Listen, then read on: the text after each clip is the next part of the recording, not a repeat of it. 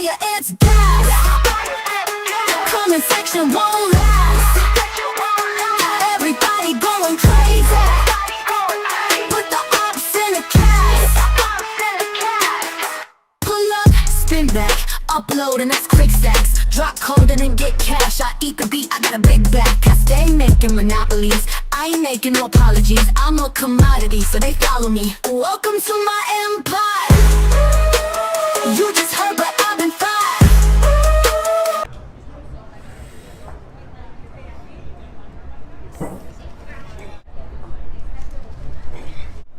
It was hard. I mean, I'm happy that I hit over 100. Yeah.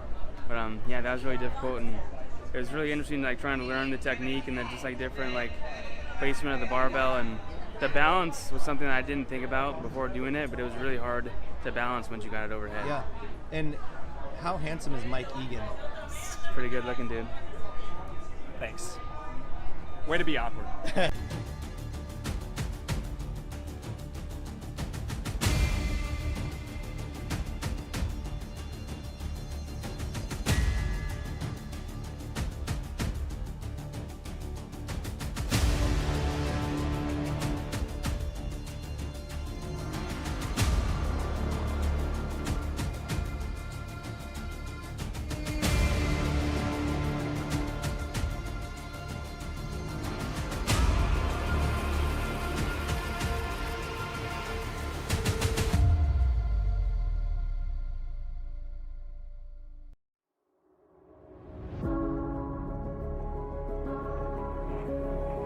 For every athlete,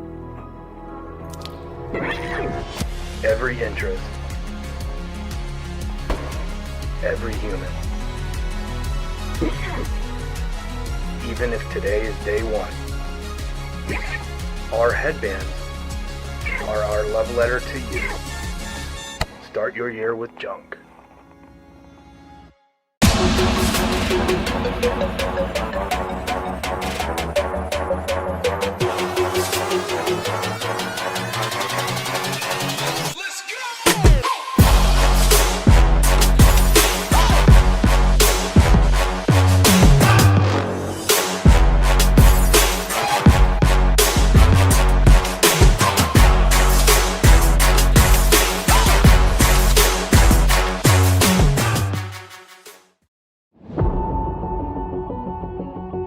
My name is Ben, and I am a below-knee amputee, and I have been an amputee since I was 10 months old.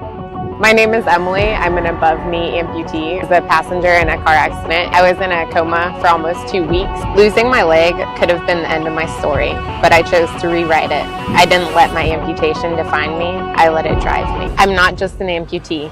I'm an athlete, and I'm unstoppable.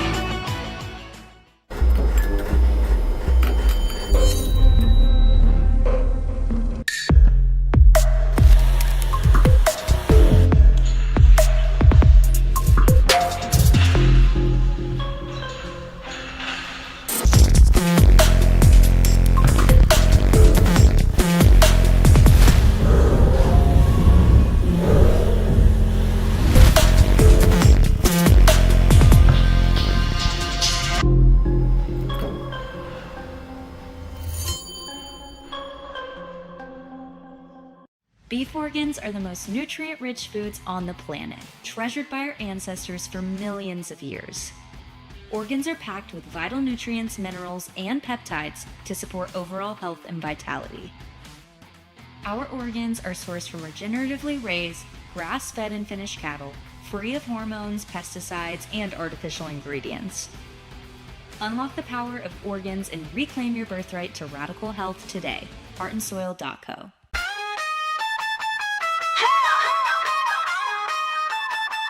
Drop the fire, it's gas.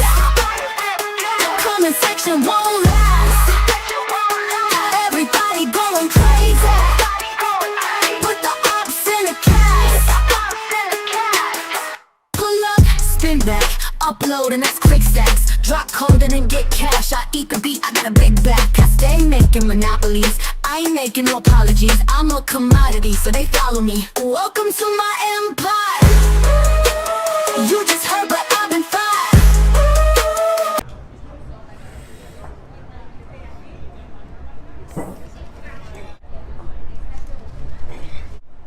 was hard. I mean, I'm happy that I hit over 100. Yeah. But yeah, that was really difficult, and it was really interesting, like trying to learn the technique and then just like different like placement of the barbell, and the balance was something that I didn't think about before doing it, but it was really hard to balance once you got it overhead. Yeah. And how handsome is Mike Egan? Pretty good looking dude. Thanks. Way to be awkward.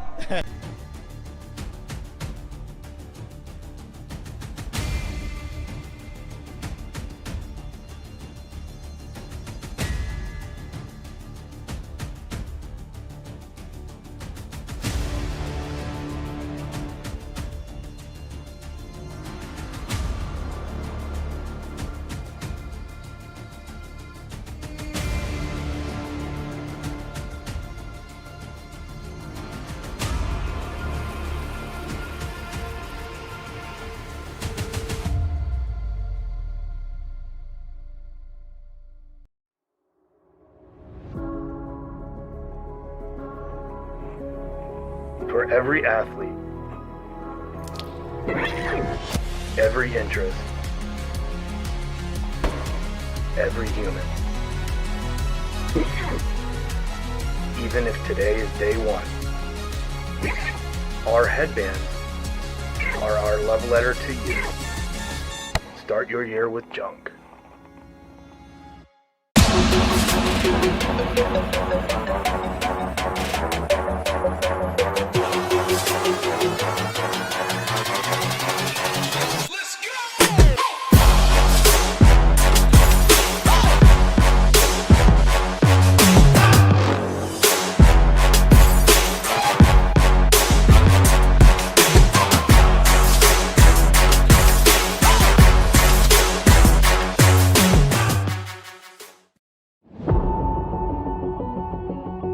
My name is Ben, and I am a below-knee amputee, and I have been an amputee since I was 10 months old.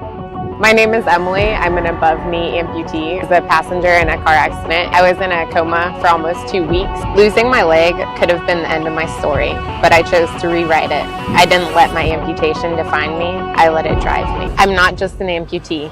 I'm an athlete, and I'm unstoppable.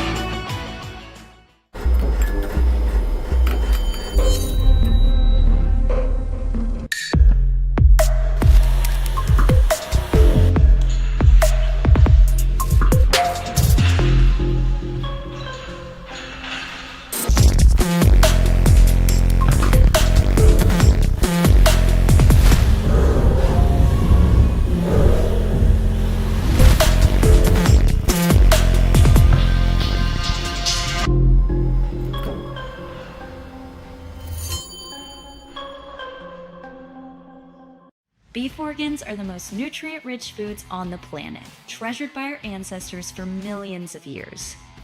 Organs are packed with vital nutrients, minerals, and peptides to support overall health and vitality. Our organs are sourced from regeneratively raised, grass-fed and finished cattle, free of hormones, pesticides, and artificial ingredients. Unlock the power of organs and reclaim your birthright to radical health today. heartandsoil.co.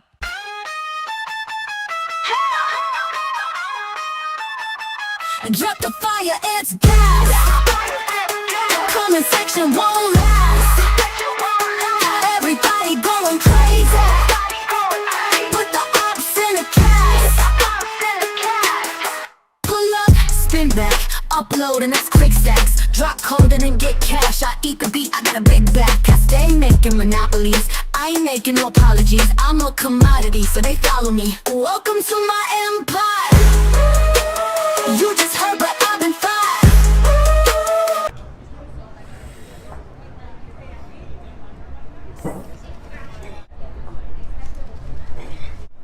It was hard.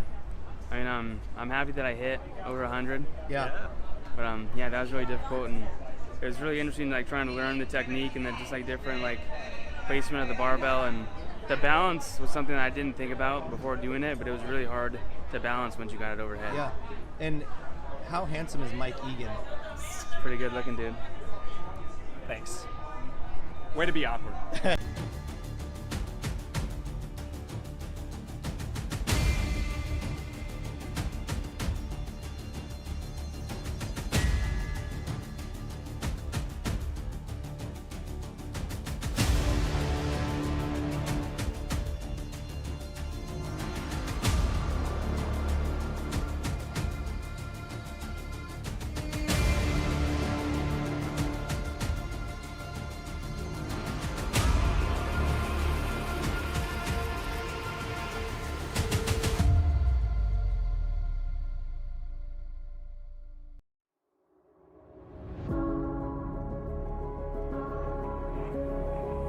for every athlete, every interest, every human. Even if today is day one, our headbands are our love letter to you. Start your year with junk.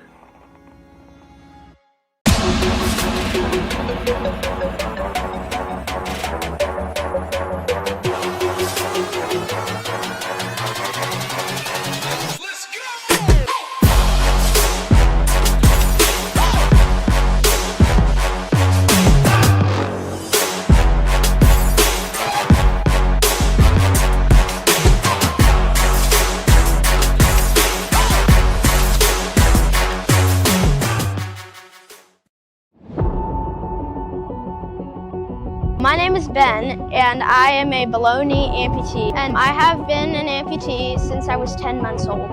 My name is Emily. I'm an above-knee amputee. I was a passenger in a car accident. I was in a coma for almost 2 weeks. Losing my leg could have been the end of my story, but I chose to rewrite it. I didn't let my amputation define me. I let it drive me. I'm not just an amputee. I'm an athlete, and I'm unstoppable. Hello everybody and welcome to our fourth and final day of competition 2024 Adaptive CrossFit Games by Wheelwide right here from the Henry B. Gonzalez Convention Center in San Antonio, Texas. Jeremy Austin and Bill Grundler with you. Amy Bream going to be joining us a little bit later on.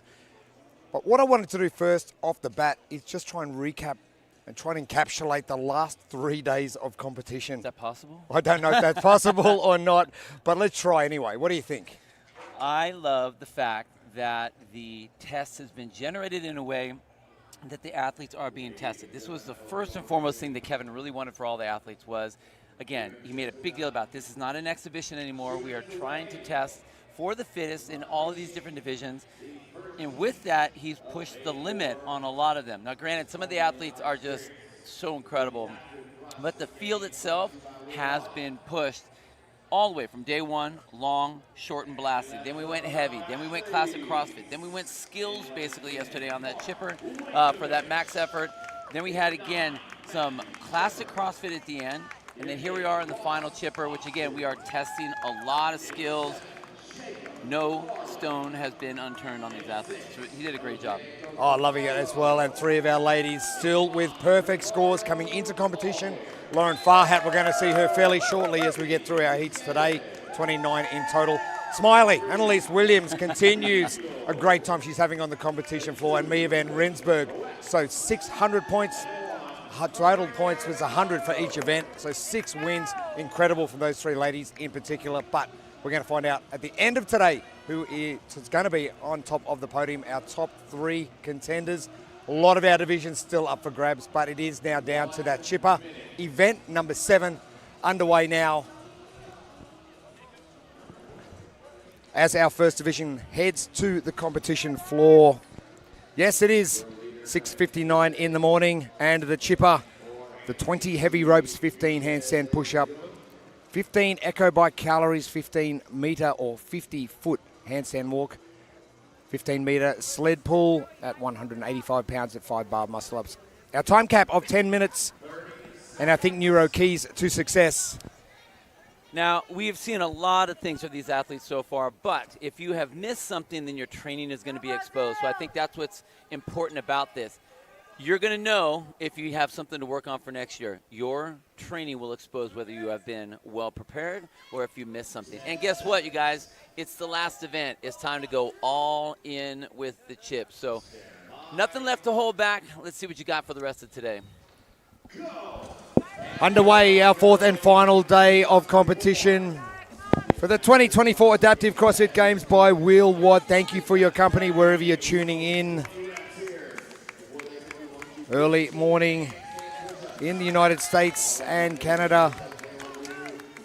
And guess what, guys? That's not a regular single rope. That's a heavy rope. And if you haven't messed with that, that is going to be a unique situation to feel and to be used to. But right after that rope, we're going to get into our handstand push-ups.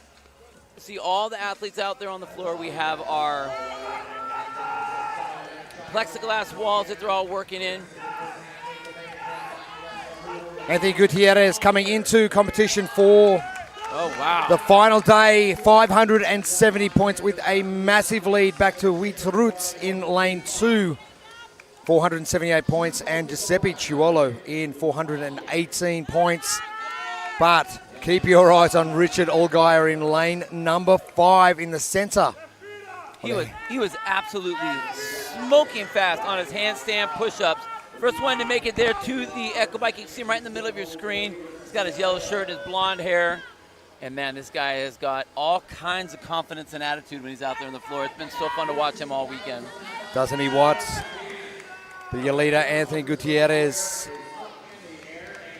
Although you have got a fairly decent buffer and a good lead coming into competition, you still want to finish strong. You're a competitor. It's the last day. It's the last day. You know, you don't have to rest up for anything else later. You don't have another event after this. You get to go home and relax.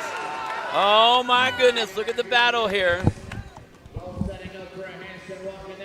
Right off the bike, our leaders in lane 4 and lane 5, followed closely by lane 7, Jacob Farley. Anthony Gutierrez, Chewy, had an amazing day yesterday. Same thing on those. Same thing today as he gets into those handstand walks. Ricardo right behind him. And Chewy, first to make his way to the sled. You can see him right there in the middle of the screen. And Ricardo doing the same thing, trying to work whatever way he can do as he's sliding back that sled. Oh, so impressive. The fatigue levels of these athletes over 4 days of competition. I think they're going to go away from this and go, Kevin, you really have tested us physically and mentally. Let's go and take a break. Now the last element here we have is that gymnastics. So we have 5 bar muscle ups. You can see the only athlete up on the rig is going to be Chewy Gutierrez. 1 bar muscle up left to go, and he's going to be done with his CrossFit Games. Oh, Anthony Gutierrez coming in 570 points. He will finish the competition on 670 out of 700 points. A remarkable, dominant performance. Allgaier finishes second. And what a finish from Allgaier. Now all the way on the other side of the screen, you can see Wheatsman up there. He's finishing up 2 over in lane number 3, 2. Jacob Farley coming in as well. Allgaier. Now, shake-ups of that top 3 is going to be interesting depending on what happens with our placements coming up now, especially with Giuseppe Ciuolo. Giuseppe coming over the line now in 3:45.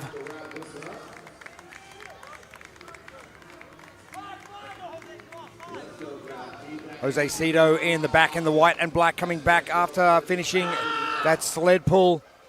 We'll jump up to the bar now for the bar muscle ups to finish off competition. And athletes, spectators, everyone pumped up. 7 o'clock in the morning here. They must have had their coffee. I know I'm double fisting my coffee right now.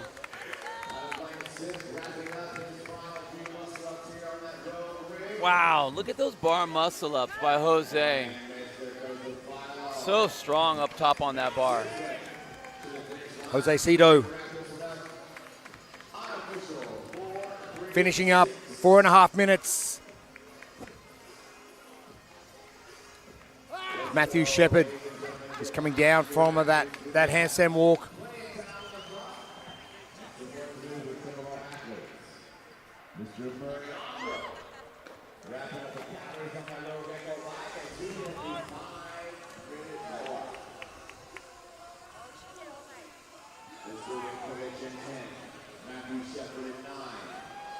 Halfway through our time cap, Mark Wojtkiewicz, Matthew Shepard, and down in lane 1, Murray Hambro, right at the end of our field of play. Wojtkiewicz grabbing that sled now. Shepard from Business Bay CrossFits, with that orange headband, orange shoes, and orange wrist sweatbands as well. Orange must be the jam color. Orange is the color. Orange is the color. Wykovich, CrossFit Deep well in a position for the final components of the chipper. Murray Hambro, White Hart CrossFits.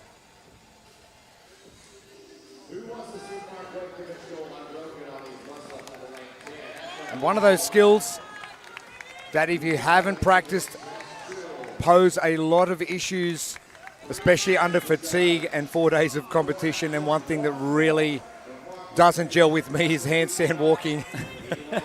Well, I think that's what's great with this chipper. What haven't we hit yet? Well, we included it now. You know what I mean? And so for the athletes that have made it through, and what I like is that there aren't any cuts in the games here. We have our 10 athletes. They're going to compete all the way through. So all these athletes now have the ability to go back and think, okay, what do I need to work on for next year? What am I missing? What was the hole? Because if there was one, it got exposed. Some impressive performances right across the last 4 days of competition. As Matthew Shepard continues on, Murray Hambro gets finished up with his handstand walk. Matthew Shepard, last rep for him. Business Bay CrossFit, and business is done for Matthew Shepard as Murray Hambro makes his way back. Still plenty of time on our clock. And I don't mind this from Kevin Ogar, giving the 10-minute time cap and giving the athletes enough time to work on every single component. They might come through a bit quicker if they're better adapted to what he's put out there. But athletes like Murray Hambro being able to go right through to the end, it's awesome. Think about all the different divisions with the CrossFit Games. The best athletes will always be up towards the front, right? So they will finish soon. In this particular event, he was intentional. Kevin Ogar was intentional about his timing and about the time frame that he wanted. He wanted everyone to be able to compete and be able to showcase whatever they had. And he knew that some of the better athletes are going to be finishing this around 4 or 5 minutes. And that's okay. He said the best should do that. But I want the other athletes to battle through that as well, or have the opportunity. And that's what he's given them here. So, again, we talked about it with the keys. Your training will be exposed. What are you missing? Are you missing your handstand walk? Are you missing your bar muscle up? Are you missing rig work? Handstand push-ups? Is it a strength thing as well? Moving that sled down the competition floor. Tough. Hambro. Oh, this crowd that's come in.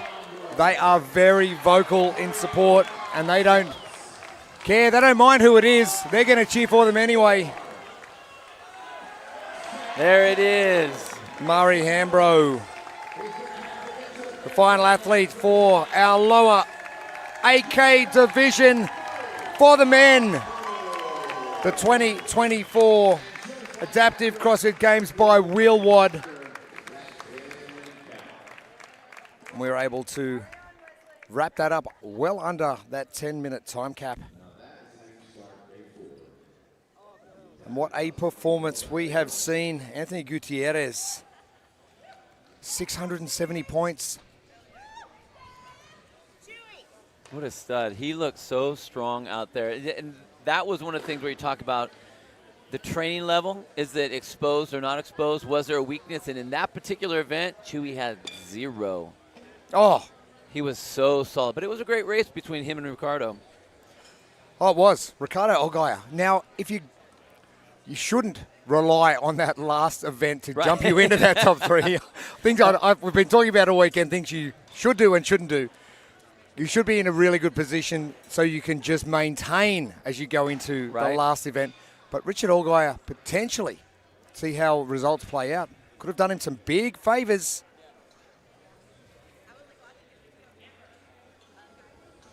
And Wheatroots, the South African, doing himself plenty of favours.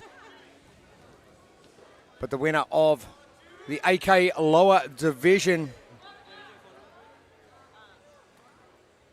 Now what we're going to do, we're going to have a quick pause while Chewy goes and takes his photo with the rest of his crew. We want to have a quick chat to him because the man has dropped 30 points over 7 events. That's insane.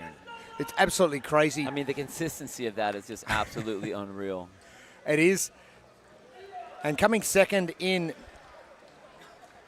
event number 1 and then a third place finish late yesterday. Well, let's head down and we'll have a talk to Chewy right now with our superstar on the floor, Amy Bream. Chewy, early wake-up call and you are done with the adaptive CrossFit Games, with your adaptive CrossFit Games. How does it feel? It feels amazing. I'm just processing that last win because I've been working really hard on all my gymnastics.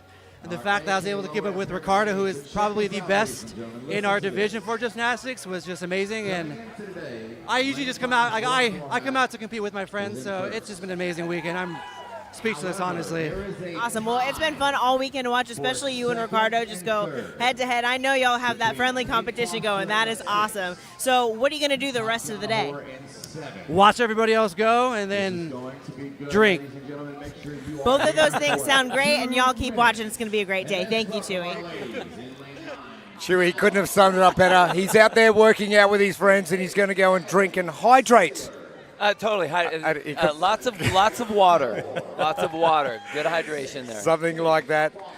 But congratulations to Chewy. Anthony Gutierrez with that 670 points as we move on to our AK lower female division, and one of the ladies in the field with a perfect score to date, Lauren Farhat in lane number 5.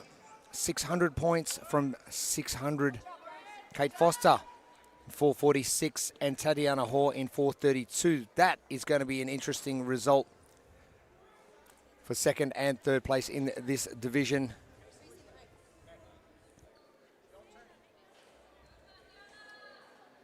And Lauren Farhat has just been exceptional. 1 minute. We move on to event number 7. The Chipper. 20 heavy ropes, 15 handstand push-ups, 12 echo bike calories, 15 meters on our handstand walk, and our sled pull at 145 pounds. 5 bar muscle-ups, 10-minute time cap. A little bit of space at the back end of our first heat of the day. 30 seconds. You know, it's a long list of items, a long list of activities to finish up the day here, but even with that, I'm only going to give you 2 Think Neuro keys to success here. And we're going to talk about training exposed. If you have practiced these things, if you have had experience with these things, you're not going to have an issue with these things. However, if you only like to practice the things that you're good at, it's going to come out right here. So this is a great way to showcase those that have the skill and also have been working very hard on the different elements. And it's time to go all in. Everyone, this is the last event. If you're trying to get to the podium, go for it. If you're trying to keep that 100% win like Lauren Farhat is, keep it going. It's time to get moving and put the pedal to the metal because this is it. Farhat underway very quickly. In CrossFit Arvada, and your top 3 are your first top 3 athletes to the handstand push-up. Kate Foster, second to get up and moving very quick through her handstand push-ups. Tatiana Hoare, third place, and just conferring with her judge in the white and black to the far right of screen as Lauren Farhat gets underway. Left of screen and dominant. Yeah, but look at the speed of Kate Foster on those handstand push-ups. Oh, she needed that. That was great. Get her through there, just up there in front of Lauren here. Oh, there we go. All she did in her interview was said, all I want to do is beat Lauren in something. Is this going to be the event? Handstand push-ups, check. We'll see if she can use that to her advantage and keep herself up in that lead here for just a little bit. Kate, closest to screen with that blonde ponytail, and she is going to work on this Echo bike. Big thank you to Rogue for the support of the 2024 Adaptive CrossFit Games by Wheelwad. The rig, barbells, sleds, bikes, everything's been here for these athletes this weekend. And Kate Foster is putting a little bit of separation between herself and Lauren Farhat. We might be able to see Kate Foster come home strong. Oh, the judge tricked us on that one. Didn't put the hand up fast enough. But man, Lauren made she made up a lot of distance on that bike. That's a very, very, very solid sound leg push that she had on that one side. Lauren Farhat, one length done of the handstand. What? Stop Okay. it. Okay. We're going to play that game, I guess. All right. Lauren showcasing that gymnastics. And think about that. What does that do for her? That actually picks up the tempo and puts more separation between her and Kate over here right next to her. Kate Foster over in lane 6. Farhat, your leader, and has been your leader since event number 1 on Thursday at Morgan's Wonderland for stadium trials, and she has sat at the top of this leaderboard. And just every element ticking the box. Yeah, she dropped a little on the handstand push-ups, but bounced back strong on that Echo bike. We'll have a look at how these bar muscle-ups are going to go. First one, that turnover. Wow. Now, here's the thing with Lauren. Now, she wants to have a big hike and a big pop of the hip. That allows her to get her body up. That was a lot better kip there. I did notice with Lauren Farhat's hand position, she was a little bit wider on her first attempt and wasn't able to get that turnover with those elbows. She seems to have fixed that up now. And Lauren Farhat's, no rep from Lauren Farhat. I don't think that is going to worry her too much. She's still got 4 reps. Well, Kate Foster getting to work. Kate Foster. This might be a fast race to the finish. And Lauren Farhat failing on that last bar muscle up. Does Kate Foster dare to dream? Does the win she's been hoping for, does it come right now? Kate Foster, 1 rep remaining and she fails as well.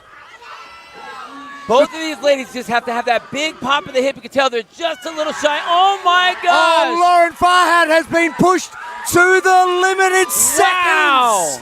What a race we have seen from Lauren Farhat and Kate Foster. Crazy. Unbelievable. Crazy.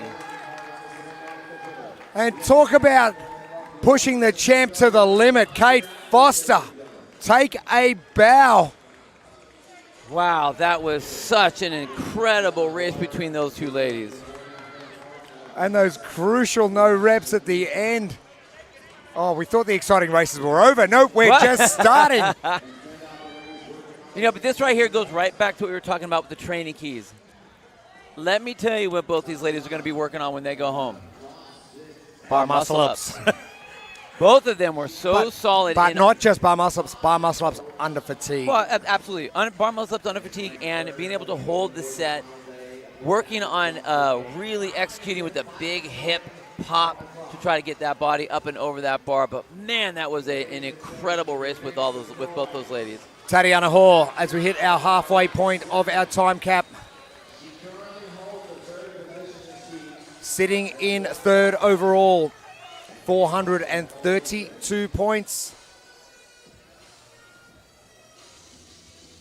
I can't believe the race we have just seen for 1 and 2. That was crazy. In the grand scheme of things, it was always going to be a Lauren Farhat win.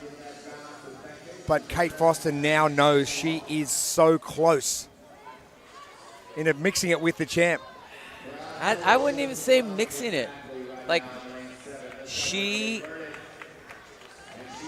had that. You know what I mean? Like, it wasn't just like, you're hanging with the big kids. You're not sitting at the big kids table now. That was taking a big scoop of the potatoes. I thought you were going to say ice cream then. But a handstand push-ups with a separator. A handstand push-ups got her in the mix, and I think that was enough to give her the confidence to mentally think about that and mentally keep her in that game to where she knew she had a chance. It wasn't just I want to do well. It was that I want to win.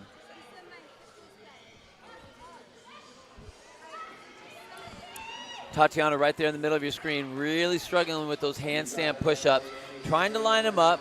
She's not really being pushed by anyone else out on the floor. We have a handful of athletes kind of scattered. You can see in the background, we have some of the ladies still working on the handstand push-ups. We still have plenty of time for the athletes to get to work here. Tatiana just trying to figure out that balance on the hands. And look, gymnastic movements work like this. You feel good, you don't feel that great, and then all of a sudden they disappear. And with handstand walking, it's that balance, that fine line of where you feel okay to where you can support and where you're just trying to balance yourself and try to hang on. It is such a unique skill. I actually love that it's one of the skills that we do here in CrossFit. Not even just in the adaptive division, but just in general. I think Kevin Ogar's done a remarkable job in the programming of this final chipper to add all of those different elements. Some, as you said, we like to practice and practice a lot. Some we shy away from, and if they do show up in competition, you get shown up. And if you're putting a handstand walk in, I would definitely get shown up. The handstand, but the handstand push-ups, I got that covered. That's easy. Well, and no one likes to work on. Everyone knows we should work on the things that we're not good at. We're supposed to work on our weaknesses, but it's not very fun to just have your butt handed to you on a daily basis on things that you're not good at. So it's very difficult for people to really lean in and put a lot of extra time into perfecting those skills or just improving those skills. And Wheelwad doing a great job of programming this event. They've also got some online programming. If you're looking for programming for your adaptive athletes or your adaptive competitive athletes, SugarWad has got everything you need. And if you are joining us on the YouTube feed, thank you for joining us. Make sure you like and subscribe to the Wheelwad channel. It's great to have you with us. Tatiana, it is the fatigue level and just that positioning. Well, I mean, there's a fatigue level 1. Yeah, we know that. It's hard when you're getting close to the end. You're not being pushed, but you're getting close to the end, and now you're starting to get a little bit frustrated. And you spoke about it a lot yesterday with our snatch. She got one of the squares. That was big. She was happy about that. We talk about hips under shoulders for our snatch position, which is important. Now we're just rotating that on a different axis, and we're going to make sure those shoulders get loaded. And she was sitting there with her smiley face going, Maybe. Come on, give it to me. Get that one? Tatiana Hoare is very close to finishing off.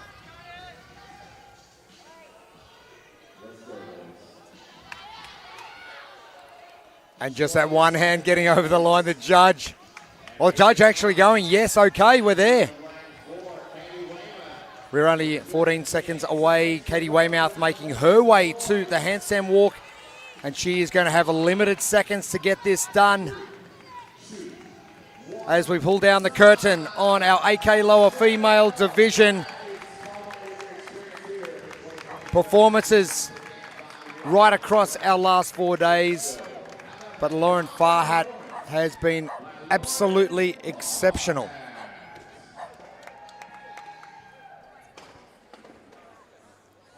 But it came down to that last event number 7, and it came down to a number of seconds between herself and Kate Foster. It made it really fun for us, the fact that it was not even the bar muscle up, it was the sprint across the floor to get to that spot. But if we go back and look at the entire event, we saw Kate Foster make her move on the handstand push-ups. Then all of a sudden we saw Lauren Farhat with the pirouette on the handstand walk. Oh, wasn't that exceptional? That made up a lot of time for her as well. So you saw both of the ladies were back and forth and back and forth. The fact that Lauren was, what'd she get, 4 in a row, missed the first one, got 4, then failed. And then all of a sudden she started dipping into that realm of fatigue, giving Kate Foster that little bit of a break, trying to get back into the race, all the way up until they both simultaneously hit the last bar muscle up at the exact same time for that final finish and sprint and dive across the finish line. There have been some crazy good performances, and there's going to be a lot of people talking about what has been happening for the last 4 days, and hopefully when you jump on the Savants podcast in the coming days, you let the entire world know exactly what's happening, because we've had a great competition here. I'll tell you who has had a great competition. It is Lauren Farhat. 7 wins from 7 events. She's standing by with Amy Bream. Man, so far this morning, 2 heats. In both heats, there's been people going neck and neck. How did you feel going against Kate in that last event? My heart was racing. Kate is a fierce gymnast. She's a fierce competitor. She definitely kept me on my toes this weekend, and I love that so much. It puts a fire in my belly, so I just gave her a big thank you for that. It keeps me going, and it makes things fun out on the floor. What do you feel like your biggest takeaway from this weekend is? To never underestimate the people that are out there with you, to try and just continue to enjoy the process. I let myself enjoy being here a little bit more than I have in years past, and I just felt a lot mentally calmer, and I said whatever happens, happens, and something good came from that. So something sure did. Great job. Congratulations. You did great.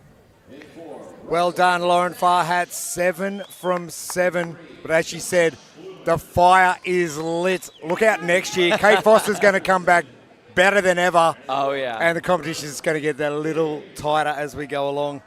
Our ladies are done for our AK lower division. As we move on to our BK lower, for the men, it is the chipper, 30 heavy ropes, 15 handstand push-ups, 20 cals on the Echo bike, 15 meters or 50 foot for the handstand walk and sled pull at 205, 5 bar muscle-ups.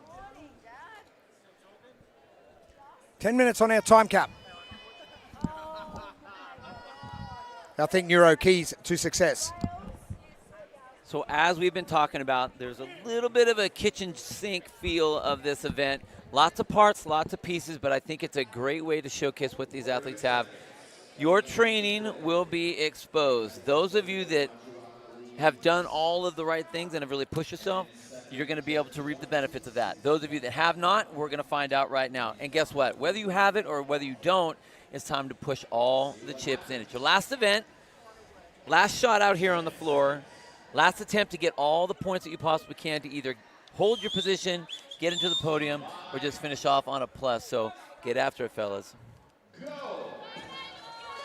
Starting off with that heavy rope. Now, if you haven't tried something like this, you have to give it a try at home. One, it's a heavy rope, holding onto that bar, so it's a loop that you're trying to maneuver yourself around, and it's very awkward. So a lot of these guys out here are making it look very easy as we're jumping, but my goodness, it's not a comfortable or an everyday feeling by any means, since everyone's so used to those little speed ropes.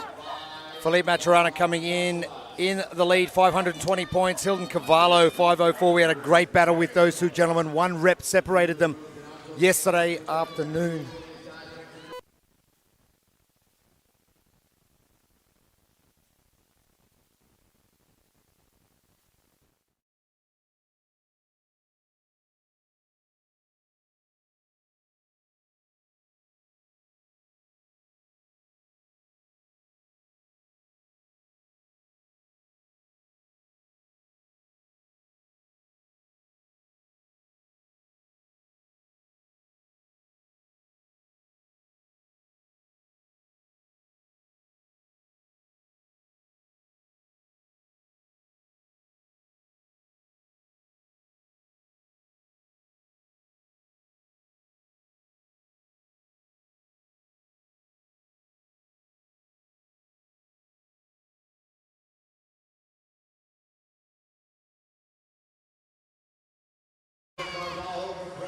First off the handstands and moving towards the Echo bike, but it is going to be Hilton Cavallo who comes back first.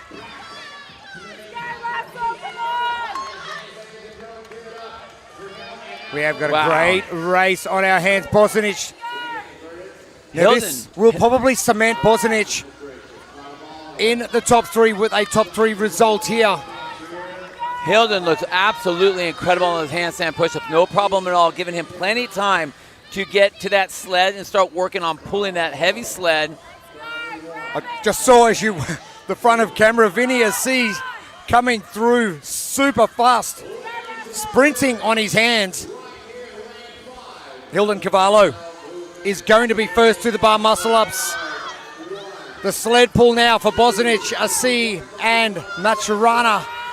But it is a Hilton Cavallo show, and will he put himself into first place? He is 16 points out of the lead. And Hilton Cavallo, he knows exactly what he needed to do, enjoying the spoils as he comes over the finish line.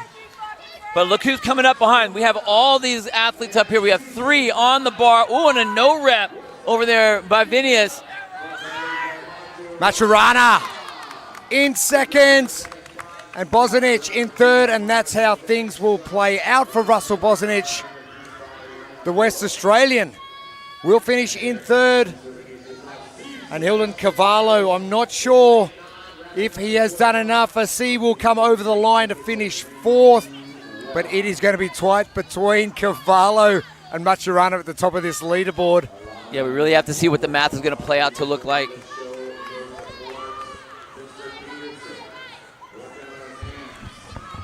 Michael Peterson's over there, right in the center of your screen, trying to make through. He's gone through half his handstand walk, trying to finish up the rest of it.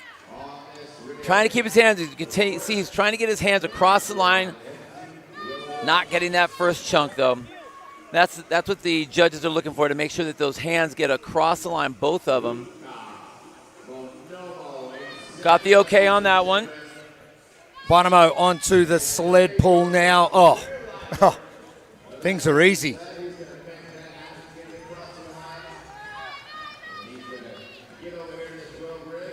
Peterson working away now onto the sled pull as well, as Bonomo gets his bar muscle ups. They look easy with that pullover. Wow. Yeah, that looks really good. Nice big hip pop. You can see how low he's getting that bar to his waist, coming up over top. Would have been nice to have seen him pushed by someone just to see what he could do under duress, but man, he made those look pretty. Bonomo done. Peterson dragging that sled. And our BK lower division spills out. Our top 3 were your top 3 over the line. Bit of a jumble with positions, but Hilton Cavallo doing a great job and just enjoying himself now and the weekend he's had. Well, he's got a lot of time to hang out here and just kind of soak it all in, you know. 5 bar muscle ups left to go. Mr. Michael Peterson's up there working through them. CrossFit Falcon View. Oh, Peterson. Look at that. Nice big hip pop. There he goes. Maybe had a little issue with the handstand walk on that element of gymnastics, but not on the bar work. That was great. What a great way to finish. Number of our athletes from Colorado Springs probably would have enjoyed day one getting outside. The last 3 days have been here in the Henry B. Gonzalez Convention Center in San Antonio, Texas. Josh Lumens, our next athlete up with 4 minutes remaining on our time cap. There goes Josh, halfway with the handstand walk, trying to get it through here. Again, lots of time. The interesting thing, Josh just taking his shirt off for his handstand walk. Do you think it restricts you having a sweaty shirt? Yes, it is 7:30 in the morning, but mate, that restriction on hand position and as those shoulders are moving and that shirt sticking to your body. More annoying than anything. Yeah, I think you know, he's been working hard because of the bike and because of the handstand push-ups. He just didn't want to hit it on him. He's a big barrel-chested man. He's just trying to, you know, give it to the fans as he can, as he were. Last day here. Give the people what they want. Got to give the people what they want, you know. Lumens now for his 5 bar muscle ups with 3 minutes on the clock.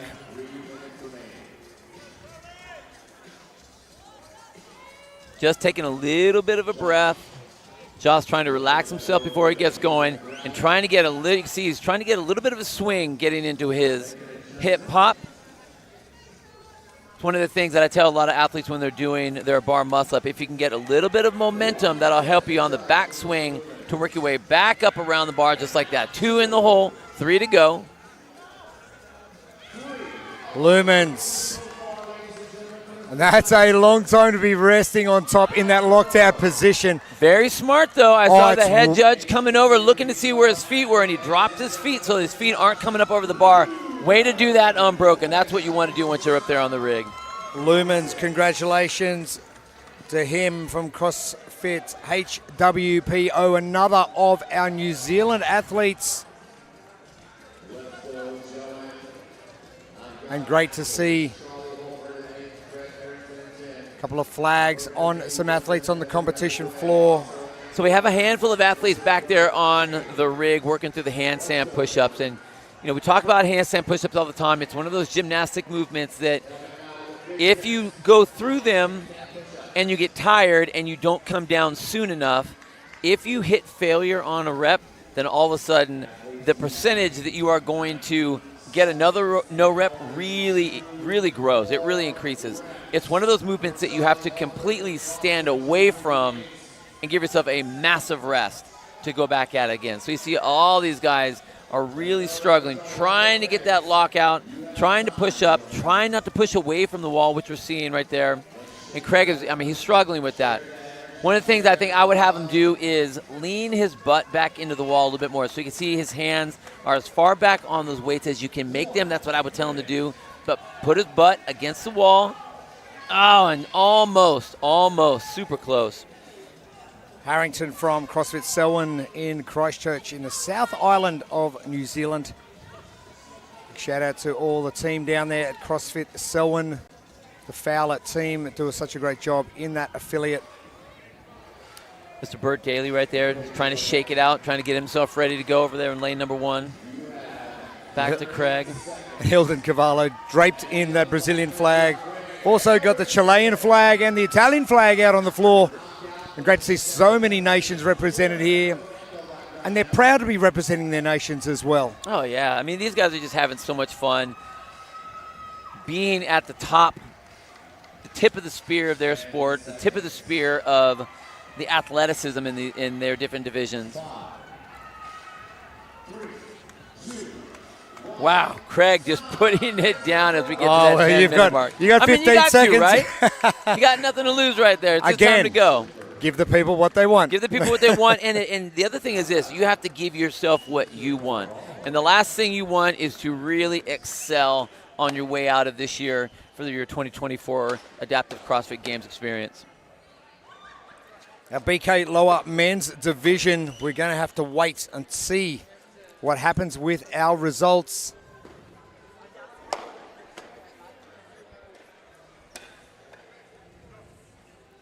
If we work on a 10-point split for our BK adaptive division.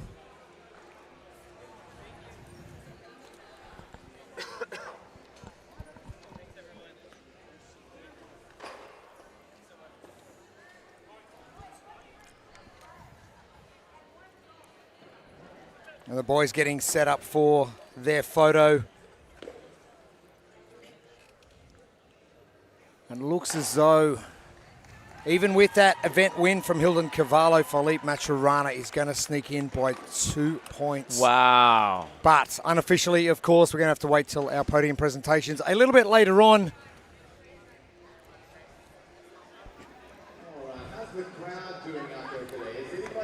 And just so good to see all of these athletes. Camaraderie is probably something that we haven't spoken enough about, because a few of the athletes in their interviews yesterday just saying how much they enjoy spending time working out with their friends. Well, I think that, with a lot of these athletes, they kind of feel like they're all on their own. They're out there kind of on an island in a sea of other athletes, and so it's great to have, the battle between all these athletes, but the fact that they get to be that close and support each other as they try to compete against each other at the same time. And a tight battle in our lower BK division, and it's going to come down to a matter of points, but let's head down to the two guys. They're draped in their flags. The Brazilian and Chilean flags are with Amy Bream. All right, we just finished up our last event of the weekend, and it came down. These two boys have been going back and forth all weekend. So how do we feel? Lo sentimos muy bien. Con Hildon hemos creado una linda amistad. Durante el año competimos en dupla en Brasil. En una categoría convencional éramos los únicos adaptive. Y estamos acá disfrutando de la competencia. Después de cada WOD volvemos a ser hermanos, amigos, unos latinos calientes. Y estoy feliz de compartir la arena junto a él.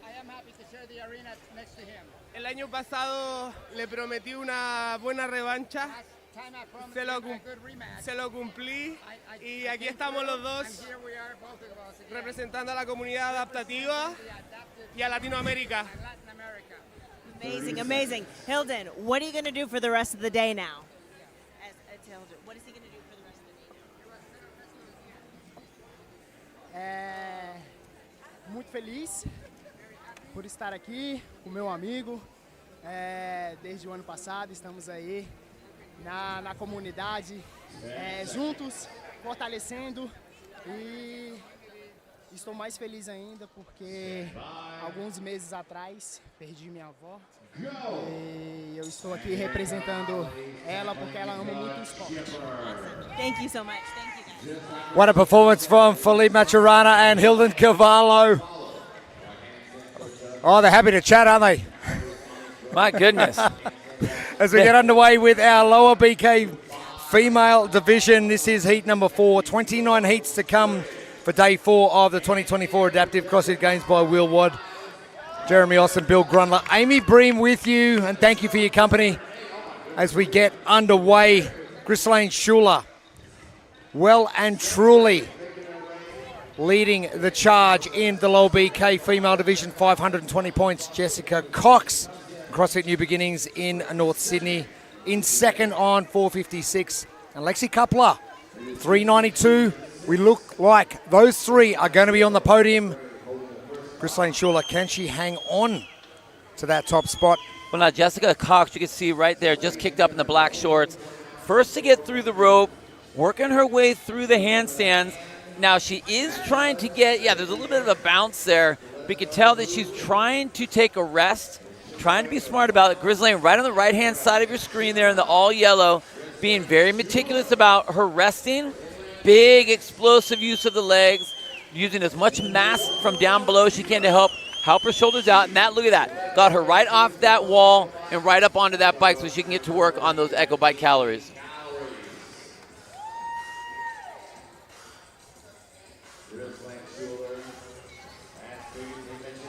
Whoa, we talked about gymnastics. You can see the hand that's up in the air. That right there is for Jessica Fox.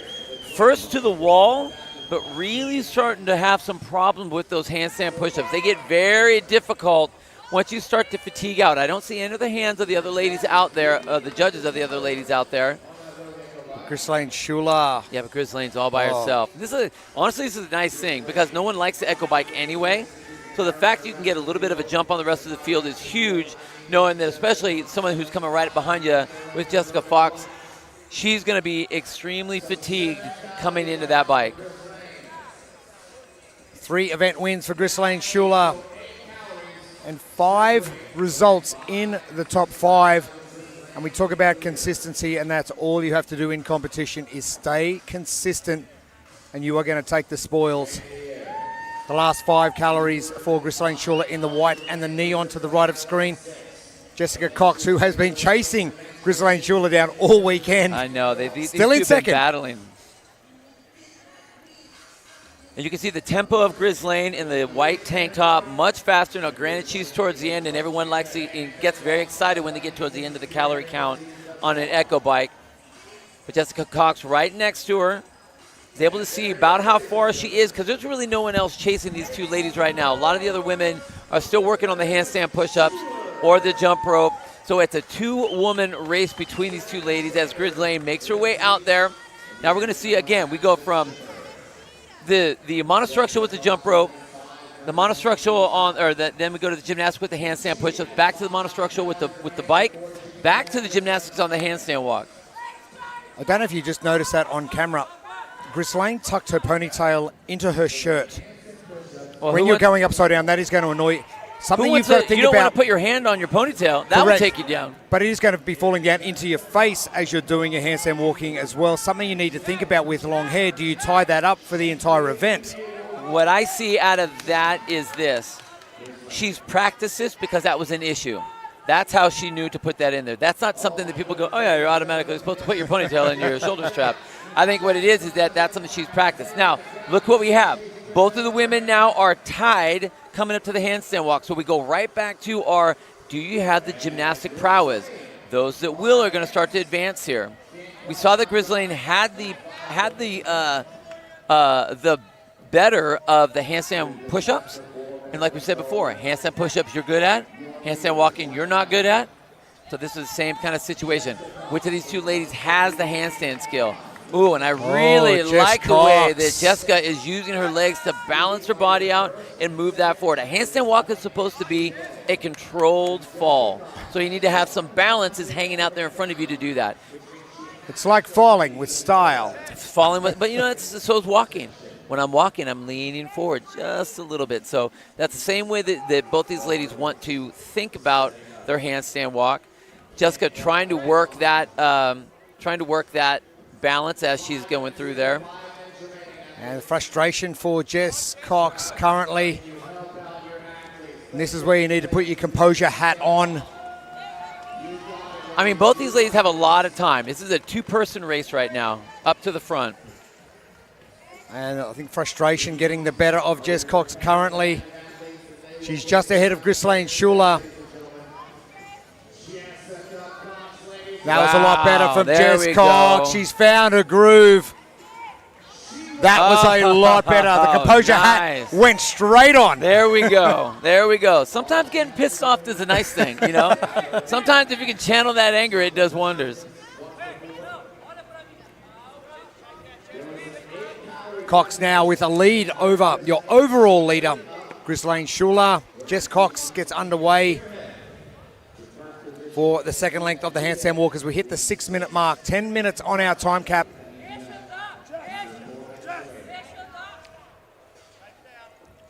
The thing that Jess Cox has is time.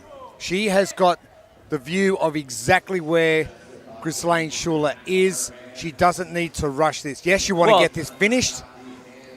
What she has, I mean, you're right. She does have time. She's got plenty of time to work here.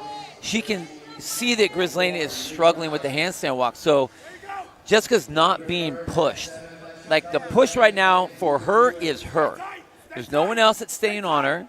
Yes, she wants to get through this. Yes, that's what all of us want as an athlete. You want to be able to finish. You want to be able to get through all the parts. Nobody wants to get stopped by a movement. Nobody wants the movement to get the better of us. So, yeah, she's frustrated, and you could tell the frustration that she was having. But she is totally, this is a one-person race. In fact, her and Ghislaine right next to her in the yellow shorts are in the same position. Neither of them are pushing each other. They're literally in their own race right now. 3 minutes left, one segment for the handstand walk for Jessica Cox on the right-hand side.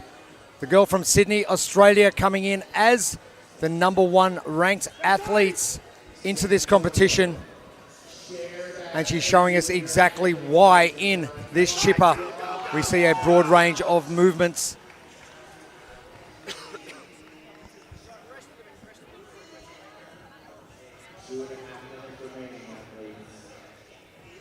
And a big shout out as well to our wonderful judges, volunteers, our handlers who have done a remarkable job right across the weekend as Jess Cox gets the last segment done. There it is. And I think it's going to be a big sigh of relief for Jess Cox. She's now got 2 minutes to get this sled down the floor, get back for the bar muscle-ups. 2 minutes. It's a fair bit of time, considering Jess Cox is going to be good gymnastically on the bar, and now she's found that groove on how to move that sled. She's probably got 3 more pulls left of that sled. There's one of them. The second one comes. There it is, only 2 required. What was I talking about? 3. Come on. And the prosthetic comes off, and a big thank you to Evergreen Prosthetics for their support of the 2024 Adaptive CrossFit Games by Wheelwad.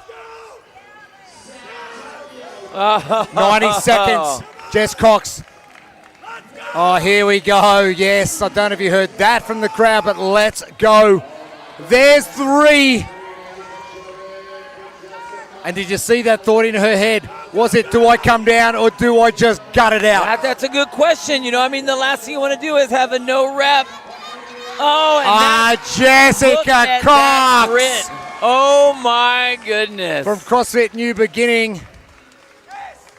Jess, you need to run down the end. Jessica Cox. Wow. An event win in number 7. And the girl from North Sydney is very happy to take a seat as we hit the last 40 seconds of our time cap.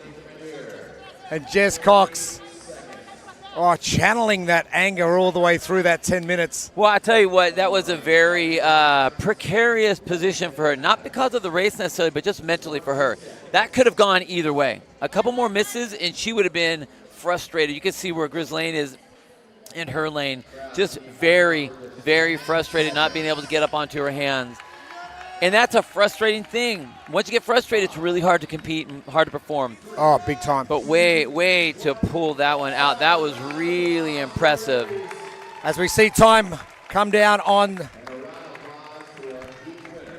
the BK lower division, Jessica Cox. Wow, what a performance to finish off the competition. Something that she needed. Oh. Something that she needed for sure. And I know everyone gets frustrated when things don't go their way and movements don't go their way. But a way to channel that from Jessica Cox. And Ghislaine Schuler has been dominant. Jessica Cox will move on to 556 points out of a possible 700. So that's a great result for Jess Cox.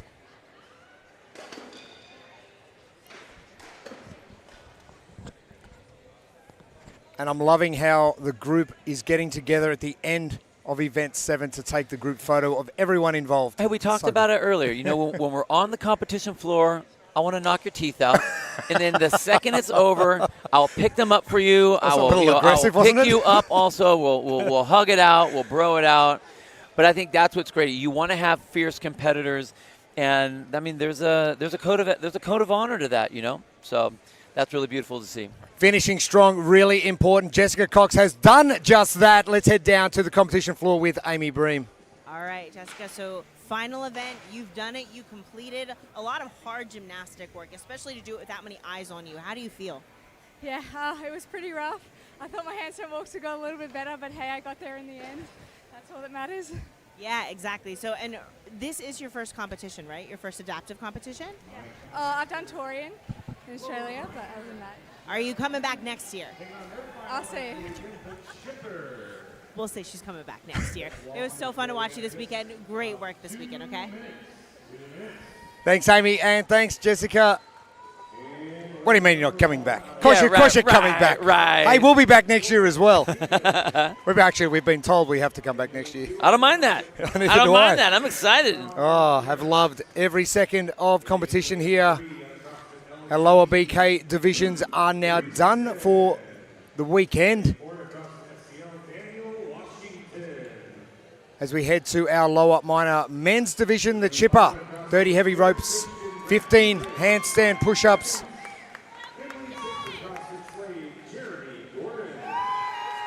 Our echo bike, 20 calories, 15 meters on our handstand walk, and our sled pull at 225 or 102 kilo. 5 bar muscle-ups to finish. And our time cap of 10 minutes.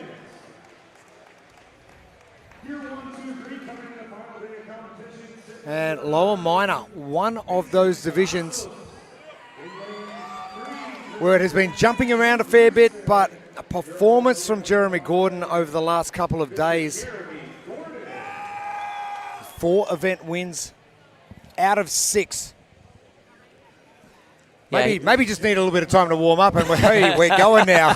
I think it was that we saw him. I mean, honestly, just be more and more confident as he was going. I mean, everyone's going to be confident when they're winning, but yeah, Jeremy's looked absolutely spectacular over here. Luke Reeson, one for me as well.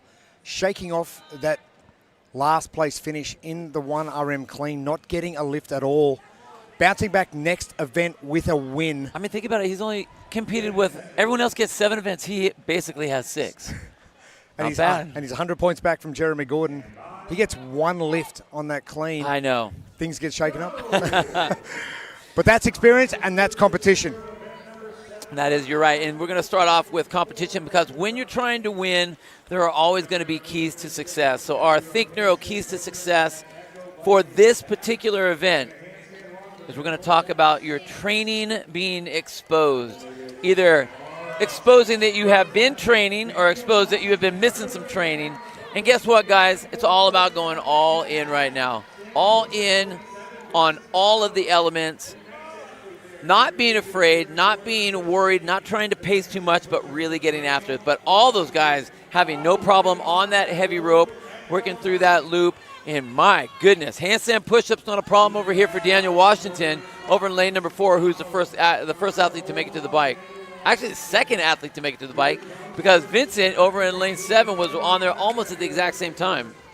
2 of the gentlemen who are sitting on that bubble currently, Vincent Cavazos at 420 points and Daniel Washington at 394. If they can put a dent in this, that's going to juggle up that top 3 with Luke Reeson possibly in danger, who is still on his handstand push-ups. Luke Reeson is about 6'1". He's a very tall athlete. And these handstand push-ups are going to be fatiguing. Well, it looks like he's already starting to hit that fatigue spot. You know, I'm looking to see what Vincent's going to be doing. He's right there in the black headband. We do have a hand up. Powerful athlete. We saw what he did on that clean, heavy 305 clean. So we know he's got a lot of power, and he's going to be coming off at the almost exact same time with Daniel Washington. Now we're going to see who has that gymnastic prowess again.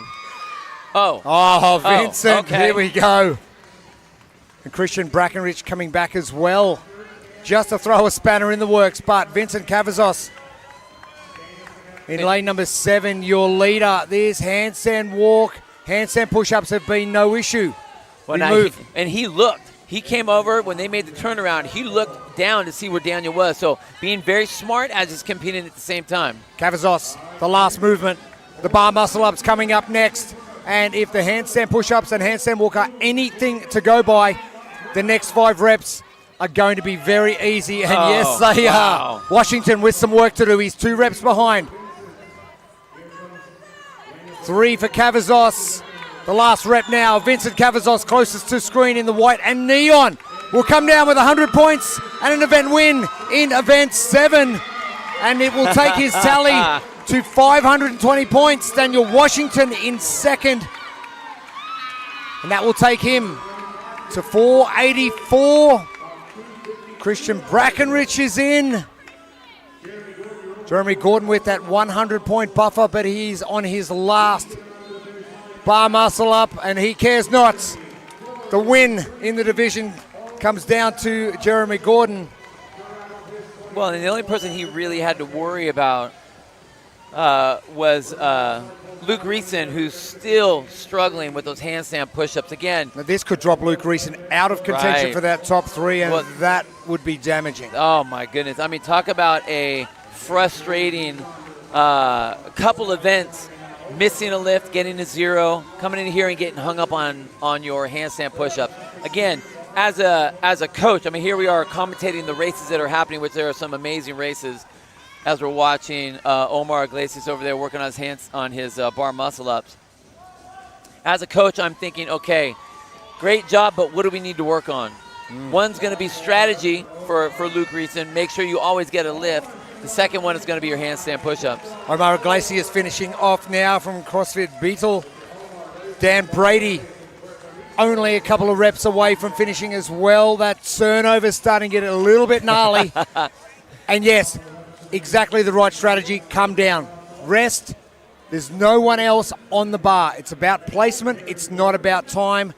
You've still got 5.5 minutes. and maybe just a little bit too early for Dan Brady from Nickel City Athletics. You got to think about where you are in the race. If you are neck and neck with someone, okay, yeah, so you might need to take a couple risks. If you're trying to gain maximum points, you might need to take a little risk. But as where Dan is, there's no one else around him. So you don't want to fail. Do them in singles. You got time. That's right. We have a 10-minute time cap, my friend. A 10-minute time cap, my friend. Plenty of time. 1 rep left to go. I mean, hang out for another 20 seconds. No one's going to pass you. No one's even around you. Brady getting the job done. The boy from Buffalo. Finishing up just on that halfway point.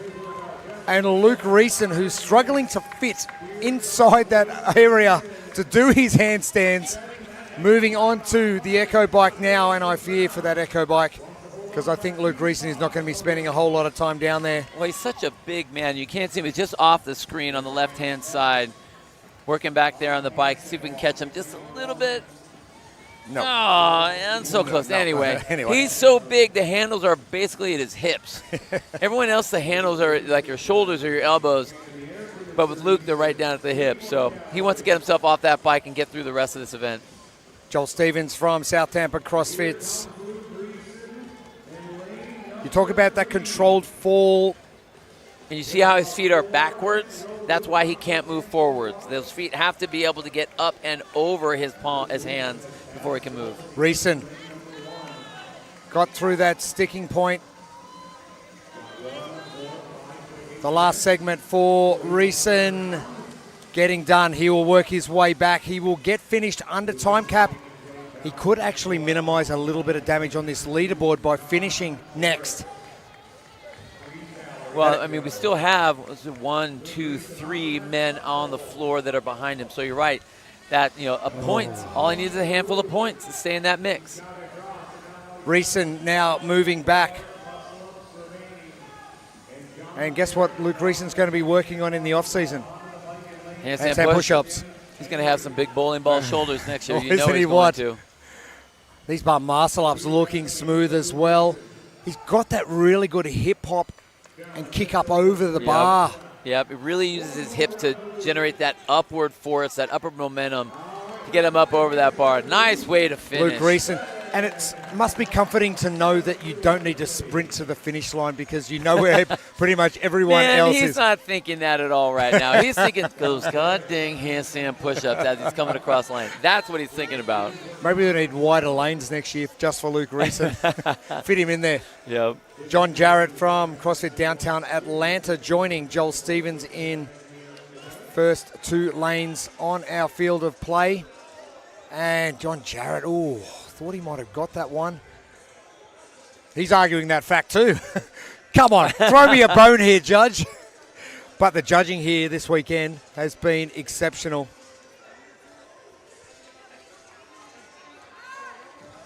The controlled fall continues. Maybe. I wouldn't have given him that one. I mean, hey, we've all done that where you have to, you airdrop yourself, try to make your hand slap the mat before your body does. That's the rule. So if you can make it work, that works. I think they gave it to him on that. Man, he's trying it again. He's going for that one. He likes that technique. And he's getting the rub of the green from the judging staff. Tim Henry is moving down in lane number 10 from Liberty Lake in Washington. So our bookends will be trying to finish things off. Joel Stevens, John Jarrett in lanes 1 and 2, and Tim Henry in lane 10 currently on screen. And it's one skill. If you don't have this skill, it's not magically going to appear. Oh, yeah, this isn't something you can get on the fly. No. No. We talk about adaptation. These athletes have adapted all weekend for certain aspects. This is one aspect you can't adapt to. You need to have this skill. You either have it or you don't. That's what we talked about with the keys on the front end of the event here. Your training will be exposed. And there's a handful of elements that your training is going to be exposed. And that's what I was talking about. If, as a coach for any of these athletes, where were they weak? Where were they missing out of this handful, this bucket list of events? And what a great way to finish it off. John Jarrett, speaking of finishing off, has got 40 seconds to finish off. He's got the sled pull and the bar muscle-ups to go. Our lower minor neuro division. Maybe. Let's see what he looks like on this on the gymnastic. Oh! And dang it! Tim Henry, one segment done. Gonna run out of time, but these three on the floor have toiled hard. John Jarrett, glad he was able to nail one under that time cap, and I think he's really happy too. Give me a one. I'll take it. I'll take that one. John Jarrett's, Tim Henry, Joel Stevens, our final three in the lower minor division. Congratulations, gentlemen.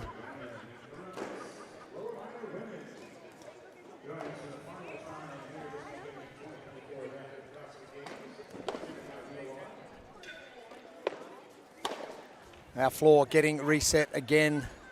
They say it takes a village to get these athletes to this point. It also takes a massive village to get this event rolling, and the staff here have been exceptional. Yeah. A big thank you to the entire staff. Kevin and Shannon Ogar have done a remarkable job, and the entire Wheelwad crew.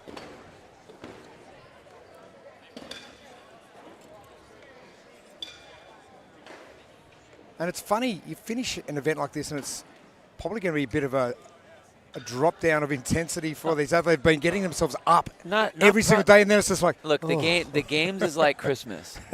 There's all this buildup as you get to it.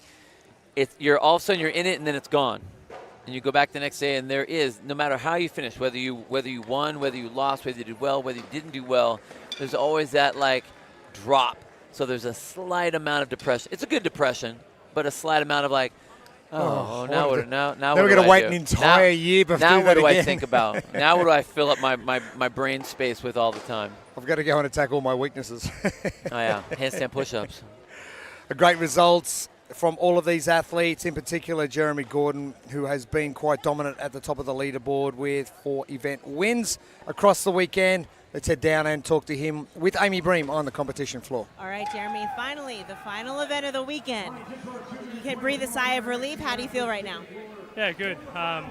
Pretty confident coming into this one. I had the 100 points, so it didn't really matter too much where I finished, but I would have liked to do better.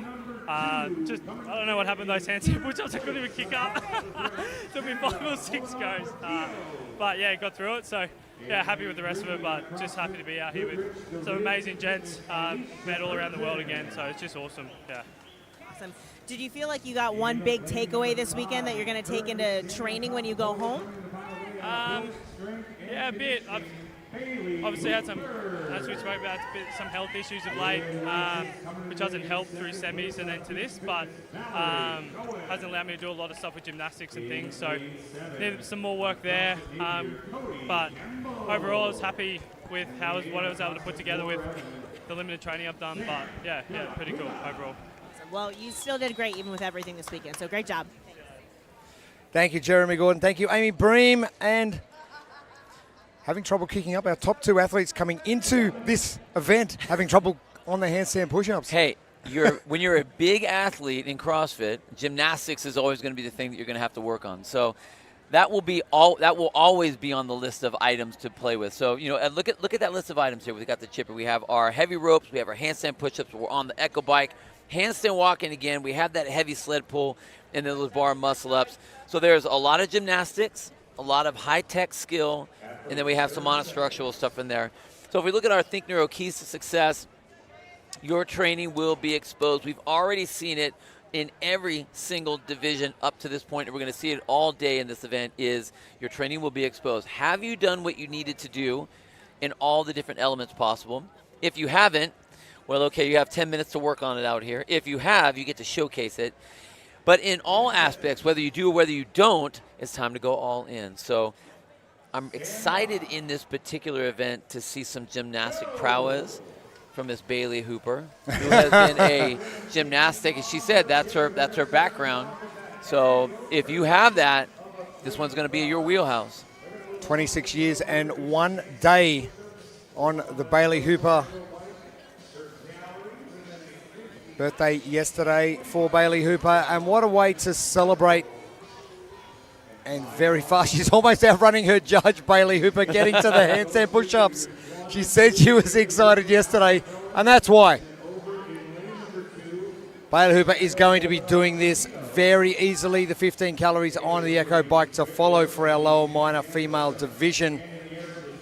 You can see her right there in the all black. She's the only one that was repping that the entire time. A lot of the other ladies are trying to find their balance a little bit. But Bailey, very comfortable upside down, not having any problem with that kip and not having any problem with that balance getting her up over top either. So if I was Bailey Hooper, only one on the bike, all by herself, I see a handful of hands in the air for the other ladies working on their handstand push-ups. But I really wouldn't try to hammer the Echo bike. She doesn't need to. We have a lot of gymnastics that are coming up that we've seen have been holding up a lot of the other athletes in all the divisions, handstand walking, the bar muscle-ups. So all she needs to do is just kind of roll through, and it looks like she's doing just that. See, think about experience coming into competitions like this. 2020 Paralympian is Bailey Hooper. Yep. Professional dancer. Yep. Professional gymnast. You've got that background coming into it already. You've got that body awareness, moving your body through time and space, as dancers and gymnasts do.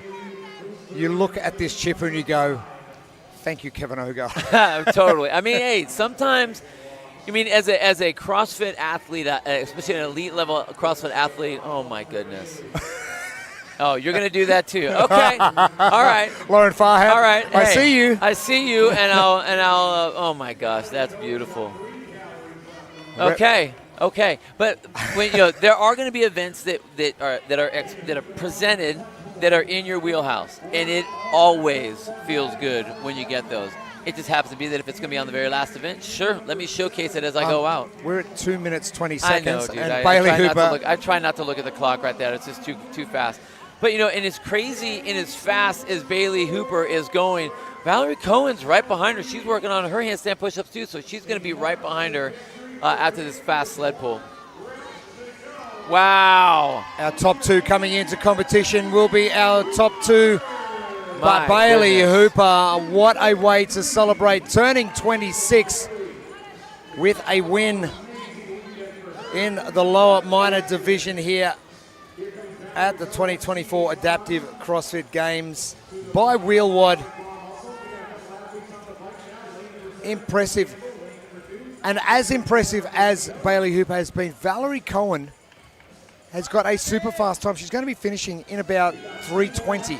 I mean, the only thing that happened with Valerie is she got hung up on the handstand the handstand push-up, and it was more of a balance issue. I saw her just come off the wall a handful of times.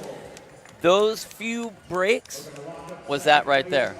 So, I mean, between those two ladies, it was just, talk about I wish that the balance issue wasn't there. I wish that those couple kicks off the wall didn't happen, because it would have been a really fun race to watch.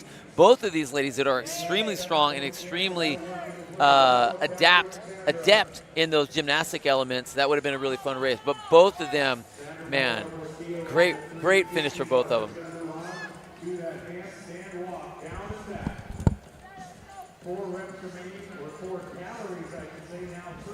Valerie Cohen from Chicago, Illinois. Battling it out with Bailey Hooper from Ontario in Canada. It's been a great battle all weekend. Both ladies will finish in the 600s. Bailey Hooper with 684 points. Valerie Cohen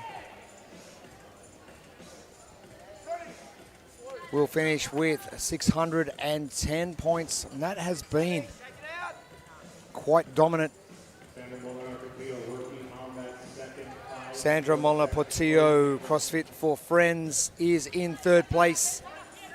Not just in this heat, but overall coming in 344 points into this final event of the day.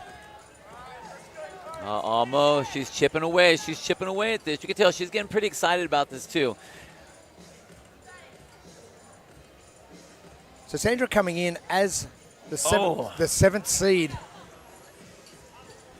That's a great jump. What a great jump, going from seventh all the way up to third. So this is Sandra's first in-person competition ever. Well, I think for a lot of these adaptive athletes, it is that. I mean, a lot of them have done the online qualifiers, but an in-person is a whole different experience.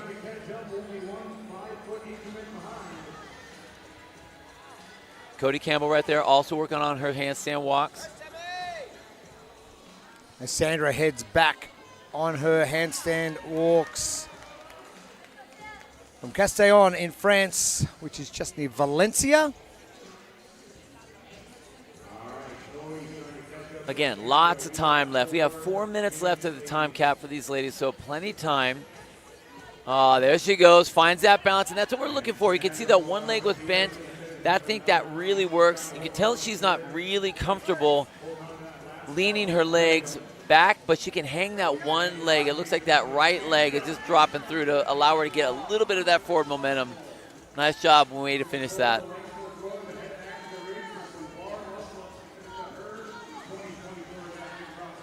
Sandra Molina Portillo finishing up with the sled pull. As Cody Campbell finishes the first length of the handstand walk. 3.5 minutes still remaining.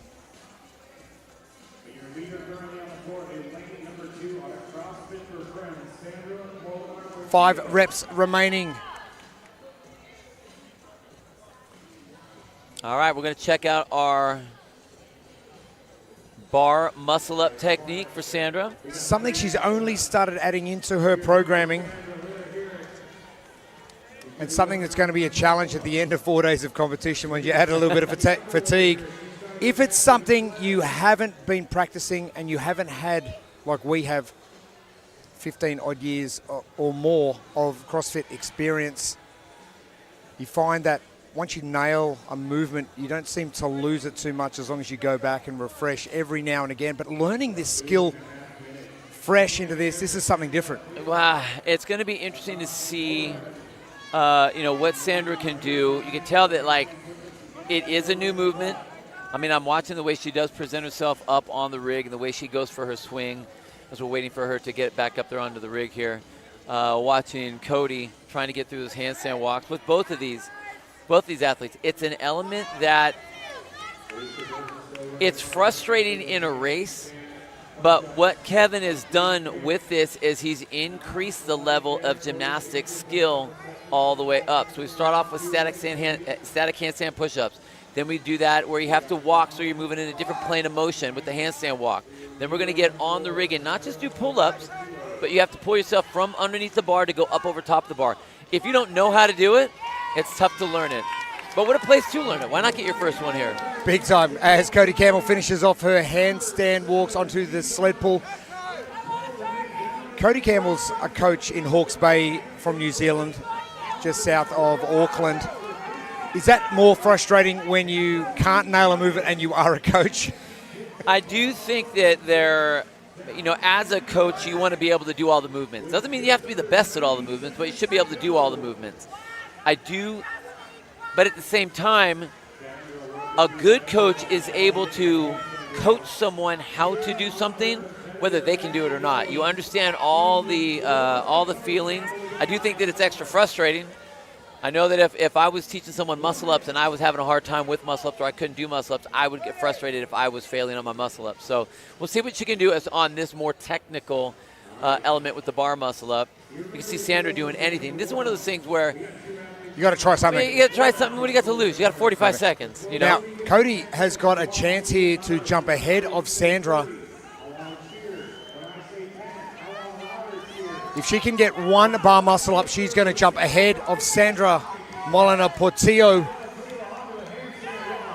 Cody to the center of screen. Oh, yeah! Wow. Oh, did you see the mouth? The jaw dropped. That's all she wanted was one. But here was what was great. Being a coach, she understood exactly what she needed to do. The girls who were finished just sent it back and said, go do another one. If she had a little bit more time, maybe. This is what was incredible. Now, this is where you talked about being a coach. As a coach, you know that having a little bit of pendulum swing is going to help you on that. So with her box, she moved it back so that she could jump into the bar. That's why she got that single bar muscle up. If she wouldn't have done that, I think she would have had a much harder time, especially with the time frame she was dealing with. That was great. And Sandra Portillo, she's going to go away, and guess what? She's going to practice. Yeah, well, we're going to be working on some gymnastics, it looks some like. Bar muscle-ups. Some bar muscle-ups. Some bar muscle-ups. Another great race. We go all the way back to when Bailey Hooper, Valerie Cohen get finished up. And there wasn't too much between them either, probably about 15 seconds. I'm telling you, it was those couple times where she fell off the wall, where Valerie just was not able to keep the balance. If she would have stayed up, it would have been a much closer race. But still great to see both those ladies get after it. For all of your results, make sure you head over to competitioncorner.net/events14005 or simply just scan that QR code on your screen. So much easier. Just do the QR code. Don't do the 14005. But it's too much typing anyway. But just scan that little QR code at the top left of your screen and we can check out all the results over all 15 divisions here at the 2024 Adaptive CrossFit Games by Wheelwad. An impressive weekend. Birthday girl yesterday, 26 years of age, Bailey Hooper. If you can call it a blemish, we got a blemish under the spotlight in a second place. The rest were all first. She's a superstar. Let's head down to the competition floor with Amy Bream. All right, but Bailey, well, we talked before. You're now living in your 26th year. You've turned 1 year older, and you just crushed that event. How does it feel? It feels really good. Yeah. What's your biggest takeaway from this weekend? I think that just to enjoy the moment. I think a lot of we kind of pass through time and just like a checklist off of everything, but I feel like if you really just try to enjoy where you are, no matter if it's going well or if it's not going well, there's always something to learn from that and just to experience. And it's so great to be here and the opportunity for the adaptive community to be here, and with so much support, it means everything. So I think that's the biggest takeaway. That's so important. We love to hear it. Great work this weekend. Congratulations, Bailey Hooper. Enjoy the moment, Bill Grundler, and I am enjoying every second of this competition.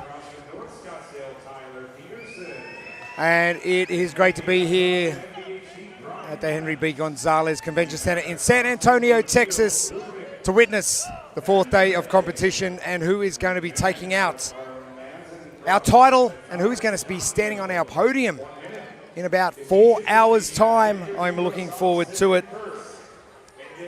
What I'm looking forward to as well is watching what happens in this event. It is the chipper for our 1 point upper male division, 30 heavy ropes, 10 strict single arm dumbbell press. They're going to be at 50 pounds, 20 echo bike calories, 15 meters on our burpee broad jump, which is about 50 feet. The same for our sled pull at 205, and 5 single arm toe to bar. And the man of the moment, Victor Hugo Asaf. I don't think anyone apart from Annalise Williams has enjoyed themselves more than this man. Oh man, he is a showman for sure.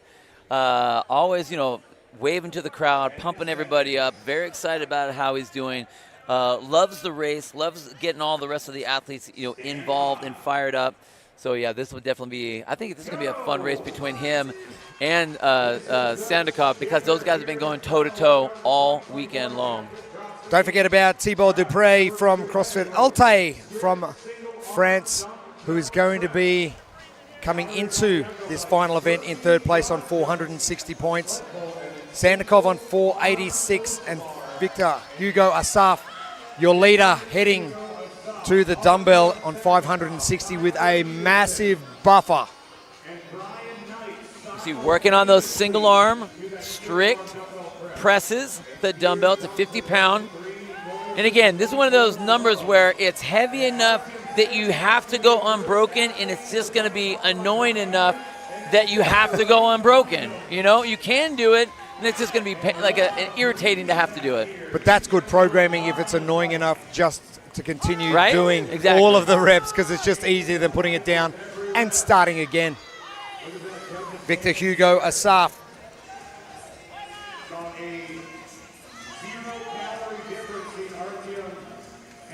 Finishing event number 1. It was our stadium trials. It feels like an eternity ago in second place finishing the combine in 4th. Apart from that, number 1 next to his name for every event, and he wants to make sure.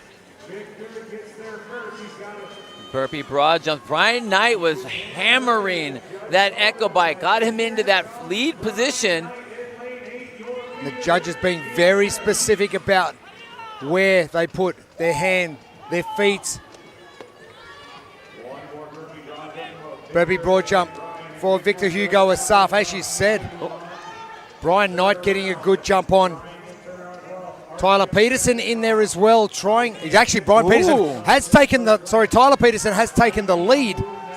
Brian Knight in 3rd, and Artyom Sandakov in 4th. Thibaut Dupre now coming to the sled pull, and Dupre tried to pick up the sled and move it. Hey, buddy, you got to do some burpees first. I like that. Get me in the mix. I want to get in the mix.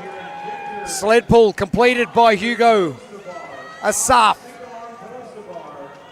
Victor wants to finish strong. Tyler Peterson in 2nd. Has been overtaken now by Brian Knight. Or has he? They're level pegging for 2nd place. Victor Hugo Asaf, left of screen.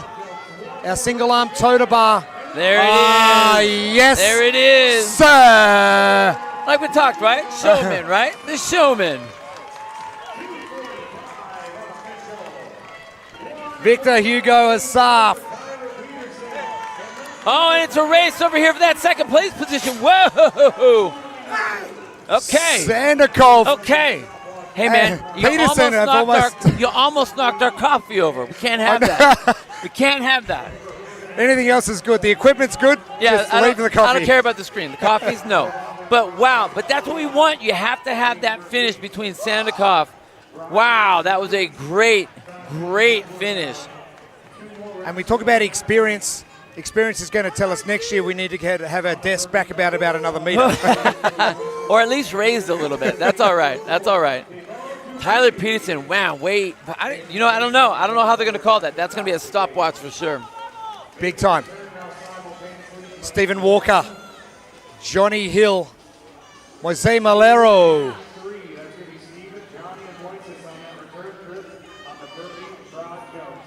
Working away in lanes 1 through 3 at the top of our screen. As Brian Knight continues on with his total bar, he has 1 remaining. Thibaut Dupre, a good result from him as well. And Stephen Walker, CrossFit Lucky City, no problem with that sled pull at all. And we'll move back with Jose Malero.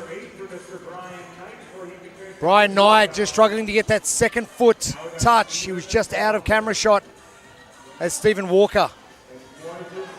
Jose Malero will be joined by Johnny Hill in lanes 1 through 3. And Brian Knight gets finishing up. 4.5 minutes. Johnny Hill, CrossFit Mayo. That sled pull just out of screen now as our other 2 athletes, Stephen Walker and Jose Malero.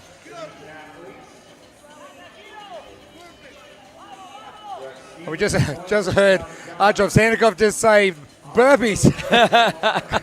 Obviously the burpees weren't the best part of this.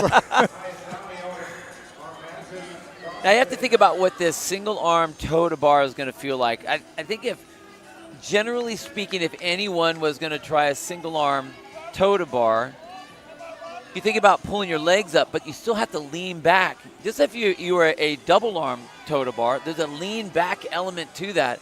So this is a difficult movement. A lot of torque on the grip, a lot of torque on that hand and on that arm. Trying to figure out what your swing is going to look like. I mean, we know the power that Victor has and that Sandakov has, and both of them broke on their toe to bar. So it is a difficult movement, but that's what we needed to have. We needed to have a high-level, single-arm gymnastic element at the end of the event. So that was a great program aspect to put in here for the athletes. Bautista Mayo in lane number 10. Now, the thing is, All of these athletes still have 4 minutes. Jose Malero with one single arm toe to bar remaining and gets it done easy. And the crowd appreciative of what he has been able to achieve. And that's great because it took a little while for him to figure that one out. And I don't know if that's something he hasn't done or because, I mean, there was the way he was trying to work the swing, the way he was trying to figure out how to get his body to move to get those feet up. Much easier on the last 3 than it was on his first 5 attempts. We come up to our 7-minute mark. The Mayo from Amazon CrossFits, another of our Brazilian contingent here in San Antonio, Texas.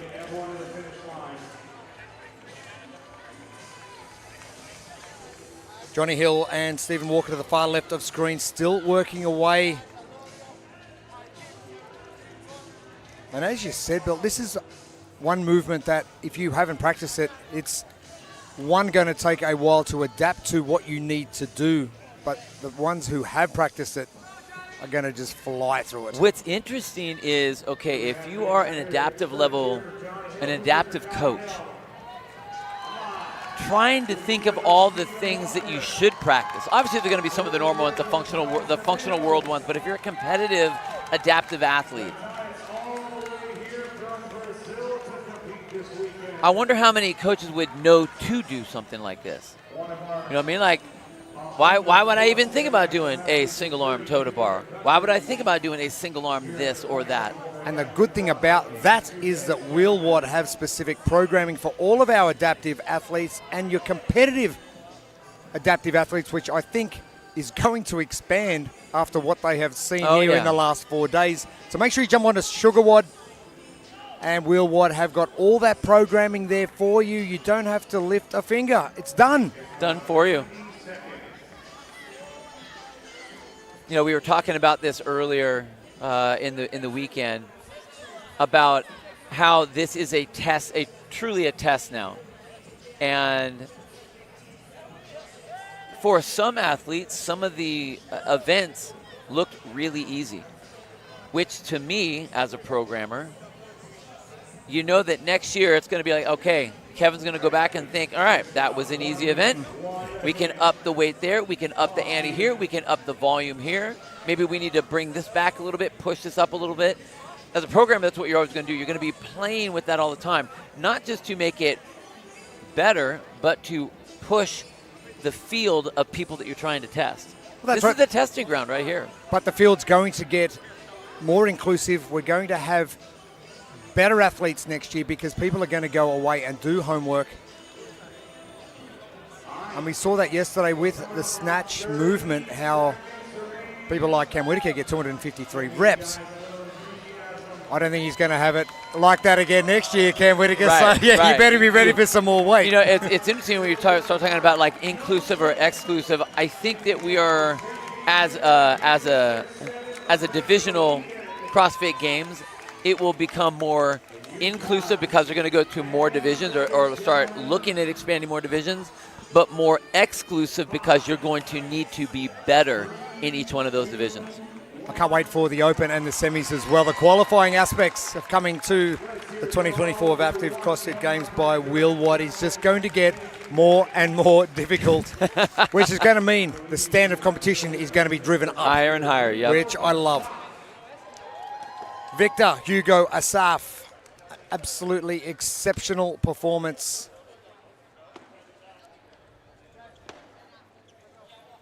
And Stadium Trials finishing in second, and the Combine finishing in fourth.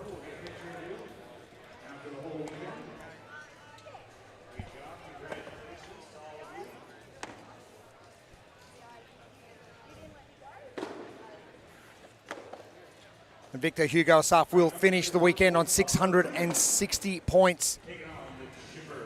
I think 660 out of a possible 700. You are doing okay. You've had a successful weekend. Yes. Absolutely. Well, that's it. If I was going to talk to you, what does success look like to you as an athlete? You've competed in the Masters division at the CrossFit Games. What does success look like to you as a competitor going to a competition like that? As a competitor, I always want to win. So it's easy to say that if I'm first, I did well, and if I'm not first, I didn't do well. But I think what's more important is how did you perform in there? Did the training that I worked on all through the year give me the results, how I performed, not how I placed, but how I performed the way I needed to? Was I short somewhere? Was it well-rounded enough? Did I work on my weaknesses? Did my weaknesses come up?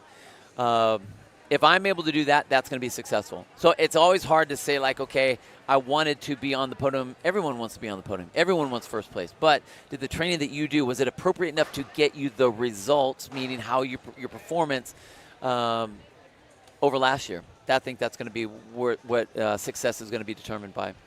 Like it. I'm a coach. I'm a coach. Who would have thought? You know, I'm a coach, and I tell my athletes that all the time. Like, I don't care what your placing is, because it doesn't matter. I can't control what the other athletes are doing. I can only control what that one athlete's doing. Our upper 1 point male division all done for competition here. Grueling 4 days at the 2024 Adaptive CrossFit Games by Wheelwad. Event 7 on the way, the chip up, 30 heavy ropes, 10 strict single arm dumbbell press, 35 pounds for the ladies, 15 echo by calories, 15 meters or 50 feet on our burpee broad jump, and our sled pull at 165, and 5 single arm toe to bar. Our 10-minute time cap, and as we've seen in the males, you don't have that last skill, you're going to have come up to an abrupt halt. Well, and it's a drastic 5-minute workout or a more than 5-minute workout. That seems to be where it is. If you have the skills, you get to race. If you don't have the skills, or if they aren't as strong as you need them to be, then it's going to be, okay, where do you end up? That's what the end result is going to be. A lot of elements in here, and if we look at our Think Neuro keys to success, your training is going to be exposed. And hopefully the coaches have their little notebooks out to write down, yes, we checked all of our boxes. We did all the things we need to do. We're good across all those. If there's something that you're missing, handstand walks, if it's something, single arm on the toes to bar, whichever it might be, that's going to get noted. If you've done it, you're going to be able to do well. And if you haven't, you're going to be exposed. But regardless of that, you got to go all in. This is the last event. This is your finals. Go out on a high note and have some fun. A 1 point upper female division after dropping 2 events in the first day of competition. Emily Cairns coming in second on both. She has had a perfect score for the last couple of days, but very unwell yesterday. Not sure exactly what was going on, but went to bed mid-afternoon after her event. Recovering, trying to back it up for the final event of the competition. And she wants a number 1 and wants to finish strong, and she's doing exactly what she needs to do right now. Well, it's interesting because I saw, as we started on that heavy jump rope, Chelsea Dingley very fast on her rope. But we saw Emily going very easy. So I think she's trying or gaming the fact that the other athletes are going to start to fail out. Now we saw Chelsea Dingley starting to really struggle on that shoulder to overhead. Not Emily. In fact, she gave everyone a little smile at the end as she grabbed a hold of that. She must be feeling better. I mean, almost one of the last people off the rope, hammered the dumbbell, and then first to the bike. So she's in a great position, and heart rate is down. So again, this is a really strong position for her to be in. A lot of the other athletes you can see are really having some issues with that dumbbell. But Emily, very powerful on that bike, really getting into it, driving hard with that sound arm, and really working those legs. I mean, look at her. She's moving. She's working harder on the bike than she was on the rope. Cairns in first, Lacey Jones in second, Sabrina Delau from CrossFit Marguerites, one of our French athletes. And now Chelsea Dingley and Emily Avery. And Debbie O'Connell, who finished first on the first 2 events of the weekend. Way back in Thursday, way back. Seems like way back, huh? As Emily Cairns getting her burpee broad jump sorted.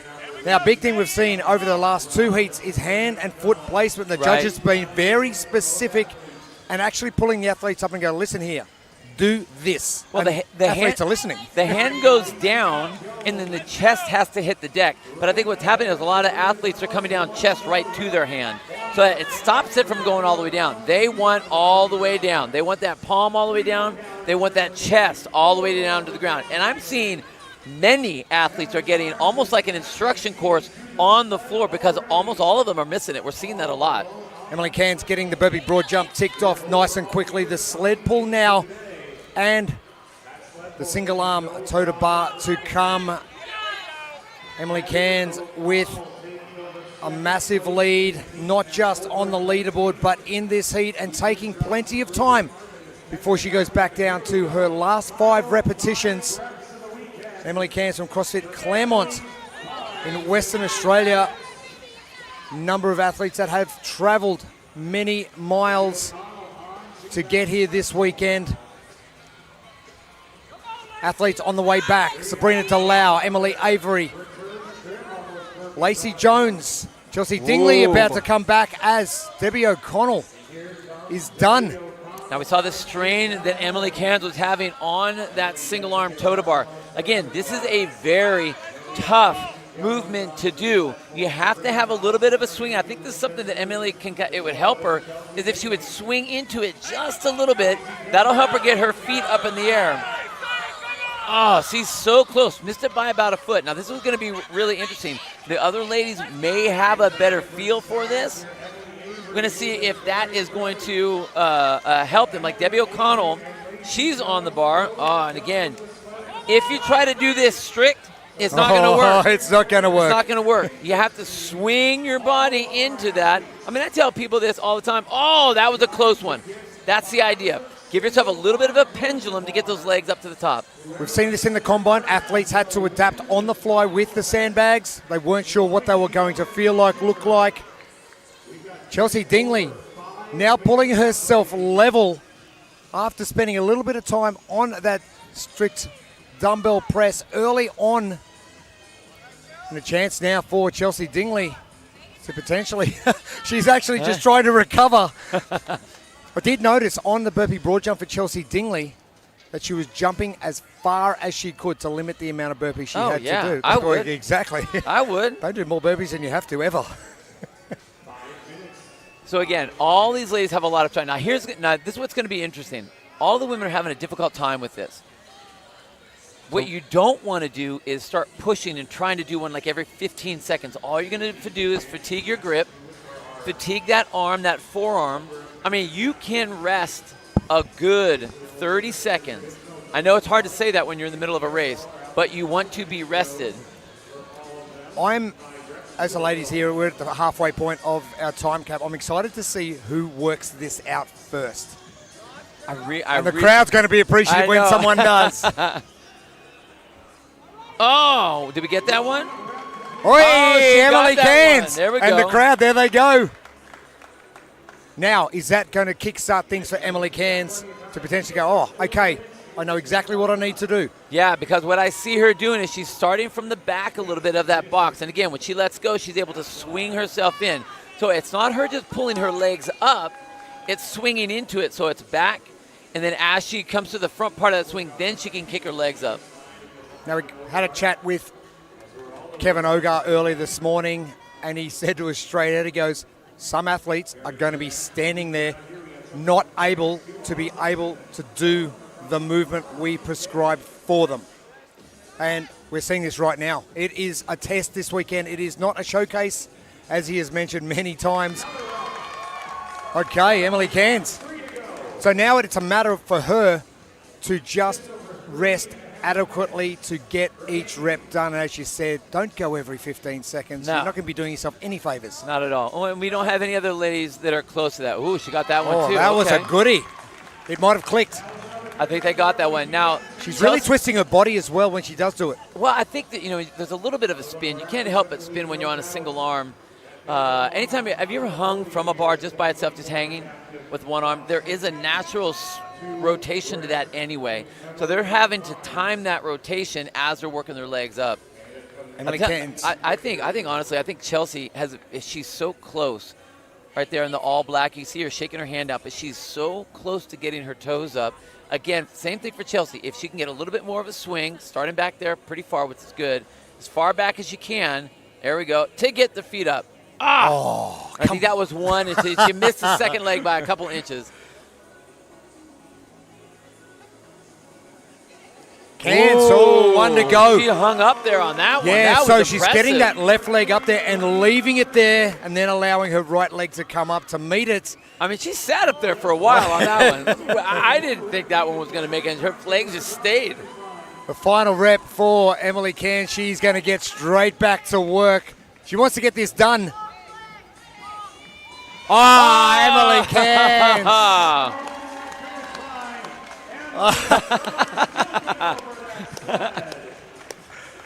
She's obviously feeling better. Well, again, it always feels good when you're winning, right?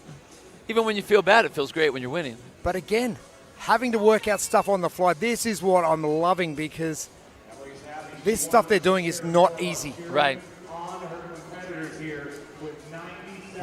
Emily Cairns heading back to help fellow countrywoman Chelsea Dingley.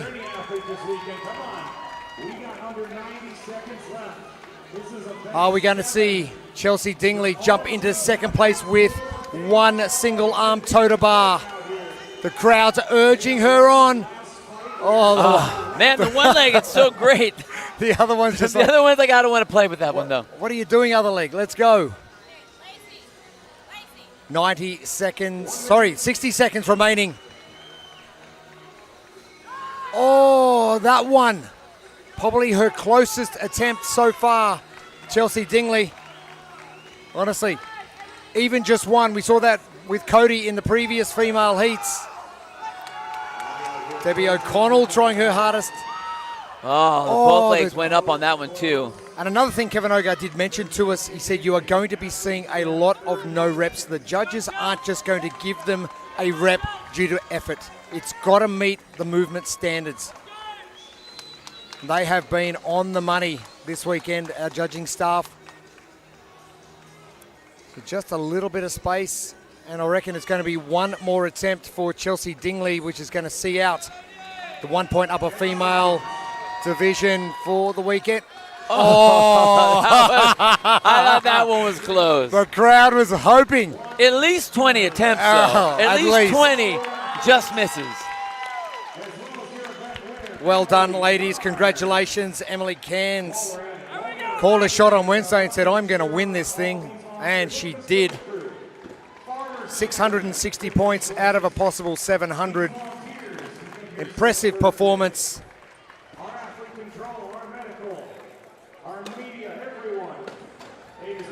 8 heats down. You know what that means? 21 to go. For a few more to go. 15 different divisions here at the 2024 Adaptive CrossFit Games by Wheelwad. Thank you for joining us wherever you are, right around the country, right around the globe, in fact. You are on the YouTube feed, viewing along. Make sure you hit like and subscribe.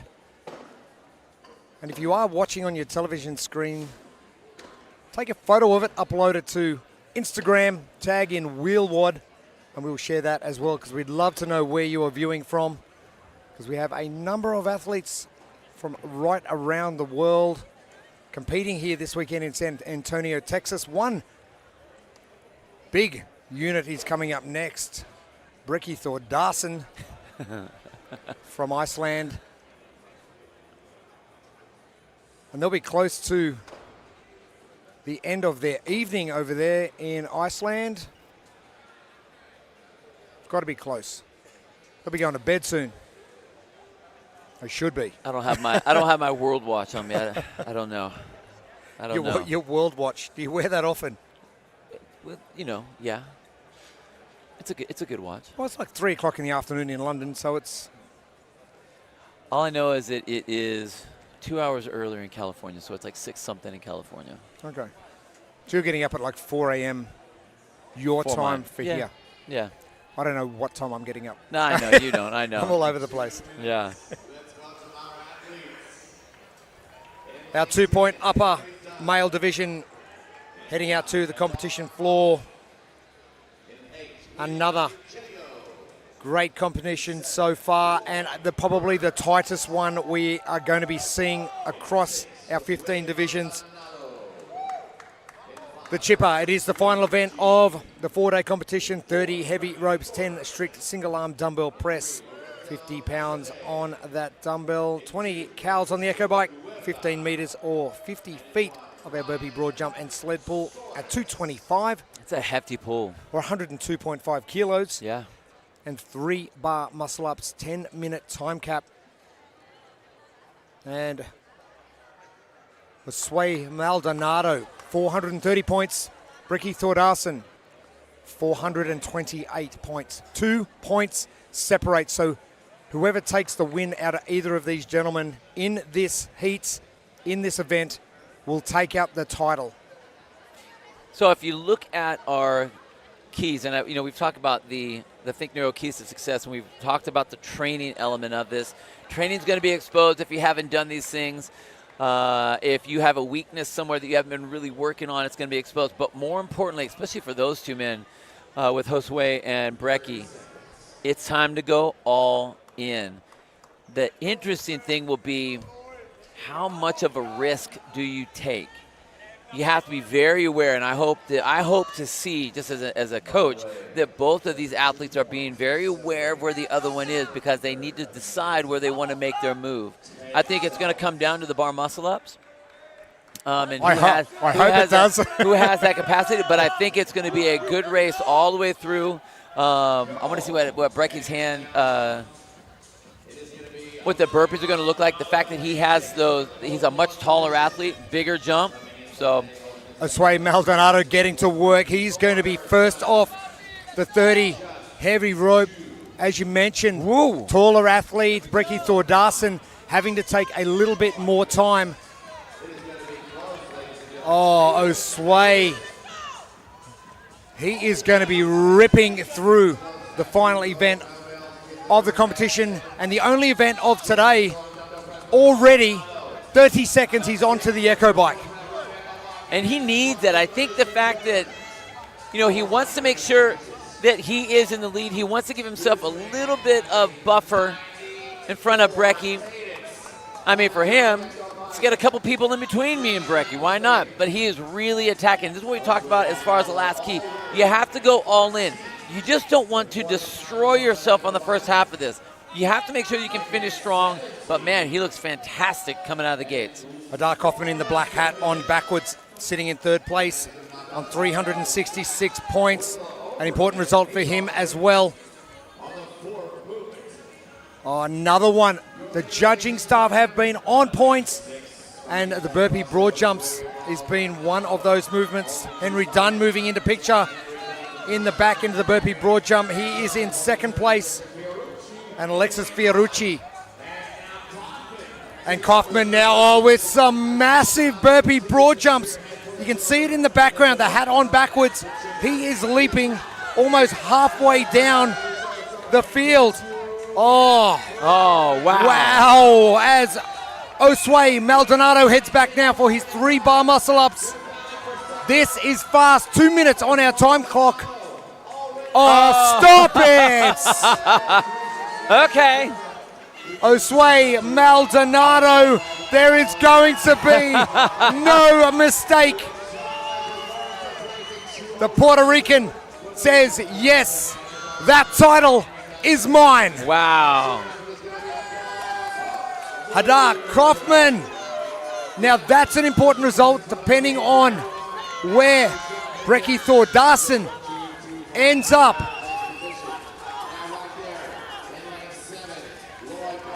Lloyd Burns is done. Henry Dunn is in. Brecky Thordarson. Francisco Requera is in, and Alexis Fiorucci comes in. Lorenzo Casadei, our final athlete on the floor. It's not even 3 minutes yet. Like I said, this will be one of those events that Kevin will go back and go, okay, we need to change that a little bit. 2 rounds for time. Wow, yeah. Lorenzo Casadei with 2 reps remaining. Coming in as our 6th seed. Our Swiss athlete from San Antonio.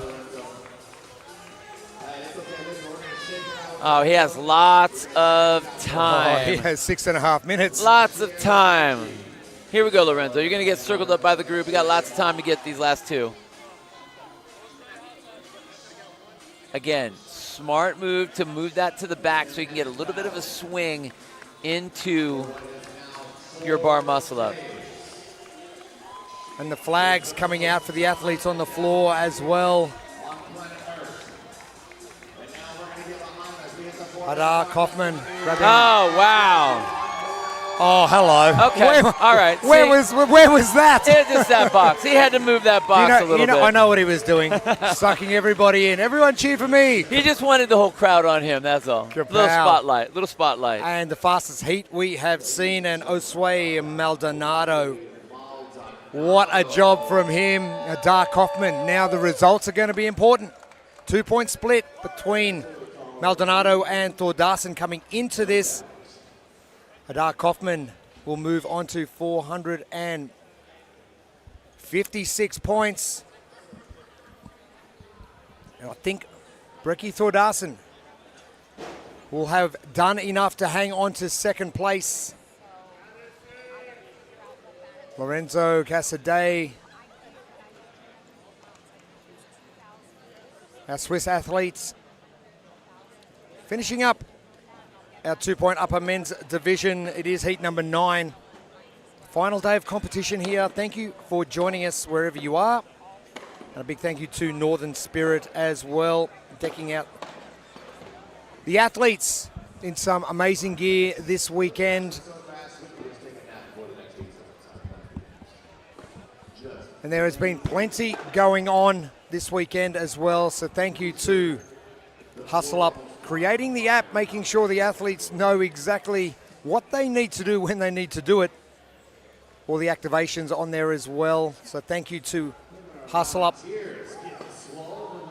Can't wait to see what they can produce next year. Our 2-point upper females, they are coming up next. We'll be back here at the Henry B. Gonzalez Convention Center, San Antonio, Texas, for the final day of competition very soon.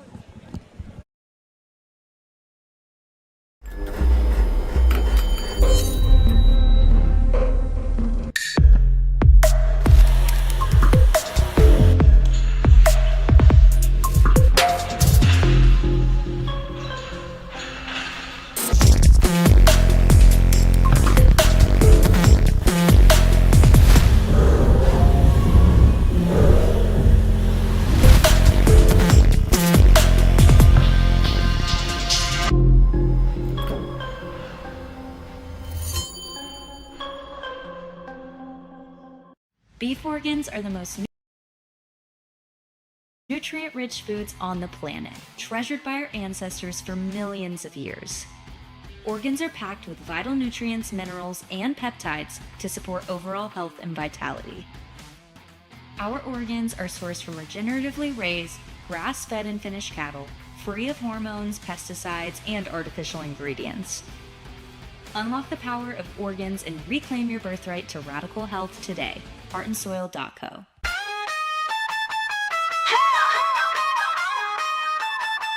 Drop the fire, it's gas. Comment section won't last.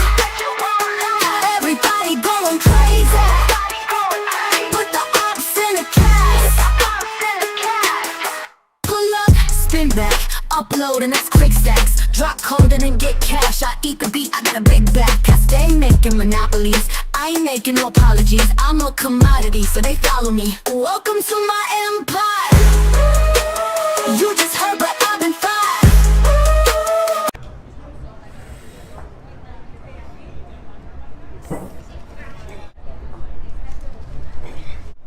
It was hard. I mean, I'm happy that I hit over 100. Yeah. But yeah, that was really difficult, and it was really interesting, like trying to learn the technique and then just like different like placement of the barbell, and the balance was something that I didn't think about before doing it, but it was really hard to balance once you got it overhead. Yeah. And how handsome is Mike Egan? Pretty good looking dude. Thanks. Way to be awkward.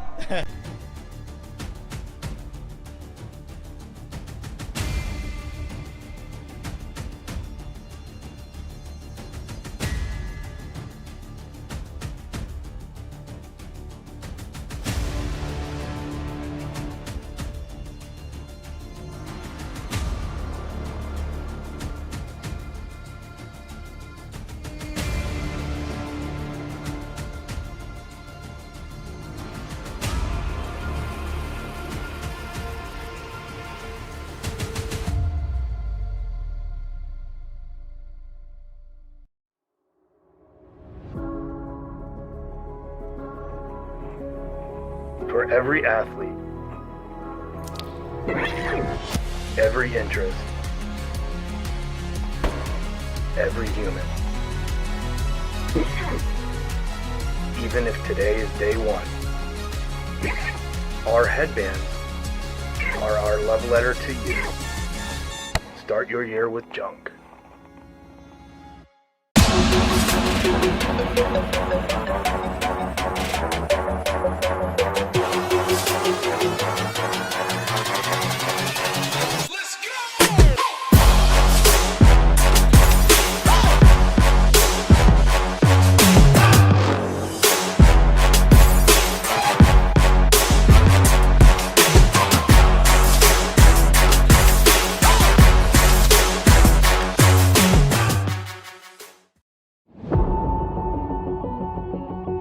My name is Ben, and I am a below knee amputee, and I have been an amputee since I was 10 months old. My name is Emily. I'm an above knee amputee. I was a passenger in a car accident. I was in a coma for almost 2 weeks. Losing my leg could have been the end of my story, but I chose to rewrite it. I didn't let my amputation define me. I let it drive me. I'm not just an amputee. I'm an athlete, and I'm unstoppable.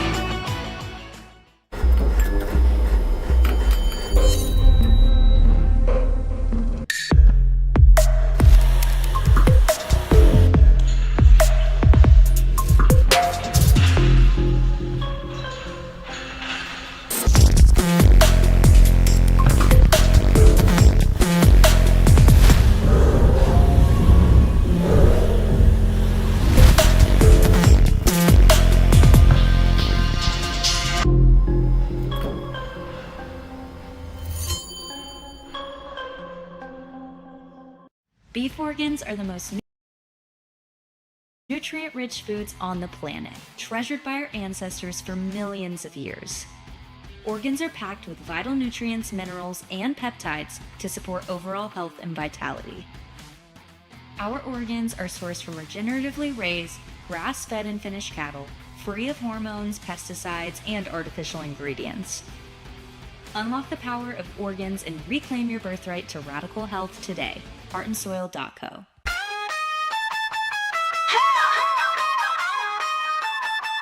Drop the fire, it's gas.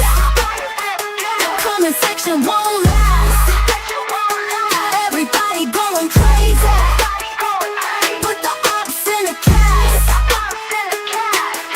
Pull up, spin back, upload and that's quick stacks. Drop code and then get cash. I eat the beat, I got a big back. I stay making monopolies. I ain't making no apologies. I'm a commodity, so they follow me. Welcome to my empire. You just heard, but I've been fired.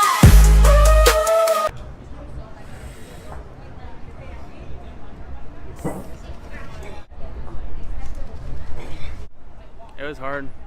I mean, I'm happy that I hit over 100. Yeah. But yeah, that was really difficult, and it was really interesting, like trying to learn the technique and then just like different like placement of the barbell, and the balance was something that I didn't think about before doing it, but it was really hard to balance once you got it overhead. Yeah. And how handsome is Mike Egan? Pretty good looking dude. Thanks. Way to be awkward.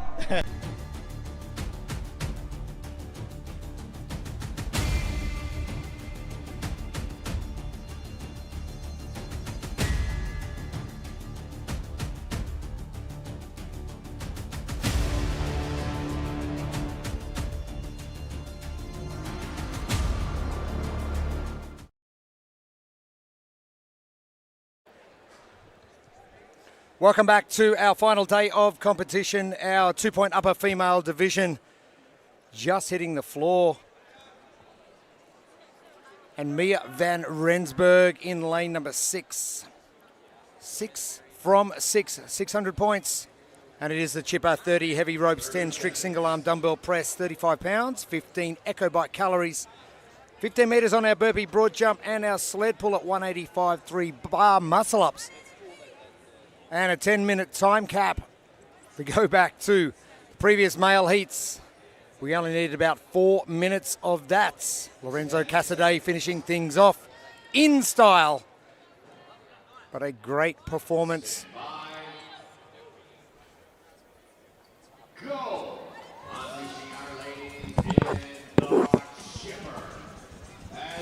Mia van Rensburg has been smashing it out. Can she back up exactly what Osway Maldonado just did? And, I think we are going to see that. We've seen what these ladies can do all weekend long. Mia is in there, but this is where Camille really needs to make a push, and that's what we saw. So right out of the gate, trying to come off that rope right away, and immediately into that dumbbell. So she's trying to give herself a little bit of a lead because she wants one. Like, give me one, Mia. Give me one. I had a chat to Camille Vigneault yesterday. She was out the back in the athlete area. And I said, how are things going? How's that hand on her sound side? And she goes, not as bad as it was. So we've seen some improvement, which is great. And Camille Vigneault, the top of screen in the all black, ahead of Mia van Rensburg. By a handful of people. So there was some difficulty on that dumbbell for Mia. Now, maybe that was a rest element. I don't know. It looked like there was a little bit of struggle, but there were a lot of women, at least 4 or 5, between Mia and Camille on that Echo bike.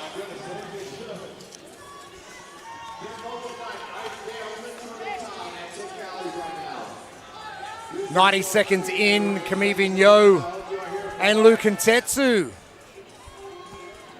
And also Tiffany Vio look like they are going to be the first 3. Elaine DeRocco, judge's hand in the air as well, but it is going to be Camille Vigneault, closely followed by Anne-Lou Contetsu, who are going to be our first 2. And this is what we're talking about. We're talking about how important the no reps are. You don't want to get slowed down, and Anne-Lorraine did get that no rep, and we're seeing a lot of same thing with Mia. Mia just got a no rep right there in the white top. But Mia made up a lot of ground on the Echo bike. Yeah, she did. Camille Vigneault on her way back. She will be grabbing the sled first, just ahead of Anne-Lou Contetsu. Elaine DeRocco now into 3rd. Into 4th is Tiffany Vio, just ahead of your leader coming in after a perfect score in the first 6 events. Mia van Rensburg and Lou Contetsu battling Camille Vigneault for the lead. But it is going to be Camille Vigneault to head back first, but Anne-Lou Contetsu. Okay. Here we go. What have these ladies got in store for us? Keep in mind, Camille Vigneault with an injury to that hand on her sound side. And Lou with 1 in the bag already coming in as the number 1 seed. Make that 2. 1 for Camille Vigneault. The final rep for Anne-Lou Contetsu, and it has been a great performance in the final events of the day. 3 minutes 15. Are you kidding me? Oh, but look in the background. We have Mia that went unbroken on her set of 3, just getting herself past Camille. Mia van Rensburg just ahead of Camille Vigneault, and Camille goes, damn it, again. Wow. Camille will finish in 2nd place. And depending on where Elaine DeRocco finishes, she's on her last rep now. She will be finishing in that top 3 as well. So not a perfect score right across for Mia van Rensburg. And Lou Contetsu coming in as the number 1 seed and making sure that Elaine DeRocco fired up. Wow, she is fired up. Come on.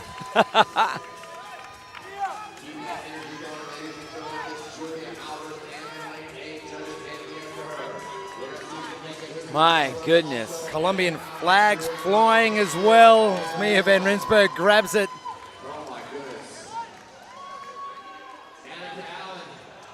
But only one clean slate earlier on today. Mia van Rensburg not able to get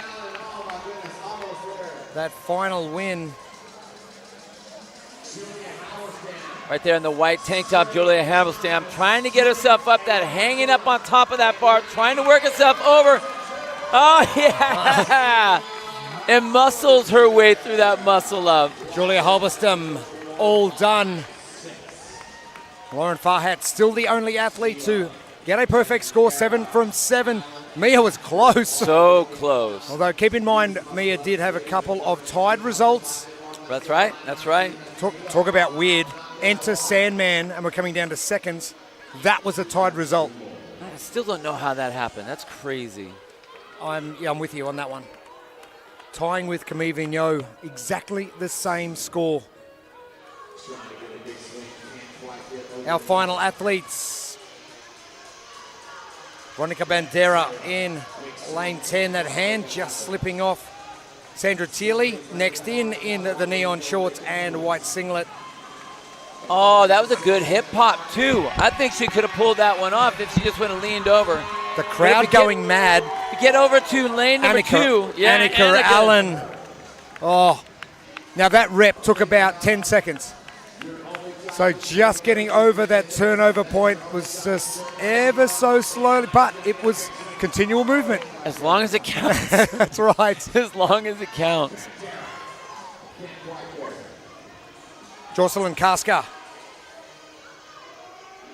Jocelyn has to get a nice big pop of those hips to help get her up over that bar. Again, big fight by Annika. You see her trying to get that elbow over up top. Oh, and there's that rep. Similar to the one before, as long as there's continual movement. As long as it's moving. And the movement continues across the finish line for Annika Allen from Wakefield CrossFit. Another of our UK athletes. Great to see so many represented over here. The second biggest contingent behind the US. Oh, that was Sandra nice. Sandra Thiele. Beautiful kick. It's like something clicks at the back end. We just saw it with Lorenzo Casadei as well with those final 2 reps. They looked so easy. Well, if you figure out how to get your body moving, sometimes it's going to be the swing is weird. You have that little bit of that adrenaline's kind of pumping. You just have to kind of slow it all down, mellow it all out a little bit, and then work your way into that, into the technicalities of that movement. So we head into the final 3 minutes. Our bookends are going to finish things off for us. Veronica Bandera and Jocelyn Kaska. So Veronica Bandera getting one arm over. It's that other arm that is the struggle. You know, with both of these ladies, I really think if they were to move that box back a little bit so they can get a little bit of a swing, it would really help them out, especially with Veronica. She tries to get a lot of swing with that big hip, but every single time she does that, her grip is going to slide just a little bit. So you don't want to have a repetitive back and forth trying to wind up, because it's really not going to help you the way you think it's going to. Isn't it funny how the brain thinks Veronica's getting way up there and the brain thinks, to get my body into that position, I'm going to let go of the bar. It's so silly. So like with Veronica, see the way she sets up? She's directly below the bar, like a dead hang. And now that makes it difficult to get back around that bar. I mean, she's so close. I think if she was to get a little bit of a swing, she'd be getting these reps. And athletes resting as we head into the final 90 seconds of competition here. And the support. Hey, they're all friends on the competition floor. You mentioned it, Bill, earlier. Yeah, you want to be competitive. But at this stage of competition, it is about support and getting your fellow competitors over the finish line. Veronica Bandera from CrossFit Sempione, one of our Italian athletes. Get that elbow. We are so close. It's so just that So she's got the left side up. That's what that armpit that's getting caught up on the rig. If she could just chicken wing that right arm, like she's down. I think if she was just to wing it up there. Well, same thing Annika Owen just did at the other end in lane number 2. Those last 2 reps, she worked 5 to 10 seconds on those reps. Right. And last opportunity now for Veronica Bandera. Big kick. Oh, that one looks so much better. See, again, right there, that one, she was up there high enough. It's just got to turn that other elbow over. Oh, she's going to jump in and try one more, and just not able to get over. But a great performance from all of our ladies in the 2-point upper female division. And what a race we saw between Anlu Kentetsu, Camille Vigneault, and Mia van Rensburg, who will end up at the top of the podium. It won't be a perfect score, but it will be pretty close.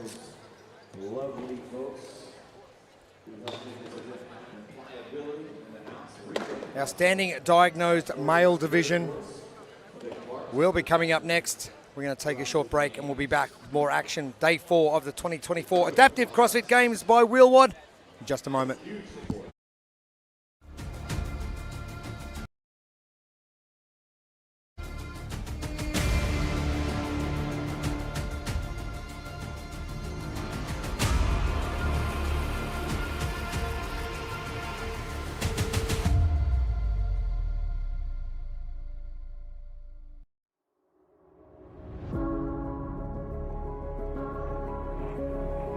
For every athlete, every interest, every human. Even if today is day 1, our headbands are our love letter to you. Start your year with junk.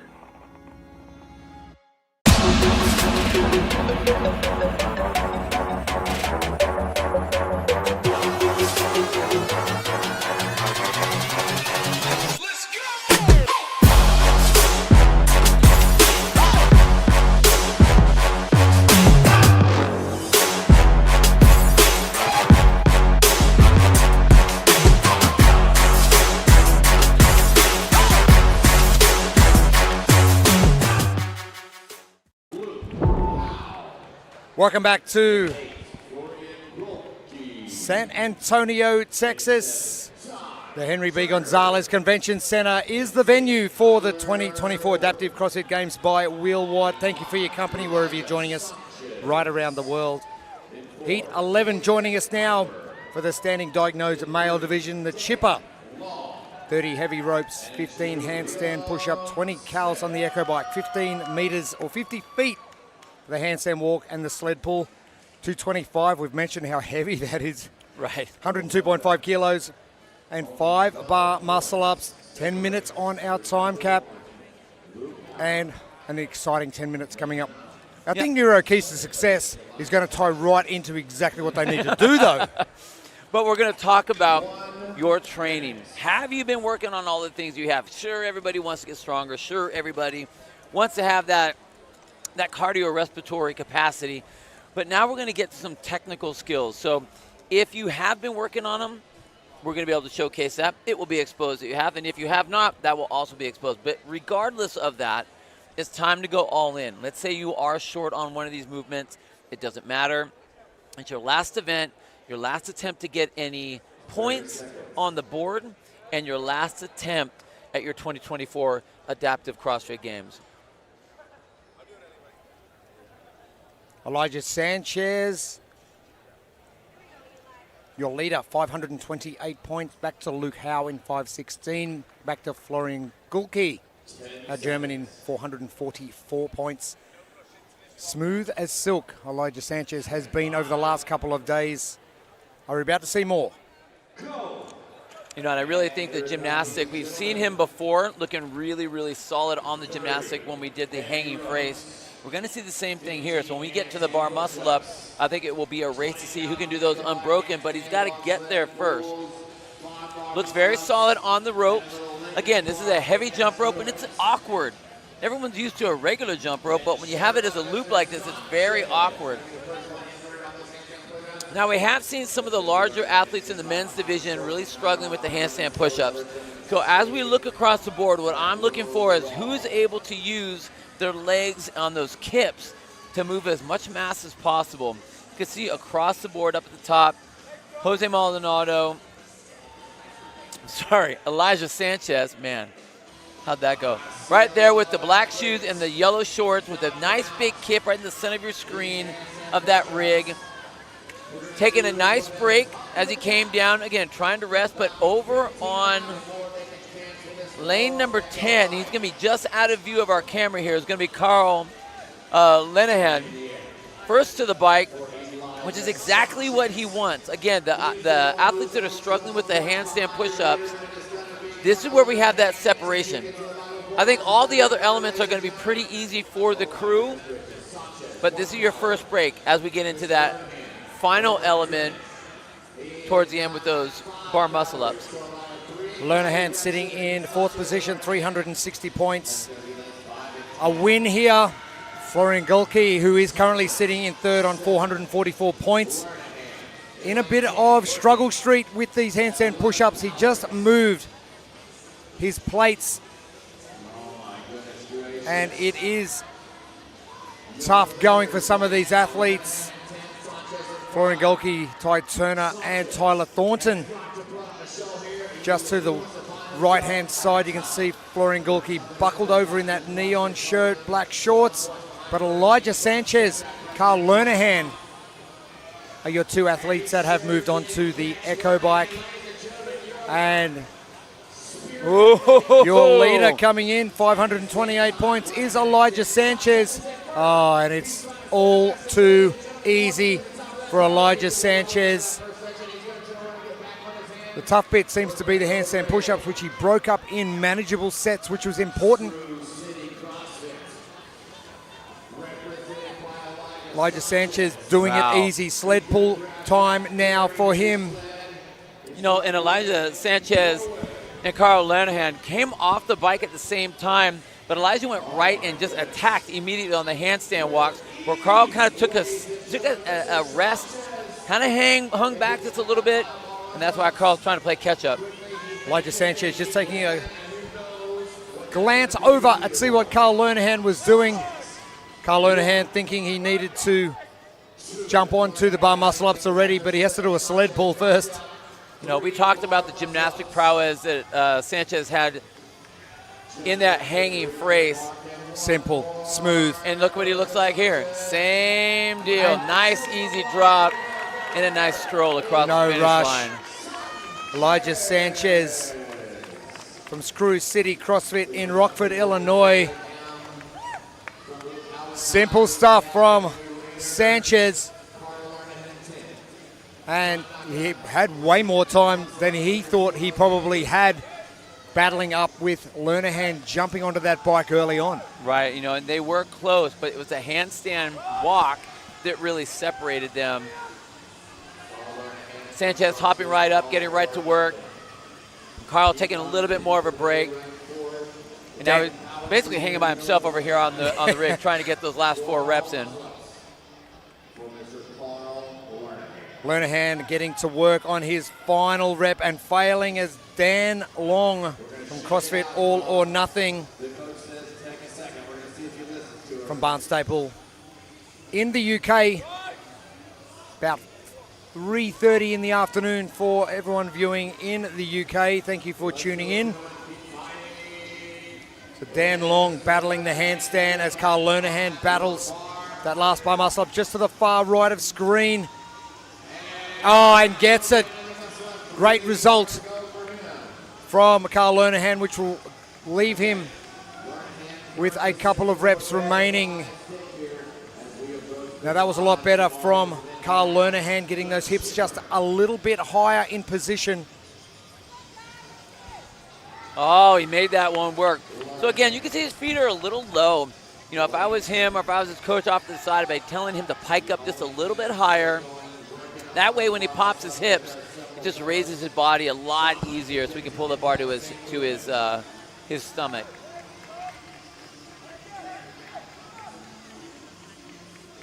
Apologies, it's Liam Smith, not Dan Long. So Liam Smith in lane number 2, CrossFit Monarch Borough Parade.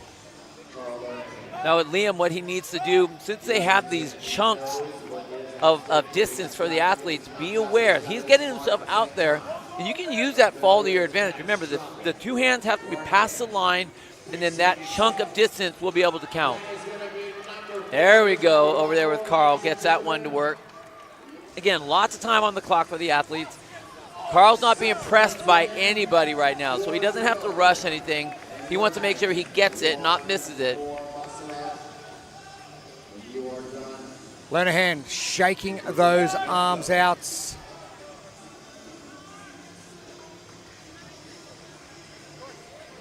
The 2 boys from the UK are battling away at either end of the arena here. There we go. Lernahan nice getting big it swing. done. Great job from Carl Lernahan.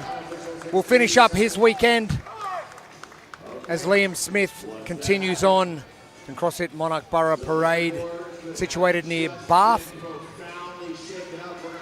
the far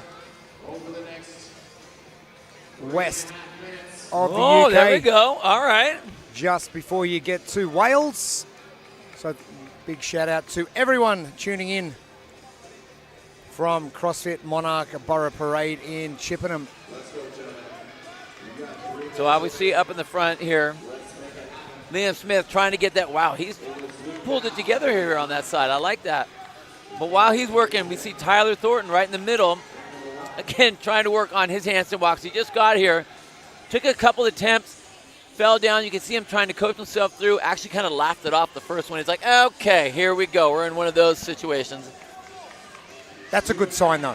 Oh, yeah. I mean, you can't get you go either way. You can't get frustrated. You have to be able to laugh it off a little bit. What's really funny, out on the floor, we got Tyler Thornton and we got Florian Golke looking at each other and kind of going, you go. Hey, are you all right with that? Can you get that one? Are we racing? No, we're just trying to get it? Okay. Liam Smith. Great job from him at the top of the screen. Now with the sled pull to come.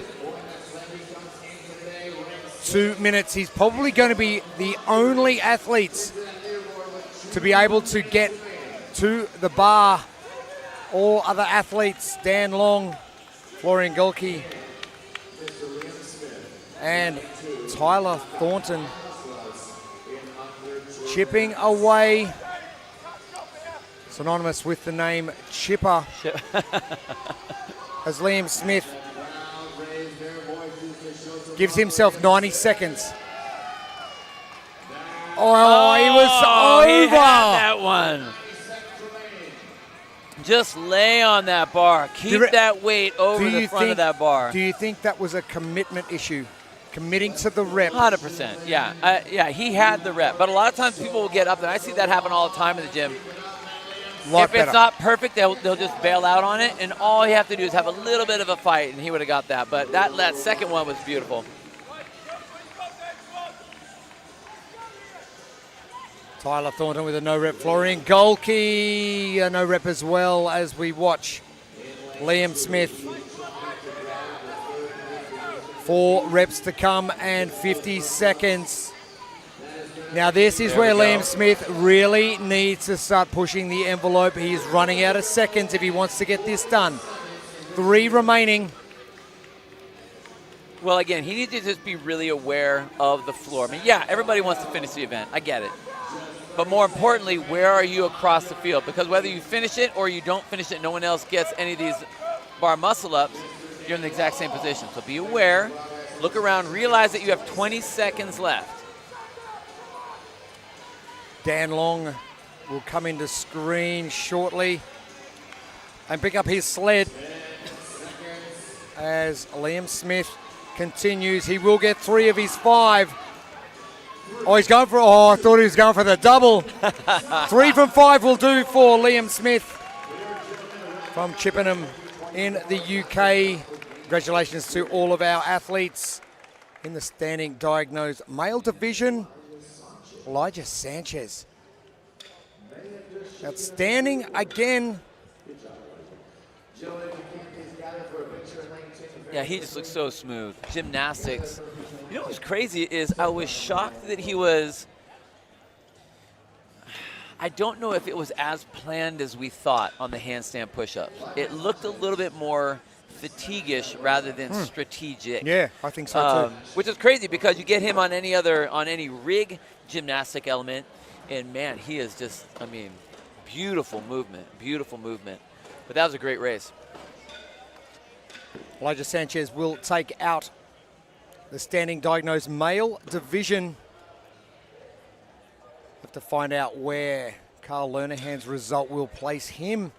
Will that jump him into the top 3? Potentially, depending on how the results from Luke Howe and Florian Gulke finish up.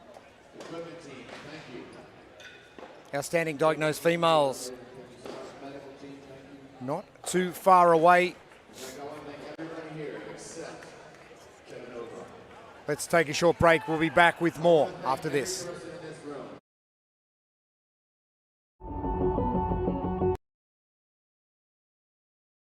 My name is Ben, and I am a below-knee amputee, and I have been an amputee since I was 10 months old. My name is Emily. I'm an above-knee amputee. I was a passenger in a car accident. I was in a coma for almost 2 weeks. Losing my leg could have been the end of my story, but I chose to rewrite it. I didn't let my amputation define me. I let it drive me. I'm not just an amputee. I'm an athlete, and I'm unstoppable.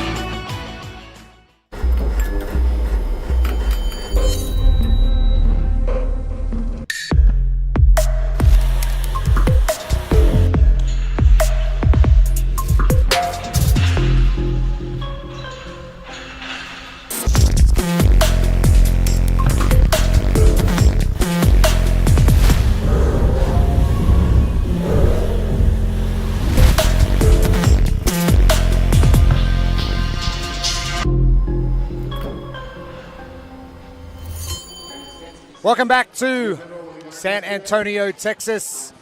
The Henry B. Gonzalez Convention Center is the venue. Fourth and final day of the 2024 Adaptive CrossFit Games by Will Watt, Jeremy Austin, Bill Grundle with you. Amy Bream will be joining us a little bit later on the chipper. It is event number 7, 30 heavy ropes. Single unders, of course. Double unders with the heavy rope would be interesting. 15 handstand push-ups, 15 echo bike calories, 15 meters on the handstand walk, and the sled pull at 185 at about 84 kilos. 5 bar muscle-ups, 10-minute time cap, and our Think Neuro keys to success. You know, there is a strong gymnastic element in this event, and it increases as we go. So if you have not been training them, that will definitely be exposed. Those of you that have been working on these things, you get to showcase. If you have not, you get to write that down on your list of things to do for next season. But other than that, it's all in. It is go time, and it's time to put your best foot forward to either just have a good finish at the end of your 24 Adaptive CrossFit Games, or if you're trying to get yourself onto or into that podium position or hold your position, you got to go all chips in. Speaking of podium positions, Katie Burez dropping 1 place only over the competition so far, 590 points. Giada Serpellini on 448, Raquel Olivia Campos on 430, and Esther DeRue on 418. Results here important in the makeup of your podium for the standing diagnosed female division for 2024. Thank you for joining us on the YouTube stream as well. Like and subscribe to the Will Watt YouTube channel. You know, we talk about the monostructural into the gymnastics back and forth. This will be the first element of being tested, is those handstand push-ups. You have balance that you have to have on that wall. See who has the power in their lower half to help out with that kip, or just who has the strength in the shoulders to be able to rep out some strict. It really depends on how fast you want to go. Raquel Campos was our first athlete to get to the wall. And she looks good. She looks really good. She had a poor setup on her first rep, so she had to come down and redo it again, which gave Katie Burez a chance to move ahead. But I think the way Katie, and you can see Raquel right there in the all black, so her feet are down, very strong on her kip. So she's taking that time, just a little bit of bubble. Oh, and so you came down again. That was shocking to me. I didn't think she would be starting to fail out now. That looked more like a fatiguing rather than a strategic movement there. Oh, Campos. A little bit of struggle street with that as Giada Serpellini and Louise Bosset get to work. Katie Burez just to the right of your screen. Katie Burez right there, 590 points, dropping one event. She got a second place. How dare she? How dare you? Her leaderboard scattered. No, Katie's been looking fantastic. Very strong, very athletic. You know, all the elements that we list as far as our 10 physical traits to be fit, and she's showcasing that she is the fittest out there with only dropping that one. Again, not having any issue with the handstand push-up. Obviously, no problem on the Echo bike, but we're going to see what she has on her handstand walking. And again, solid. Look at that. No issues at all for Katie Burez. Okay, all right. Well in the lead, 2.5 minutes in. She's going to head back. All the other athletes, Giada Serpellini, Louise Bosset, are only two athletes onto the Echo bike. All other athletes are still on the handstand push-ups, but Katie Burez now with the sled pull. As Giada Serpellini, who's currently sitting in second position, she won't be able to catch Katie Burez, but she will be able to cement her second place finish in the standing diagnosed female division. Burez on fire. The last reps now for Katie Burez. And what a complete performance from Katie Burez. Oh, she's been solid the whole time. I mean, so strong that she was going to go and take that sled for another ride because it was so easy. A turnover just as easy. Big, strong pull underneath. Perfect position. Look at those elbows. Turning over quickly to get her body up over that bar. Wow. Finishes it up strong. Did you see the smile at the top of the last rep? Katie Burez, there was no need to run that fast. I don't think you could have just walked and you would have made it with about another minute to go. Beautiful. Giada Serpellini now moving back to the bar for her final 5 reps. So Giada has moved up considerably considering Katie has just finished. Louise Bosset having a little bit of trouble with the handstand walks at the bottom of screen. Just that positioning of hips over shoulder for Louise Bosset, Canadian athlete. Oh, I'm not sure why that was a no rep there. I don't know if the feet came up too high. Must have been a feet issue. Giada Serpellini from Box Street 102. Coming in 4th ranked, Pesaro, Italy. Another athlete that has traveled a long distance to be here. And we are very glad Giada Serpellini is here. The last rep for Giada Serpellini coming in. Oh, that was the fight. That second right there. Place, 448 points. She nearly ran into the crowd. Just a little excited. Just a little bit excited. Happy to be done. Happy to have made it through all those. What a great finish for her. Really, really impressive. But a solid second place finish behind a very dominant Katie Burez. Yeah. You're coming in 4th seed and you finish second. That's a great job. That's a fantastic job. Amber Gordon. I get it. I get it. I know. I think everyone gets it. Oh, come on, crowd. She wants his crowd to give her a little bit of support. Amber Gordon from Glass City CrossFit. Again, trying to get those feet just past her hands so she can get that forward movement. There we go. Makes that one count. Good, good, good. Amber Gordon from Toledo, Ohio. The home of Rogue Equipment as well is Ohio. And big thank you to the team at Rogue We're decking us out for the 2024 Adaptive CrossFit Games by Wheelwad. Raquel Campos battling with Amber Gordon. Ladies have a little bit of time up their sleeve now. They don't need to rush too much. Yeah, but see, between these two ladies, this is what we don't. The field has been spread out. You know, we had all the athletes where you're by yourself over here and you're by yourself over there, but these two ladies are head-to-head. They are sitting in the same position. So this is important for both of them, and they do need to push each other, because do you want to make that advancement, or are you just trying to finish? And I think both of these ladies are trying to get more than just finishing, especially with Raquel. She wants, I mean, she was doing great until she got to the handstand push-up. That was a struggle. She dropped off that lead position, and so she wants to try to get herself back up, at least whatever spot she can, getting into the bar muscle up after the sled pull. Raquel Campos finishing off her handstand walk, and we'll start with the sled pull as Amber Gordon comes back. Amber Gordon, a chance to jump over Esther Deroux on the leaderboard. Esther Deroux in the background to the far right of the screen, having a little bit of trouble still with those handstands, but it is Raquel Campos to move forward to the bar muscle ups to finish off her event 7 and also finish off her entire week. It's been a tough old week. Oh, so close again. Here goes Raquel taking her first shots at those bar muscle ups. Okay, and she's able to fight her way through that. Even if she does these in singles, again, now she's got a little bit of time. We see that Amber's a little stuck on these handstand walks, so Raquel's not being pressed for time.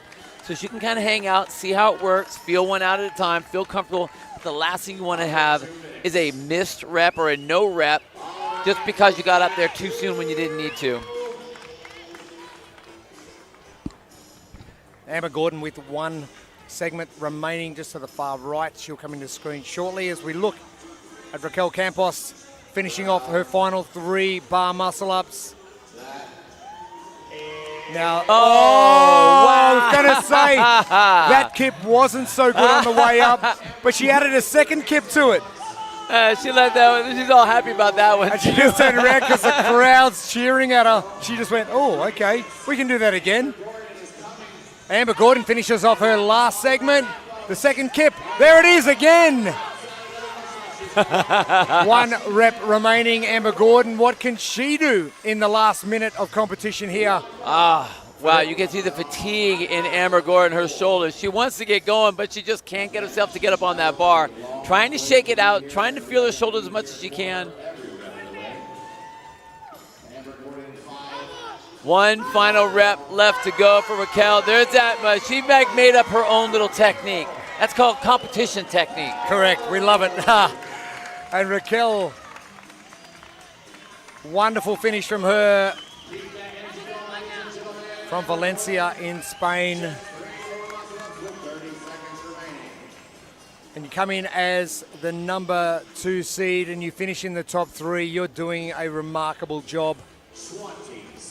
It's all well and good to be competing in your own home gym for the Open and semi-finals. Yeah.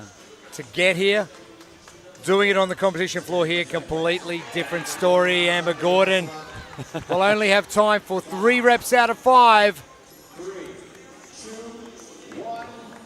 And she says, no, that's enough work for one weekend. Congratulations to all of our ladies. Katie Bures, again, dominance. Giada Serpellini, great second place finish for her.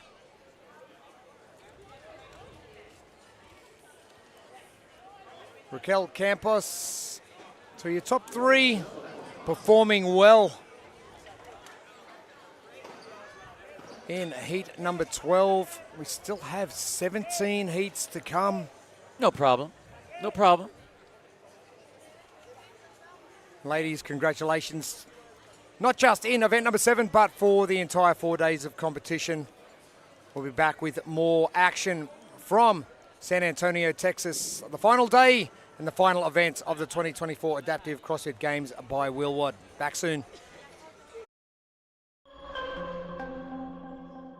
Beef organs are the most nutrient-rich foods on the planet, treasured by our ancestors for millions of years.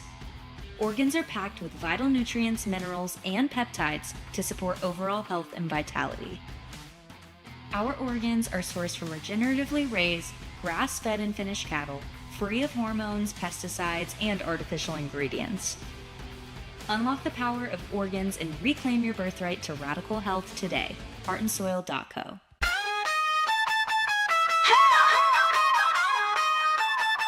And drop the fire, it's gas. Comment section won't last. Everybody going crazy. Put the ops in the cast. Pull up, spin back, upload and that's quick stacks. Drop code and then get cash. I eat the beat, I got a big back. I stay making monopolies. I ain't making no apologies. I'm a commodity, so they follow me. Welcome to my empire. You just heard, but I've been fired.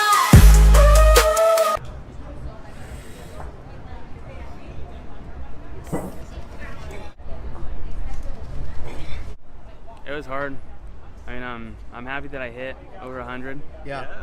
But yeah, that was really difficult, and it was really interesting, like trying to learn the technique and then just like different like placement of the barbell, and the balance was something that I didn't think about before doing it, but it was really hard to balance once you got it overhead. Yeah. And how handsome is Mike? San Antonio, Texas is setting the scene for what is going to be a crazy finish to competition here. 17 heats to come. Our intellectual disability male division now on the competition floor for our final event. The chipper, 30 single unders, 12 push-up, 10 echo bike calories, 15 meter bear crawl, 15 meter sled pull with 185, about 84 kilos, 5 pull-ups and a 10-minute time cap. Lance King has been quite dominant in this division.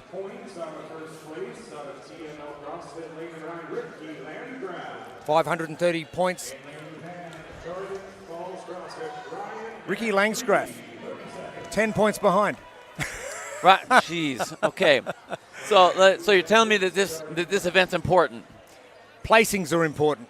Oh my Time's God. not so important, but placings are going to be Placing's really gonna good. That's right. And if you talk about winning and how you're going to be able to do that, trying to ensure that placement, we have to look at our Think Neuro keys to success. Your training will be exposed. Have you been working on this stuff? Have you been training all the different elements? What's your capacity on all those elements? If you haven't, we're going to see it. If you have, you're going to have some success. But other than that, you guys, this is your final event, your last one of the day, your last one of the weekend, your last one of your 24 adaptive CrossFit Games by Wheelwad, and it's time to go all in. Lance King dispenses with the single unders I and thought nearly he was threw gonna- his rope into at the you. broadcast. I thought he was going to hit you. I kind of moved out of the way when I saw him whip that thing out of his hands. Lance King, your first athlete through the first two sections of our chipper. Daniel Fox, not too far away either. Daniel Fox is in third position on 488 points with a chance, potentially, to jump into the lead if results fall his way. Top three beckons. And that's Daniel Fox right there in the white t-shirt, really getting after it on that bike. He's putting a lot of effort into those handles. Lance King onto the bear crawl.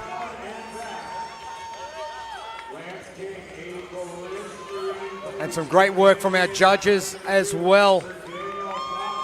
Sled pull coming. Now 84 kilos, 185 pound. That is hefty.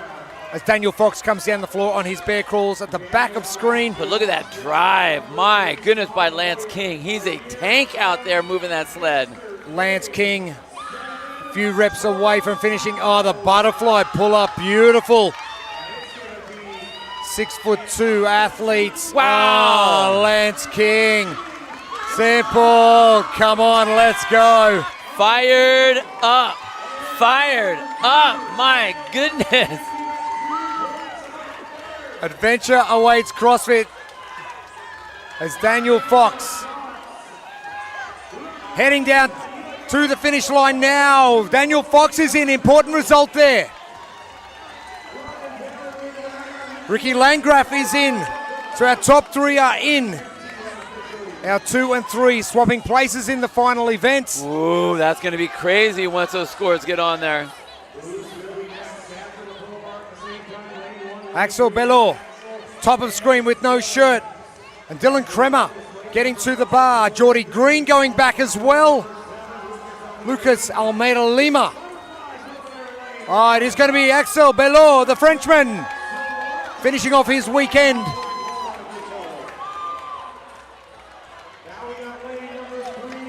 Dylan Kremer, he is done as well. Geordie Green finishing up from CrossFit Bayswater in Australia.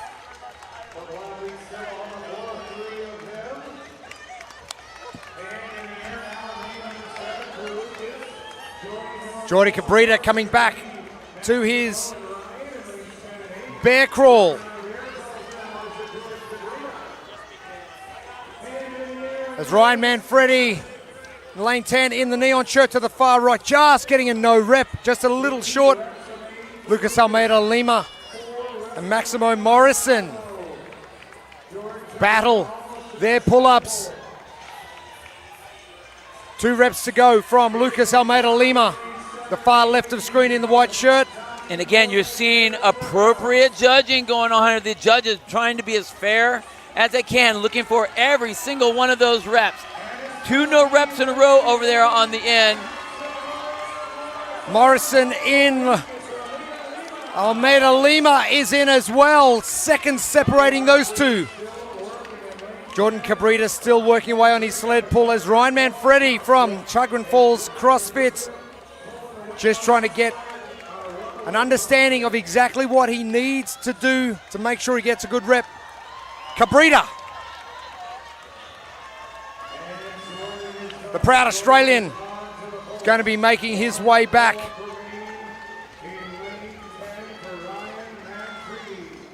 And we have a lot of time left to go for these athletes as everyone's coming out to cheer them on. Ryan Manfredi. Done deal for him at 4:35. Jordan Cabrita. Final rep for Jordan Cabrita. Runaway CrossFit from Australia. Yes, sirree.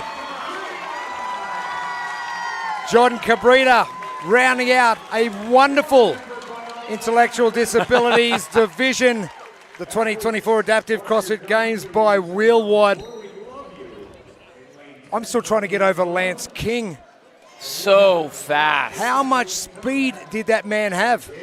Well, and if there was, I'm really glad that the lane was open enough for him, because he would have gone through a wall if it was in the way. You know what I mean? He didn't knock over or plow over any of the other judges or handlers that were on the floor, because he was moving at a high rate of speed up and down that lane. You come in with a 10-point lead into the final event of the day and the final event of the competition. He just said, righto, we are getting after it.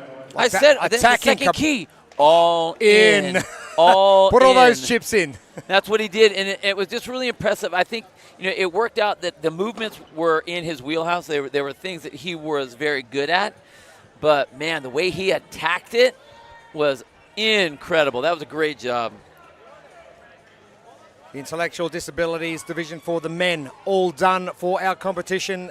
Our females coming up in a few minutes' time. Back soon.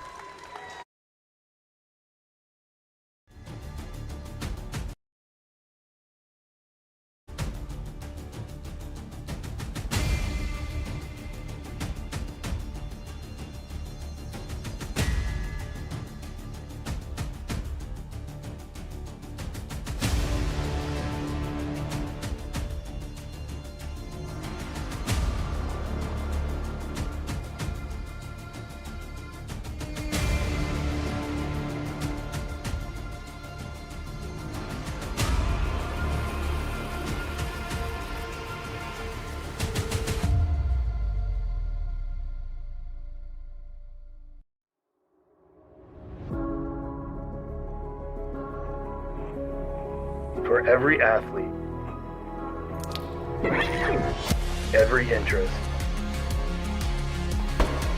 every human. Even if today is day one, our headbands are our love letter to you. Start your year with junk.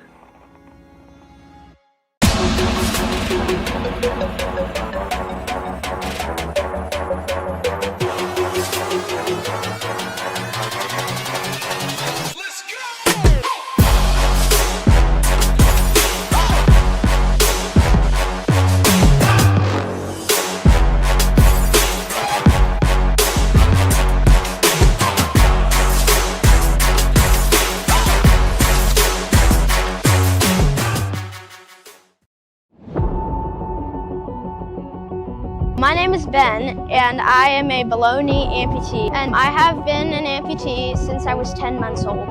My name is Emily. I'm an above knee amputee. I was a passenger in a car accident. I was in a coma for almost 2 weeks. Losing my leg could have been the end of my story, but I chose to rewrite it. I didn't let my amputation define me. I let it drive me. I'm not just an amputee. I'm an athlete, and I'm unstoppable.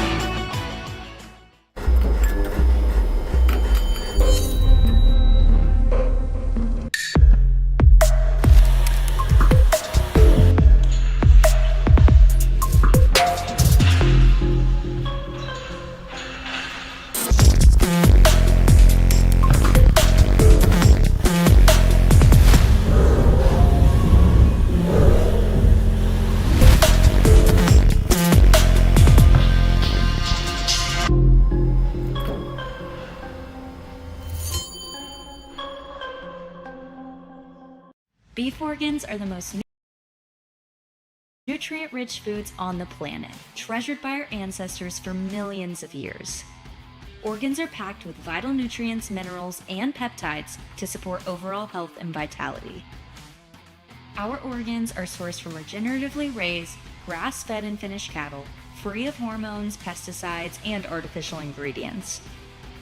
Unlock the power of organs and reclaim your birthright to radical health today. heartandsoil.co.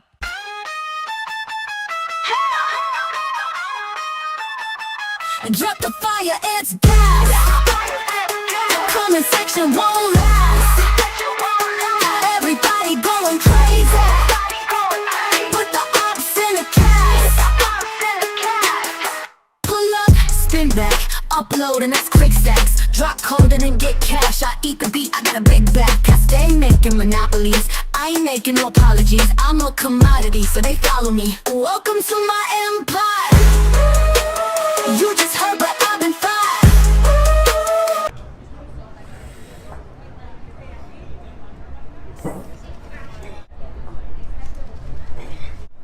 It was hard. I mean, I'm happy that I hit over 100. Yeah. But yeah, that was really difficult, and it was really interesting, like trying to learn the technique and then just like different like placement of the barbell, and the balance was something that I didn't think about before doing it, but it was really hard to balance once you got it overhead. Yeah. And how handsome is Mike Egan?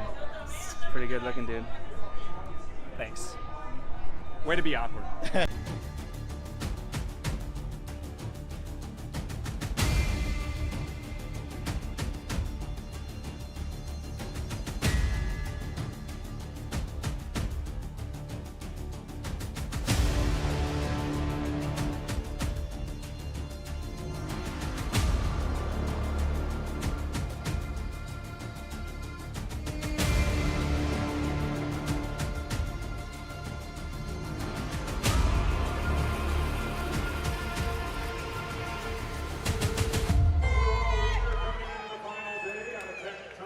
Welcome back to the final day of competition in the 2024 Adaptive CrossFit Games by Will Watt, Jeremy Austin and Bill Grundler with you. Thank you for your company for our final day and our final event of competition, the Chipper. 30 single unders, 12 push-up, 10 echo bike calories, 15 metres on the bear crawl, 15 metres on the sled pull at 1:45. Roughly 50 feet and 5 pull-ups with a 10-minute time cap. Bill, we have got a very tight race. Cassidy Lungskog, 472 points in the lead. We go back to second. It's Tessa Kirky at 430 points. Kira Weber, 426 Ooh. points. Julia Lane on 418 points. And Haley Malakian on 412 points. This is an extremely important event for these ladies. Okay. Do you want to be on the podium? Or not. Or not. It all comes down to this particular event. Now, how have you been preparing to get up here? Were you just kind of doing some workouts, making sure you're in shape, or did you train the appropriate elements that this workout or this event's going to be posing to you? So if we look at our Think Neuro keys to success, your training is going to be exposed either successfully or detrimentally to all of us out here. So we're looking to see where you are in your training and what you do have in your wheelhouse or not. And other than that, it's all in, ladies. If you want to get on that podium, the points are there to be had. Go get Show them. us something special. Go and get them. Go and get them. Underway. The final time we will see the intellectual disabilities ladies on the competition floor here at the 2024 Adaptive CrossFit Games by Wheelwad. And Tessa Kirky, one of those ladies who is in contention for a podium spot, moving fast. Lauren Weber, fast to move as well. Haley Malakian, Cassidy Lungskog, and Kira Weber.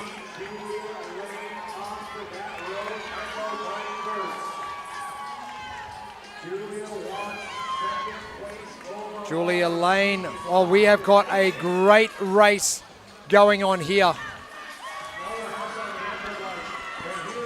Finally, someone's joined up with Julia Lang on those Echo bikes. She was all by herself. The top of screen, it is Cassidy Lungskog, who has had a great competition to date, sitting on top of the leaderboard at 472 points.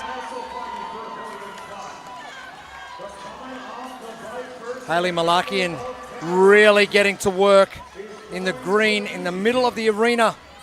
Tessa Kirky to the far right, but it is going to be Julia Lane to come out onto the floor first. This could put her on the podium. Right, I know. That's what's so important about this one for her. And my goodness, she is out there in the front. Just dominant so far. Julia Lane from All Level CrossFit. She has only got two components left. The sled and the pull-up rig.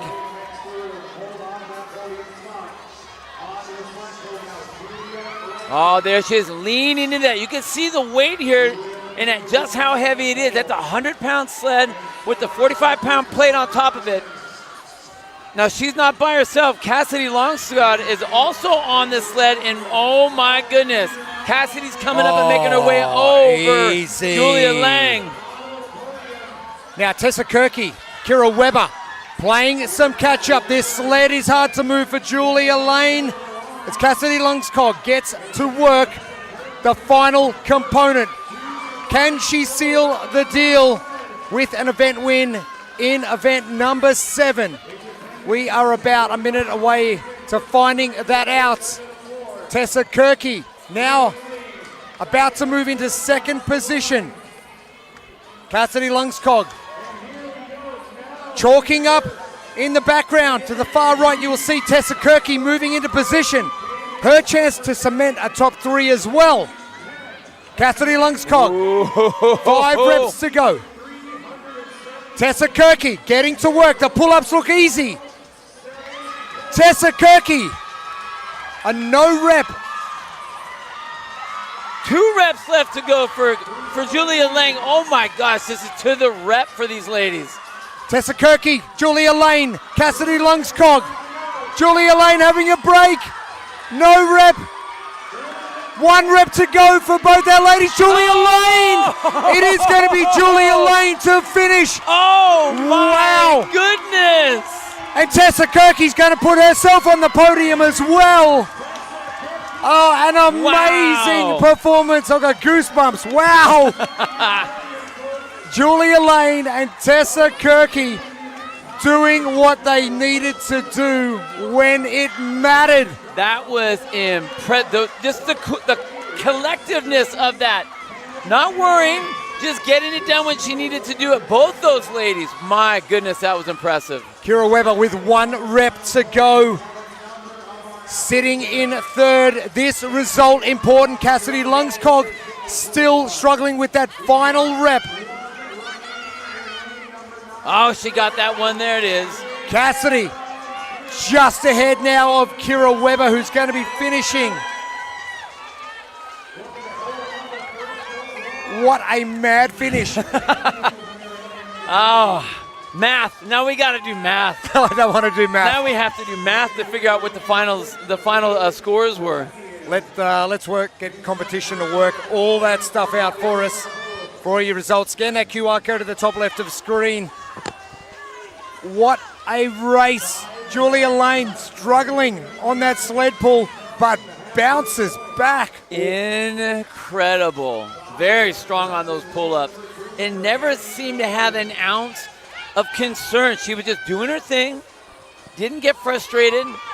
That was the way you got to attack that. That was beautiful.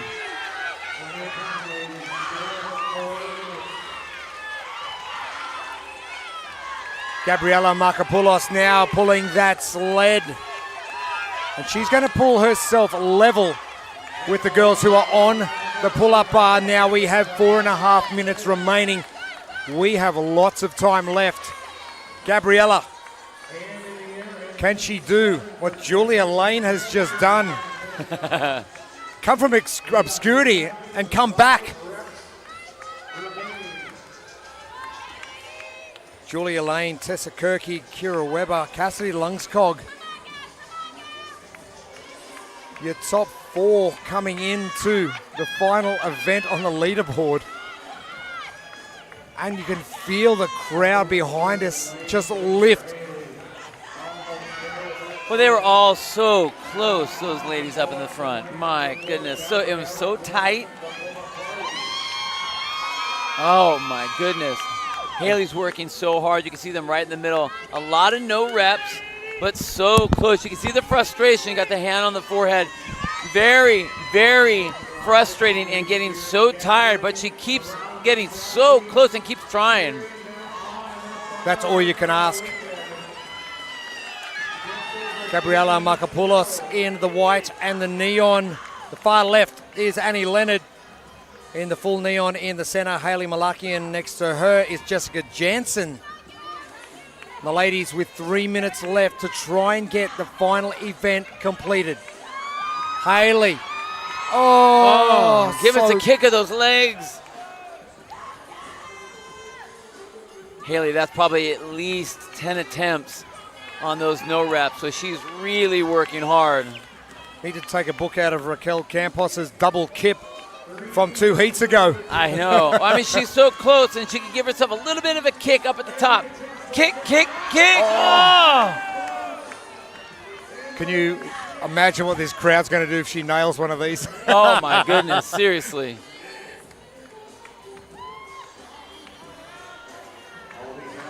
Annie Leonard far left of screen.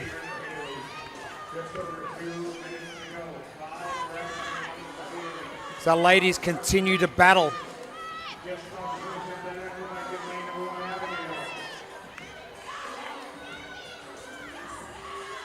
Abigail Senich still working away on that Echo bike.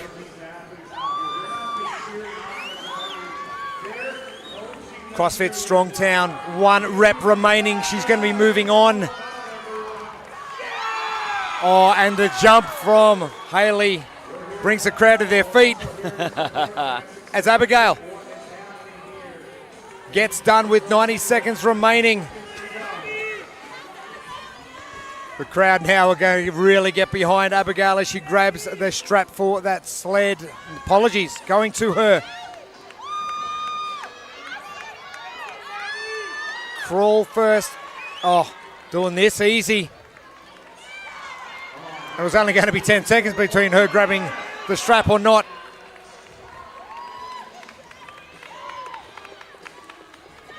Grabbing the strap now for the sled pull. There she goes. She's getting after that. And I like the way she's doing that, not trying to walk it back, swapping up the different stances. That's okay. And if you want someone to start giving you a few tips on a sled pull, Cassidy Lungscog is that person. Right? No trouble getting that sled up and down the floor. And we've got 40 seconds left. Our ladies still working away.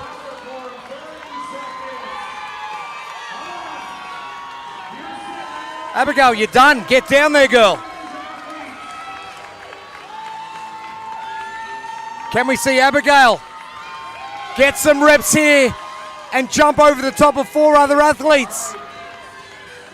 15 seconds remaining. The support here at the San Antonio Convention Center is immense. And the applause. Amazing scenes here. The Henry B. Gonzalez Convention Center.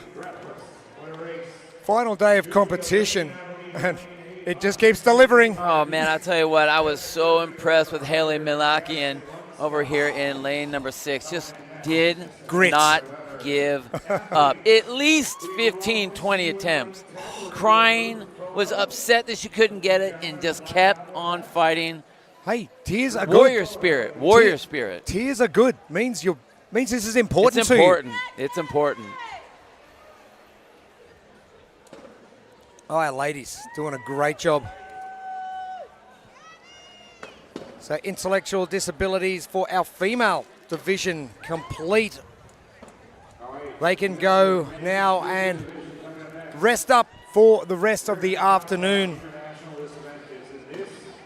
We are not too far away from our vision impaired division. Our Heat 15 for the final event of the day will be back soon for more action here, San Antonio Convention Center. The 2024 Adaptive CrossFit Games by Will Watt.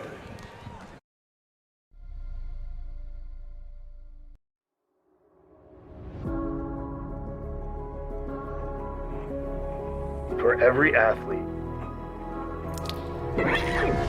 every interest, every human. Even if today is day 1, our headbands are our love letter to you. Start your year with junk.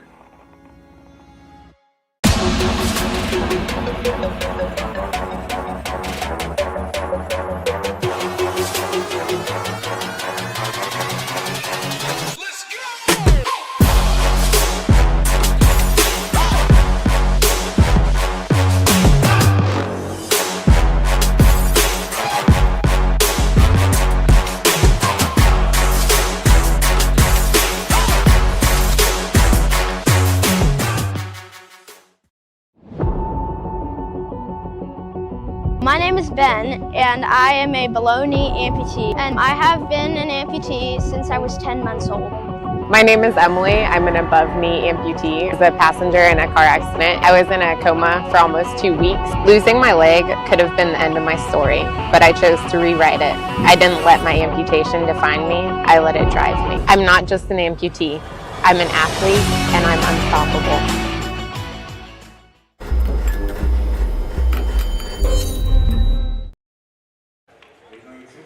Welcome back to the 2024 Adaptive CrossFit Games by Will Watt. We are here at the Convention Center in San Antonio, Texas for the final day of competition, the final event, event number 7, the Chipper. Jeremy Austin and Bill Grundler with you. And some amazing performances, not just over the 4 days of competition, but the last 2 days in particular have got this crowd really pumped up, and it is event number 7, the chip up.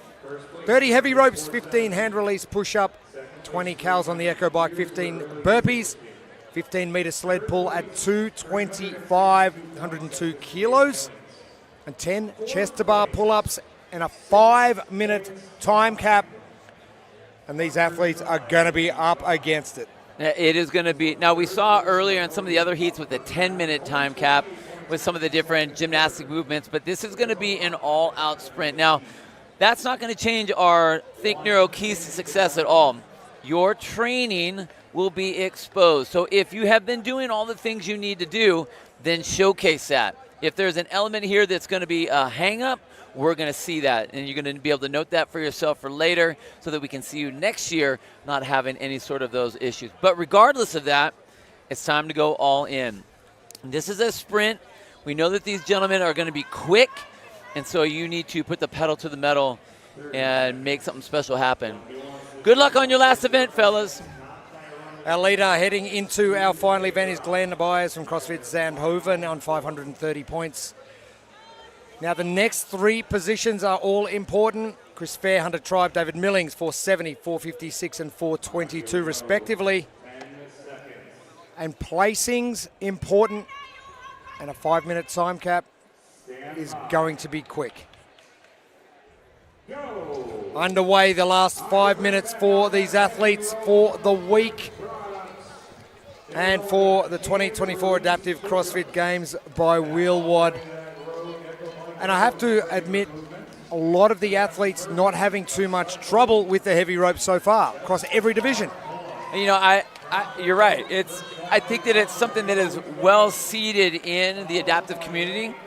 It's a lot heavier than my speed rope, I'll tell you that much. So it's something that they are used to, and we like to see that they're able to utilize that implement. They're comfortable with it. But what's more important here now for me is that this is an all-out sprint. So every single rep is going to be extremely important. They can't go slow. They can't really afford to get a no rep, because if you do, you're going to lose precious seconds in a very short race. David Millings, your first athlete to the Echo by Chris Fair. Two of our athletes who need a good result here to cement a spot in the top three on the podium. Those presentations will come to us later on this afternoon, about 3 p.m. local time. David Millings has got to be close to be finishing. His judge's hand is in the air. Chris Fair currently in second, and a crazy race for third. Looks as though it is going to be Glenn Byers, your overnight leader, coming in. Burpees coming now for David Millings from AFS CrossFit in the UK.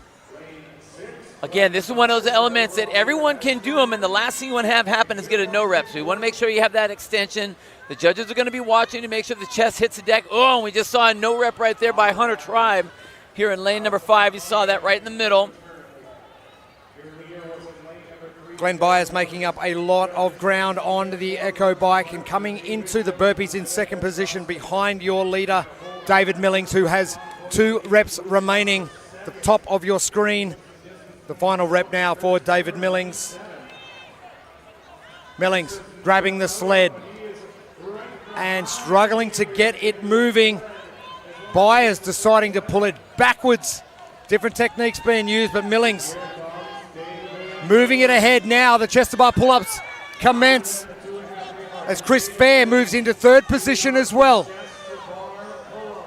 Chest to bar pull-ups for David Millings are not an issue. A first place finish here is going to be interesting. Byers in the background doing his kipping chest to bar pull-ups, as is Chris Fair. Millings, 1 rep to go. Oh, Byers is not going to be first finish. It's going to be Chris Fair who finishes first. Glenn Byers in second. And it is going to be when the athletes finish their reps, not the run down the floor. Keep that in mind. Millings with that 1 rep to go. My. So I don't know how, I couldn't tell. They're the athletes, the judges, and the handlers on the floor. It's really hard to tell who had that last rep between Glenn Byers and Chris Farr. Super fast job by Chris. Snuck up out of nowhere. Big time. Yeah. But it's going to come down to certain movements as we go across a chipper. Well, and I think especially for this group, and we're going to see that when we get to the ladies as well, if you have unbroken chest to bar pull-ups, I mean, if you do a set of 5 and you take a break, you just lost your shot. Correct. I just don't think that with a 5-minute time cap and the movements and the numbers that these athletes are dealing with, that you're going to be able to have that sort of a break. It's just too fast. The final minute of competition, Tom Dupree's all done in lane number 10, cheering on John O'Heenan from OP24.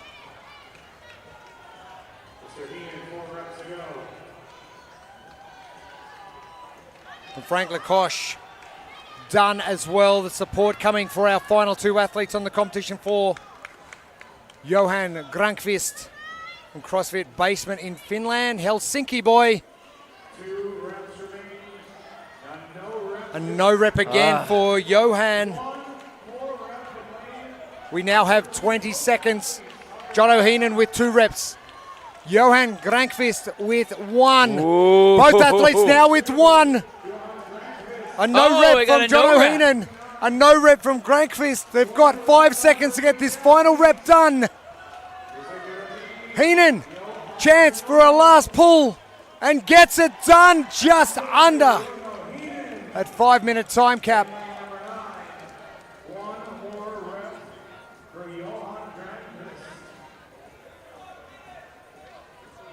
It seems we are extending our time cap. Hey, Johan, it's all down to you now. 1 rep remaining as all of our vision-impaired male athletes come down to support our Finnish athlete, Johan Grankvist, still a no rep. Judging standard, the very high standard, continues. But it's holding the athletes to such a good standard. They know what to expect when they come here to competition.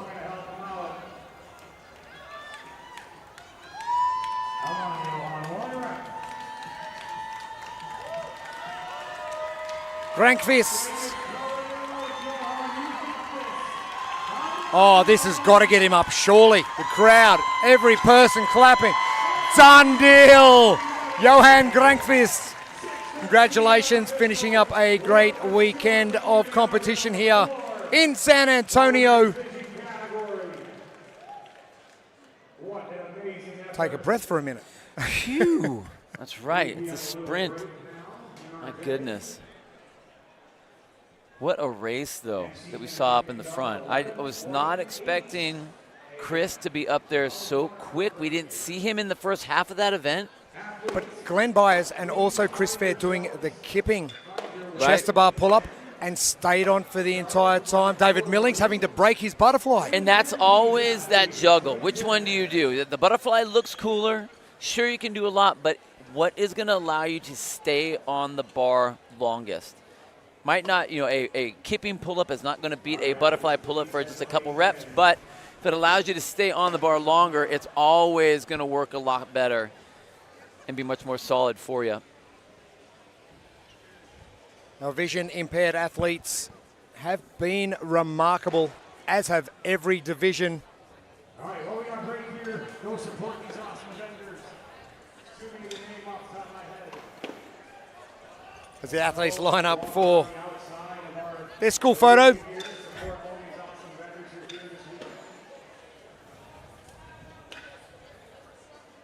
And thank you once again, big thank you to our support crew on the competition floor.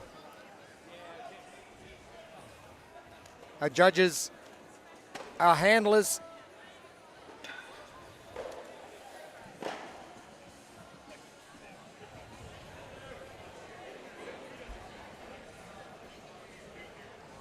and after looking at our 15 heats this morning, Bill, what's been the standout for you?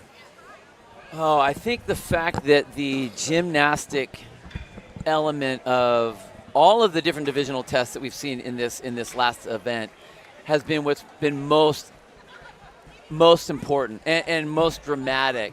Because if you don't have it, you can see the drastic drop-off. It's not just about being in shape, not just about having some power, but you're going to have some gymnastic prowess. And the fact that we've seen that all the way through the different events, first of all, but then second of all, the races that we've seen. We're talking diving to the finish races. That's what you want. I mean, as an athletic commentator, I want to call that because that's fun. As a sports fan, Who wants to see just one person walk across the line all the time?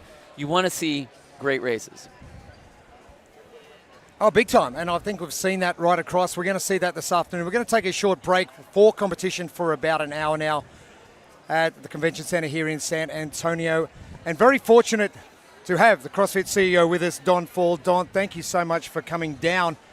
I know you were pretty amazed. We spoke earlier off air about the amazing performances that these athletes are putting out. It's just incredible. What an amazing event. These athletes are so inspirational. You guys were just touching on it, the level of competitiveness. You can see these athletes getting after it, diving across the finish line, pushing each other. You see the very best of CrossFit out here. You see the athletes gathering at the end to cheer each other on. What an incredible event. And we talk about growth of the sport, and we go from now the standalone event that Wheelwad have created with the CrossFit Games, and now it stands alone, and there's been roughly about a 2.5% increase in the athletes from last year to this year. Where does this go next? Like, does this just explode and we get the qualification process, which is going to be the tough thing to get to this point?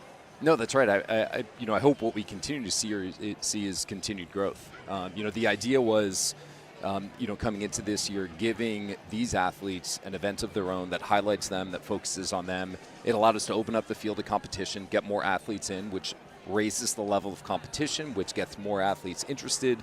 Number of conversations I've had, just today with other folks talking about the growth of the sport, the growth of these divisions, already planning for next year, excitement around, hey, how do we expand and get more athletes involved? That's the focus. How do we get more athletes out on the floor competing? I do think it's great that the footprint is allowed to grow just with the number of athletes, just like what Jeremy was talking about, going almost 3 times as large this year. And one of the things that we've heard is, okay, we've expanded the number of divisions that we've had. Do you see, or do you think the next step is more divisions, or trying to fill the divisions that we have? So there's almost like a seesaw effect. Which do you think is the easiest one, or the better choice to go? Is it an inclusive, or is it let's get everybody in to fill the fields that we have? Well, I'll cheat with my answer. I think it's probably a little bit of both. Okay. And, I think that was fair. I get to non-answer. Talking to Kevin and Shannon, who have done an extraordinary job with the team of planning this event. They're talking about both for next year. Right. Already ideas around how do we expand the categories. Every time you run an event, particularly running it for the first time as a dedicated event this year, throughout the weekend they're thinking about things and ideas to make it better. Hey, how do we create some separations, create some additional categories, and then, how do we expand the field of play? How do we get more athletes competing? So I think that's what we'll see next year. I suspect we'll see some additional divisions, and I think we're going to see a heck of a lot more athletes as well. I got a big question. One of the first things that Kevin told us when he brought me and Jeremy on was, okay, we are past the idea of trying to make it an exhibition and be inspirational. We want this to be a race, which is great because I don't really know how to call any other way. I mean, like when we're talking, it's like we're sport guys and we're the coaches athletes and we're don't want it any other way. Right. And so do you see, now you got here today, you guys have been watching what's been going on. Do you see it as, you said inspirational early, do you see it as inspirational, or do you get caught up in the sports side of it as a race? Again, I'm going to cheat again. I think it's both. This is the very best of sport. These are athletes who are putting it all on the line, who are getting after it, who are, training throughout the year. Talking to a couple athletes this morning about all the preparation that went into being ready for today and the pride that comes with, giving their very best on the floor. And in doing that, they are inspiring all of us. This is the very best of sport. It's different and no different than the best of sport in other capacities, right? It is about the competition. It's also about inspiring others to achieve things that they didn't think were possible. Absolutely. Well, you think about the Olympics that just went on in Paris and then the Paralympics that followed after that. And I'm not sure if this is correct, but Kevin tells me this is correct. It's the second biggest event behind the Paralympics for adaptive athletes worldwide. That's got to be pleasing to you. Oh, for sure. I didn't know that is, but I believe Kevin. He's the expert. I believe Kevin on everything. We agree with Kevin too, so that's all right. That's right. No, that's incredible. Being able to showcase these amazing athletes, being able to give them, these men and women the opportunity to be out here what an extraordinary thing. I was actually talking to some folks from the Invictus Games who were here talking about, hey, they have interest and demand from their athletes to be a part of this. And so, you know, what Kevin and Shannon and the team have done, I think demonstrates real leadership in the space in giving athletes the opportunity to compete, come together, and to give people, you know, the rest of the community a chance to be inspired by and watch this incredible competition. I think the craziness is the amount of different countries that have been represented here, not just by number, because that's always a nice fact to throw in there, but the importance to the athlete from those countries that have flown and come in. Like, that is a commitment. Not just commitment to train, but a commitment financially to come in here just to showcase. Yeah, they're here. Their families are here. I mean, it reinforces how special this is for them, how special this is for their families. You know, in the same way that we have our games athletes flying from all over the world, it's just as important to these athletes. Right. And so that's again, what a cool thing that, there could be this opportunity for those folks to have this in their life, to inspire them, to motivate them. And again, we all benefit from it just as much, if not more. Oh, big time. And like you say, having that platform to perform, not just to the people who are sitting behind us, but the worldwide audience that is viewing. And I know a lot of people are doing that, which is great as well. You think growth next year? We've got a lot of sponsors on board that are helping us out this weekend at the Adaptive CrossFit Games. Do you think that is going to increase the number of companies and the number of people who get behind and support these athletes? Are they going to jump on board next year? Look, that's the hope. And you know, I think for them to be able to see and experience what happens here and how special and unique it is. Also, just looking at the numbers, you know, the attendance is up, our live stream numbers are up, the interest in what these athletes are doing is up. And so the opportunity for partners and sponsors to be a part of this, gosh, what a special thing. And I would expect to see a lot more interest next year. And has it worked out for you as CrossFit helping these different divisions? Where that was always a big question. Okay, we're going to release the divisionals to all these different groups. Has it turned out that symbiotic relationship, has it worked out the way you planned? Is some things that, like, okay, we can work on this for next year? Well, look, clearly there are always things that we can do better. And every event organizer, you're talking to the guys in Birmingham with the Legends competition, there were things, first year in Birmingham, things they wanted to build on for next year. I know, talking to Kevin this morning, already a list of things that we can build on for next year. That's always the case. That's why it gets better every year. Right. But it's been, look, year one, it's been a home run. Like, our hope was that by splitting out the competition and giving these athletes a venue where they could be, you know, showcased, where we could give them and the event organizers more flexibility to create a customized event for the athletes where they are front and center. Our hope was that it would be a better experience for everybody all around, and I think that is, you know, has borne out. You know, we've heard it from the athletes, we've heard it from event organizers, heard it from members of the community, and so I'm really excited about, and it's just year one, next year will be better. Fingers crossed. I know your time is precious. We appreciate your time. I know you've got a lot of people to get around and talk to. I know the families are probably coming down to you and experiencing what you can give them and what they can give you, because I know there's so many stories out there from all of our athletes and our families because they're here in massive numbers to support. So we appreciate your time, Don Fall, CEO of CrossFit. Thank you so much for your time. Thank you guys for being here. Thanks for having me on. Beautiful. Thanks, Don. Thank you guys. Appreciate it. Thank you. We are going to take a short break for about 40 minutes, and we'll be back here with the remainder of our final day of competition at the 2024 Adaptive CrossFit Games by Wheelwad. An exciting finish coming up. Our podium presentations will follow shortly after, and I can't wait to see what these athletes are going to bring us this afternoon, Bill. Well, if the first half is anything like what we're going to see, I'm all in. We wanted excitement yesterday. We got it. We already wanted excitement from today. It's going to continue. The Bill and Jeremy's keys to success. We're all in as well. All in. All in. We will see you back here at the San Antonio Convention Center in about 40 minutes time from now. And we are going to be finishing off our divisions and finding out who our top three podium place getters will be in every division. Don't worry, more action coming your way. We'll be back soon.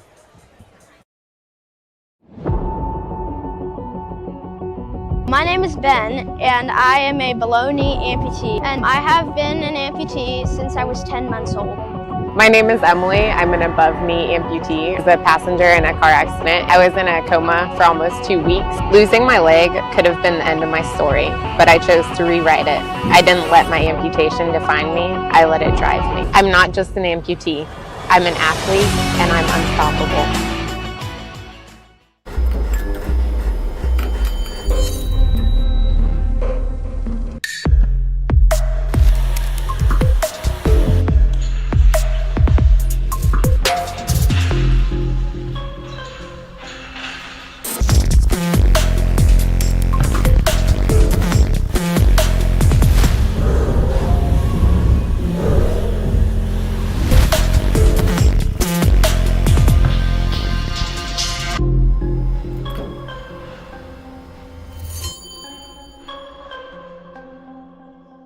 Beef organs are the most nutrient-rich foods on the planet, treasured by our ancestors for millions of years. Organs are packed with vital nutrients, minerals, and peptides to support overall health and vitality. Our organs are sourced from regeneratively raised, grass-fed and finished cattle, free of hormones, pesticides, and artificial ingredients. Unlock the power of organs and reclaim your birthright to radical health today. heartandsoil.co.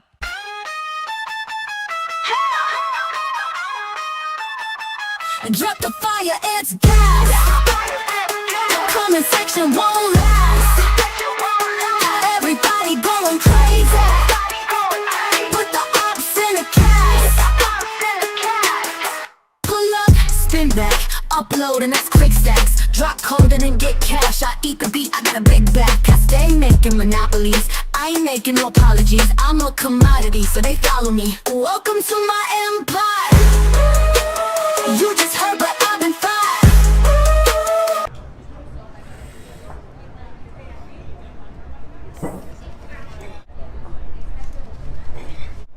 It was hard.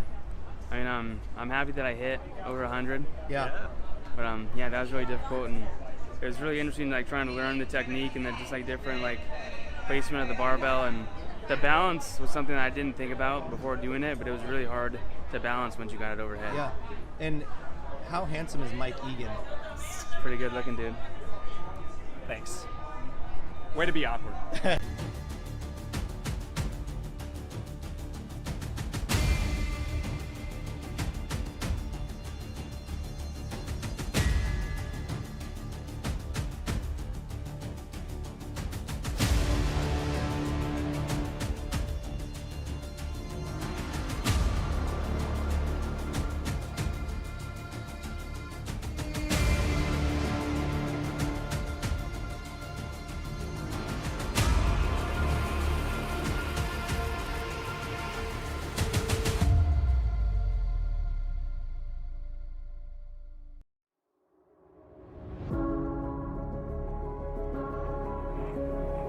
For every athlete, every interest, every human. Even if today is day one, our headbands are our love letter to you. Start your year with junk.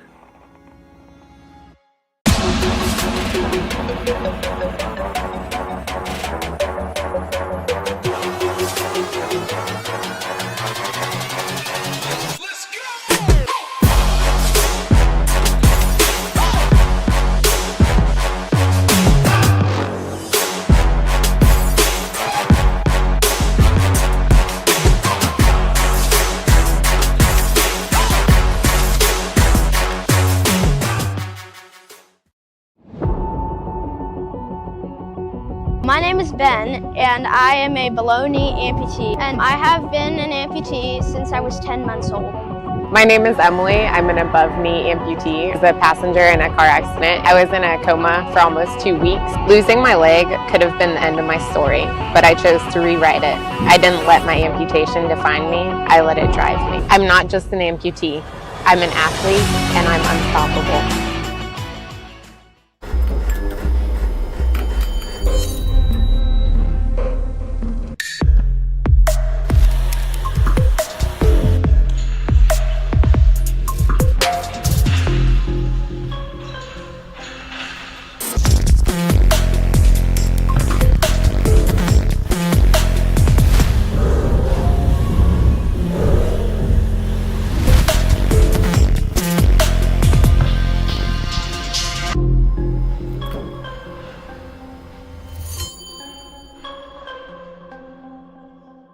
Beef organs are the most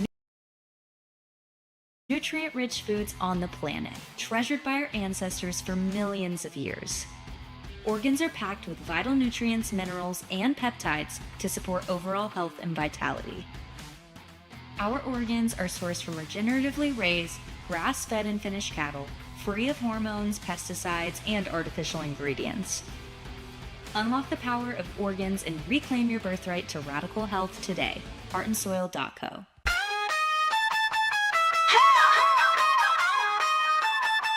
Drop the fire, it's gas. Comment section won't last. Everybody going crazy. Put the ops in the cast.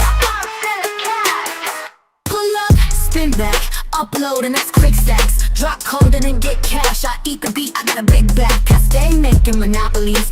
I ain't making no apologies. I'm a commodity, so they follow me. Welcome to my empire.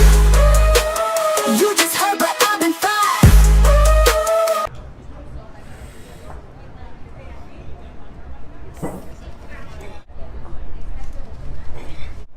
It was hard. I mean, I'm happy that I hit over 100. Yeah. But yeah, that was really difficult, and it was really interesting, like trying to learn the technique and then just like different like placement of the barbell, and the balance was something that I didn't think about before doing it, but it was really hard to balance once you got it overhead. Yeah. And how handsome is Mike Egan? Pretty good looking dude. Thanks. Way to be awkward.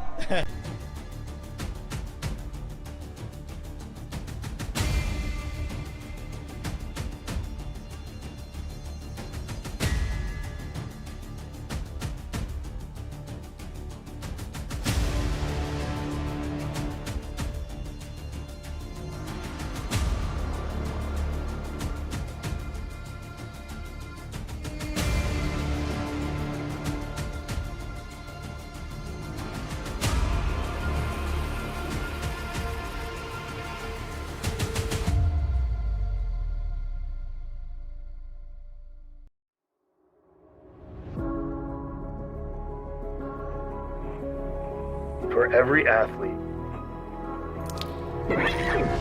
every interest, every human. Even if today is day one,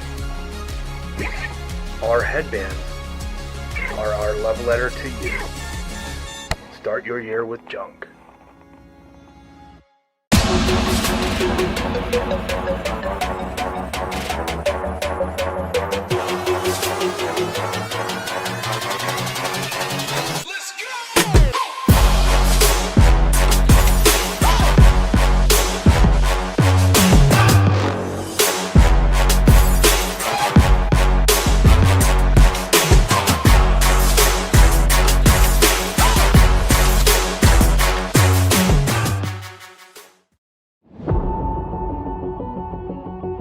My name is Ben, and I am a below knee amputee, and I have been an amputee since I was 10 months old.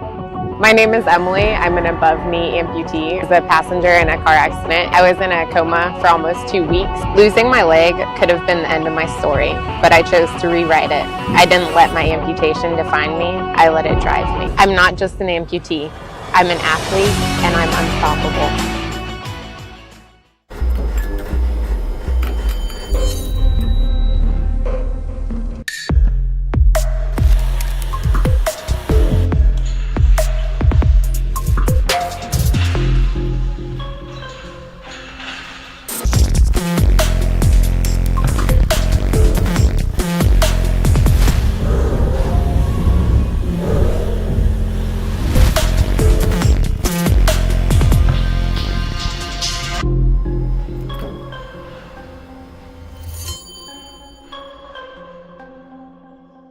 Beef organs are the most nutrient-rich foods on the planet, treasured by our ancestors for millions of years.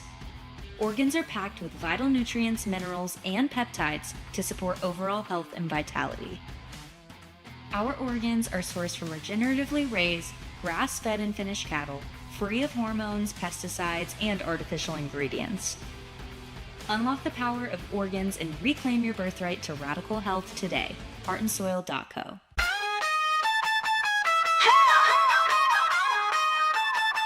Drop the fire, it's gas. Comment section won't last. Everybody going crazy. Put the ops in a cast. Pull up, spin back, upload and that's quick stacks. Drop code and then get cash. I eat the beat, I got a big back. I stay making monopolies. I ain't making no apologies. I'm a commodity, so they follow me. Welcome to my empire. You just heard, but I've been fired.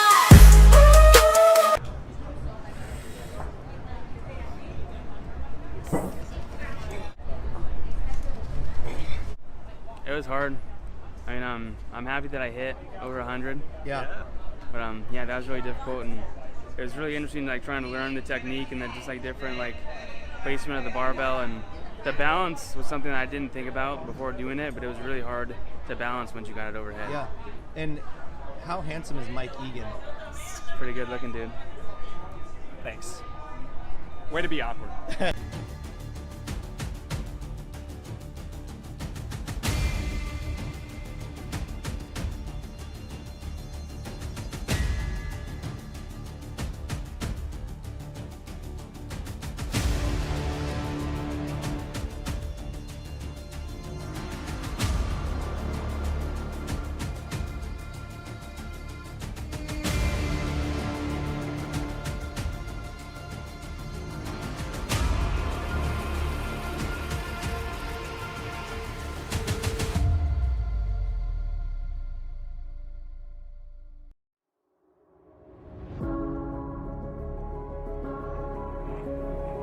For every athlete, every interest, every human. Even if today is day one, our headbands are our love letter to you. Start your year with junk.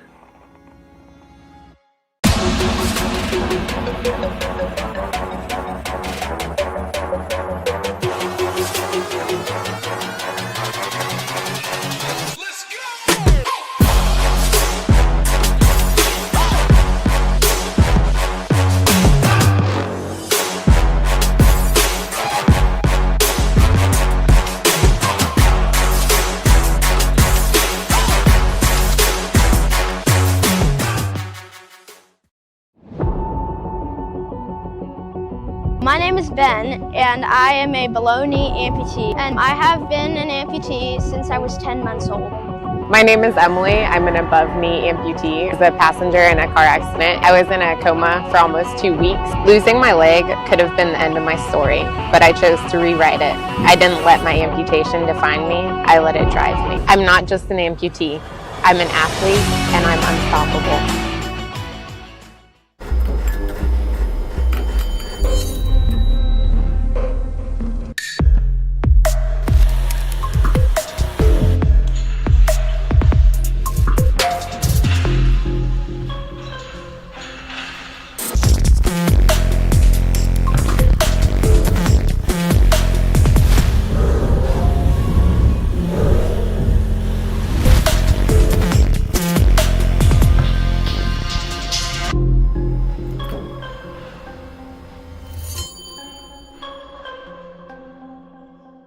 Beef organs are the most nutrient-rich foods on the planet, treasured by our ancestors for millions of years.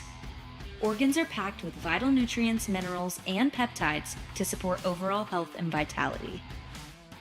Our organs are sourced from regeneratively raised, grass-fed and finished cattle, free of hormones, pesticides, and artificial ingredients. Unlock the power of organs and reclaim your birthright to radical health today. heartandsoil.co.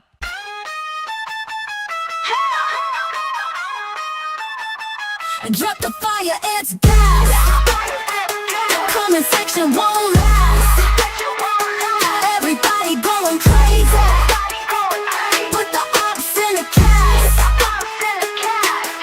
Pull up, spin back, upload and that's quick stacks. Drop code and then get cash. I eat the beat, I got a big back. I stay making monopolies. I ain't making no apologies. I'm a commodity, so they follow me. Welcome to my empire. You just heard, but I've been fired.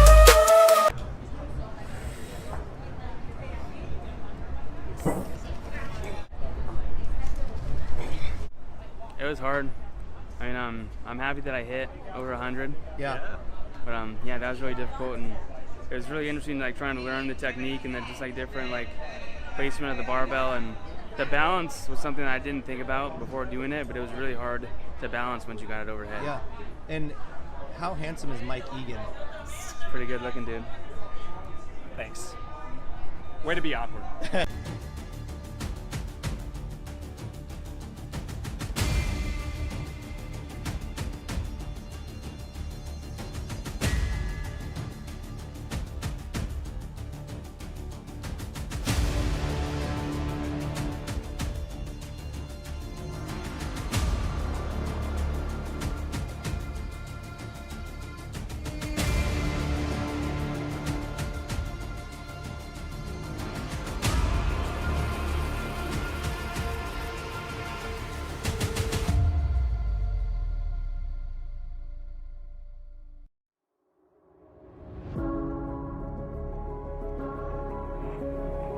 For every athlete, every interest, every human. Even if today is day one, our headbands are our love letter to you. Start your year with junk.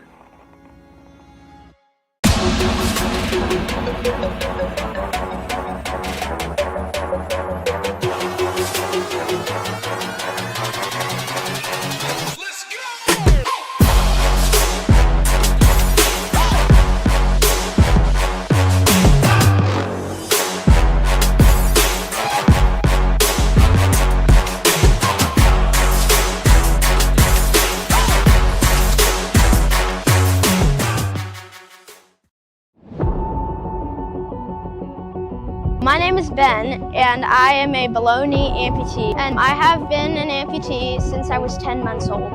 My name is Emily. I'm an above-knee amputee. I was a passenger in a car accident. I was in a coma for almost 2 weeks. Losing my leg could have been the end of my story, but I chose to rewrite it. I didn't let my amputation define me. I let it drive me. I'm not just an amputee. I'm an athlete, and I'm unstoppable.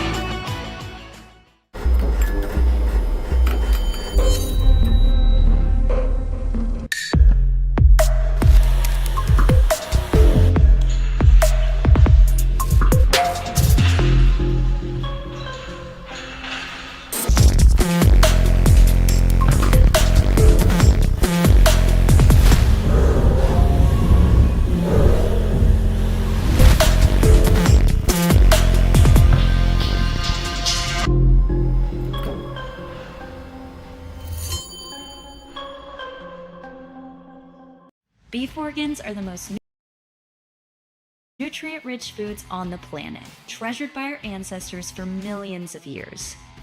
Organs are packed with vital nutrients, minerals, and peptides to support overall health and vitality.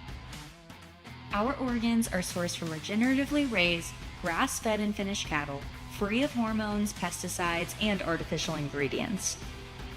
Unlock the power of organs and reclaim your birthright to radical health today. heartandsoil.co.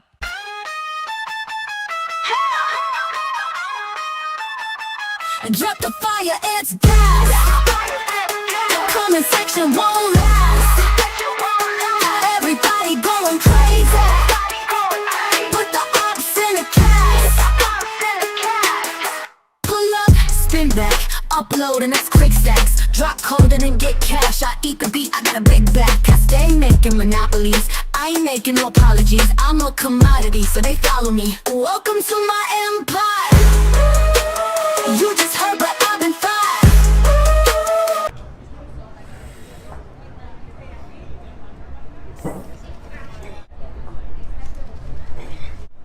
It was hard. I mean, I'm happy that I hit over 100. Yeah. But yeah, that was really difficult, and it was really interesting, like trying to learn the technique and then just like different like placement of the barbell, and the balance was something I didn't think about before doing it, but it was really hard to balance once you got it overhead. Yeah. And how handsome is Mike Egan? Pretty good looking dude. Thanks. Way to be awkward.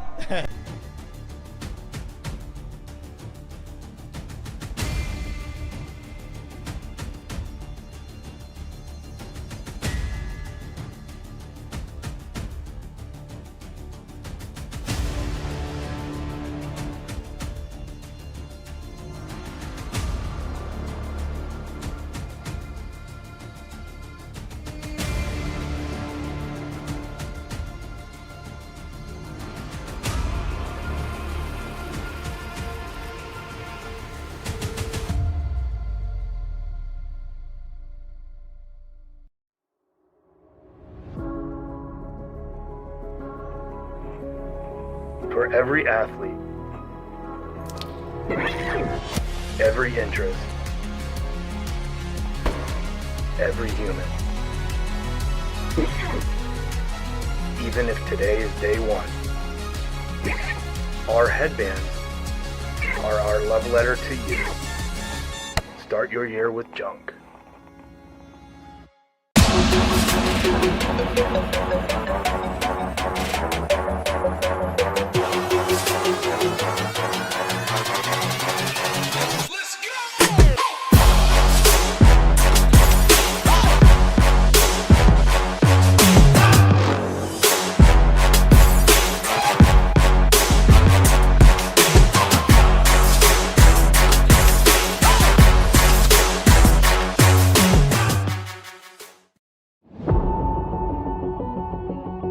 My name is Ben, and I am a below-knee amputee, and I have been an amputee since I was 10 months old.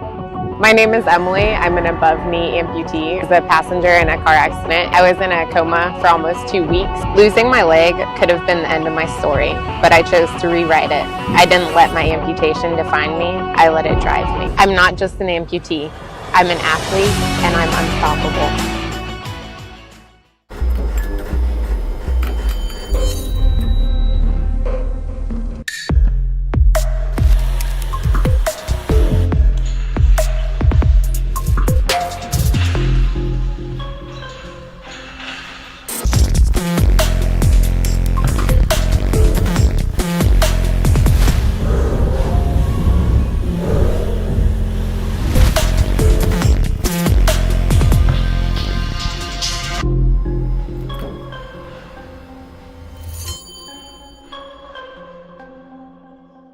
Beef organs are the most nutrient-rich foods on the planet, treasured by our ancestors for millions of years.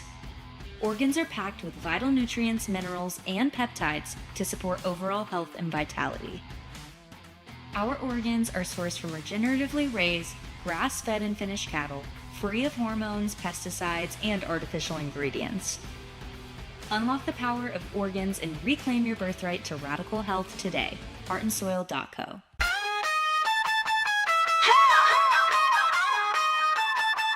Drop the fire, it's gas. Come infection won't last. Everybody going crazy. Put the ops in a cast. Pull up, spin back, upload and that's quick stacks. Drop code and then get cash. I eat the beat, I got a big back. I stay making monopolies. I ain't making no apologies. I'm a commodity, so they follow me. Welcome to my empire. You just heard, but I've been fired.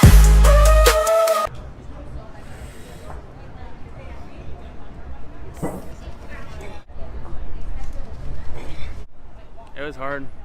I mean, I'm happy that I hit over 100. Yeah. But yeah, that was really difficult, and it was really interesting, like trying to learn the technique and then just like different like placement of the barbell, and the balance was something that I didn't think about before doing it, but it was really hard to balance once you got it overhead. Yeah. And how handsome is Mike Egan? Pretty good looking dude. Thanks. Way to be awkward.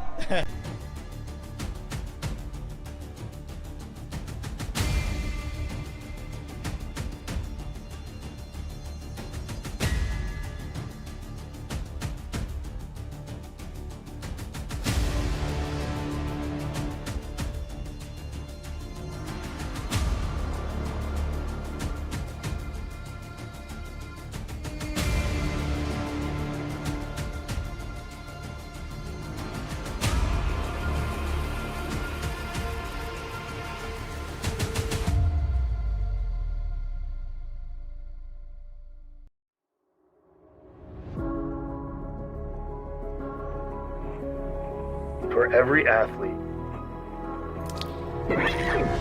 every interest, every human. Even if today is day one,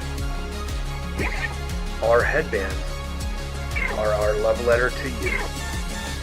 Start your year with junk.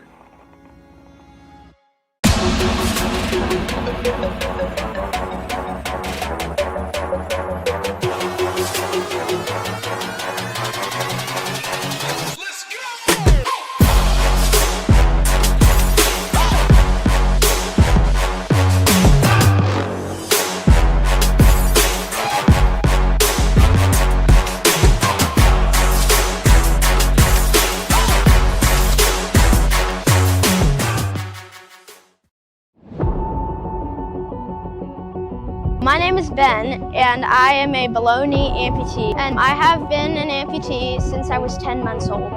My name is Emily. I'm an above knee amputee. I was a passenger in a car accident. I was in a coma for almost 2 weeks. Losing my leg could have been the end of my story, but I chose to rewrite it. I didn't let my amputation define me. I let it drive me. I'm not just an amputee. I'm an athlete, and I'm unstoppable.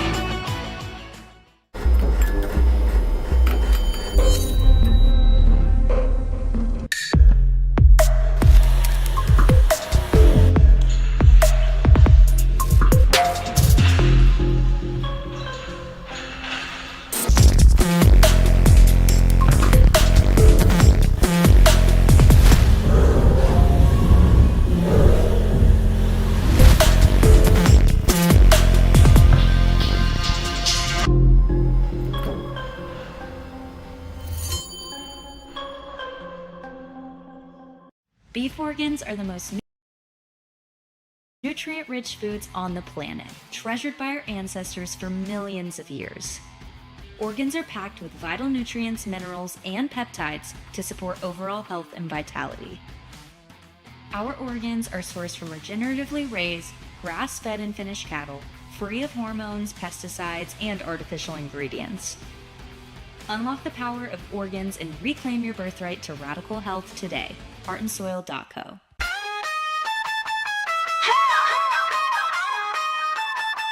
Drop the fire, it's gas. Comment section won't last. Everybody going crazy. Put the ops in the cast. Pull up, spin back, upload and that's quick stacks. Drop code and then get cash. I eat the beat, I got a big back. I stay making monopolies. I ain't making no apologies. I'm a commodity, so they follow me. Welcome to my empire. You just heard, but I've been fired.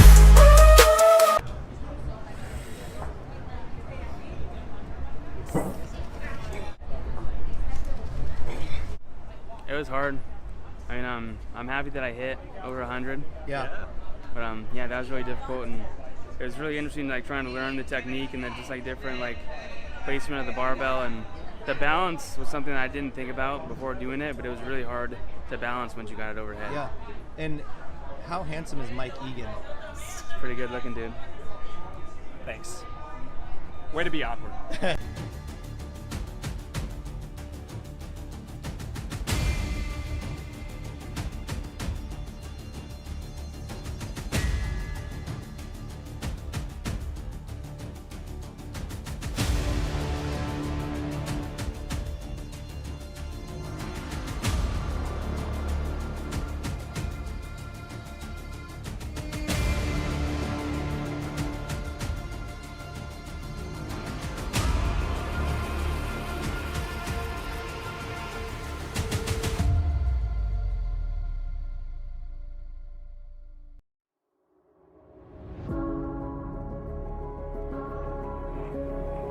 For every athlete,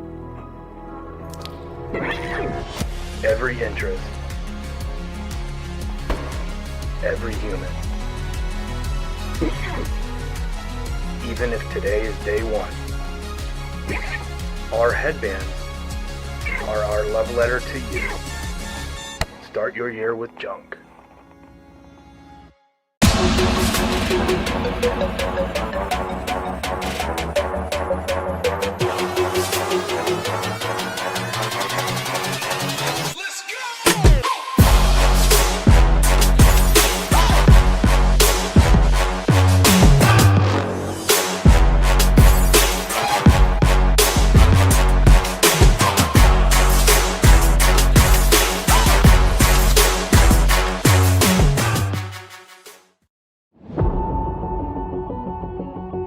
My name is Ben, and I am a below knee amputee, and I have been an amputee since I was 10 months old.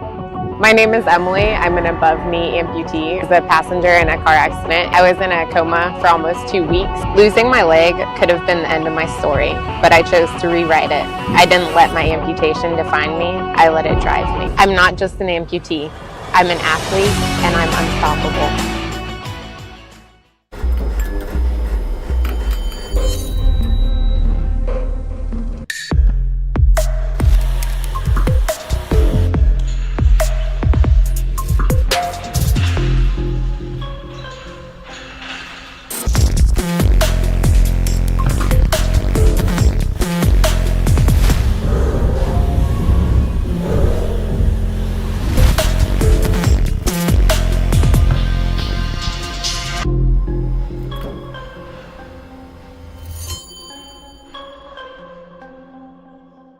Beef organs are the most nutrient-rich foods on the planet, treasured by our ancestors for millions of years.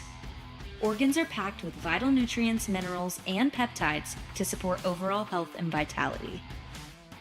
Our organs are sourced from regeneratively raised, grass-fed and finished cattle, free of hormones, pesticides, and artificial ingredients. Unlock the power of organs and reclaim your birthright to radical health today. heartandsoil.co.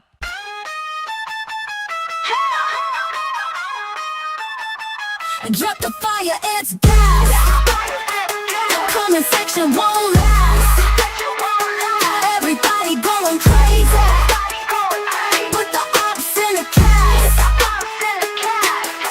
Pull up, spin back, upload and that's quick stacks. Drop code and then get cash. I eat the beat, I got a big back. I stay making monopolies. I ain't making no apologies. I'm a commodity, so they follow me. Welcome to my empire. You just heard, but I've been fired.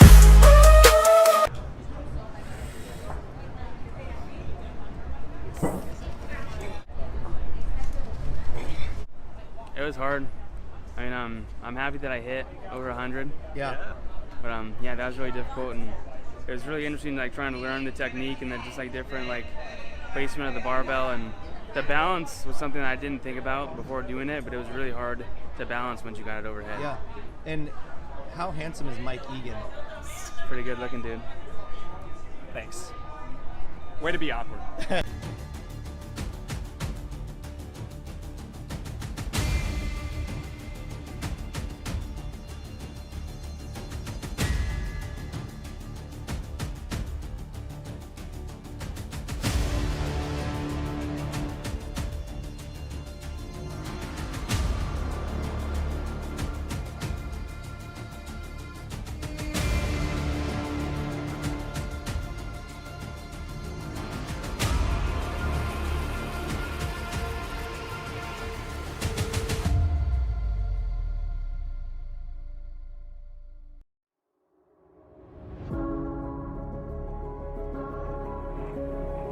For every athlete, every interest, every human. Even if today is day one, our headbands are our love letter to you. Start your year with junk.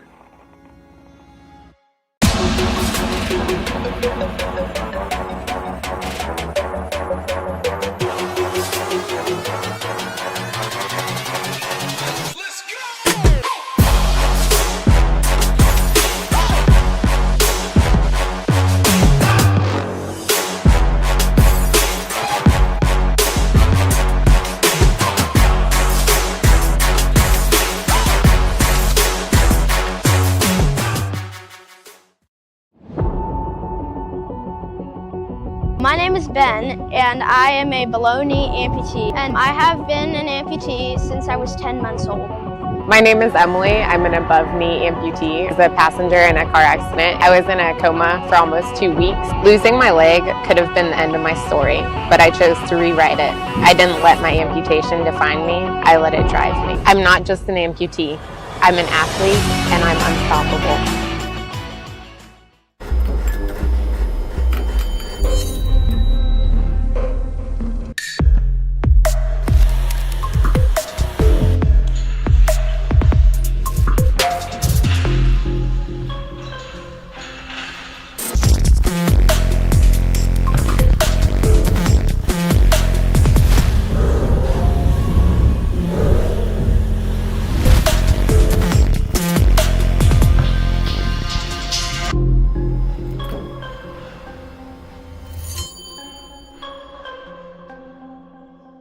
Beef organs are the most nutrient-rich foods on the planet, treasured by our ancestors for millions of years. Organs are packed with vital nutrients, minerals, and peptides to support overall health and vitality. Our organs are sourced from regeneratively raised, grass-fed and finished cattle, free of hormones, pesticides, and artificial ingredients. Unlock the power of organs and reclaim your birthright to radical health today. heartandsoil.co.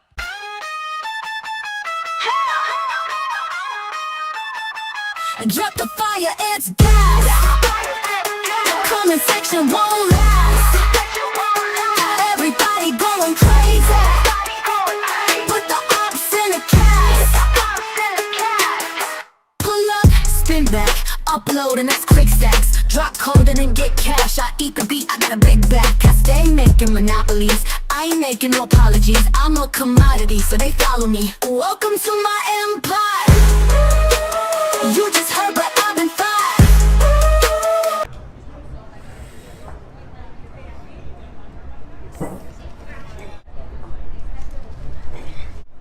It was hard. I mean, I'm happy that I hit over 100. Yeah. But yeah, that was really difficult, and it was really interesting, like trying to learn the technique and then just like different like placement of the barbell, and the balance was something that I didn't think about before doing it, but it was really hard to balance once you got it overhead. Yeah. And how handsome is Mike Egan? Pretty good looking dude. Thanks. Way to be awkward.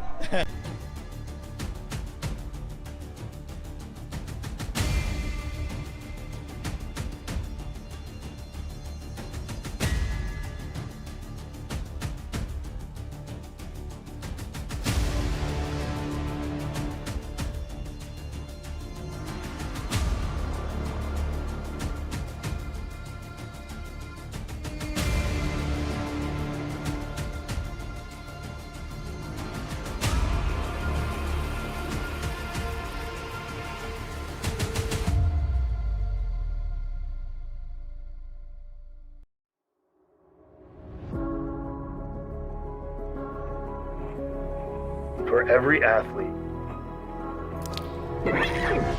every interest, every human. Even if today is day one, our headbands are our love letter to you. Start your year with junk.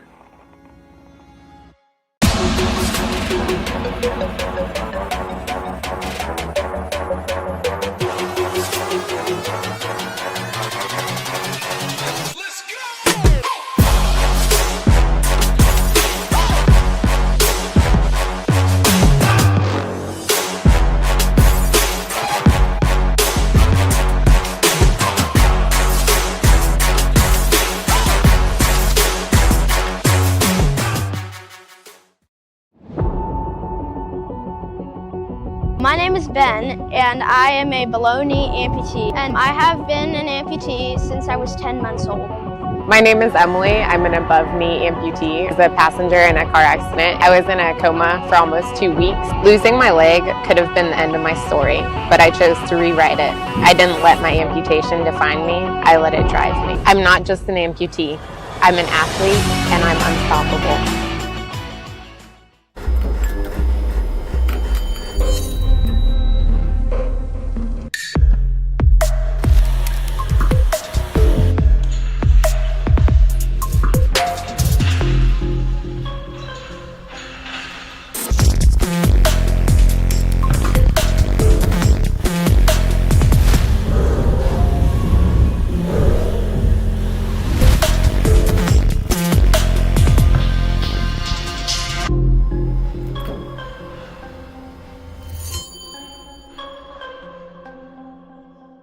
Beef organs are the most nutrient-rich foods on the planet, treasured by our ancestors for millions of years. Organs are packed with vital nutrients, minerals, and peptides to support overall health and vitality. Our organs are sourced from regeneratively raised, grass-fed and finished cattle, free of hormones, pesticides, and artificial ingredients. Unlock the power of organs and reclaim your birthright to radical health today. heartandsoil.co.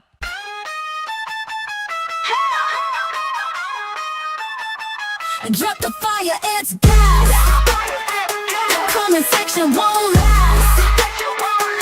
Everybody going crazy. Put the ops in a cast. Pull up, spin back, upload and that's quick stacks. Drop code and then get cash. I eat the beat, I got a big back. I stay making monopolies. I ain't making no apologies. I'm a commodity, so they follow me. Welcome to my empire. You just heard, but I've been fired.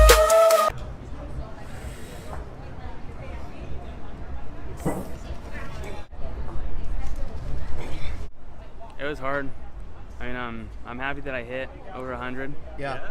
But yeah, that was really difficult, and it was really interesting, like trying to learn the technique and then just like different like placement of the barbell, and the balance was something that I didn't think about before doing it, but it was really hard to balance once you got it overhead. Yeah. And how handsome is Mike Egan? Pretty good looking dude. Thanks. Way to be awkward.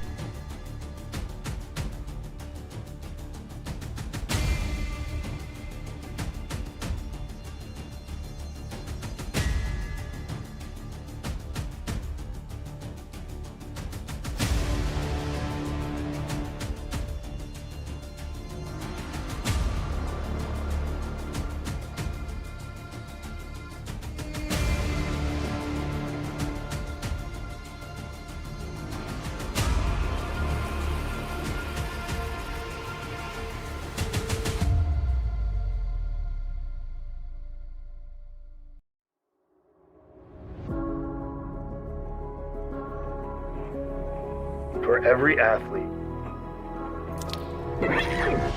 every interest, every human. Even if today is day one, our headbands are our love letter to you. Start your year with junk.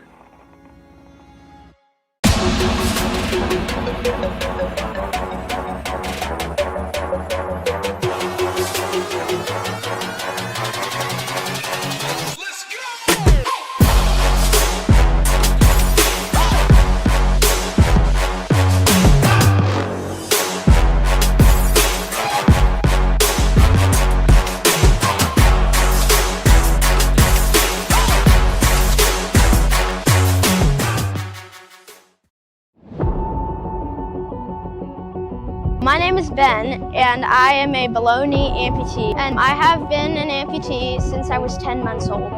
My name is Emily. I'm an above-knee amputee. I was a passenger in a car accident. I was in a coma for almost 2 weeks. Losing my leg could have been the end of my story, but I chose to rewrite it. I didn't let my amputation define me. I let it drive me. I'm not just an amputee. I'm an athlete, and I'm unstoppable.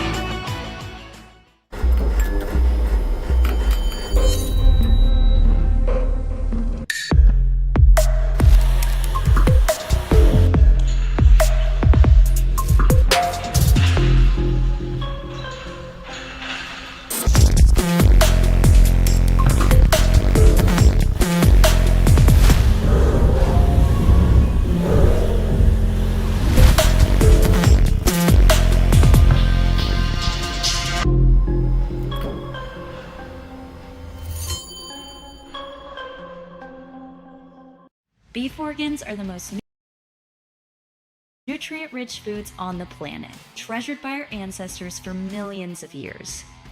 Organs are packed with vital nutrients, minerals, and peptides to support overall health and vitality. Our organs are sourced from regeneratively raised, grass-fed and finished cattle, free of hormones, pesticides, and artificial ingredients.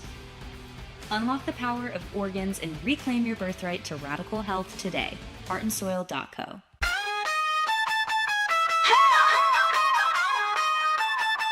Drop the fire, it's gas. Comment section won't last. Everybody going crazy. Put the ops in the cast. Pull up, spin back, upload and that's quick stacks. Drop code and then get cash. I eat the beat, I got a big back. I stay making monopolies. I ain't making no apologies. I'm a commodity, so they follow me. Welcome to my empire. You just heard, but I've been fired.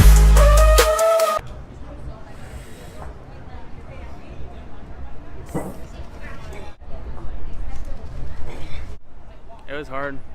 I mean, I'm happy that I hit over 100. Yeah. But yeah, that was really difficult, and it was really interesting, like trying to learn the technique and then just like different like placement of the barbell, and the balance was something that I didn't think about before doing it, but it was really hard to balance once you got it overhead. Yeah. And how handsome is Mike Egan? Pretty good looking dude. Thanks. Way to be awkward.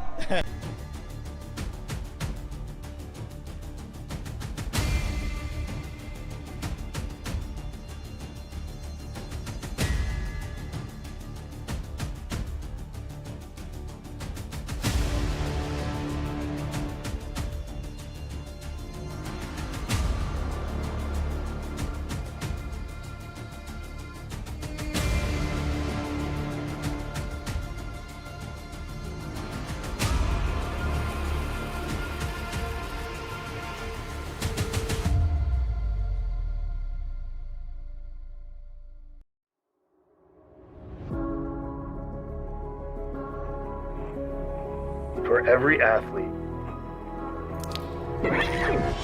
every interest, every human. Even if today is day one, our headbands are our love letter to you. Start your year with junk.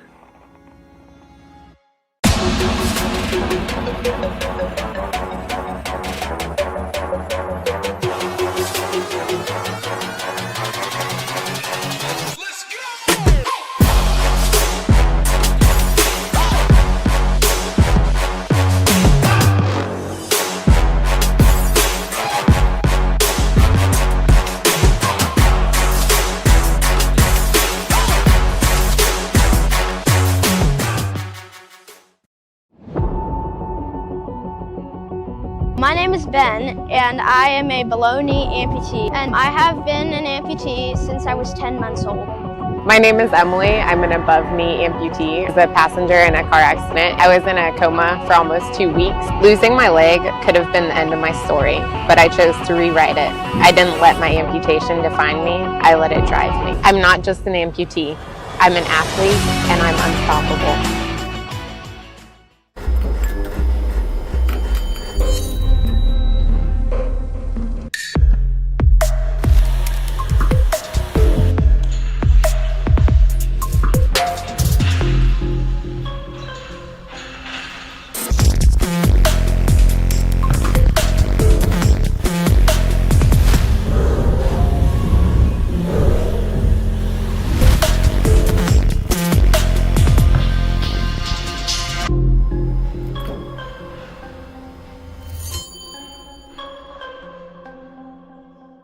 Beef organs are the most nutrient-rich foods on the planet, treasured by our ancestors for millions of years. Organs are packed with vital nutrients, minerals, and peptides to support overall health and vitality. Our organs are sourced from regeneratively raised, grass-fed and finished cattle, free of hormones, pesticides, and artificial ingredients. Unlock the power of organs and reclaim your birthright to radical health today. heartandsoil.co.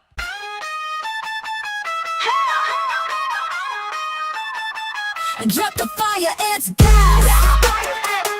Comment section won't last. Everybody going crazy. Put the ops in the cast.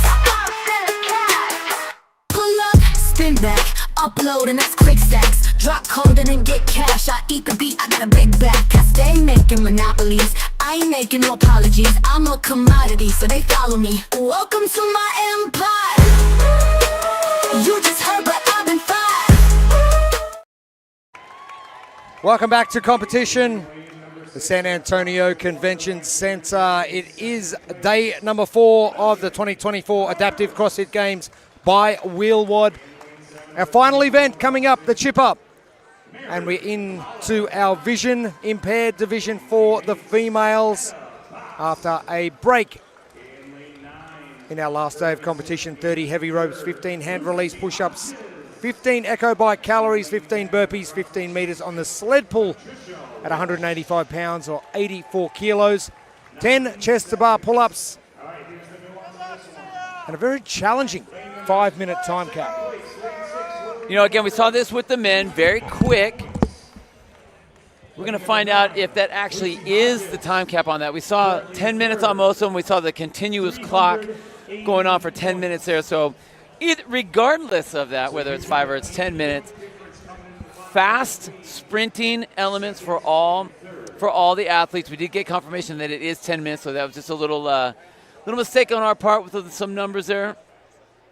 But the keys to success, to Think Neuro, keys to success are going to be the same. We've seen all the different elements that are out there, so your training will be exposed. That's if you did do it or you didn't do it.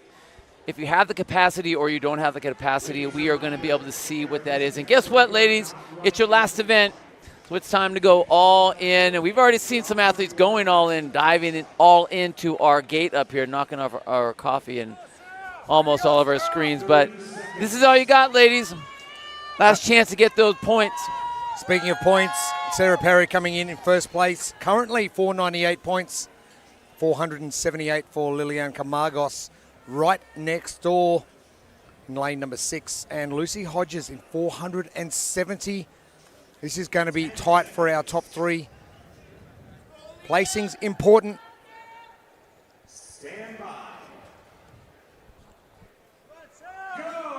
Heat 16 underway, our afternoon session here at the Henry B. Gonzalez Convention Center, San Antonio, Texas. And you can see these athletes trying to figure out that heavy rope. Not everyone has been as smooth as we've seen in some of the other ones, but you also have to remember it's the feel of the rope. A lot of these athletes aren't able to see the rope, so they have to just go by feel, and that heavy rope is just an odd object. So I think it's a great way to test all these athletes here on the floor as the opening piece of this event. Sarah Perry not messing around. She was the first down the floor and first to the hand release push-ups.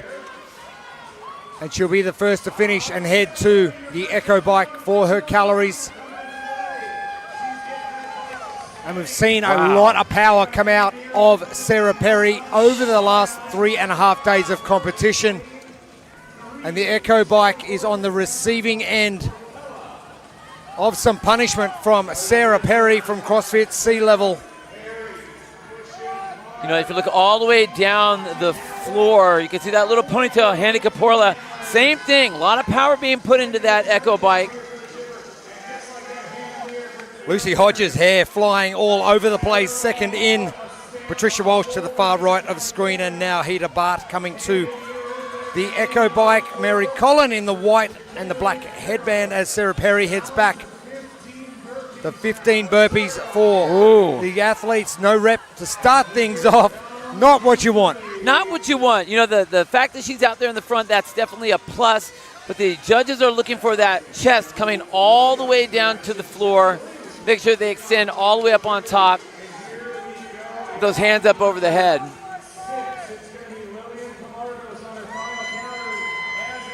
Shelley Williams getting to work in lane 3, will be in second. And a great battle for third between Lilian Camargos, Lucy Hodges, and Mary Collin as well. Position's important. Perry doing what she has to do to maintain her position at the top of the leaderboard. A 20-point buffer between her and Lilian Camargos, who is in the lane next door and closer to screen. Sarah Perry now with the sled pull. She'll be the first athlete to do so. And this sled, 185 pounds, 84 kilos, is just starting to move for Sarah Perry. It didn't want to move to start with. Well, and it's always a question of like which way to go. Do you pull it backwards, or do you try to lean into it with the forward strap? I think that was a great move. And again, it's not a far distance, so you have to just kind of pick away and get after it.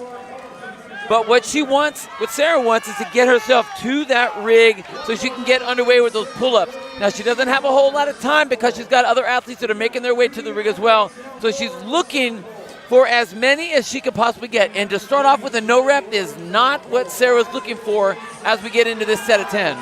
Mary Collin moving to the bar and now moving into the lead. Mary Collin from Jomo CrossFit with a couple of reps to start things on. Lilian Camargos moving back to the bar now, as is Lucy Hodges and Patricia Walsh. And this is huge for Mary Collin over in lane number 7. If she's able to get into that number 1 spot and she gets some help, she could possibly move herself up onto that podium. 3.5 minutes tick by. Collin, Camargos, Perry, Hodges and Walsh, your first 5 female athletes in our vision impaired division. Moving to the bar, but it is going to be Camargos with 4. A no rep for Lilian Camargos, just a little bit short.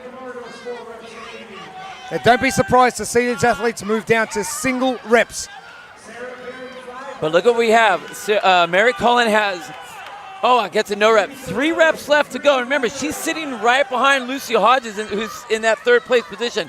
This is a big event for her because there could be a lot of points that could be made up and possibly make it into that 3rd place spot.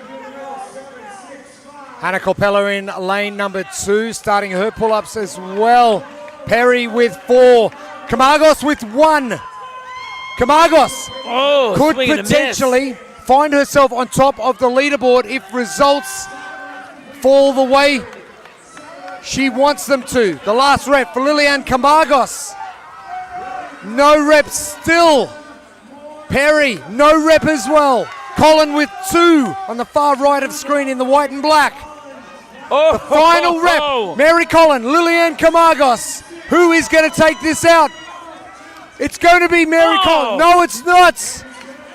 No reps continue. Sarah Perry with 2 remaining. Oh, Mary Collin failing on her attempt at her last rep. Lilian Camargos gets the win. Remembering our vision impaired athletes just need to get the work done, not come down the floor to finish off competition.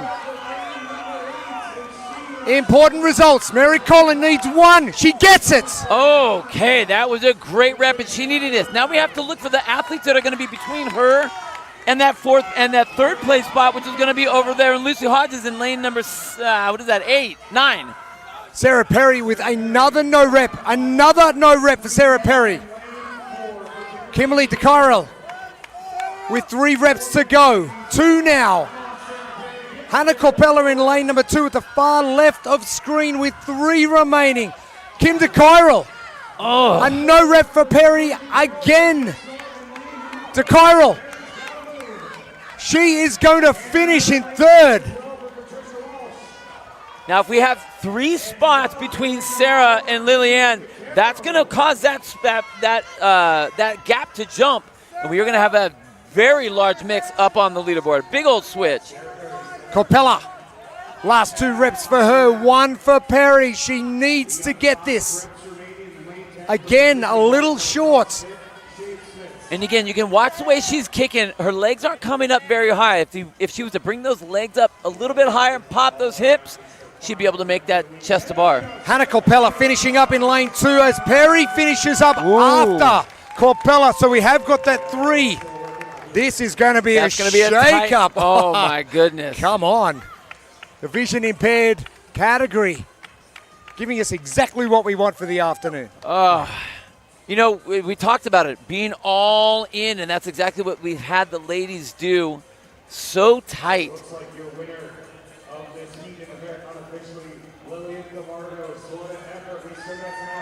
Lucy Hodges, Patricia Walsh. Still getting to work.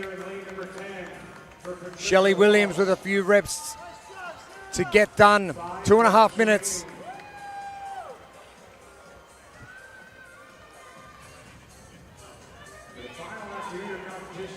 And Lucy Hodges working so hard to... And Lucy Hodges, you haven't got time to rest. You get back up there. Well, I mean, she's the gatekeeper for that podium spot. She's the one that's sitting in number 3. So it's important for her to try to keep the highest placement she can to try to buffer against what happened with Mary Collin. Shelley Williams has now got 1 minute and 40 seconds to finish off.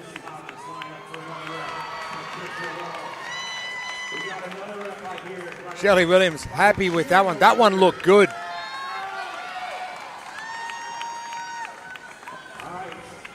Williams with a great hip hop. Oh, doing it easy. Shelley Williams. Maybe less rest. I said maybe. She's having way too much fun over there. Look at all those smiles. Her handler's smiles. Look like she's laughing over there. Shelley Williams, Titusville CrossFit. She's getting them down, trying to figure out how many she has left. I'm waiting for the judge to put a hand up so we can know. The final minute of competition for our vision impaired category. Our females, the end of their day coming.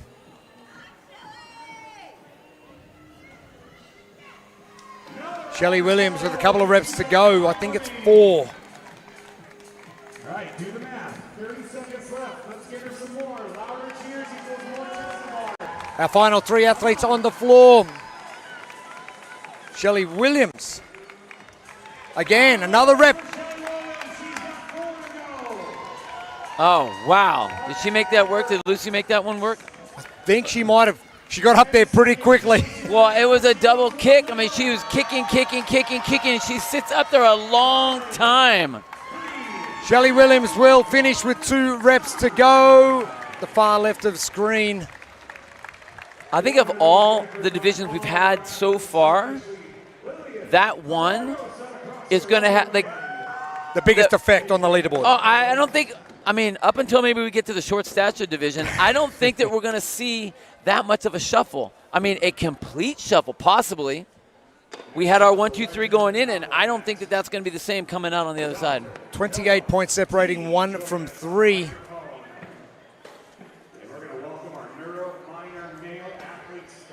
77 points separating 1 through 4. That leaderboard is going to shake up massively. It's tight.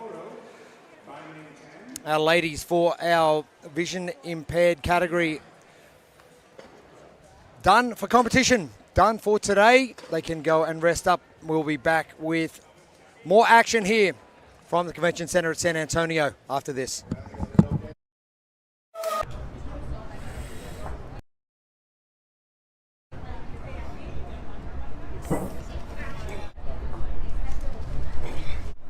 It was hard.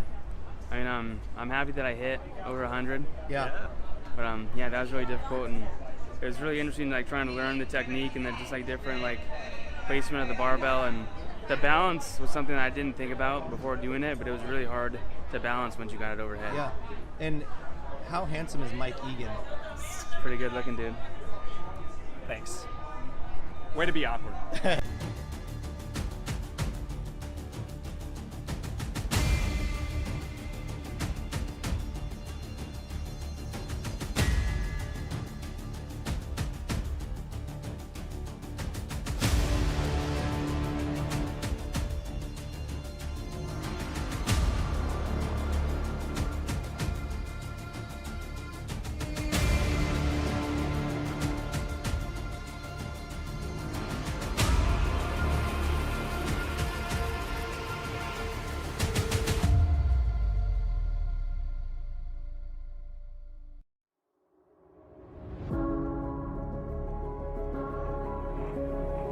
For every athlete,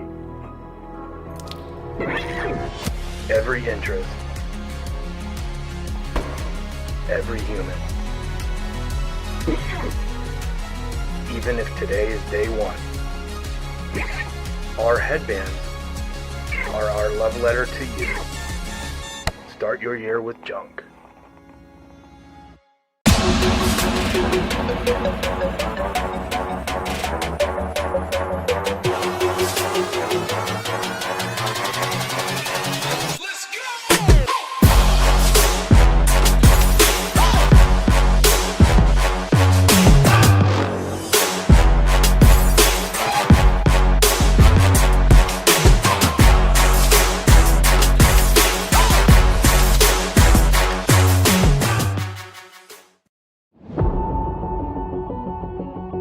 My name is Ben, and I am a below-knee amputee, and I have been an amputee since I was 10 months old. My name is Emily. I'm an above-knee amputee. I was a passenger in a car accident. I was in a coma from... Welcome back to San Antonio, Texas, day 4 of the 2024 Adaptive CrossFit Games by Wheelwad.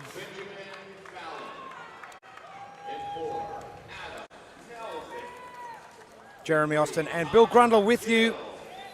Great to be here as our categories continue. We have seen some great races so far. The vision impaired female heat from a couple of minutes ago. That is going to shake up that leaderboard dramatically. Yeah, and it's always fun as a commentator. It's fun as a fan to see that. As an athlete, that's the last thing you want to have happen, unless you're trying to get up into the podium spot. But we're going to go with the chipper for our neuro minor division. We have 30 of those heavy rope, the heavy rope jumps. We have 15 handstand push-ups. We have the calories on the echo bike, the handstand walking, sled pull, and then 5 bar muscle ups. So A lot of high-skilled gymnastic elements for the men here. We talked about this in some of the earlier divisions. We go from monostructural to gymnastic, and we increase that level of gymnastics from the handstand push-up to the walking to the bar muscle-up. So this should be a good one for all these athletes to get after it. Now, as we get into this, knowing that this is our last event of the day for the athletes, we have to think about our Think Neuro keys to success. Training is going to be exposed. Have you messed with any of these objects? Have you done the ropes? Have you done the gymnastics? And are you prepared for that? If you have, we're going to see some wonderful things. If you haven't, you're in a bit of we're trouble. We're going to see some unwonderful things. But either way, you have to go all in. You have to think about what it is that you're doing. And this is your last shot. This is your last shot. Your last event, your last 10-minute span of your 24 Adaptive CrossFit Games by Wheelwad. And give us something fun to talk about. Ben Fallon from Boundary CrossFit in Belfast in Northern Ireland, leading on 570 points. Tom Szymanski from CrossFit Catonsville, sitting in second on 480 points. And third place, 454 points, Josh Robinson. Coming in as our number 2 seed, 454 points from Sut CrossFit in Littleton, Colorado. And we got Brian Nuno right there in the front, shirt off. First athlete to make his way to the Echo Bike. One of the things I was talking to him earlier about was that he was going to try to push really hard. He wants to make sure he can get to those bar muscle-ups. He was talking about some of the neuro issues that he has and what the effect of how hard he's going to be pushing is going to affect his muscle-ups. But right now he's going to be chased by that Benjamin Fallon right there in the green, just to the left of him, sitting right square in center, who has been doing fantastic this week. Oh, hasn't. So there was that battle going on with him and Josh Robinson for about the first day and a half, and then Ben Fallon just goes, hang on a minute, I'm just going to put my foot down here and accelerate away. And don't be surprised to see Ben Fallon get off the Echo Bike first. 1 gallery remaining. He will be off first, and he has got a lot of time here, and he is taking every second that he needs. Brian Nuno coming next. Fallon in the neon and black. Nuno at the back, no shirt on. And I like what Nuno's doing. He's just composing himself just a little bit. Again, he's got to run his race. Oh, he's looking for that. Oh, nice job. Smart. You got to take that dive. You got to throw those hands over. Trying to relax himself as much as you can. Just right behind one segment, actually 2 segments now behind Fallon. Fallon on the way back now. Just confirming with the judge, where does he need to put his hands? Judge? Behind the line. Behind the line. Oh, okay, thanks. Okay. I appreciate that. Thanks. I gotcha. Nuno. Oh, I don't know. I think I would have gone with that one. I've done that move. I get that. I haven't put myself in a position to do that move. 3.5 minutes into heat number 17. 29 heats for our schedule for today before we get to our presentations of our top 3 place getters in every division. Wow.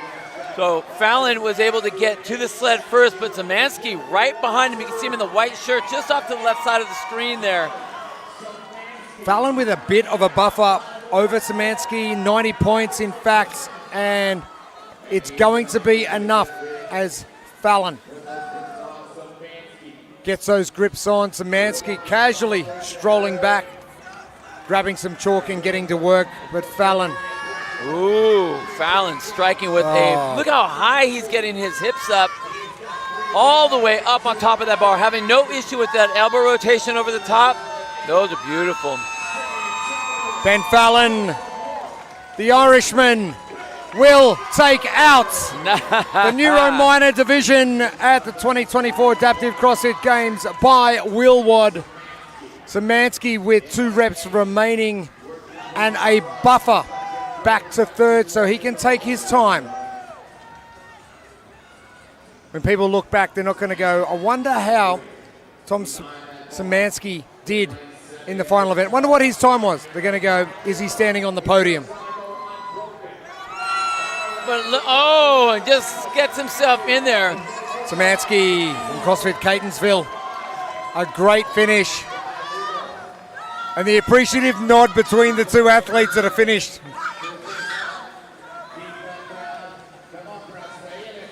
And this is one of the things that Brian Nuno was talking about. He said he's going to push himself so hard that he knows that neurologically it's going to be tough. That's why he's crawling himself across that finish line. He knew where he was. He knew it was going to get to that point. But the fact that he was able to get all of his bar muscle-ups done and handled was super, super impressive by Nuno. Adam Milchek is next up on the handstand walk alongside Loic Guidon, who is down in lane number 9 with no shirt. On to the right of screen, Adam Milchek with no shirt to the left of the screen. And both of our athletes working hard. Milchek coming out of shot, but finishing off the first length of the handstand walk. Loic Guidon, the Frenchman,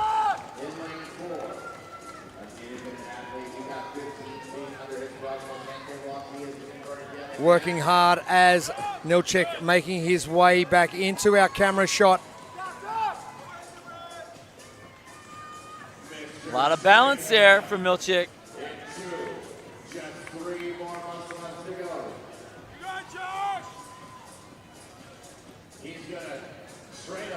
Milchek with a nice kick up. Oh, if he could only have gotten that hand out there, that would have been great for him. Handful of minutes left to go here. See Adam Milchek just trying to get through it. Again, getting hung up on the line as he's trying to come across that last element, that last crossing line for the handstand walk. Just if he could bend those knees just a touch to keep those hands out there in that distance. Nice job. Way to finish that as he gets himself over to that sled.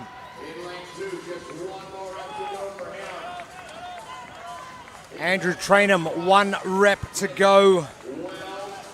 Trainham from CrossFit World.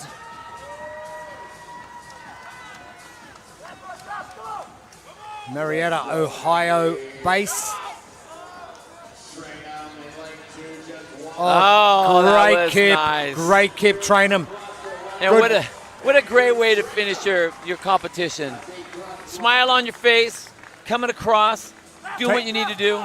Nearly run over the guy taking photos of you coming over the line. Right? I mean, that's what you want to feel. That's how you want to end your weekend. Milchek making light work of these bar muscle-ups. Loic Guidon on the far right of screen, working away with his handstand walk as Andrew Milchek steps to the bar. Another big pop of the hips. A little bit of a chicken wing there, but he finishes that out. Okay. There we go. And a good finish from Adam Milchek.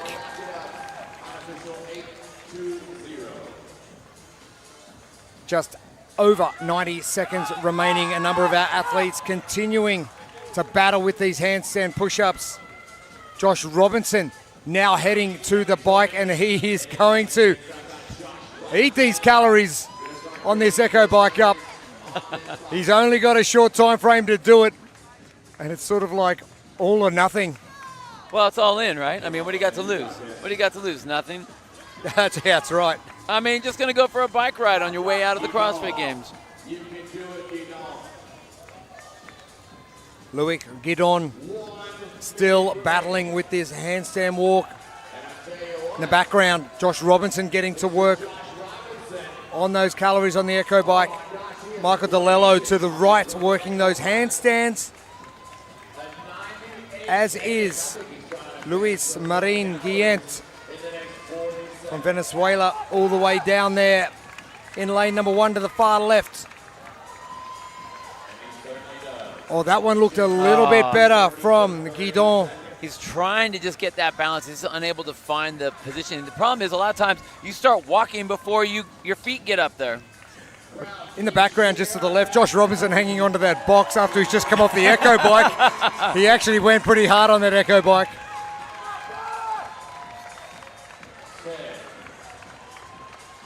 Coming up to our time cap, and Robinson. There's nothing left in the tank for Robinson. He has emptied the tank completely. And what a battle between the two on the floor. Ben Fallon, Josh Robinson in our Neuro Minor division. It has been a great battle between these two, and great to see them embrace on the floor. I mean, we talk about it all the times, competitors on the floor, friends before, friends after. And you know what, these guys have been battling with each other all weekend long, so it's really great to see that they can put it all out there. I mean, give everything they have, be as aggressive in the workout and in the events as they can, and then just give everyone a nice high five after. The Neuro Minor division for the men all done. Our women up next. We'll be back soon.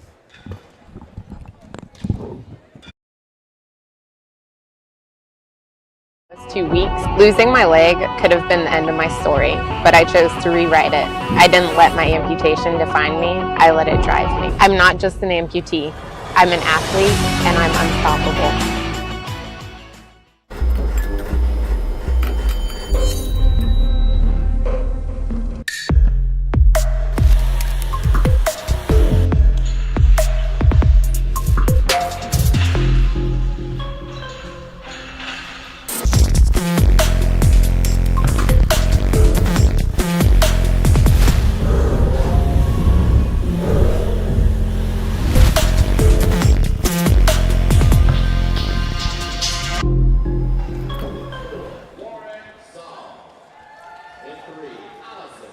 Our day 4 continues at the 2024 Adaptive CrossFit Games by Wheelwad. Thank you for your company wherever you're joining us right around the globe.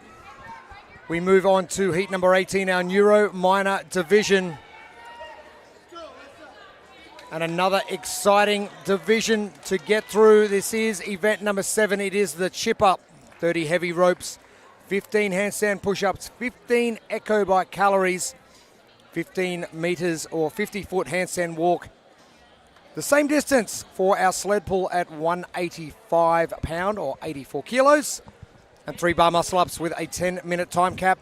I think Neuro, keys to success. You know, we've talked about them a handful of times, and I can't emphasize enough the training element of this particular event. We go from monostructural to gymnastic, and as we increase that monostructural, we also increase the difficulty of that gymnastic, going from the handstand push-up to the handstand walk to the bar muscle-up. So training will be exposed. Hopefully you have done your training. We'll see if you have. We'll see if you haven't. And then, ladies, welcome to your last event. You're all in. Give us a good show. We know that you will. We've seen it all weekend. Have some fun. What you will be hearing during the next 10 minutes of competition. It's potentially some cowbells. The Sarah Kendrick cheer squad up behind us. They said their voices are ruined, but the cowbells are going to take over. We don't get to have any cowbells. No, that's right. We need some. I need some cowbells. Alyssa Cabela leading on 570. Britt Harbour on 550. Sarah Kendrick back in 470. So your top 3 looks pretty set. But that first place position is still up for grabs, with Cabela and Harbour are going to have to battle it out right through till the end of the final event on the final day of competition. So it's really going to be interesting between our two leaders, how they decide to push this. Do you just try to run your own race, or is it time to get aggressive? Do you possibly roll the dice, or do you be a little bit more conservative, just trying to hang in there until the very end? Kind of want to see them rabbit each other a little bit. A little bit. I mean, like I want to try to bait you. I want to try to bait you into an effect. Now, as we say that, Sarah Kendrick having a hard time on that rope, struggling with it. You saw her kind of messing with it, whereas Alyssa Cabela didn't have that issue at all. First off the rope, first to the bike, I can tell you it's going to probably come down to the handstand push-ups. This is the one that has really set themselves apart, especially in the female competition. Well, in the female side, it's always going to be that pressing power. What do these ladies have? And if you are smart about it, or are you able to be smart enough to where you aren't going to go to failure on any of the reps? If you think it's getting tiresome, you need to come down and get off the wall. Sarah Kendrick looking pretty good with her handstand push-ups in all neon in the center of the arena in lane number 6. No judges' hands yet. Cabela just conferring with our head judge and having trouble with the kick-up. The kick-up really starting to affect Alyssa Cabela. Getting it this time. As Sarah Kendrick continues, she could potentially be the first to move onto the Echo bike. I think we will see that. And that's Sarah right there in the blue shoes and the all yellow. Again, looking for full extension of that body, trying not to be flexed anywhere, but to be nice and straight and open, as we call that. That's what the judge is looking for. Hand in the air for her, though, but she's not the only one that has the hand in the air. Lauren Saul and also Alison does. Hansen. Yeah. With judges' hands in the air, and it could potentially be Lauren Saul, the first athlete to move on. No rep for Cabela. Kendrick continues. The cowbell rings. Oh, all right. Oh, Sarah Kendrick went, which way do I go? You go straight to the back to the Echo bike. Got a little turned around there. Maybe it was like, I don't want to go to the bike. But already look at the tempo of Sarah Kendrick. Sarah Kendrick right there in the yellow top. Really going, head down, arms pumping back and forth. Lauren Saul, just to the right of her in the white tank top, is moving, but it doesn't look like she's driving as hard as Sarah is. And that's something you want to do. Sarah wants these points. She needs these to get herself up over. For some of these athletes in this heat, the work is the handstand push-ups and the Echo bike. The other stuff might be a little bit easier to get through. So this is potentially where you've got to get to work. Sarah Kendrick doing just that. Well, and then, as we're looking at the ladies that are working back here on the bike, you have to think about who's left still on the handstands. Your leader is still stuck on the handstand portion of this event. That's exactly what Sarah Kendrick was hoping for. So Cabela and Harbour, your first and second, are still struggling on their handstands. Third place, Sarah Kendrick, strolling down for a handstand walk. So this is a big event for Sarah as she makes her way through this, trying to get through the handstand walk. Now we saw she was very methodical on the handstand push-ups. I like the fact that she was going slow. I didn't see her fail any. There was a couple no reps, but I think it was more about positioning rather than failing. And she just, I don't know if you noticed it on the live stream, but she just took a second to compose herself. You have to. Lauren Saul moving on to the handstand walk as well now, coming into shot in the left-hand side, as well as Alison Hansen from South Tampa CrossFit. So three-way battle. Sarah Kendrick, that was a better attempt. Lauren Saul in fourth, Alison Hansen in fifth. Alison Hansen just going back to grab a drink of water. As so close, so close. So Sarah Kendrick is her positioning is fantastic. Nice and tall, long legs. You don't see her legs bending over or anything like that, but I think she's starting to walk just a bit too soon, which stops her feet from coming over the front. You have to have that forward lean to get forward momentum. You can't pull yourself along like you can if you're on your feet.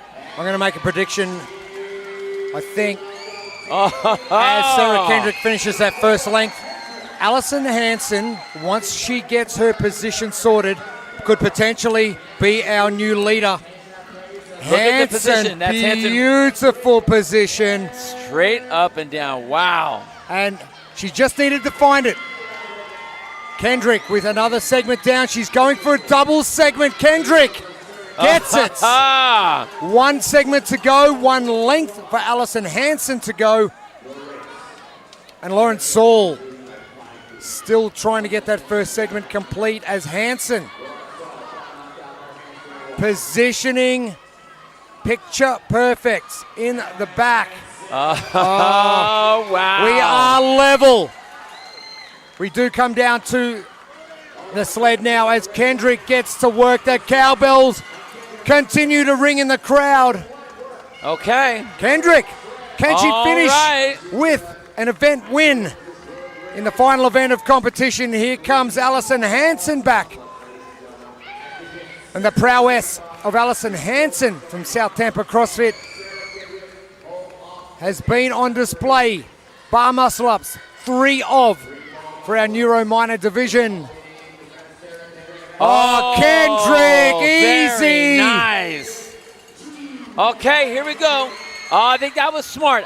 Very smart. Take a short break. Again, you can't afford the miss. It just takes too much energy and too much power out of you. But look at that. Right back up onto the bar. Easy There does it. is. And the cowbells will continue to ring for the event win for Sarah Kendrick in event number 7. Fantastic finish. And a much needed finish. My goodness. 570 points. That will pull her level with leader Alyssa Cabela, who has found her way to the competition floor. Cabela just ahead of Harbour. Results important here. Cabela continues this. She will take out the title for the Neuro Minor division. And Hansen having a little bit of trouble with those bar muscle ups. It's like the pull is high enough. The turnover just not there for Allison.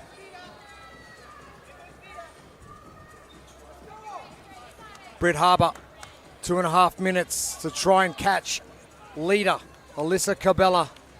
You know, and Alyssa Cabela right now is actually making up a lot of distance. We saw that she was struggling on the handstand push-ups. But guess what? If she's able to make it through these handstand walks, she's going to be right in the mix, which is going to really block out a lot of the points that Sarah was trying to get. So over here in lane number 5 is who we're watching there with Corbella right there in the front. I think Sarah Kendrick's just happy she won an event. Well, yeah, she's happy. How could you not be happy? Cabela, another failed attempt at that handstand walk segment. As Lauren Saul just ever so close to getting that. Cabela gets that Got one. that segment. Nice job. Way to be smart to throw her hands out there.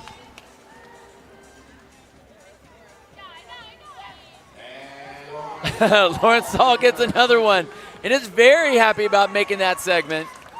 Again, these athletes that are on their handstand walks, if it's not something that they're very comfortable with, you don't want to aim for the finish line or for the segment line, but what you want to be doing is getting yourself through, and if you have to dive for it, then go for it. Cabela will move back with less than 1 minute remaining to get these final 3 bar muscle ups. Hansen battling away 2 lanes over as Lauren Saul continues her handstand walk progression down the floor. What can Cabela do here? Nice big swing. Oh, she didn't look very comfortable with that. What is she talking about? She looked comfortable with that. She's fine. I really like actually that she did that. Made that swing, going for that pendulum swing back and forth. That helped her get back and around the bar as she's kipping up overhead. Leans back, there we go. Final rep for Alyssa Cabela. She's only got 12 seconds to get it, and she knows it. Oh, easy does it for Alyssa Cabela. Oh, no! The judges again. Whoa. Come to town, the push away, not the push up to full support at the top. But it matters not. She still will finish second in this heat of our Neuro Minor division. But it was a Sarah Kendrick show. And an important win for her.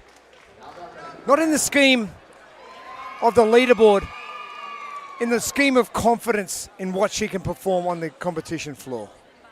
Well, absolutely. She needed it for points, wanted it for points, but more than, I don't want to say more than anything because that's not true. Everybody wants to get up on the podium and solidify their spot. But very importantly is how you finish your weekend off. And when you can finish off with a win, you can finish off with an unbroken set of bar muscle-ups like that, finish off with that in front of your fans with cowbells going crazy. How good are cowbells? There's only one prescription. It's more cowbell. Yeah, yeah, more correct. Cowbell. It's like we're in Switzerland. I was there last year, and all the cows have cowbells on, obviously because they're cows, so they've got cowbells. Cowbells. And all you hear all the time is these cows walking around with cowbells. Ding, ding, ding, ding, ding, ding, ding. And I know that bothers you because you've been upset with like the trains that have been going up around our place. Cowbells are okay. as a former drummer, cowbells are good. Gotcha. Trains, different story. Okay. All right. I understand. Our Neuro Minor division for our ladies done. Our Neuro Moderates males are up next. We head to heat number 19. Kevin Meyer from De Box Bonschoten from the Netherlands.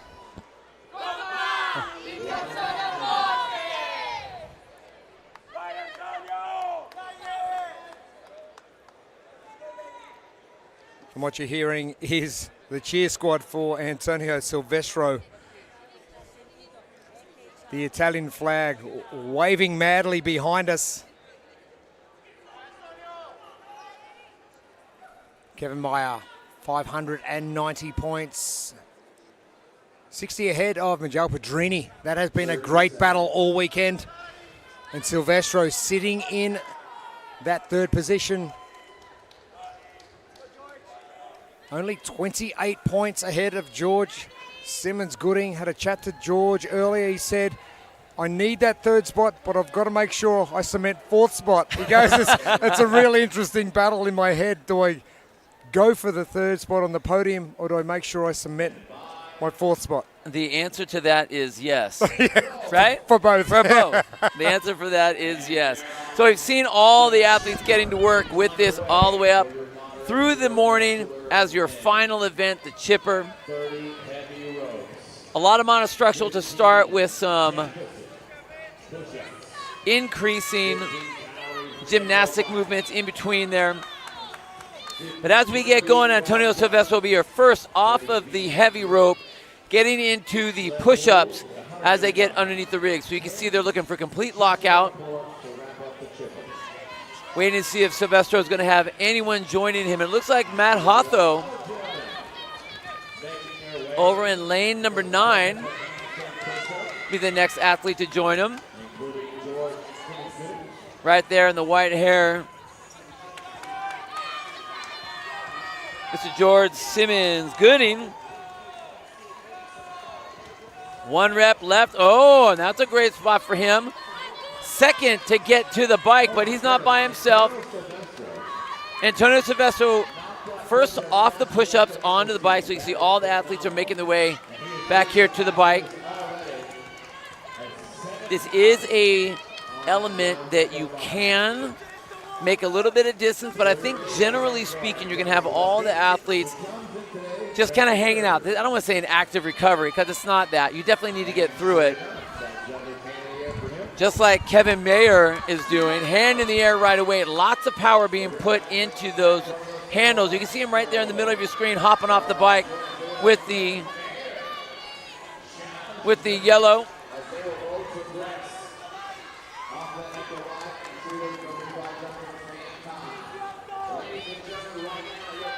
Coming up to the 2-minute mark.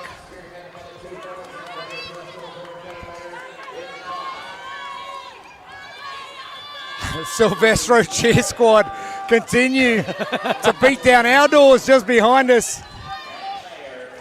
Interesting, Ben Fallon from 2 heats ago sitting behind me, having a look, seeing exactly what's happening. But Kevin Meyer. Hammering that sled. Standing. Silvestro. Being just called ahead. back. Just ahead. Kevin not getting that sled all the way down the end. The last couple of reps remaining now. Athletes in sync. We're doing exactly the same thing. Kevin just ahead. Kevin looking strong with those chest bars and the push away from Kevin Meyer is making sure those reps. Oh, and there's that break. That's what Kevin was hoping for. Loving that push away from Kevin. No rep, 2 reps to go. That's okay. George Simmons-Gooding making a move, but it is going to be Kevin Meyer.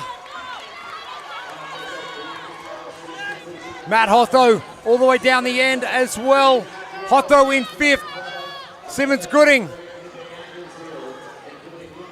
Can he catch? He could potentially catch Silvestro. This is huge for George. Look at singles, but getting a big kick on every one of those. Lucas Niven. Talking about throwing a spanner in the works. Lucas Niven, who's currently in 6th on 354 points. Hotho working away. George Simmons-Gooding, the youngster.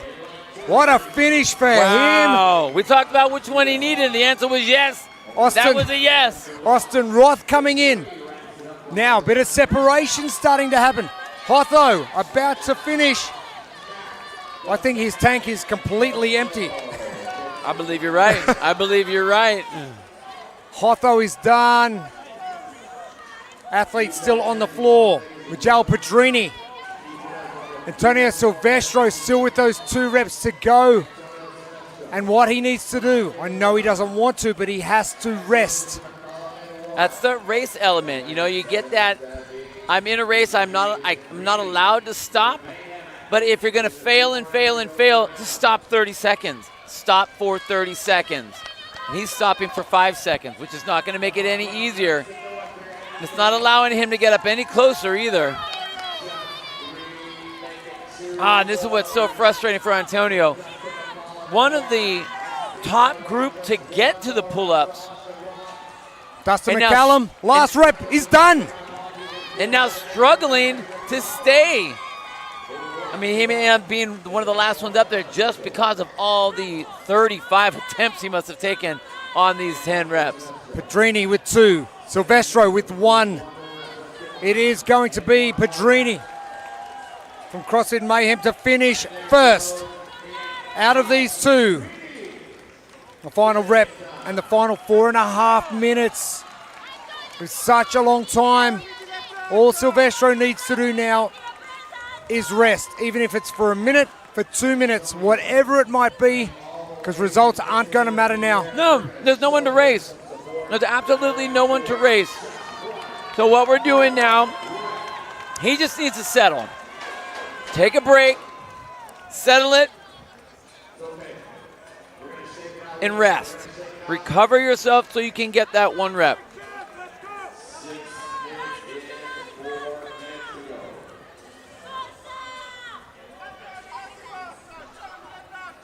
Four minutes.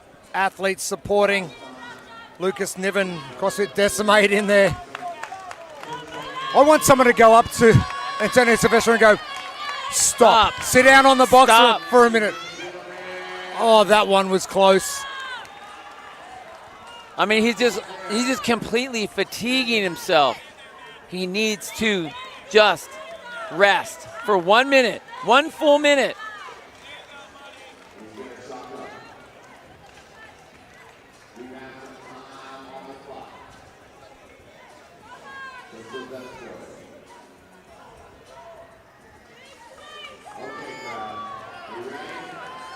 Trying to line up with a big swing. No, says the judge.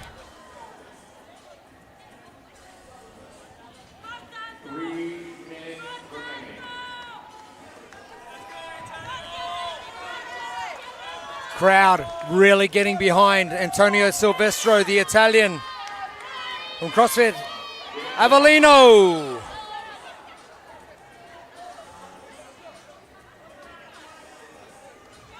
Okay, so my next strategy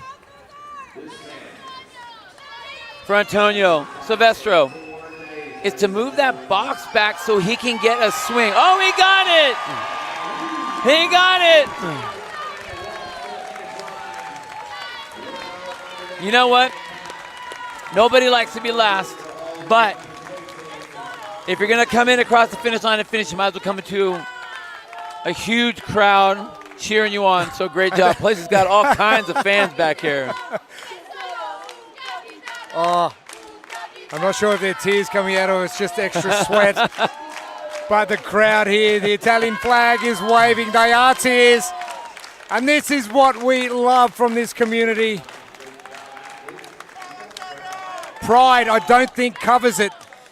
You know what? And I don't even want to make it be like a simple community thing for the adaptive athletes necessarily. This is like, these are people that are cheering on their athlete, their countrymen. That's cool. Man, that is awesome. And he did not give up that fight at all. Silvestro, as you mentioned, you probably got 35 reps out of that. Yeah, everyone else did 10. You did 35. Working hard. A neuro-moderate division concludes. As we move on to the female side of the coin. And the group photo. Athletes very happy to get that one finished up. And no doubt over the coming days and weeks on Savant Podcast, we are going to be hearing more about it. Hopefully we get to hear from you as well. Oh, I'll be there. I'll be there. Your experience on how the entire 4 days has unfolded. It's been a great 4 days. Filled with coffee and Fit Aid and more Fit Aid, more coffee. And more Fit Aid. And some more coffee. And then some more Fit Aid. Big thank you to our sponsors, Strengthflex and Pliability, Morgan Sport. Wonderful supporters of the adaptive community and the 2024 Adaptive CrossFit Games by Wheelwad.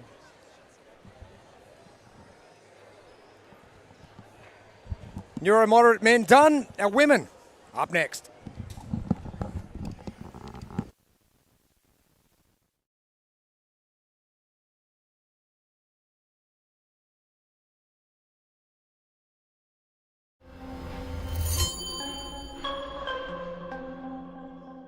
Beef organs are the most nutrient-rich foods on the planet, treasured by our ancestors for millions of years. Organs are packed with vital nutrients, minerals, and peptides to support overall health and vitality. Our organs are sourced from regeneratively raised, grass-fed and finished cattle, free of hormones, pesticides, and artificial ingredients. Unlock the power of organs and reclaim your birthright to radical health today. heartandsoil.co.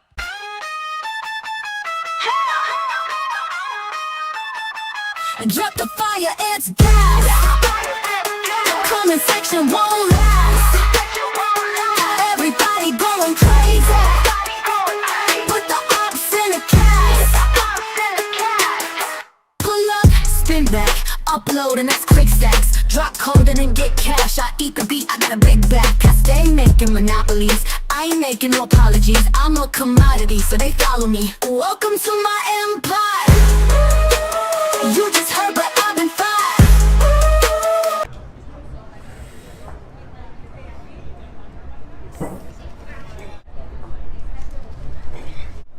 It was hard.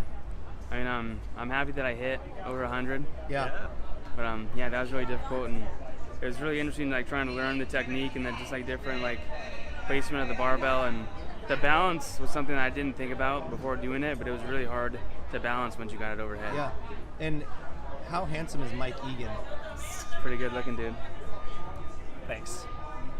Way to be awkward. Welcome back to San Antonio, Texas. So we head towards our finale, which is our final heat of the day, Heat 29. We are at heat number 20 for a neuro-moderate division. the 2024 Adaptive CrossFit Games by Wheelwad, Jeremy Austin, and Bill Grundler with you. This is the Chipper, event number 7, 30 heavy ropes, 15 deficit push-ups, 12 calories on the Echo Bike, 15 meters on our burpee broad jump, 15 meter sled pull at 145, 10 chest to bar pull-ups, 10 minutes to do so. A lot of things left in the tank, right? We've played with a lot of different things over the course of the weekend. And I think this was Kevin's job, or Kevin's idea, to make sure that there weren't any stones that were untouched, making sure we get some gymnastics in there. And as we talk about all the different elements in this event, we have to go to our Think Neuro keys to success. And we're going to talk about your training. Guess what? It's the end of the weekend. We're going to know if you have trained your gymnastics, if you've played with some of these different movements. If you have, we're going to see that. If you have not, we're going to see that.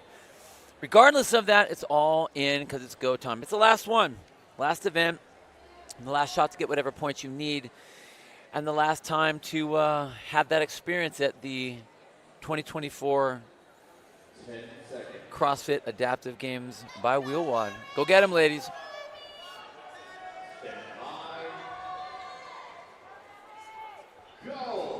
Underway for heat number 20. It is our moderate neuromuscular division. Lechen Duplessis, 580 points. From the proud affiliate down there in Cape Town, Motley Crew CrossFit, big shout out to Ty. Ty Hatchery be watching along and be proud as punch, no doubt. Lechen Duplessis on the charge already, closely followed by Liana Gerber. Courtney Lopez in there as well as Lauren Taylor running, make that sprinting down the competition floor to get into position. Abby Wynne Jones is onto her push-ups, as is Krista Davidson. And all the way down the end in lane 10, Marith Nahus Sorensen being joined now by Heidi Ward McGrath. Lechen Duplessis trying to catch Krista Davidson. We've seen this previously. Krista out to a little bit of a lead, but then enter the Rogue Echo Bike. Right, and if you're a stronger athlete, the Echo Bike's going to be in your wheelhouse. So we know that Lechen has the power. I think that obviously her getting in onto the bike in that second place position is not going to be a bad thing for her. In fact, we see the hand go up already with 4 calories remaining. So this is a great position for her to be in. Leaderboard looks like this. Lechen at 580, Lauren Taylor at 530, but Courtney Lopez and Liana Gerber, only 10 points separates third. A spot on the podium is going to be determined by this event. Lechen, Duplessis, closely followed by Lauren Taylor, the lane 6 and 5. See if Lechen can make that jump. Yeah, she's able to clear that distance. That's what you want to try to do. You don't want to add more jumps to you, so the bigger jump you can take, the better it's going to be for you as you make your way across that floor. Lauren Taylor moving faster than Lechen Duplessis. When you mentioned to Lechen in the break, anything going to slow you down? She goes, nope. Right? I mean, if you're the rest of the field, you're bummed about that. For her, that's great. Lechen Duplessis makes her way back. Lauren Taylor done as well. Krista Davidson, Courtney Lopez and Liana Gerber. Courtney Lopez holds onto this position now. She gets that spot on the podium. Now, Lechen has said that she's been really working on her chest to bar. She thought she could do a handful, maybe 3 at a clip, and we're only seeing singles right now where Lauren's able to get 3 in a row, 2 in a row. She got 3 already. That's 5. Hands should be going up anytime. There it is. 4 reps left to go for Lauren Taylor. Courtney Lopez now coming back. Can Courtney Lopez? She gets an unbroken set here. Makes things very interesting. Krista Davidson moving to the pull-ups, and Krista Davidson getting to work. A couple of reps in the books already. Lauren Taylor.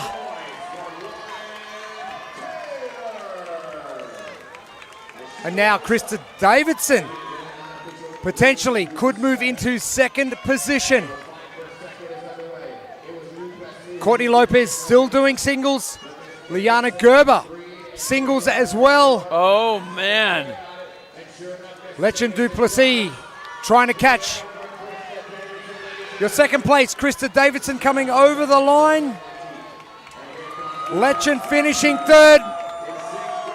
And will take out the title for the Neuro-Moderate division. Lopez and Gerber. It is going to be Lopez first. 4 reps remaining, and this will determine the spot on the podium in a few hours' time.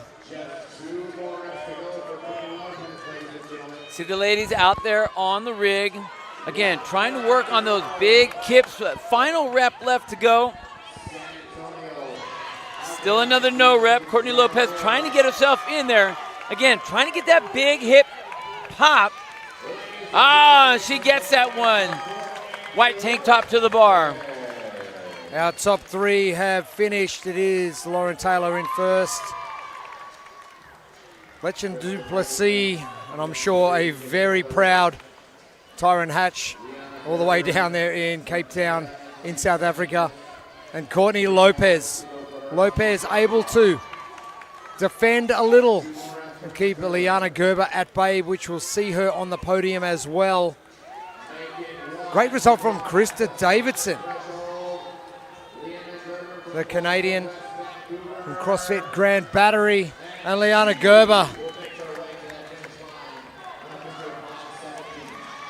Gerber from CrossFit West Vancouver, a very famous affiliate in the CrossFit realm.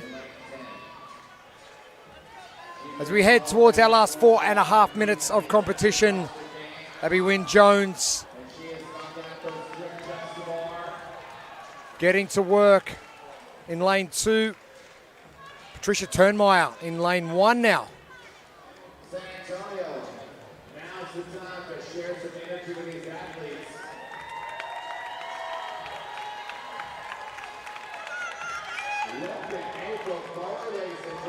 Wynne-Jones on the right and Turnmeyer on the left.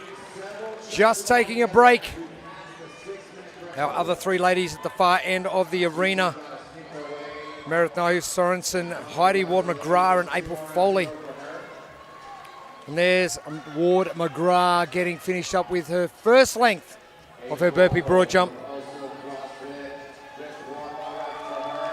Sorensen continues on as April Foley ticks the box and gets the job done under time cap. Wow, if you can see right at the right top corner of your screen, Meredith Sorensen is up there, and these are strict chest-to-bar pull-ups. Look at this. Strict, slow, successful. And almost looking at the judge as she hits and goes, how about that? Am I there? Am I there? That's the way every single one has been. Again, Meredith right there on the right side of your screen. That's such a great pull. I mean, she pulls that bar so low. And then there's that delay for the last inch. And then she looks out at the judge and goes, ching. Right there, right there, right there. Oh, she is doing so well. Did you get it? Oh, right. Oh, there we go. She's done. I would have had a little bit more fanfare and excitement than that one. Sorensen completes. Ward-McGrath still continuing on in lane number 9 as we get to our ladies down in lane 1 and 2, Patricia Turnmeyer and Abby Wynne-Jones. The last 2 minutes of work coming up, the last 2 minutes of the 4-day competition for the ladies in heat number 20.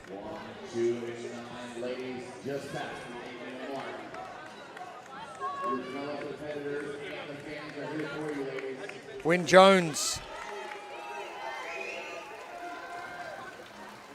currently sitting in 6th from CrossFit Blackheath.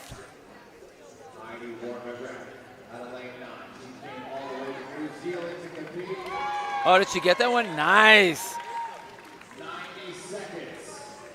Heidi Ward-McGrath from Masterton in New Zealand. There's Abby Wynne Jones right in the middle. Black top, yellow shorts. And watch the big hip pop that she gets. Big swing, big pop to try to throw that shoulder. And she knocks another one off. Well, only 3 remaining for those chest to bar pull-ups. You come into competition, there's elements in there that really sting you in competition. You go, that's the top of my list. I'm going to start working on that for next year. Well, when you have in any of the techniques, any of the elements that is not only hard to do, but might be painful to do. How often are you going to go and do that at home? Nobody wants to do that. So the fact that these athletes are willing to get in there, as all athletes do, that's what you do. All the great athletes do what they're not good at, whether it hurts or not, and they push themselves. So again, doing what she needs to do to get that rep to count, really trying to throw that shoulder, try to throw that chest to make contact with the bar. And guess what? These ladies have 10 seconds left. Abby Wynne Jones, a Southeast London native, trying to get this last rep. She goes, no, I'm done. Outstanding, ladies. Congratulations. The Neuro-Moderate division is done. Taylor, Duplessis, Davidson, Lopez.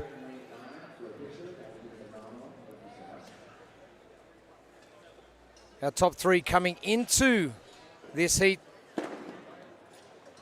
stays exactly the same for the podium. And Lechen Duplessis, Ty Hatch in Cape Town has got to be excited about that one. Runs a good crew down there in Cape Town and a great community.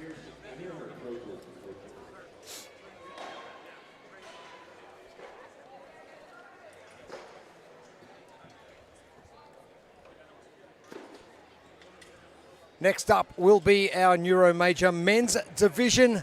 That one, minutes away. Back soon.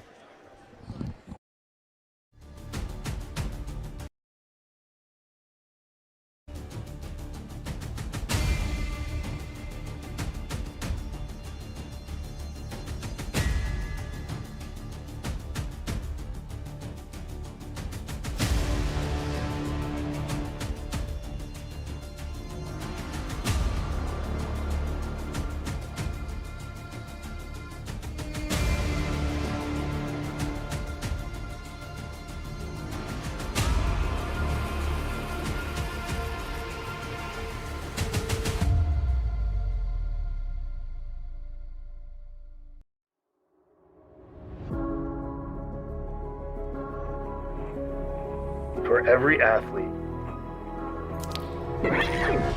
every interest,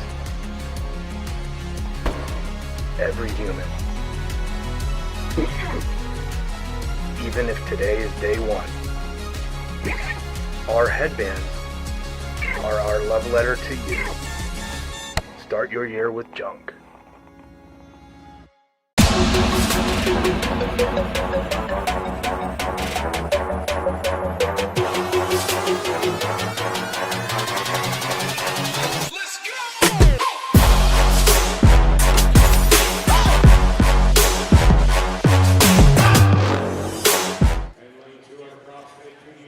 Welcome back. Convention Center in San Antonio, Texas.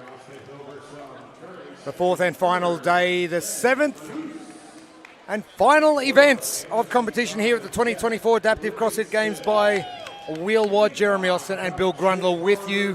Thank you for your company. Our last 10 minutes of work. The chipper, the final events, 20 heavy ropes, 15 push-up, 12 calories on the Echo Bike, 15 meters or 50 feet on the bear crawl, 15 meters on the sled pull at 100 pounds and 5 pull-ups to finish off. It has been an exciting division as well.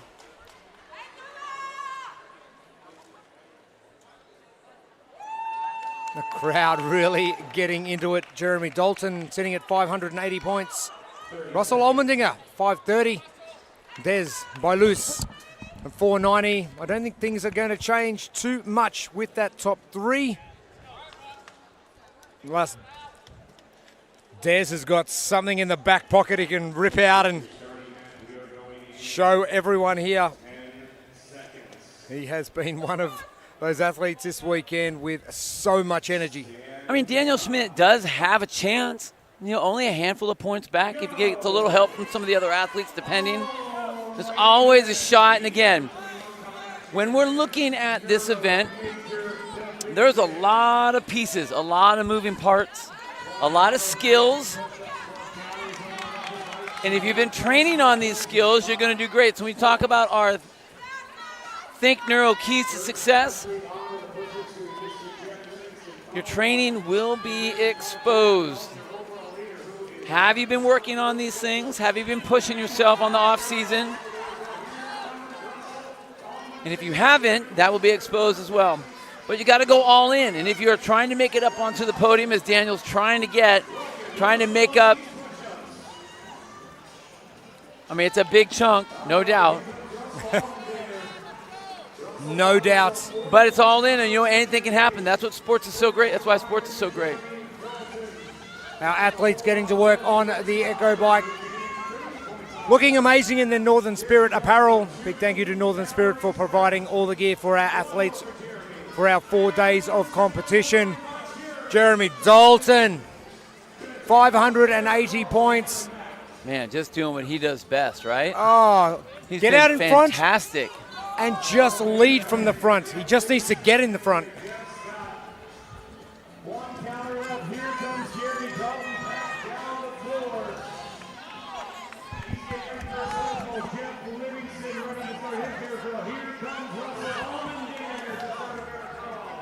Jeremy Dalton working that sled, quickly being rushed back to the rig. Okay, our other athletes are making their way to the sled, but Jeremy Dalton is right there all by himself on the rig working for those pull-ups. 5 to go, 5 that he has to do, 1 in the bank, 2 in the bank, 3 remaining. But Jeremy's not by himself. Jeff Livingston's coming up in the white t-shirt just to his left. Russell Allmendinger, he mounts up onto the high part of the rig. That's him right there in the pink sock. But Jeremy Dalton putting it down. Wow. Just incredible. You get in front. Russell Allmendinger done as well. What a great weekend from Russell Allmendinger.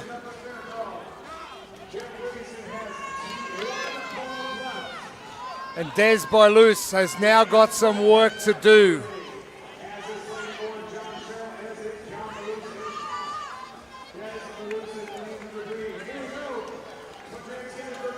Oh, Mr. Livingston, he's able to get himself in there. You could almost call him a local-ish from Panama City CrossFit. Sure. We could go with that. Sure. You know, it's global. Yeah, that's it. Daniel Schmidt is in, as is Anthony Bryan after his first bear crawl and heading back now. John Sherrill, Starboard CrossFits.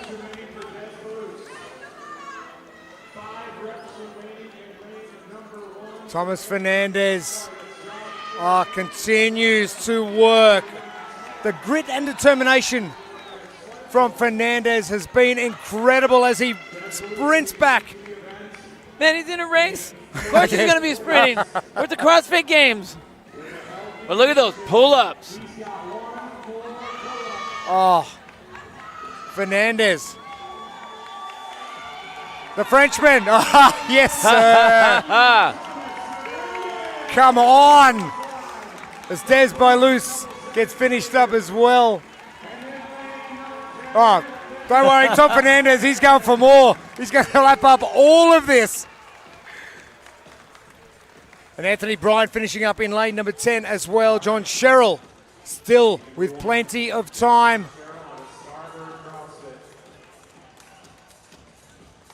And I don't believe it, an athlete actually going to rest between attempts. Who would have thought? I'm just going to say thank you. That's right. Thank you. Thank you for listening. I mean, I want him to get the reps, you know, and the thing is, if you keep taking quick attempts and fail, all you're doing is putting yourself in the hole more. You're getting more fatigued. So the fact that did you see him, and he actually disengaged. That's why, whenever you walk away from the barbell, you're disengaging. You walk away from the rig, you're disengaging. And that is a moment of rest that it's not the same when you're standing there. That's why most of the time I tell people, do not walk away, because they'll take too much rest. In this particular situation, take the rest. Take the rest.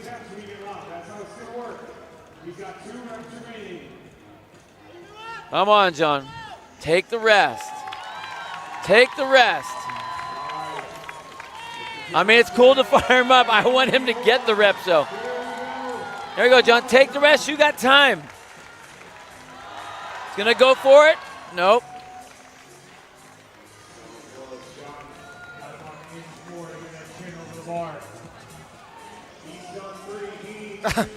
John Sherrill, he's got I'd say all the time in the world. He's got 4 minutes.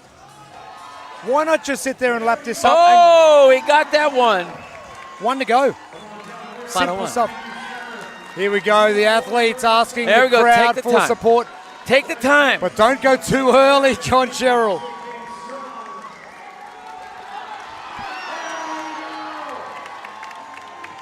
And he got his final one. John Sherrill, congratulations. A great finish as well.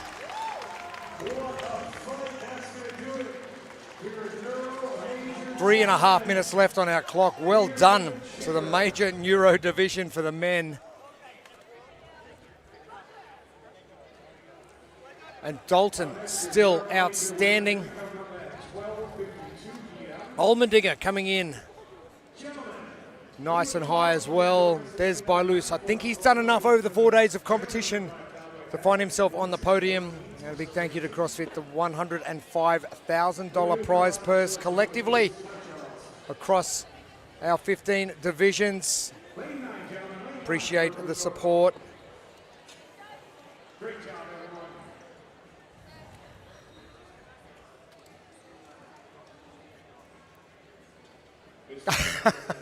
Thomas Fernandez, always the showman, always the showman, and we love it.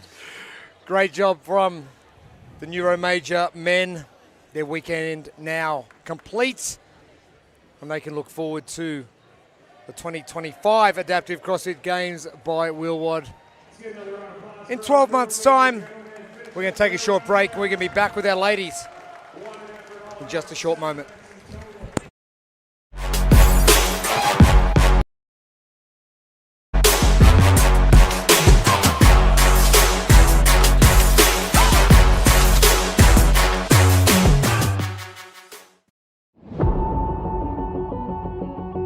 My name is Ben, and I am a below-knee amputee, and I have been an amputee since I was 10 months old. My name is Emily. I'm an above-knee amputee. I was a passenger in a car accident. I was in a coma for almost 2 weeks. Losing my leg could have been the end of my story, but I chose to rewrite it. I didn't let my amputation define me. I let it drive me. I'm not just an amputee. I'm an athlete, and I'm unstoppable.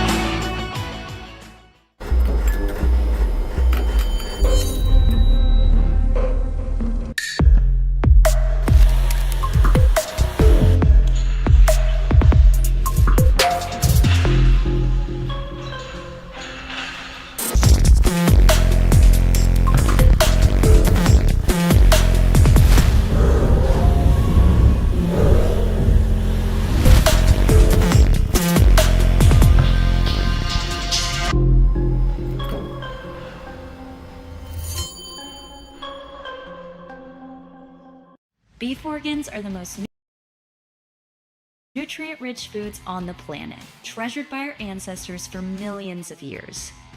Organs are packed with vital nutrients, minerals, and peptides to support overall health and vitality. Our organs are sourced from regeneratively raised, grass-fed and finished cattle, free of hormones, pesticides, and artificial ingredients. Unlock the power of organs and reclaim your birthright to radical health today. Heartandsoil.co.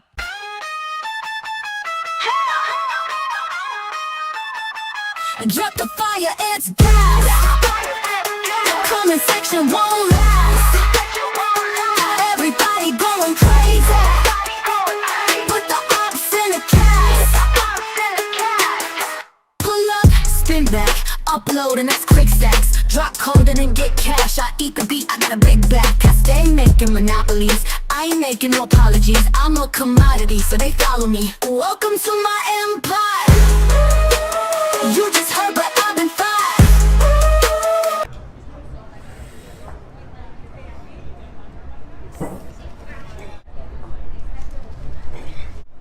It was hard.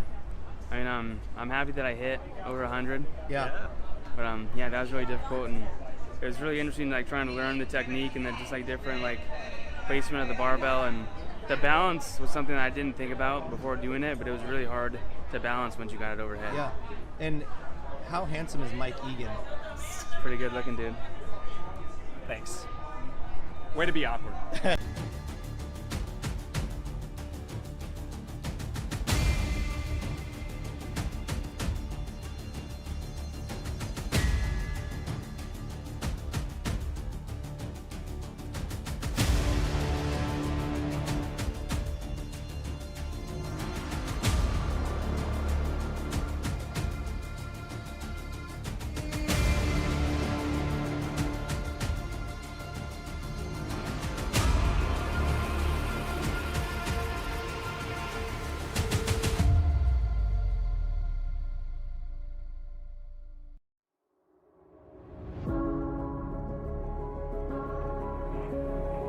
For every athlete, every interest, every human. Even if today is day one, our headbands are our love letter to you. Start your year with junk.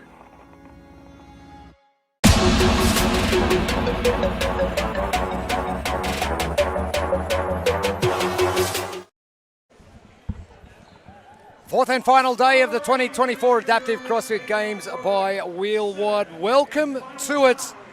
Jeremy Austin and Bill Grundler with you. Heat number 22 taking the competition floor for our seventh and final event, the Chipper. 20 heavy ropes, 15 push-up, 9 echo bike calories, a 15 meter or 50 foot bear crawl. The same distance for our sled pull at 70 pounds. 5 pull-ups with a 10-minute time cap, our Think Neuro. Keys to success. It's all about that training, and one of the things that I think is really interesting, I was talking to Anna Stern earlier before we went out to this event. She was saying that this is the first time that this division has ever been handed pull-ups. So have you been testing pull-ups? Have you been working on that? When you're used to just doing a ring row, a single-arm ring row, that could be very different. So that's going to be really interesting to see who's been trained appropriately up to this. But then other than that, guess what, ladies? All in. This is your last shot to gain whatever points you have, to gain whatever points you can get, and have some fun as you exit your 2024 Adaptive CrossFit Games by Wheelwad. You can see Anna Stern up at the top there. 528 points, very strong against the field. But I think what's interesting is that 3 and 4 spot. Now, there's about 40-ish points, 38 points between Terry Wolf and Jules King. And again, with the elements in this particular event, it is possible to have someone get hung up and get a couple help. We've seen that across the board where those gymnastic movements are really affecting some of the athletes. So we'll see how that ends up playing out for these guys.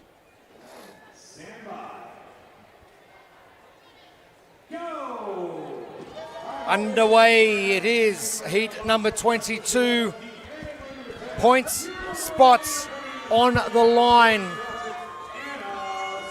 Your leader, Anna Stern, with an almost impossible to lose position. Regan Moser, the first onto the push-ups. Closely followed by Tracy Bartalo. Anna Stern moving on. Now, if you're Anna Stern, you just really need to be pretty conservative to make sure you finish. You want to have a good race. You don't need to beat anybody, right? You have that nice cushion. I think that's a great place for Anna. You can see her right there at the bottom right corner of the screen. Just make sure you're able to get through the event. Don't put yourself into, and I don't want to say harm's way, but what I mean by that is don't get to where you're failing reps or feeling that you need to overextend yourself. All she needs to be is right in the middle of the pack.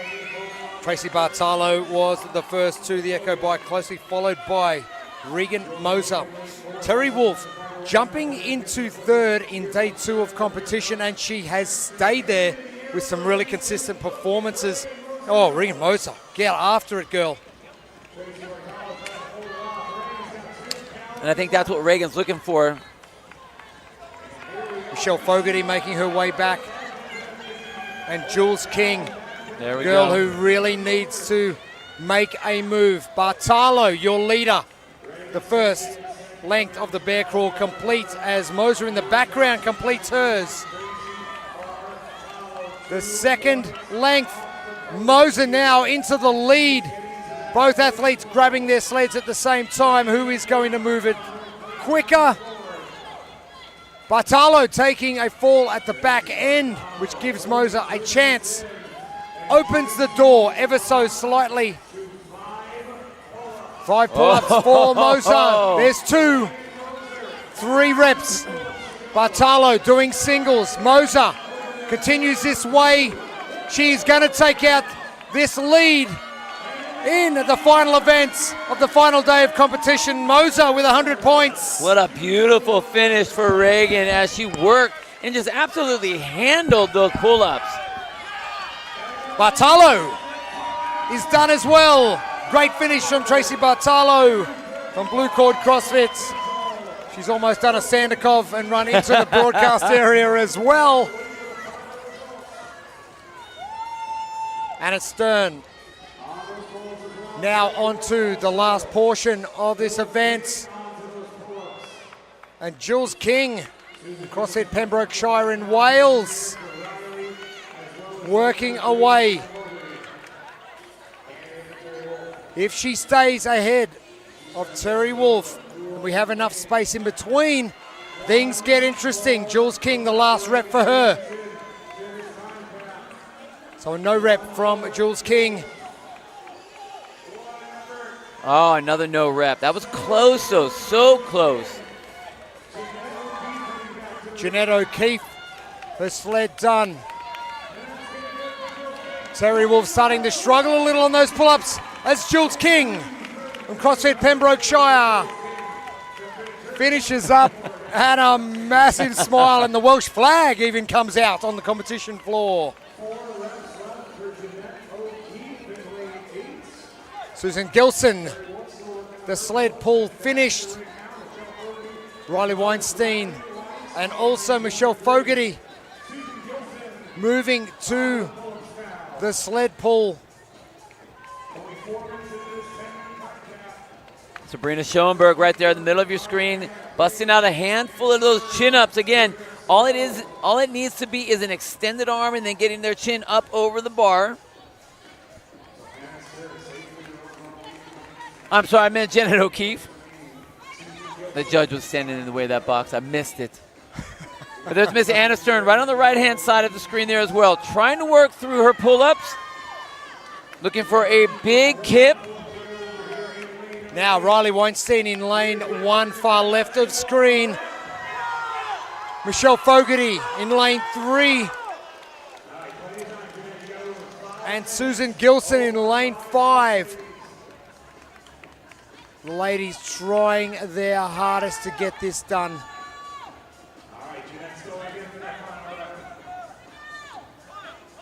Jeanette O'Keefe will be next finished. And now we're at that point where rest is the only thing that is going to fix this situation the ladies are in. So if you watch Anna King, Anna Stern, right-hand side of your screen, she's bent over right there, taking a little bit of a rest. Now, one thing that I did see that she was doing versus the rest of the field, she looks back to see where the clock is. So you can tell she's taking time. Right now, she'll look across the field, see what's going on. She'll look back at the clock to see when she should go, and then she'll go and take her attempt at the pull-up. That's experience, knowing when to go and when to just let's just hang out for a little bit and just let our muscles recover a little bit and re-engage. Experience, also coaching. If you have someone that is telling you about those things, where that becomes something that's important, like if you're regularly testing that at let's say you're at home and you're training, what you need someone to do is go, okay, you're going to go in 20 seconds. You're going to go in 50 seconds. Whatever that number might be, then you get used to managing that rest. Oh, Jeanette O'Keefe resting long enough. She actually pulled further than she needed to. They had to get her to come down. Jeanette O'Keefe from Bombshell CrossFits. Nice job. What a way to finish. Another Texan getting the job done here in San Antonio. 3.5 minutes remain. And Anna Stern, you mentioned it, far right of screen.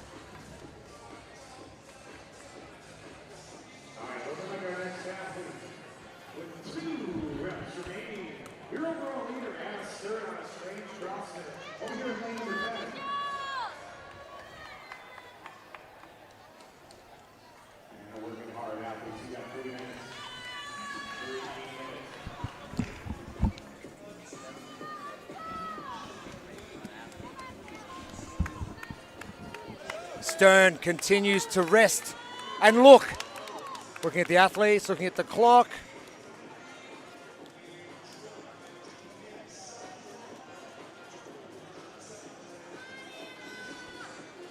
Terry Wolf just conferring with her judge from Raw Iron CrossFit on the Gold Coast in Australia. Not too far from where I live, in fact, but she has, I think, decided. Ooh, close one on that. That was a very close no rep. Again, missing them, so she's, look at it. This is what I was talking about. Looks back to see where the clock is, looks back to see where everyone else is.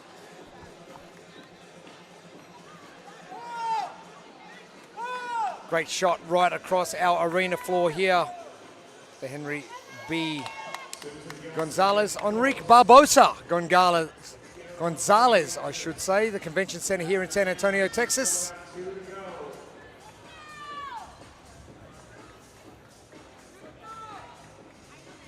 Setting the stage for a great competition over the last couple of days. And Anna Stern is going to have to rest just a little bit longer. Well, the other thing she wants to look at right now is what does everyone else have across the floor? How many hands are up? How many fingers or reps are still needed to be had? I mean, does she need to do another one? Can she rest another 45 seconds as we go into that final minute? Well, she can. All of our ladies left on the competition floor have those 5 reps remaining.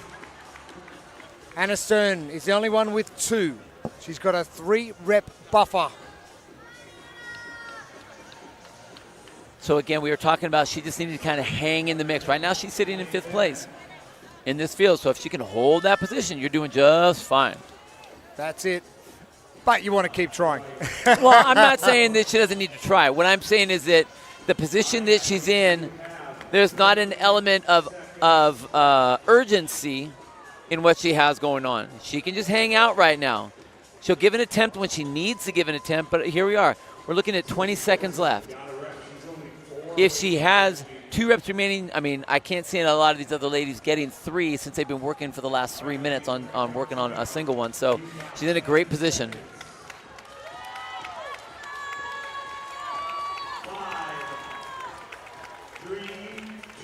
And that will call time on the Neuro Major division. Anna Stern not able to finish up. But what a performance from Regan Moser. Tracy Bartalo getting done. Jeanette O'Keefe, Jules King. Again, we wait and see what happens with our results. But Anna Stern got every confidence that she has done enough to hold on to that number 1 spot.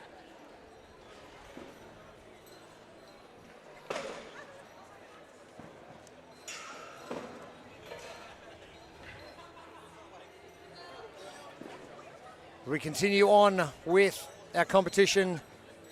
Our heats are declining by the 10 minutes, and we are on to heat number 23 next with one of the most exciting finishes I think we are going to see, the short stature male division coming up next. So don't go anywhere. We'll be back with more action. The 2024 Adaptive CrossFit Games by Wheelwide.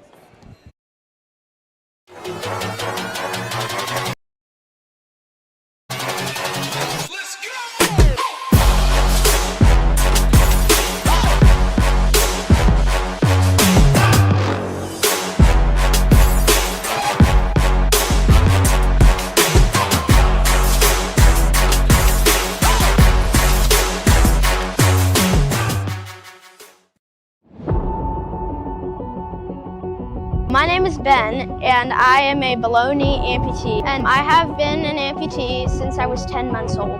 My name is Emily. I'm an above knee amputee. I was a passenger in a car accident. I was in a coma for almost 2 weeks. Losing my leg could have been the end of my story, but I chose to rewrite it. I didn't let my amputation define me. I let it drive me. I'm not just an amputee. I'm an athlete, and I'm unstoppable.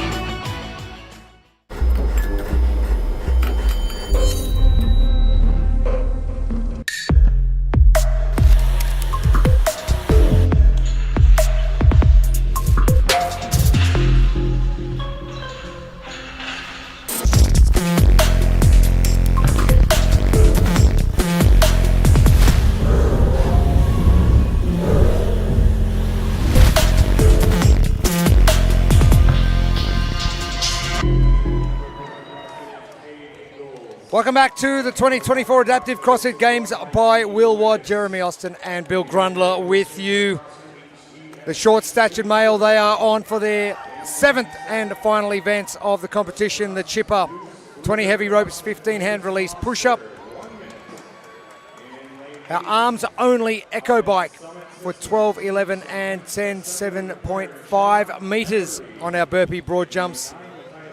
Our 15-meter sled pull at 185 and 10 chest to bar pull-ups, and we have got a tight race. Sean Dolphin, 436 points.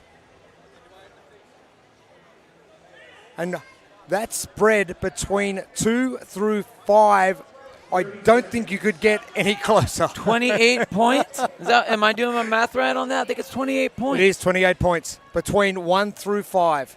I mean, the shuffle could be insane on this leaderboard. And it's been a battle the entire time. I think that's been what's been so great about this particular division is it's been close the entire time. I mean, within points, every single which way you go, whether you're top or the bottom. And I love the fact that no one's running away with it. Good luck, fellas. Underway, the final 10 minutes of the competition.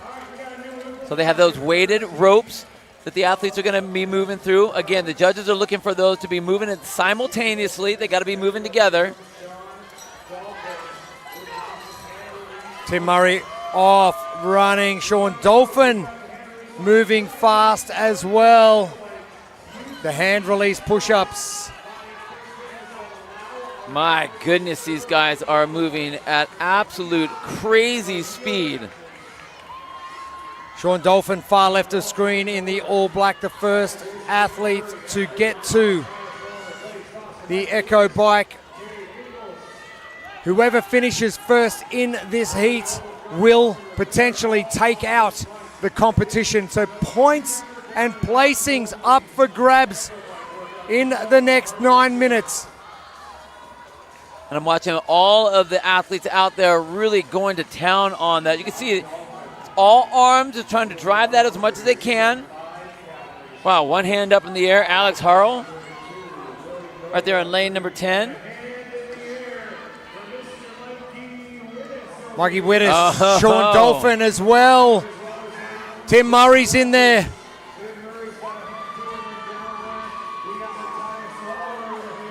As we continue on, the athletes will be moving shortly. A lot of hands in the air. Tim Murray comes off first. Wow, what a jump from him. All right, now these are really important. We've seen athletes getting no reps on these regularly throughout the day, so they need to be very smart about not getting a no rep and what they're trying to get. Oh, and that was right at the line. Tim having to take that last extra rep before he can run back to that sled. Sean Dolphin in hot pursuit of Tim Murray. Oh, Sean Dolphin has been brought all the way back to halfway through his burpee broad jump, opening the door for Tim Murray to jump way up that leaderboard. As you said, 28 points separating 1 through 5th. Tim Murray. This is going to be an important result. Tim Murray. Sean Dolphin coming back to position now. Matthias Wallner actually beating Sean Dolphin. Oh my gosh. Now Sean has an amazing speed on those pull-ups. Wittes is there as well. Oh! Hall. Oh! Tim Murray! Wow! Sean Dolphin has taken a tumble, but he will finish second. Wow! Where does everything else happen? Where do the placings and points lay out for this? Wow! Tim Murray, take a bow, young man. Unbelievable finish for Tim Murray. We've been waiting to see something like that this whole time, and what a time to put it down in the final event, right when he needed it most. Matthias Wallner coming in third. Wittes still waiting to get his final couple of reps done. 1 now remaining. Cade coming through. Blaze still waiting to get those pull-ups complete. And Wittes. Falkenberg may have beaten Wittes over the line. Oh, I didn't even see him over on the side. Shake-up. Hall is over the line. Again, it has delivered. We expected nothing less. Blaze is in. William and Sean still your first. Sean actually getting to that sled. It is hard to move. William Noble. 2 reps remaining. William Noble from CrossFit Deep Ellum. Oh, the crowd getting behind Sean to drag this sled. William Noble all done in the background and now comes over the line. And this entire crowd will now be absolutely roaring their lungs out for Sean Eberl to get this sled over the line. It seems Sean working he's all got it kinds now. of different techniques. All the guys out there telling him different ways to pull that. And look at the way he has it slung over his shoulder, trying to lock it in. Just a few more inches to get that sled across. Oh, he has it across. He's got time as well to get this complete. What a category, what a division for these athletes. The leaderboard has changed so many times in the last 4 days. I can't even imagine what it's going to look like now. So Tim Murray sitting in 8th after day 1 and he wins this event. Where he needed to win that event if he wanted to even get himself remotely close to the podium. Sean Eberl and Summit Systems. Oh, the reps, they're easy. 2 to go. This will be the last jump up for Sean Eberl. There it is. Yes, sir. Wow, man. We knew this was going to be one of the most exciting. Maybe the athletes have just sort of gentleman's agreement at the back. Hey, you win this one, and I'll win this one, and we'll make it more exciting. That's what it seems like. I mean, just flip-flopping and ping-ponging back and forth between all the athletes. Tim Murray will go to 508 points. Looks like Sean Dolphin will go to 526, potentially winning. Matthias Wallner coming in third at potentially 496. Oh, it's going to be too close. My brain hurts. Yep. Great result from the short stature men's division.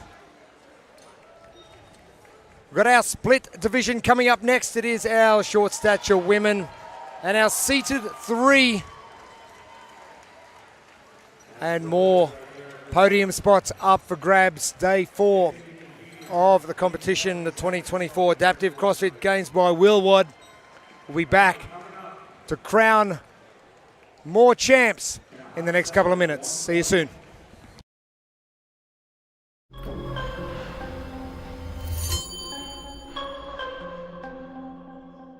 Beef organs are the most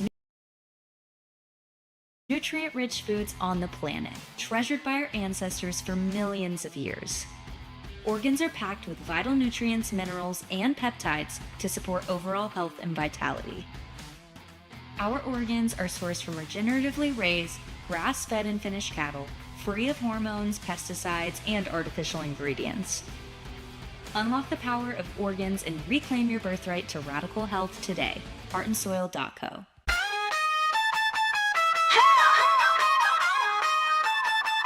Drop the fire, it's gas. Comment section won't last. Everybody going crazy. Put the ops in a cast. Pull up, spin back, upload and that's quick stacks. Drop code and then get cash. I eat the beat, I got a big back. I stay making monopolies. I ain't making no apologies. I'm a commodity, so they follow me. Welcome to my empire. You just heard, but I've been fired.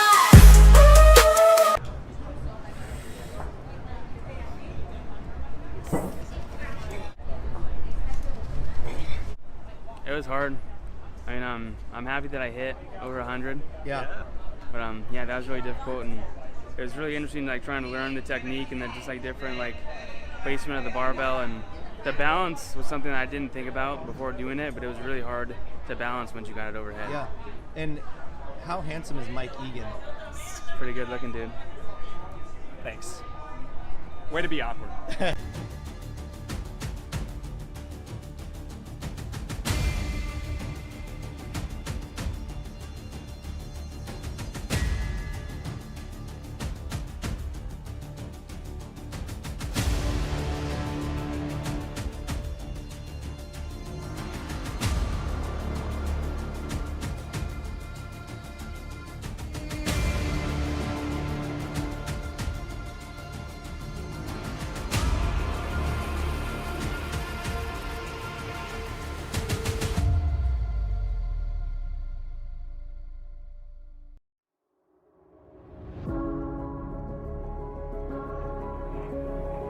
For every athlete, every interest, every human. Even if today is day 1, our headbands are our love letter to you. Start your year with junk.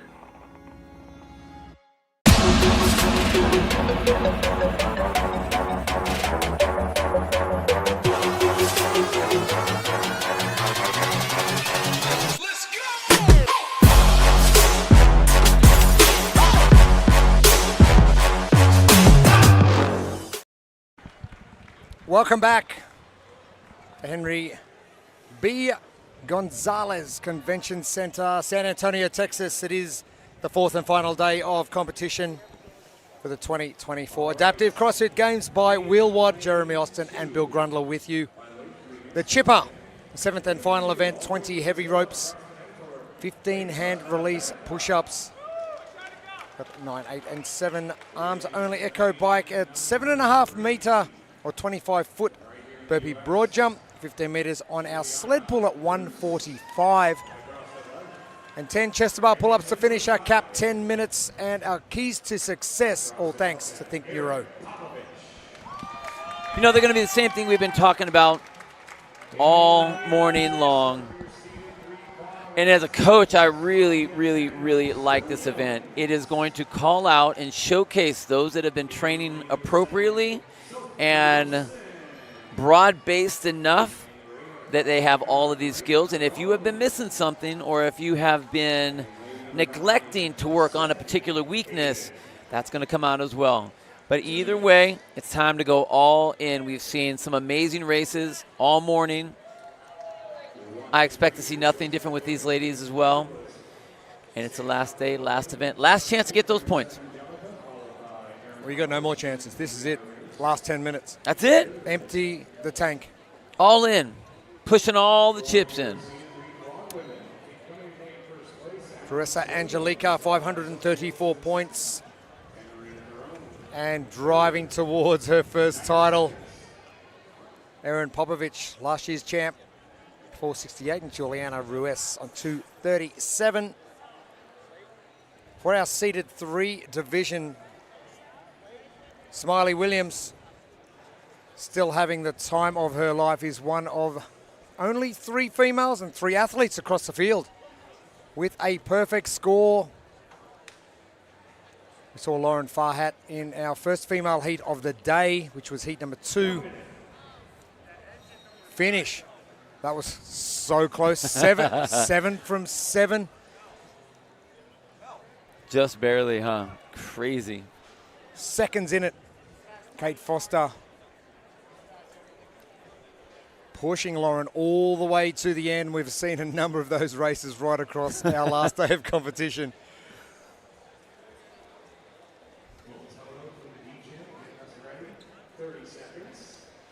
New implement for these athletes, we saw it last week. This is called a multi-row.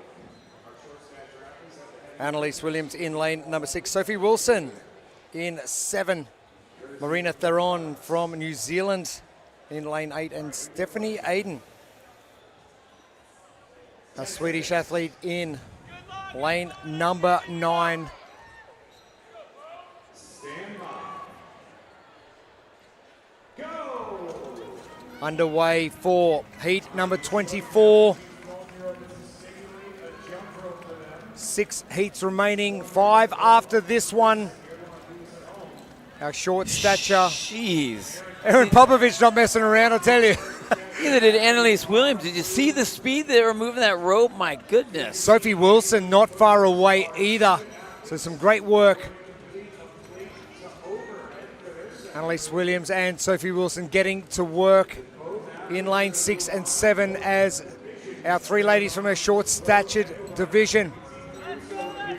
A great race between Cruesa Angelica and Erin Popovich. Juliana Ruiz in there as well. All 3 ladies onto the arms only echo bike. Marina Theron in lane 9. Only 4 reps to go with the plate to overhead.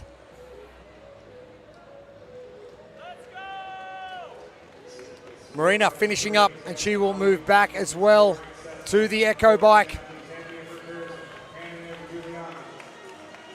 Kevin Ogar, remarkable in the programming and the adaptation for each of the divisions to get that same empathy factor across one category right through to category number 15. Can you imagine the amount of testing that has to go through for every single one of the divisions? I mean, it's one thing just to test an event that's going to be at your particular competition to make sure it gets into the right realm, but to be able to have to work with all the different adaptations to get the appropriate response in that particular movement that's going to be similar across the board so that all the athletes are doing their version of that workout. Annalise Williams still smiling. And the handlers once again take a bow. They have done a remarkable job this weekend. Cruesa Angelica moving fast. Juliana Ruiz will be finishing her burpee broad jumps next. Popovich coming to her burpee broad jumps as the sled drag commences for our short-statured females. It is Cruessa Angelica first as Annalise Williams does exactly what Lauren Farhat did this morning, and a 7 from 7. Crazy. Wow. Sophie Wilson is onto her, so drag Juliana Ruiz. As Erin Popovich comes to position for the short-statured division.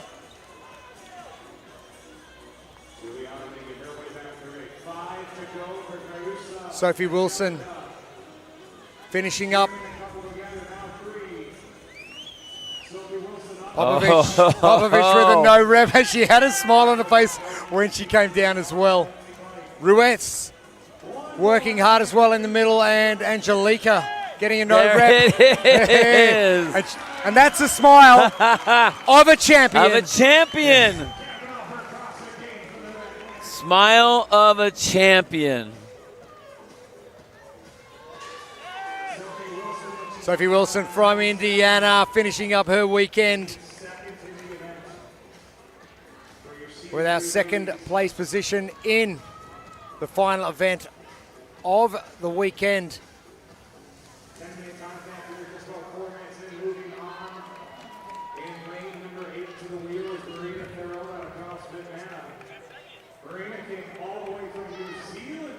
Marina Theron coming back now.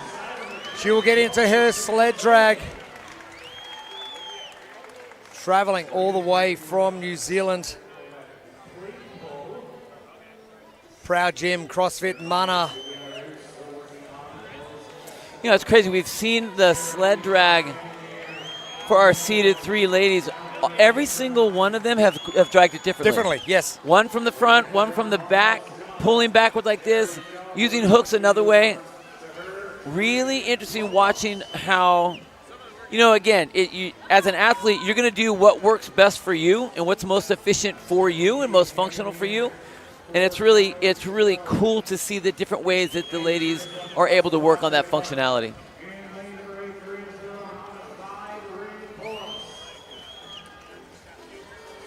Popovich and Ruiz.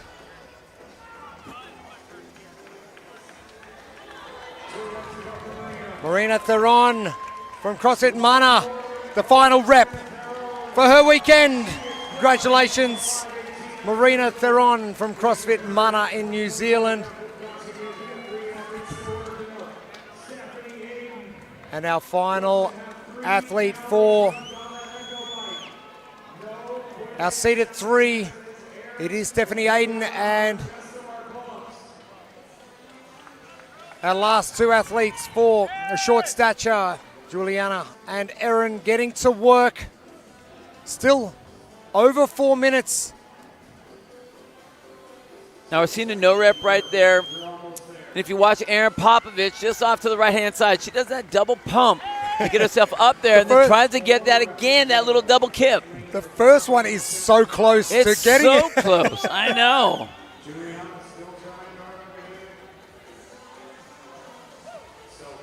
Oh, no rep there from Erin Popovich as Stephanie Aiden getting to work again. Again, the judging spot on. Nothing given. Juliana. Almost. Almost, Juliana. Come on. Another good rep from Erin. Stephanie.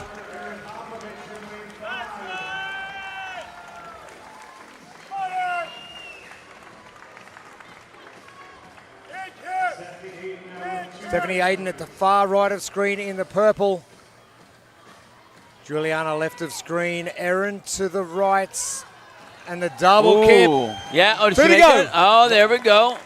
She didn't get the 1-2 reps ago. I'm not sure what for, but it looks It's very so similar. close. That's what's hard is it's so close. And I think when she does her first kip to bring her body up into the air right there, and she goes for that second swing because it kind of gets her a little bit closer. Another no rep from Erin. What are you going to do but smile? Well, I mean, it's not like she's not trying. She's trying. She's giving it all she has. Actually, both of the ladies out there are still trying. Final rep for Erin Popovich, last year's champ.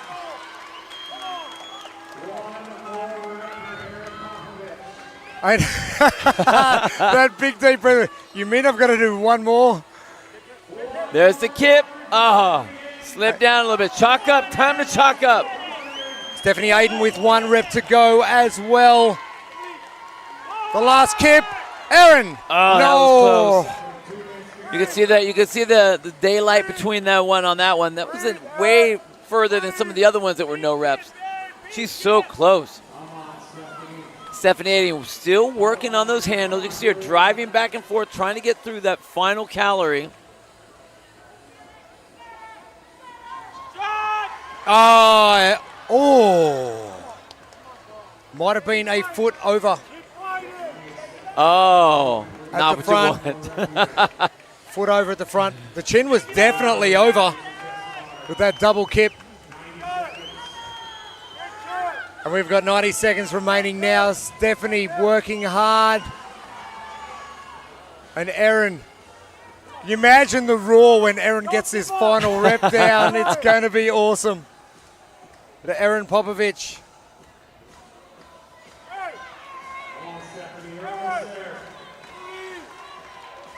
Stephanie nearly there.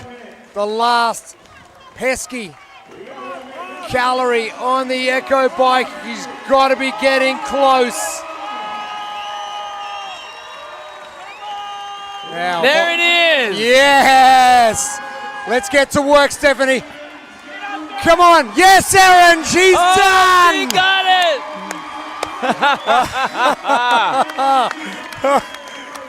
Oh, what a great response from Erin Popovich. Congratulations. Battle for sure, but the relief?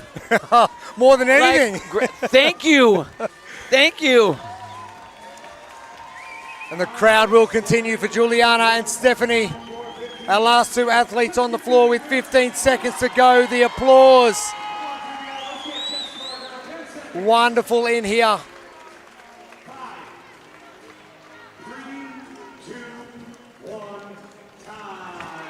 Ladies. My goodness. Congratulations. What a week. 4 grueling days of competition. Loving that group hug from the 3 girls in the short stature category. All athletes, we're going to have you head down to lane number 9, please, for a photo. Great job, Erin! And we move on now to our seated 3 men's division heat number 25. 5 heats remain of our day and of the competition. We sort of blinked and missed a couple of hours or something, but or maybe not. I'll tell you right now, you didn't miss any hours. We've been here the whole time, but it's been so fun watching the different divisions and the races that we've seen. The importance, not just of some of the scoring for some of the athletes, but just trying to close the book on. We were talking about this morning. What makes it successful? Is it successful because you were on the podium? Maybe. But more than anything, did you improve over your year? Did you come here? And this is one of the things that Annalise was talking about. She's here and she's smiling, she's having fun, but she's PR'd in these things that she's done. I mean, she tested all the workouts, and she has bettered her time here than she has in practice. So that's progress, that's success. Did you earn your result after 4 days of competition? Exactly. Big thank you to our sponsors, Strengthflex, Pliability, and Morgan Sport for your support. The 2024 Adaptive CrossFit Games by Wheelwad. I can't wait for the 2025 version. Bigger, better. Harder. Harder. Don't say that too loud. Kevin will hear you. No, you know he's planning that. You know he's thinking that way. So and again, as a competitor, I love that. I want you. I like when the bar is set high. You've got to. I want it. Strive for something. I don't like to strive for mediocrity. I like to strive for excellence. And if I get crushed in that pursuit, that's okay. I would rather get crushed in that pursuit rather than be a champ of mediocrity. Love it. Our next division is our seeded 3 men's division. 10 points separates 1 and 2. Cam Whitaker on 570. Brian Muscarella on 560. James Whitty on 490. And Angelo Pendergrast on 450. So spots still up for grabs on our podium. Things are going to get a little bit spicy, I believe. Well, and I think, again, we've seen the judging, especially in this particular event, have a drastic effect on the speed at which the athletes are able to go. There's a lot of no reps. We've seen a lot of no reps. And with what we've seen in some of the other events, especially in this particular field, I think that's going to be important because that is going to ensure that everyone is working to that same level. So I'm expecting to see the judges being relentless as always. Oh, as always. They have been for the last 3.5 days. Why stop now? That's right. That's right. Cam Whitaker. The Aussie boy trying to hold on to that lead. 10 points back. Brian Muscarella from Revive CLT. Going way back, Lance King had a 10-point lead going into his final heat. And he said, my strategy, my game plan was just to send it and just, I've got the lead. I am going to just go and do what I have to do to maintain that lead. If you are in the lead position, you have the target on you. And if there's only a 10-point spread, you don't have a choice to try to be safe. You have to get after it. So that's exactly what he did. You look at the gentlemen that we have in the top 4 positions. They are, anything can happen. And there's a lot of targets out there. Depends on what you're looking for. If you're trying to hold on to that lead, if you're trying to get onto the podium.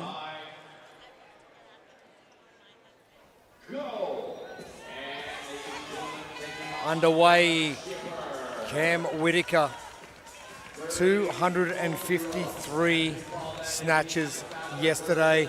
Whoa. Oh, but it is going to be Angelo to get things underway.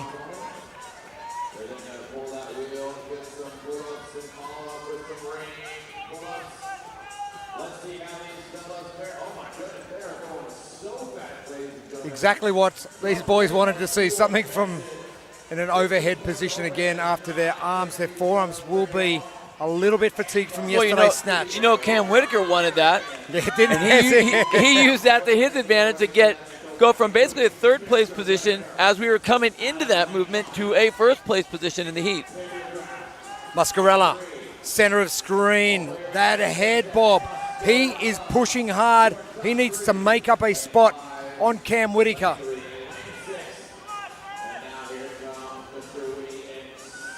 Whitty getting to work, getting that moving.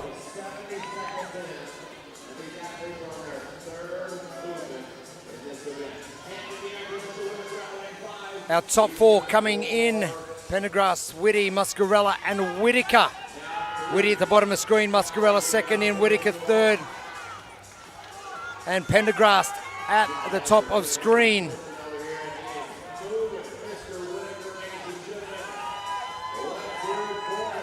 Monaco moving into position in lane number 9. 2 reps remaining for Chris Gessner as Cam Whitaker.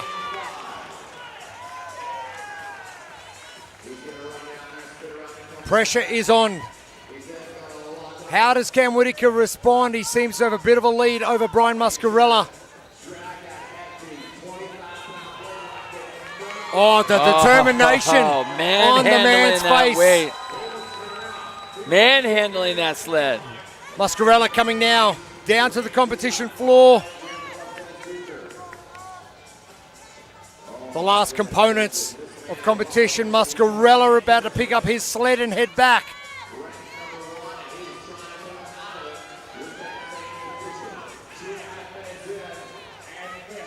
Whitaker getting himself set and will roll down the floor for a championship win from the Aussie, Cameron Whitaker. Muscarella now doing what he can, sitting in second currently and second on the leaderboard. And this is a great finish for Muscarella.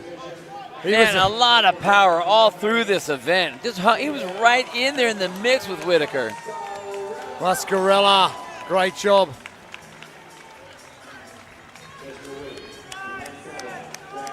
Muscarella, great finish. Whitty got some work to do to try and catch Angelo Pendergrast, who's getting underway. And chatting to Muscarella yesterday afternoon with Amy Bream, he just said, like, that was tough. That day 3, tough going. And Angelo Pendergrast finishing up. Anthony Monaco now moving down the floor. He will go back and pick up his sled as Whitty will come to the finish line for the final time in 4 days of competition. Whitty getting done just after that 4-minute mark. Our 2 athletes left on the floor, Chris Gessner and Anthony Monaco. Monaco just out of shot. There he is there. Gessner at the back, getting to work on his Echo bike. Monaco. Crowd urging Anthony Monaco to get there. He's light wheeling that front end. Look at him as he's driving, trying to lean forward to balance it out. Monaco on 354 points.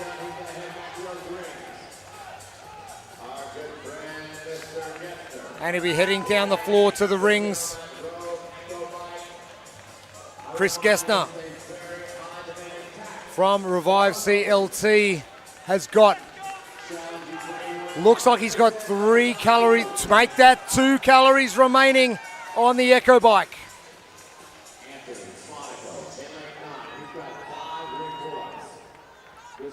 Monaco from Hicksville, New York, and Gessner from South Carolina. Final calorie on the Echo bike for Gessner.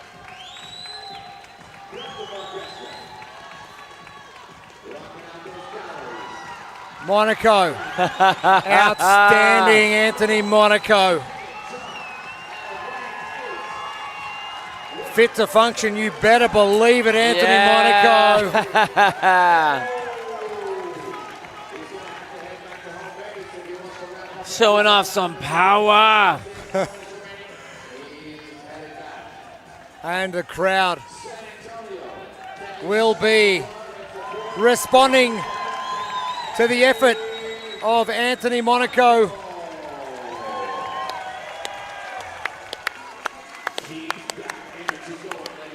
And now the floor is yours, Chris Gessner. 3.5 minutes left on our clock.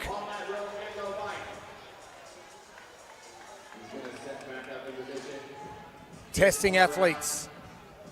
Kevin Ogar's aim from the start of all of this, going through the Open, the semi-final, coming to the culmination of competition here at the 2024 Adaptive CrossFit Games by Wheelwad.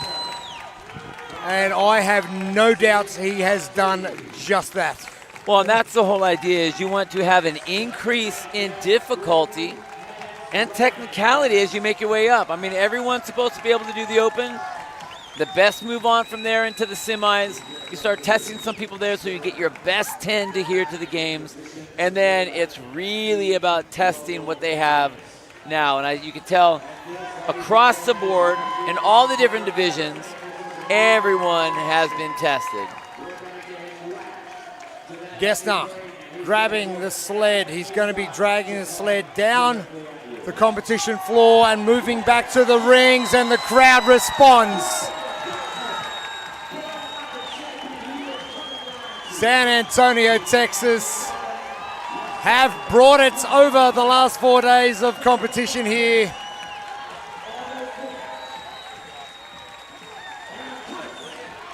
The Henry B. Gonzalez Convention Center here.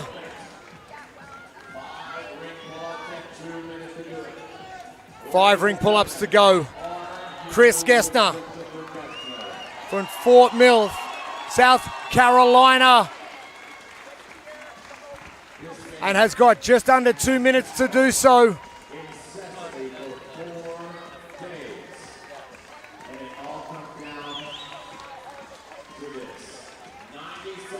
The other athletes around in support, and they are going to cheer hard and loud, as are the people here in the convention center here in San Antonio.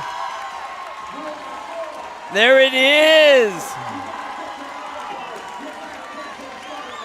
Everyone telling him he's got to get down the floor to the finish line. Like, what are you talking about? I just Hang did on. all the work. I'm done. I did your pull-ups already. And wait for this applause as Chris Gessner comes down the floor. Just on 9 minutes with a minute to spare, and the crowd here are on their feet. An amazing seeded 3 division once again. And Cam Whitaker taking it out, but those important wins from the athletes who are being tested to the full extent of what they've been training for.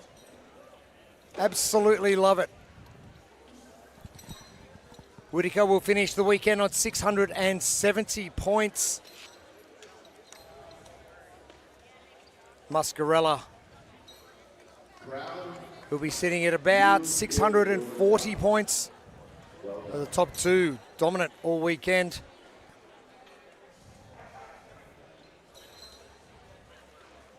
School photo gets underway for our seeded 3 division. We are not too far away from getting into our seeded 1 division. Don't go anywhere. More soon. 2 minutes.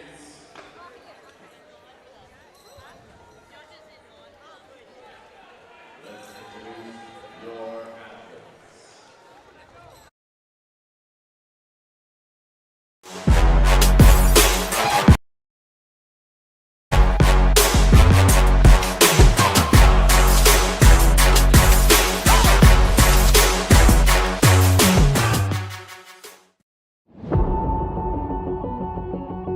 My name is Ben, and I am a below knee amputee, and I have been an amputee since I was 10 months old.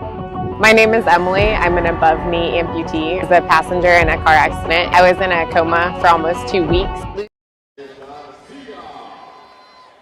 Heat 26 continues action here. The 2024 Adaptive CrossFit Games by Will Watt, Jeremy Austin and Bill Grundler with you. 4 heats remain. Our seeded 1 male-female, our seeded 2 male-female. And then we get to present our top 3 podium getters in each of our divisions.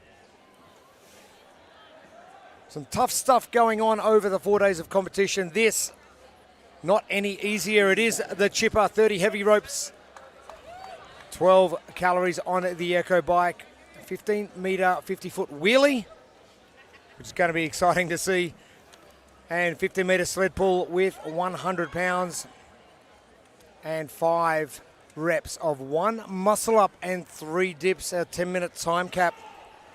And that one element right there is what I'm excited to see with this division. Yes. I mean, it's a high skill, volume is up there. You know, and this plays right into our Think Neuro Keys to Success. Have you been training something like this, or have you been shying away from a particular style of movement? Now, granted, everyone heard what their events were going to be about 3 weeks or so. They've had that announced, so they were going to be able to test that out. But over the course of the year, how has your training been? So if you are ready for this, you get the showcase. If you are not ready for this, it will be exposed. But it's all in time. And our top 3 athletes up at the top, they want to solidify that spot on the leaderboard. There still is possibility for some shuffling to happen. And again, what are you able to do with these particular elements? And how are you, especially when you get to that final element? Pressure on Josh Young to hold that lead, 530 points. Nikodem Pradska, 510. Back to Brandon Mance, 448 points. And Mance has had a great comeback after probably not the day one he wanted to have, but has steadily progressed into that top 3. Wow, Kai Vickers out like a light. Vickers down first. It is Josh Young in second. Nikodem Pradska in third position. Diego Coelho is in there as well. And Brandon Mance. All athletes now coming to the Echo Bike.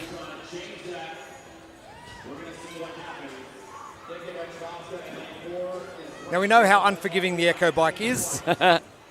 Yep. What's your strategy going into the calories here? Do you just go a steady pace and slowly progress? It really you blast it, get the fan, the wheel moving. It really depends on the athlete that you are. If you're a smaller athlete that is going to have a hard time putting power into those handles, you just got to get going. Now, if you're a larger athlete, it's time to get to work. This is where you can make some, you can definitely make up some room being a bigger, more powerful athlete.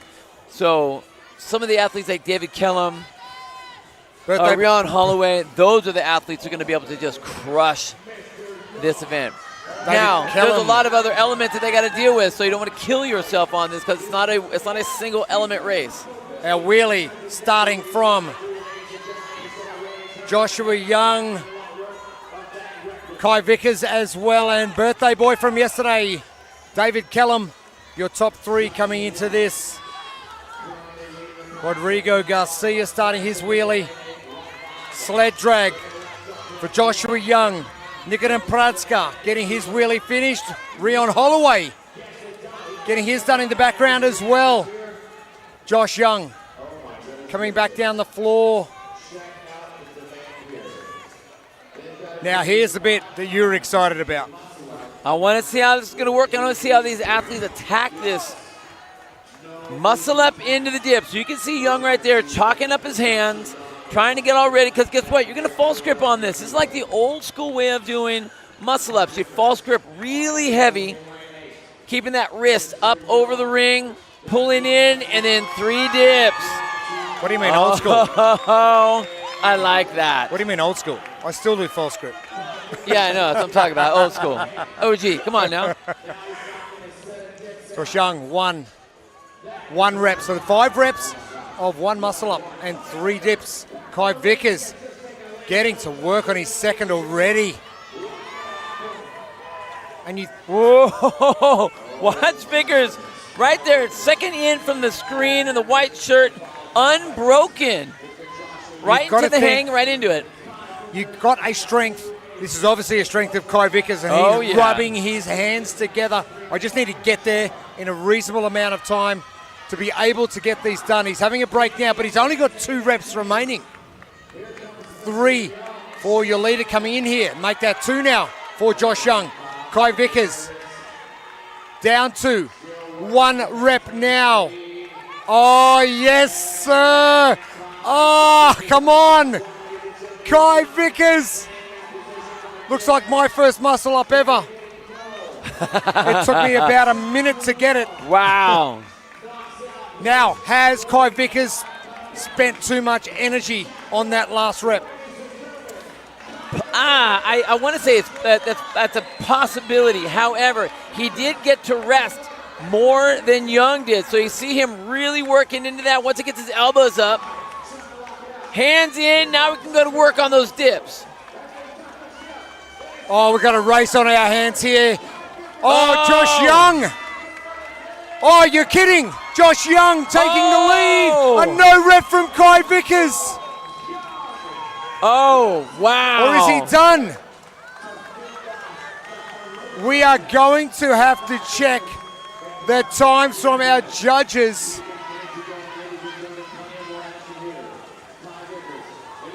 Oh, Josh. you know what? No, I take that back. Josh Young got it. He did because Kai one Vickers rep failed on the last dip. Oh, wow. Kai Vickers, CrossFit Temple. And now the turnover comes for him. There it is. There it is. Vickers finishes up. Some great work from these athletes. You're excited to see it. Did it pan out the way you thought it would? Absolutely. That's what I wanted. I wanted to see the same level of fatigue in a gymnastic movement that we would see if it was normal, if it was regular muscle-ups, ring muscle-ups at volume, and that's what we did. It wasn't just the muscle-up. In fact, it really wasn't the muscle-up for our top-level athletes in this heat. It was the dips. But just as we've seen all the other movements, if you have it, okay, that's one echelon of the group. If you don't have it, then that's the other echelon of the group within this heat.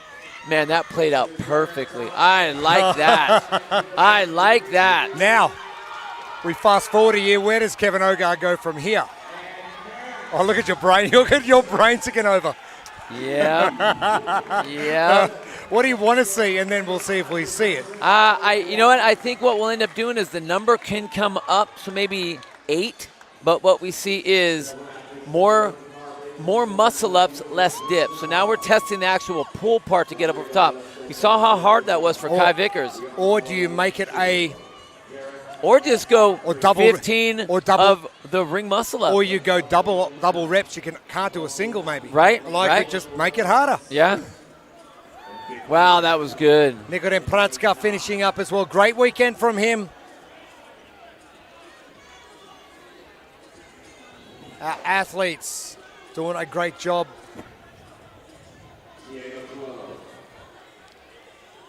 Kai Vickers, didn't he come out of the gates hot? Yeah, he did. Wow.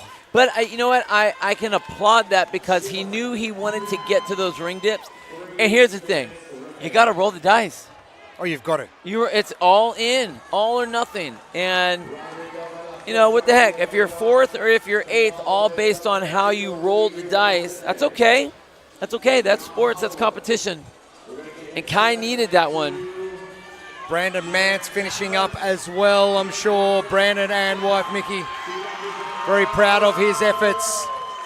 Darren Thomas gets a good rep. 2.5 minutes remaining for heat number 26. 3 heats to come, which will finish competition here at the 2024 Adaptive CrossFit Games by Wheelwad. Diego Coelho trying to get that turnover. And at some stage, you just need to give yourself a little bit more rest.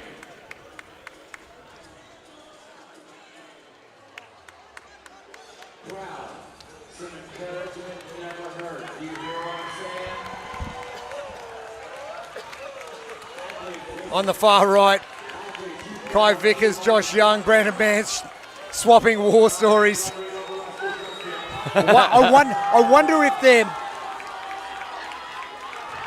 level of fatigue was at different spots. Yes, Diego Coelho. Oh, the dip, no problem. It's just getting in there. That right there is why I think the muscle up will go up, the dip will come down. Or just go all muscle ups. I like it. Oh, yes.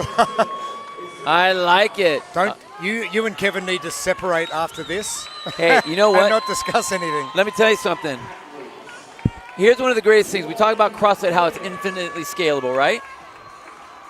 I am already, my members at my gym are going to hate this.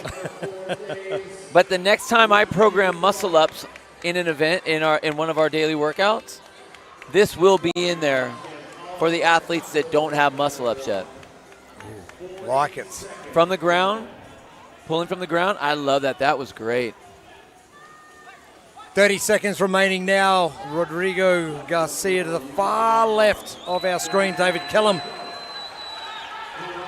Great way to celebrate your birthday. And competing here, Diego Coelho. Oh, Diego, great job. 1 rep remaining. He won't have time to get it done. Darren Thomas from CrossFit Juggernaut in South Africa. Rion Holloway still battling away. And a great job from our seeded 1 division. Tested. Wow, yes, they were. Yes, they were. Oh, I like that one a lot. But man, what a great job. And Josh Young, the Aussie, backing it up. Seeded 3, Cam Whitaker. Seeded 1, Josh Young. An Aussie double. We like to see that. Oh, the crowd's been awesome. They're just a little loud. I mean, they can be a little louder. They can do whatever they want. It's fine. Big thank you to all of our spectators, our event crew, our handlers, all getting decked out in Northern Spirit gear as well. Massive thank you to Northern Spirit once again. Yep, we'll go with that wool. I'll take that. Yep. Take that. I'm sure Northern Spirit will take that as well.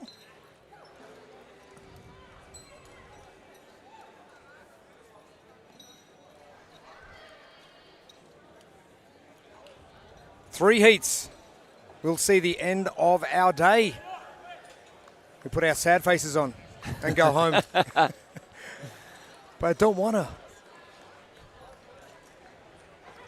Our ladies from our seated 1 division coming up. Congratulations to Joshua Young taking out the seated 1 division. Our presentations will follow shortly after our last heat, heat number 29. And another great heat coming up. It is the Chipper event number 7. 30 heavy ropes, 9 echo bike calories, a 15 meter or 50-foot wheelie. Sled pull of 15 meters for 70 pounds. And we go to your new favorite movement of the moment. It is. I like it. The muscle up and the 3 dips, and we need 5 of those. And we've seen how difficult some of these athletes have found this new standard, if you can call it a new standard, because the standard's going to change. Well, it will change. Well, I don't know if the standard will change, but maybe the numbers will change based on how the athletes handle this. I think on the men's side, it worked exactly like it was supposed to, and I think we're going to see the same sort of thing on the women's side. We have some very strong pullers in this division.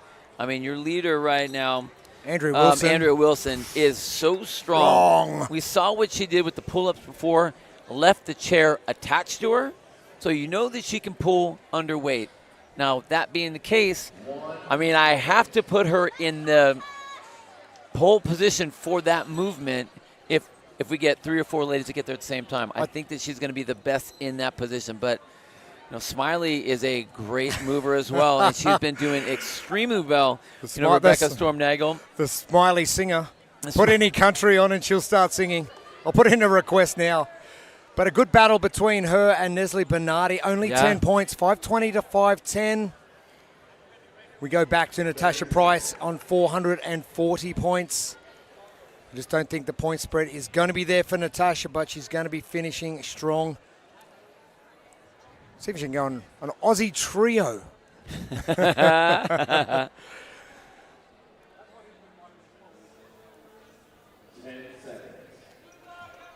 But Andrea Wilson has been quite dominant. She is in the center of our arena in lane number 5. Underway. Rebecca Storm-Nagel off first ahead of Andrea Wilson. Nestle Bernardi Few seconds to get things sorted out and get moving. Oh, Storm Nagel off fast. And there was some jumbling up there with the ropes between Storm Nagel and Laura Dennison, so you can tell she was looking over the side. I'm going to hurry up and get done with these jump ropes, with these rope swings now, because I don't want to hit your rope anymore. But, man, she was moving to get out there, and I think that's a strong move. Everyone knows what Andrea Wilson can do. They know that she is strong on gymnastics and she's a strong puller. So if they want to have a shot of getting to those rings, and again, I don't know if anyone's going to go unbroken on those or not, but you want to get to them as soon as you can.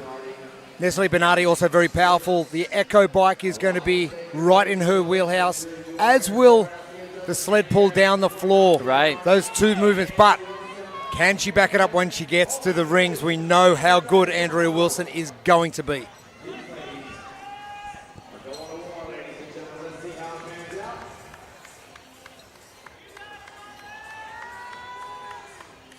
Big thank you to Hustle Up, designing the app for all of these athletes, letting them know when their heat schedules are on, when to be here, when to go home. Andrea Wilson is now following Nestle Bernardi. We thought Nestle was going to do well with the Echo bike. She's doing really well. The 15-meter wheelie done. Storm Nagel and Wilson level pegging. Nestle Bernardi grabbing the strap for her sled pull. Wilson quicker than Storm Nagel on the wheelie, heading back now to the sled pull. And Bernardi. Oh, Wilson has moved considerably. Oh, look out. Wow. Come on. Now, this is going to be the interesting thing. We know how strong she is in the chair. She's going to go in the chair still. It is going to save her some time transitioning in and out. No, she does come out.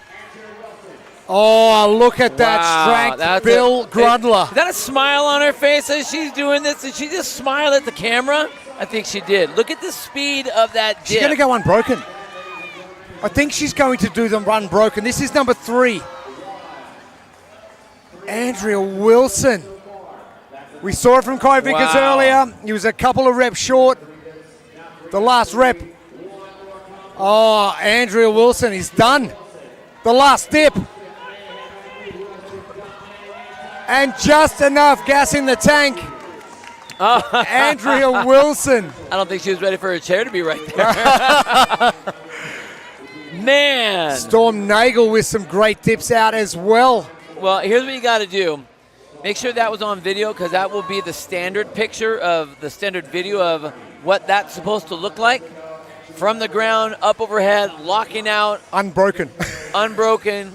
Picture perfect. Wow, she is a strong puller. Holy cow. Storm Nagel, 3 reps remaining. Nestle Bernardi, 4. Andrew Wilson just hanging out now. Just go, yeah, cool. Nice lockout by Rebecca. Oh, some great there we go. Ring dips from Storm Nagel.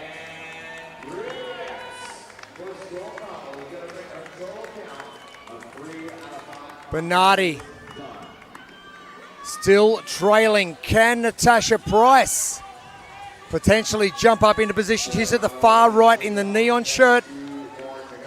There she is to the right of screen now. Price on the right, Bernardi on the left. Bernardi just shaking those arms out. And Price getting that turnover and just not able to dip out. The athletes finding positions. So Natasha finding the turnover, the easy bit, and the dips hard, where some other athletes have found the dips the hard bit. And I think that generally speaking, the press out will be harder for the women. I mean, I see that across all elements of athletes, whether they're in their masters divisions or the open division, that pressing is usually the issue. And the fact that we have 15, I mean, they end up being strict dips. Yes. 15 strict dips with the pull in the middle. It's kind of like an active break. But what a way to design that movement. Into that dip position. You can see Rebecca moving through that full dip right there. There's 2. Oh, the shake of the head. Come on, Rebecca. The crowd urging you to get this. Oh, yes, good girl. Well done. There we go. Great job. There's a smile you were talking about earlier. We put some country music on. She'll be singing really loud. Storm Nagel doing what she needed to do. Now, Price Bernardi. Far left, we've got Brianna and Haley on the rings as well. To the right of screen. Hillary Tolento. Jessie Strom as well. Price trying to... she gets it this time. Can she get 3? Leslie Bernardi. That's crazy. You could tell the quiver that was going on with Natasha Price in that one. You look at Bernardi's power output in that position with that chest press position. She loved the combine with the bench press yesterday. And you've got a different plane to push in, yet it becomes really difficult. Well, again, you have to get yourself in that position, first of all. So for some of the women, they haven't even gotten the chance to experience the press out yet. And a lot of times, if they really fight to get into that dip, like we see Natasha Price, she gets into it, but now the stability, it's not even the press out element yet. It's trying to be stable in that position, that is a tough position to be in.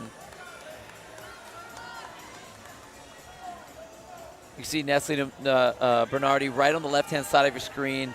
Again, really struggling getting into the rings, whereas Natasha Price is able to get herself up into that dip position, but then it's the press-out element that becomes a hard part for her. And what they can do, they can share stories later on and go, how difficult was it for you?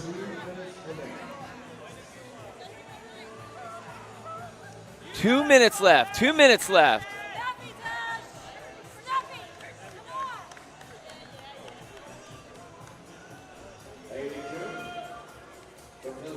Bobette Gross at the bottom of screen. She gets a wheelie done, or does she?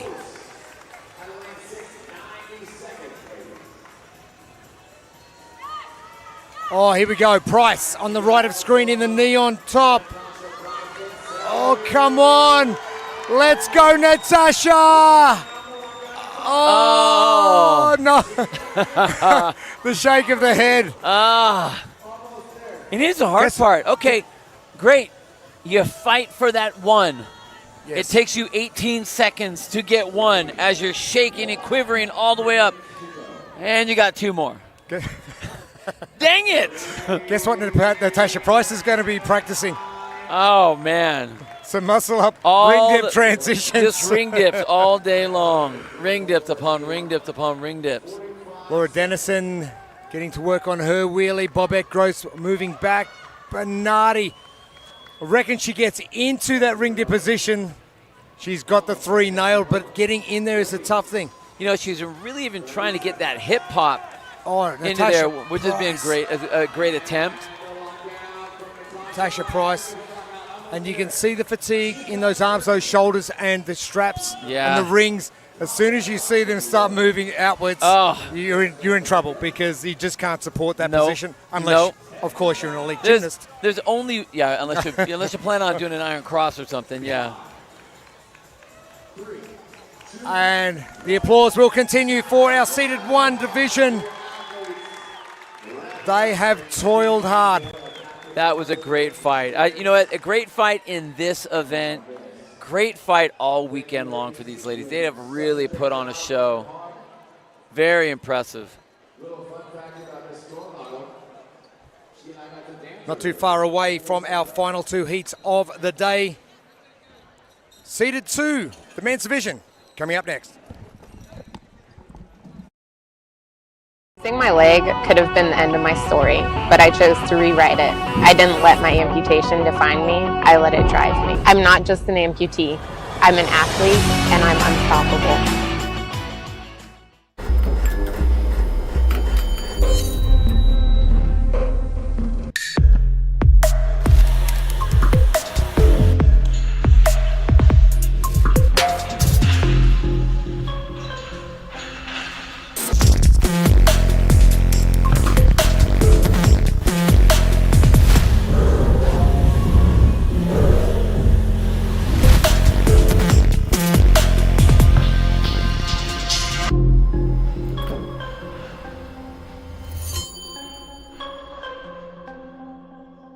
Beef organs are the most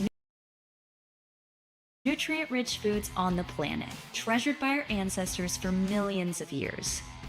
Organs are packed with vital nutrients, minerals, and peptides to support overall health and vitality.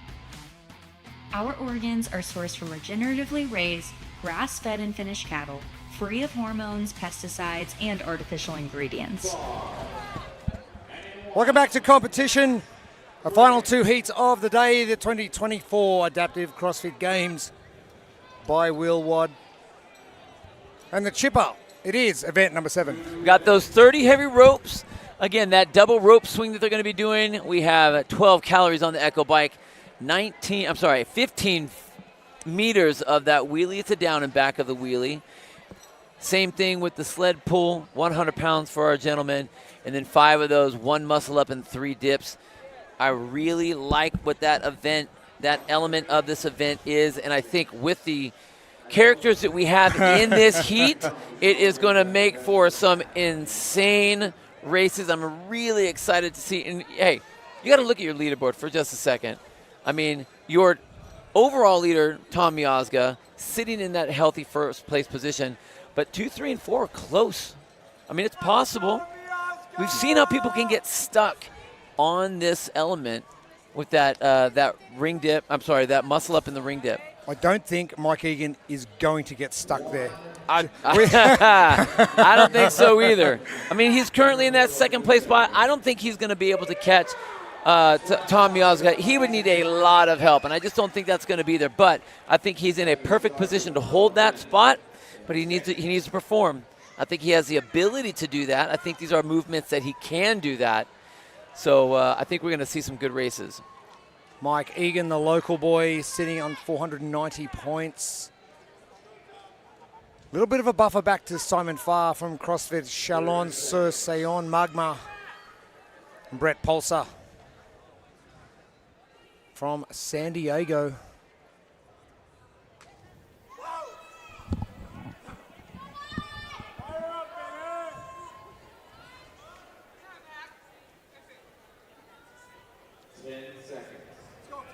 The calm before the storm, our final two heats of competition here.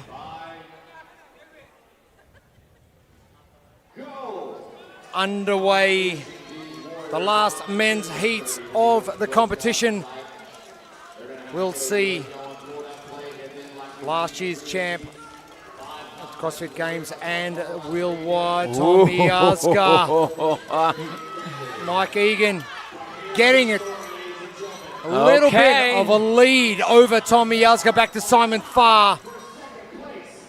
And that's what Mike Egan wants. He needs to sit up in front of Tom any chance he can. Any little amount is going to give him that benefit, especially when we get ourselves over to the rings.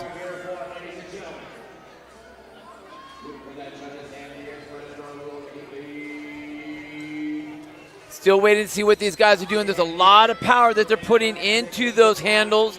All these guys really getting after it. Oh, we had a hand go up, Simon Farr. A lot of power in those shoulders. And I didn't see it. There we go. We have 1 calorie. Oh, no calories left for Mike, who's going to come off that first in that lane number 6. And the wheelie coming. Oh, Miazga overtake. Oh, we've seen the pivot from the handstand walk earlier on today. Miazga getting to work. Mike Egan losing that lead. Now he's back to 3rd. Simon Farr jumping into 2nd. You can see Simon right there in the center of your screen with the strap around his neck. Miazga, oh my 1, gosh. Farr, 2. Looks like it's going to be Mike Egan in 3rd from that wheelie to the rings. This is where Mike Egan needs to get to work. It's going to be speed of movement for Mike Egan. The dip's going to be very simple. Simon Farr struggling a little. Mike Egan is going to be jumping over the top of Simon Farr for that 2nd place. Tom Miazga has only got 2 more reps remaining. Make that 1 rep remaining for Tom Miazga. Oh, that was the break. I wasn't expecting to see that with Mike Egan. And Tom Miazga. Tom Miazga. And he knows how important that was. Mike Egan with 2 reps remaining. Simon Farr with 4. Fabrizio Tavera, 1 rep remaining.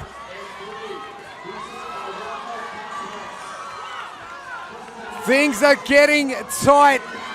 Mike Egan, I didn't expect that from him. The fatigue level, immense. Well, I think he just tried to push so hard. We talked about rolling the dice and going all in. That's exactly what he did. Getting finished as well.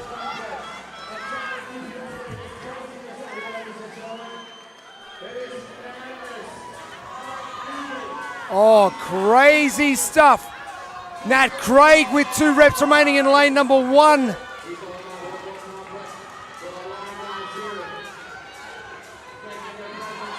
Loving what... Here he goes, here he goes. Can he lock it out?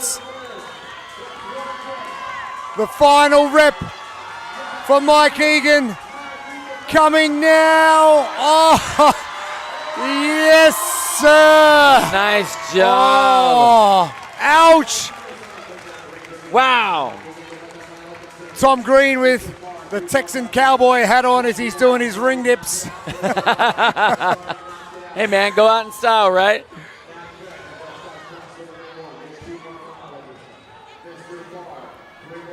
Nat Craig with 2 reps remaining. 4 for Glenn Miller. Down the other end, Jan Folger still with 5. Antonio Flores, 3 reps to go. And Brett Pulser still with 5. Tom Green, 1 complex remains. Still plenty of time on our clock. Things we didn't expect for $500. You know Mike what? Egan to fatigue that quickly, but you said the intensity level that he had to get there with maybe spent a little bit too much energy. He had to go all in if he wanted to preserve that position. And I think that, you know, he's out here competing. He said the other day that what he wants is he wants to be able to beat Tom. So you got to go for it. You got to go for it. Tom Green finishes up. Nice job. Nat Craig has got, oh no, no rep from Nat Craig. And again, we talk about costly no reps over the weekend. Failing that last ring dip is a costly no rep because you've got to go back and do the whole complex again.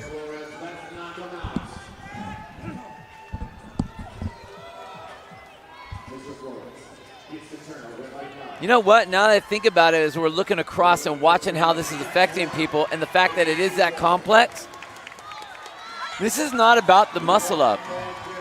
This is about the ring dip. and having to do that many unbroken. Otherwise, you got to redo it again. Flores, yes! Oh, there it is. Simon Farr with 2 reps remaining. Glenn Miller with 4 down there in lane number 2 as Jan Folger gets the turnover. Can he get the dips out? Those rings heading sideways. Jan Folger holding that position for so long. He just can't get it. Pulsar. Simon Farr. That was look good. Wow, he was moving quick on those. 1 left to go. We've got 3 minutes. Now, if I'm Simon Farr, I'm resting for 2 minutes. I'm ensuring I get it completed, regardless of the time. Well, we know he's ahead of Brett Pulsar. Tom Green is finished. Nat Craig getting to work. Simon Farr, here we go. Simon Farr, the Frenchman, finishes. As we head to our last 2.5 minutes, Pulsar on the left, Folger on the right. 4 remaining for Folger, 1 remaining for Flores in the center. Oh, it's time for the shirt off. That's what we needed. What was missing. That right there is what was missing. I knew something was missing. Glenn Miller getting that tip out. Flores going for it in lane 9. Oh, simple. Last one. Let's go. Antonio Flores from Golden Lion in Mexico. A great result. Our last 90 seconds. Nat Craig now all the way down there in the left of screen. And again, another no rep for the complex for Nat Craig. It's so difficult once you start failing out. That muscle endurance just completely disappears. You have nothing left. Not even to do the push, just to support yourself on the rings.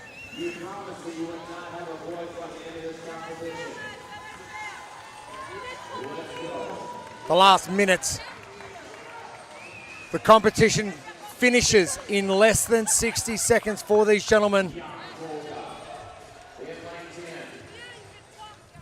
And great to see just to the right of screen, Mike Egan and Tom Miazga coming together. Nat Craig getting to work far left of screen. Still with 2 reps remaining. Glenn Miller getting to work. Jan Folger on the far right of screen.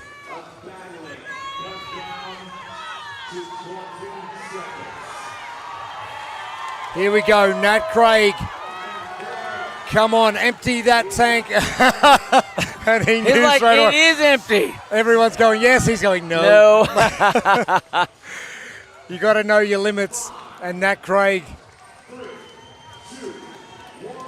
And continuing on right till the final hooter, Nat Craig from Rockhouse CrossFit. But gentlemen, from seated 2, what a performance. What a battle we had early on. Tom Miazga, Mike Egan.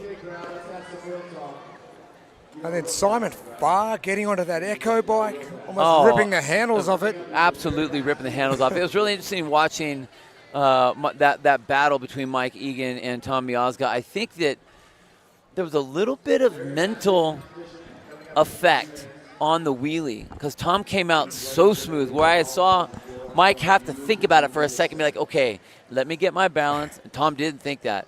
And once Tom passed him up, Mike was playing catch-up. I think that's where he went into that red zone, put him over the edge a little bit. But, man, what a great battle for for all those men. I mean, that's a tough movement at the end. Second last heat in the books. Our seeded 2 men. We move on to our final heat of the day, our final 10 minutes. Hey, listen, if y'all aren't forced by the end of the season, you did a good job. I realize you think the beginning was hard, blah, blah, blah. But listen, now you really got to work, okay? We're going to support our The ladies coming onto the competition floor now. Let's welcome our athletes. In 10, Ann Furby. In 9, Annalise Freeze. In 8, Amalia Lozano moving into position in lane number 5. in 6, Geraldine Enriquez. In 5, Amalia 590 points, dropping 10 points across the competition. Crazy. Which is crazy. Absolutely crazy. Geraldine Manriquez, 500 points, and Jasmine Mock, 420. Taya Tuahoya still with a chance. Emery Williker with a chance. Never say never.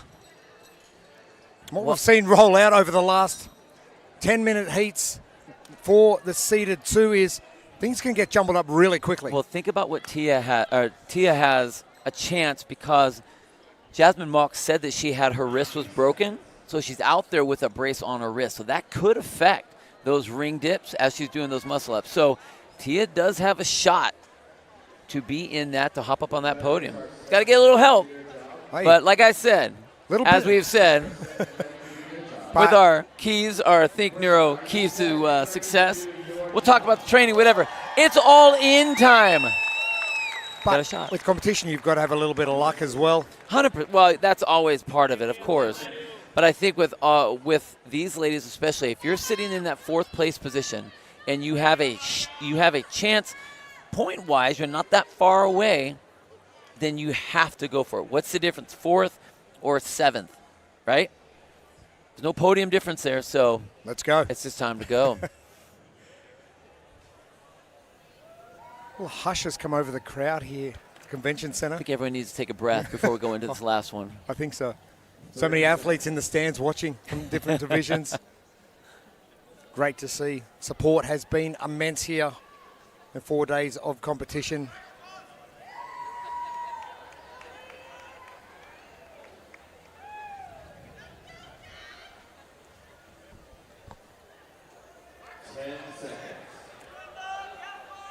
Our 8 ladies on the competition floor.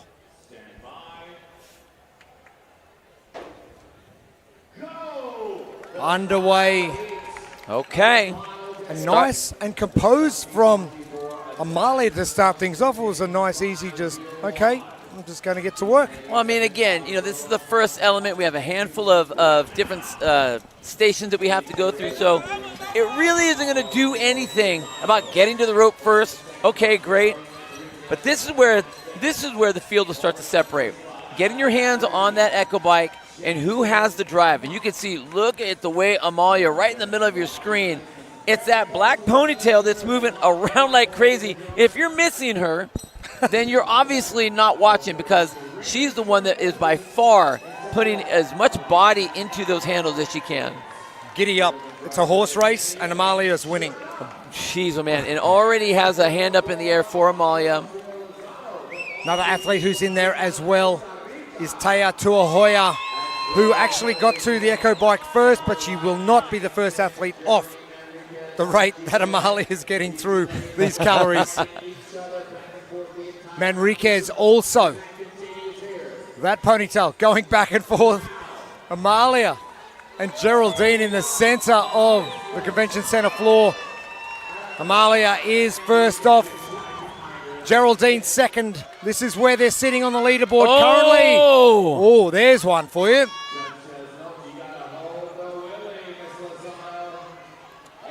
Again, another drop on the wheelie for Amalia, which gives Geraldine the chance to take the lead. And that's what you need. You talked about a little bit of luck. If you're rushing it on a technical element like that, that's what happens. That's what we saw last time in the men's event. And I think that's why Mike Egan went so slow and so conservative. But that just really gave Geraldine a chance. Taya Tuahoya moving into third now, ahead of Jasmine Mock.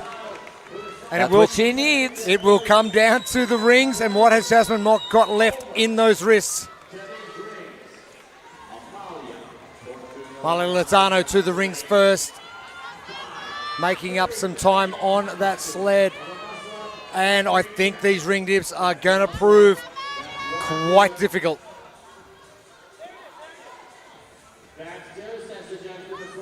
Taya Tuahoya, she will be third. Geraldine Manriquez getting to work. Oh, there's a crucial no rep and a costly one that doesn't just take fatigue out of you, but it takes time. Oh, Taya Tuahoya. Uh-oh. I told you. I told you. I knew that there would be a little hook in the battle there. Look at her work those rings on the right-hand side of your screen in the all black. So much, using her hips, driving through with those shoulders. Wow. Taya Tuahoya. Can she jump herself into a podium spot? 100 points here would put her at 5:06.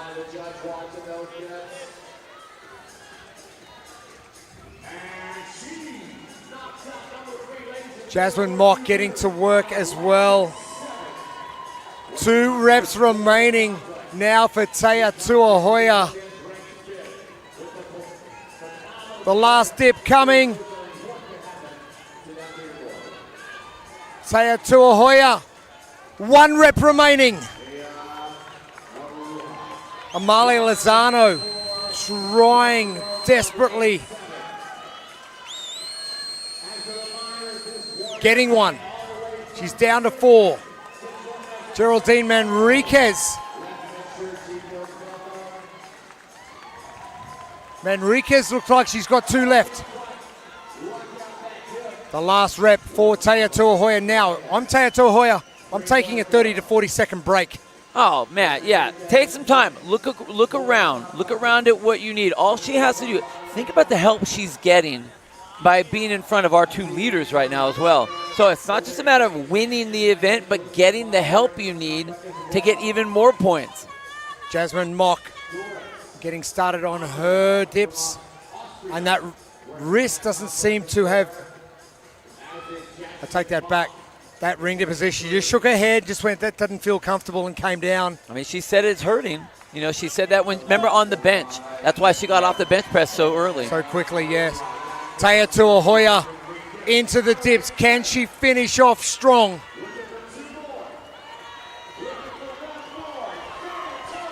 Taya Tuahoya!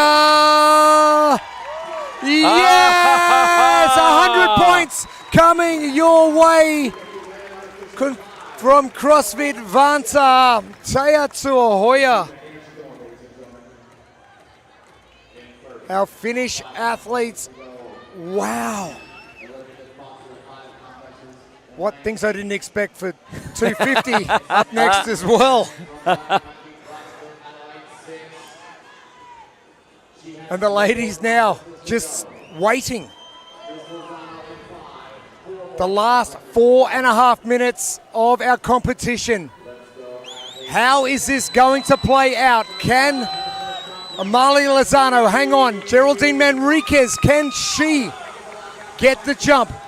Can Jasmine Mock somehow get that wrist to function the way she wants it to? Now, we talked about Taya Tuahoya needing help. Even though she won, she did her job. Now she needs some help across the other field. Now, she does have 2 ladies between her and Jasmine Mock. You have Geraldine, who has 3 reps, trying to work on that second one, trying to get through there, and then also Amalia, also with 3. So those are the ladies that are in between. So those are extra points that she's looking for, and that's exactly what she needs. Now I'm looking across the field to see if there are any of the women that have something other than a 5 up. I don't think there is. Doris Nadinger-Endel from Austria is still on her first repetition, as is Anne-Marie Williker, and Furby still has 5. Elizabeth Foster has 5. Oh! Oh, so close for Amalia. What a great complex from Kevin Ogar. The final 3 minutes coming up.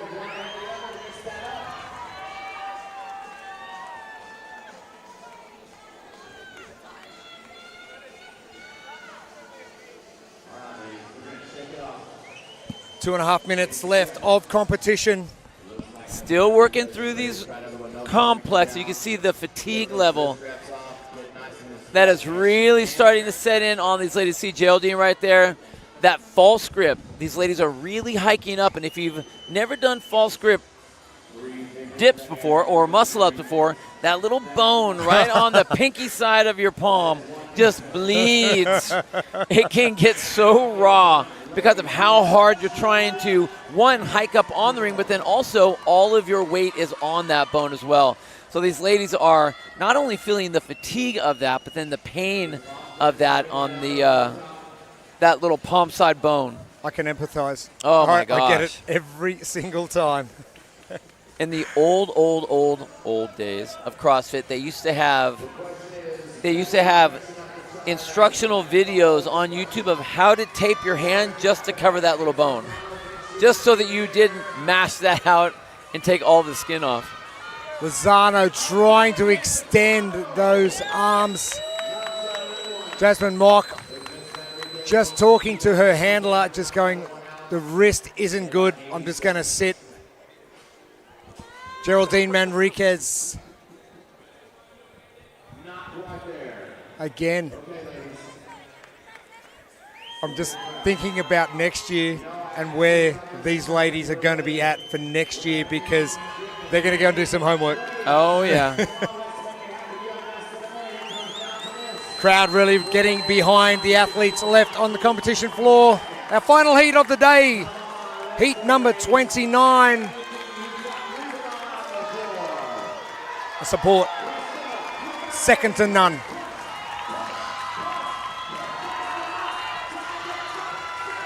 Jasmine Mock getting back up. Can she get it? Oh, she was so close again. That was a good fight, though. That was a good fight. Pushing boundaries. You mentioned it on the way in. All in or nothing. Let's go for it.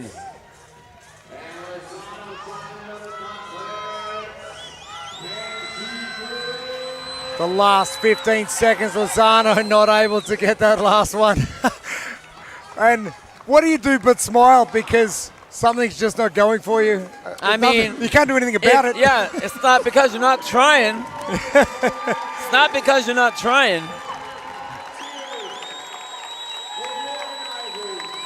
Ladies. Wow. An outstanding performance once again. Taya Tuahoya. I'm telling you. The only one to finish in our final heat, heat number 29. Put the pressure on yourself. You have to do this before anything else happens, and she goes and does it. And if it falls within your wheelhouse, oh man, time to swing for the fences. And wow, home run for Tia. Oh. Great performance from all of our ladies.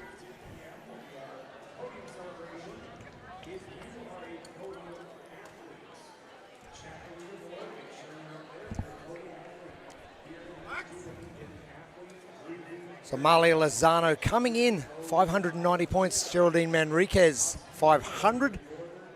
Love to see where those ladies ended up with their reps. Very costly, no rep. Hey, you almost wonder, is it worth doing, like, well, maybe we'll give them half reps for all of those ones that they almost got. Almost got. You know, you get 5 points for one. We'll get 2 for all the half reps. Ladies taking their group photo. And Taya Tuahoya, a performance to be proud of.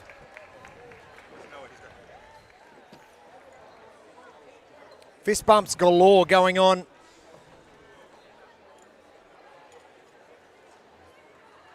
you know, there is an element of relief at the end of a competition like this. There's an element of joy, and at the same time, you're going to have that element of depression just because all the hype, all the concern, all the anxiousness, everything leading up into that competition. And then here we are, we're at the end, and it's weird because it doesn't feel like, for them, like it's supposed to be done. Even if you're completely exhausted, you're like, your body's expecting something, but you don't get anything. That's right. And it's like, well, okay, time to go home.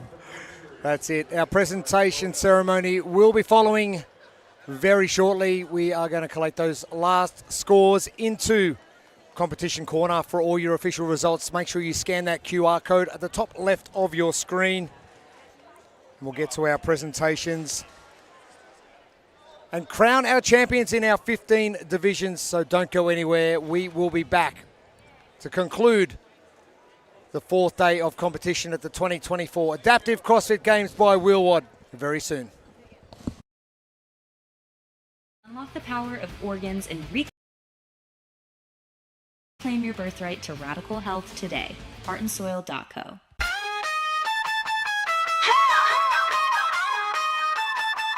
Drop the fire, it's gas. Comment section won't last. Everybody going crazy. Put the ops in the cast. Pull up, spin back, upload and that's quick stacks. Drop code and then get cash. I eat the beat, I got a big back. I stay making monopolies. I ain't making no apologies. I'm a commodity, so they follow me. Welcome to my empire. You just heard, but I've been fired.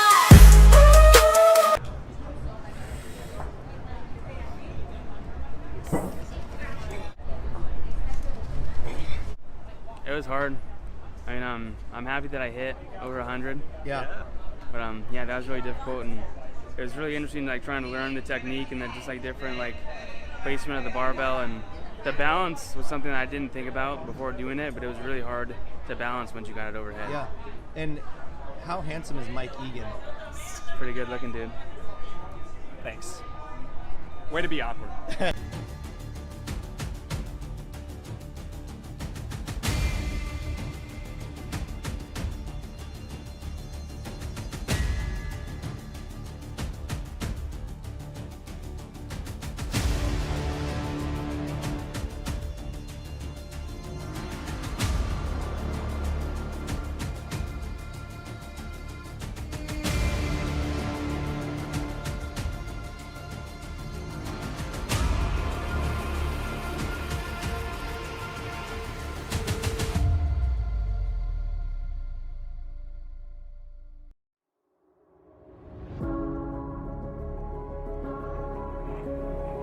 For every athlete, every interest, every human. Even if today is day one, our headbands are our love letter to you. Start your year with junk.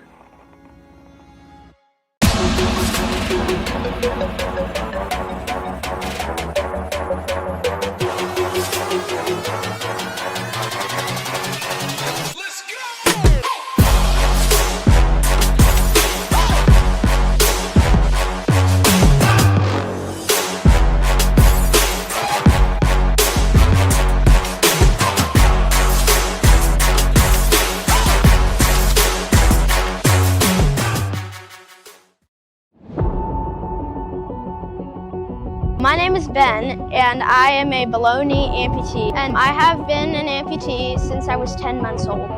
My name is Emily. I'm an above-knee amputee. I was a passenger in a car accident. I was in a coma for almost 2 weeks. Losing my leg could have been the end of my story, but I chose to rewrite it. I didn't let my amputation define me. I let it drive me. I'm not just an amputee. I'm an athlete, and I'm unstoppable.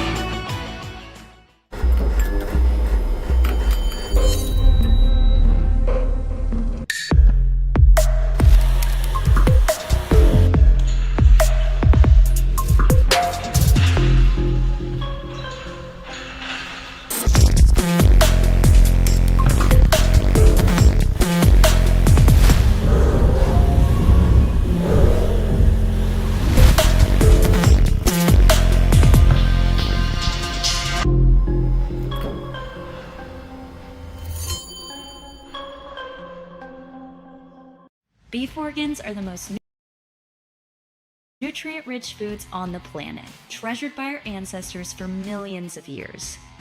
Organs are packed with vital nutrients, minerals, and peptides to support overall health and vitality.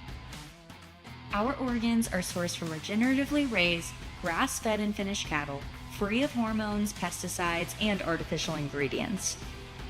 Unlock the power of organs and reclaim your birthright to radical health today. heartandsoil.co.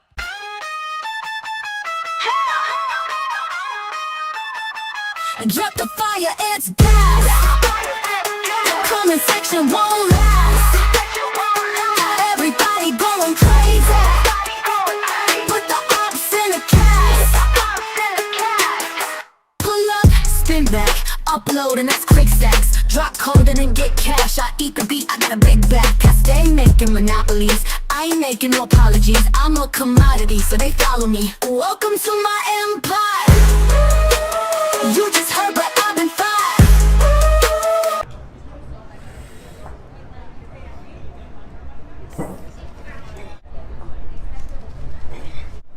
It was hard. I mean, I'm happy that I hit over 100. Yeah. But yeah, that was really difficult, and it was really interesting, like trying to learn the technique and then just like different like placement of the barbell, and the balance was something that I didn't think about before doing it, but it was really hard to balance once you got it overhead. Yeah. And how handsome is Mike Egan? Pretty good looking dude. Thanks. Way to be awkward.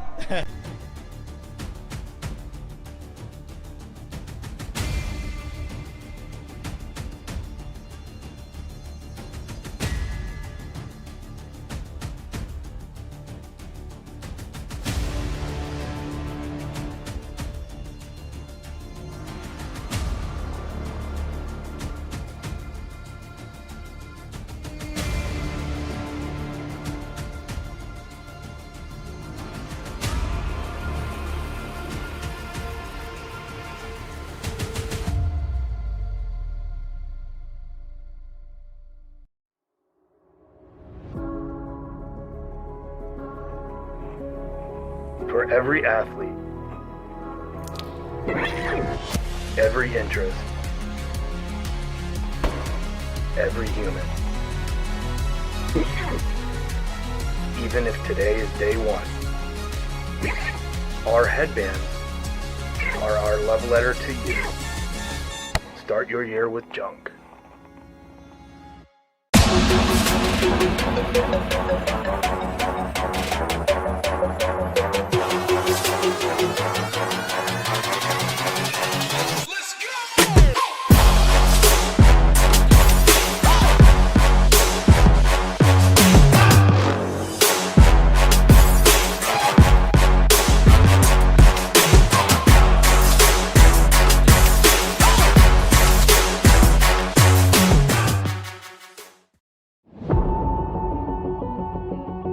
My name is Ben, and I am a below-knee amputee, and I have been an amputee since I was 10 months old.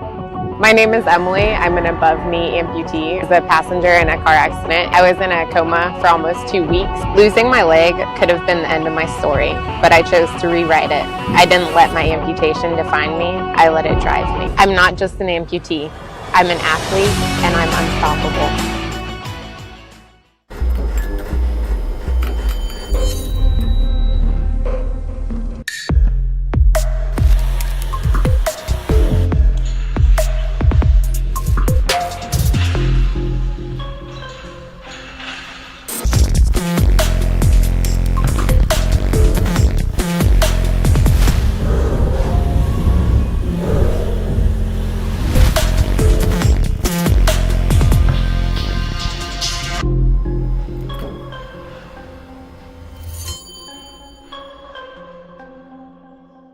Beef organs are the most nutrient-rich foods on the planet, treasured by our ancestors for millions of years. Organs are packed with vital nutrients, minerals, and peptides to support overall health and vitality. Our organs are sourced from regeneratively raised, grass-fed and finished cattle, free of hormones, pesticides, and artificial ingredients. Unlock the power of organs and reclaim your birthright to radical health today. heartandsoil.co.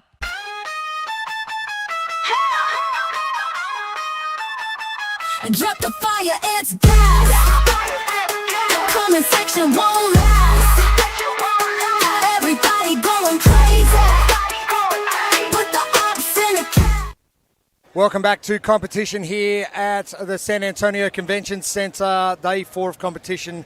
We are all wrapped up for the 2024 Adaptive CrossFit Games by Wheelwad. Jeremy Austin, Bill Grundler with you. Bill, special presentation coming up. You know, it takes an army of people, and we're not even joking when we say that, but down on the floor we have the 350th Special Warfare Training Squadron that is a very special group that's helped out immensely with the Wheelwad, with building up, setting down, breaking up, destroying, reconstructing everything for the competition. And we have Kevin Ogar down on the floor, and he is going to go ahead and put on a special presentation for our special warfare operators down on the floor. Ladies and gentlemen, just real quick, if I have your attention. My name is Kevin Ogar. I'm the head of Game and Sports for Wheelwad, and one of the people that helped with this weekend.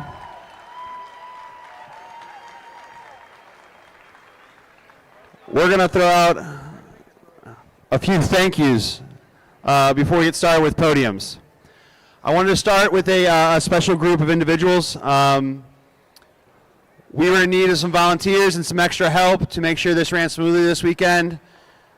My wife and I met a certain person like 3 years ago and randomly reached out to him, and he happened to have moved to San Antonio. Zach Renner. Zach Renner, give us a nice little wave.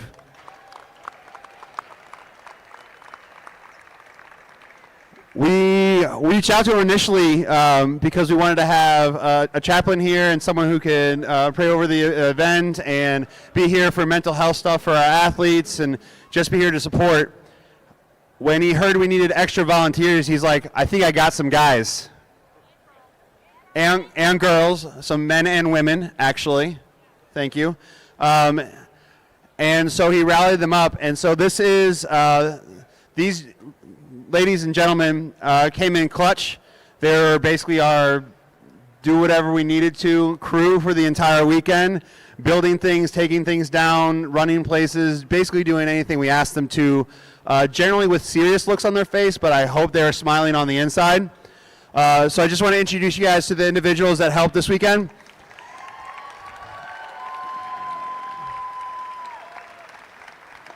So these individuals are part of the Air Force Special Warfare 350th Special Warfare Training Squad.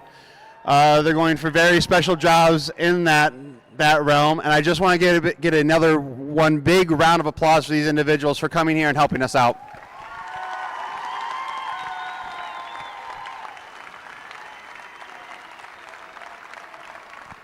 Guys, thank you so much for coming and helping.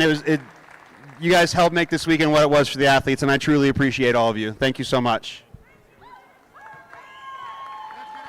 All right, you guys don't go anywhere because there's another special group that I want to say thank you to. If I can get any single person that volunteered this weekend, every single volunteer, no matter what you volunteered for, no matter if you were meant to volunteer for that or not, I need you on the competition floor right now. Come on. Come now. Thank you, Kevin Ogar, and very special what this community brings to an event like this. Well, watch all the people that come out onto the floor. Not only did we have a lot of equipment that needed to be moved, we had a lot of handlers to help out with the athletes. We had so many people, the medical group that was out here that was at the ready for anything that was going to go on. The Wheelwad crew knew that they were going to have and need a large group. They got that. A lot of that was all volunteers, so there are a ton of people that are making their way back down here onto the floor. I know it's going to take a little while to get them all down here. Well, let's throw it back to Wednesday when we walked into registration. We've got people ticking off, people registering, apparel, accreditation. Like, there were so many people around assisted. I mean, we have 30 heats, 30 different divisions that are active here in this competition. So 270 athletes is massive. And medical staff still coming onto the competition floor. There is so many of them. They're running from all corners of the convention center.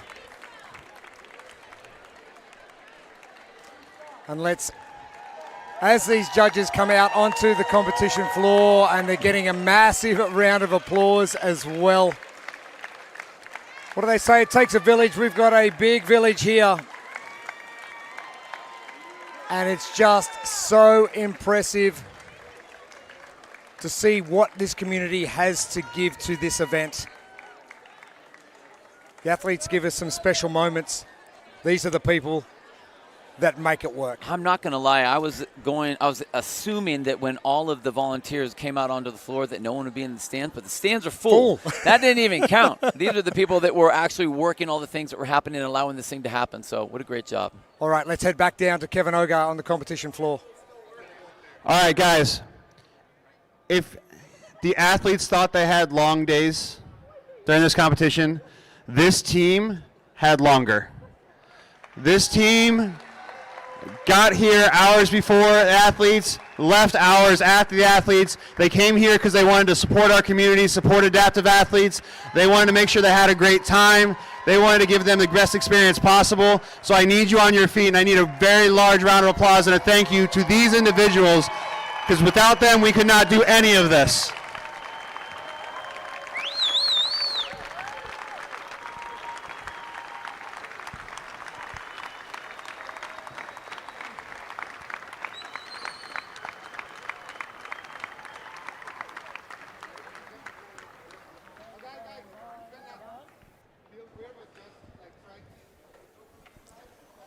What an amazing group of people.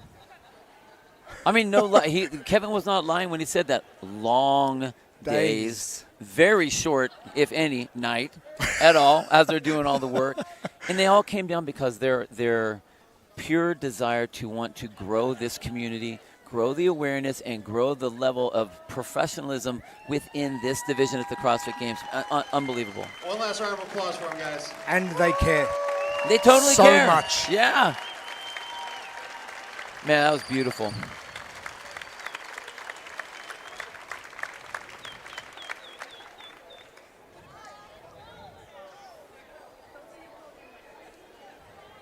Our athletes waiting patiently.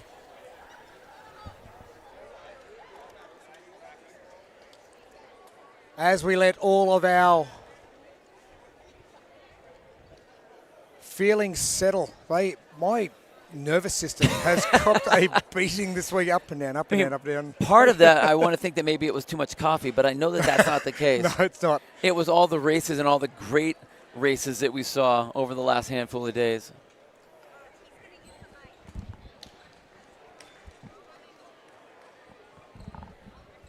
Guys, just real quick, we're gonna close out the competition. Zach is gonna lead us in a nice little prayer before you get the podiums going. Thanks for having me back. Either bow your head, be silent, keep talking, do whatever it is that you feel called to do, but I'm going to go ahead and pray first here. Gracious and loving Father, as we come to the close of this competition, we pause to give you thanks. We thank you for the strength you've given each competitor, for the perseverance and for the unity we've experienced as a community. Whether we've reached our goals or faced challenges, we know that you have been with us every step. Remind us that our value is not in medals or results, but in being your children, loved, redeemed, and more than conquerors in Christ. Lord, we also give you thanks for the hands that have organized, served, and supported this event, the volunteers, the staff, and the families. Their sacrifice and love have been the foundation upon which this experience was built, and we ask you to bless them abundantly. We pray that as we leave this space, we carry with us the lessons of patience, courage, and trust that you have taught us. Let each of us continue to grow in strength, not just physically, but spiritually, in a way that glorifies you.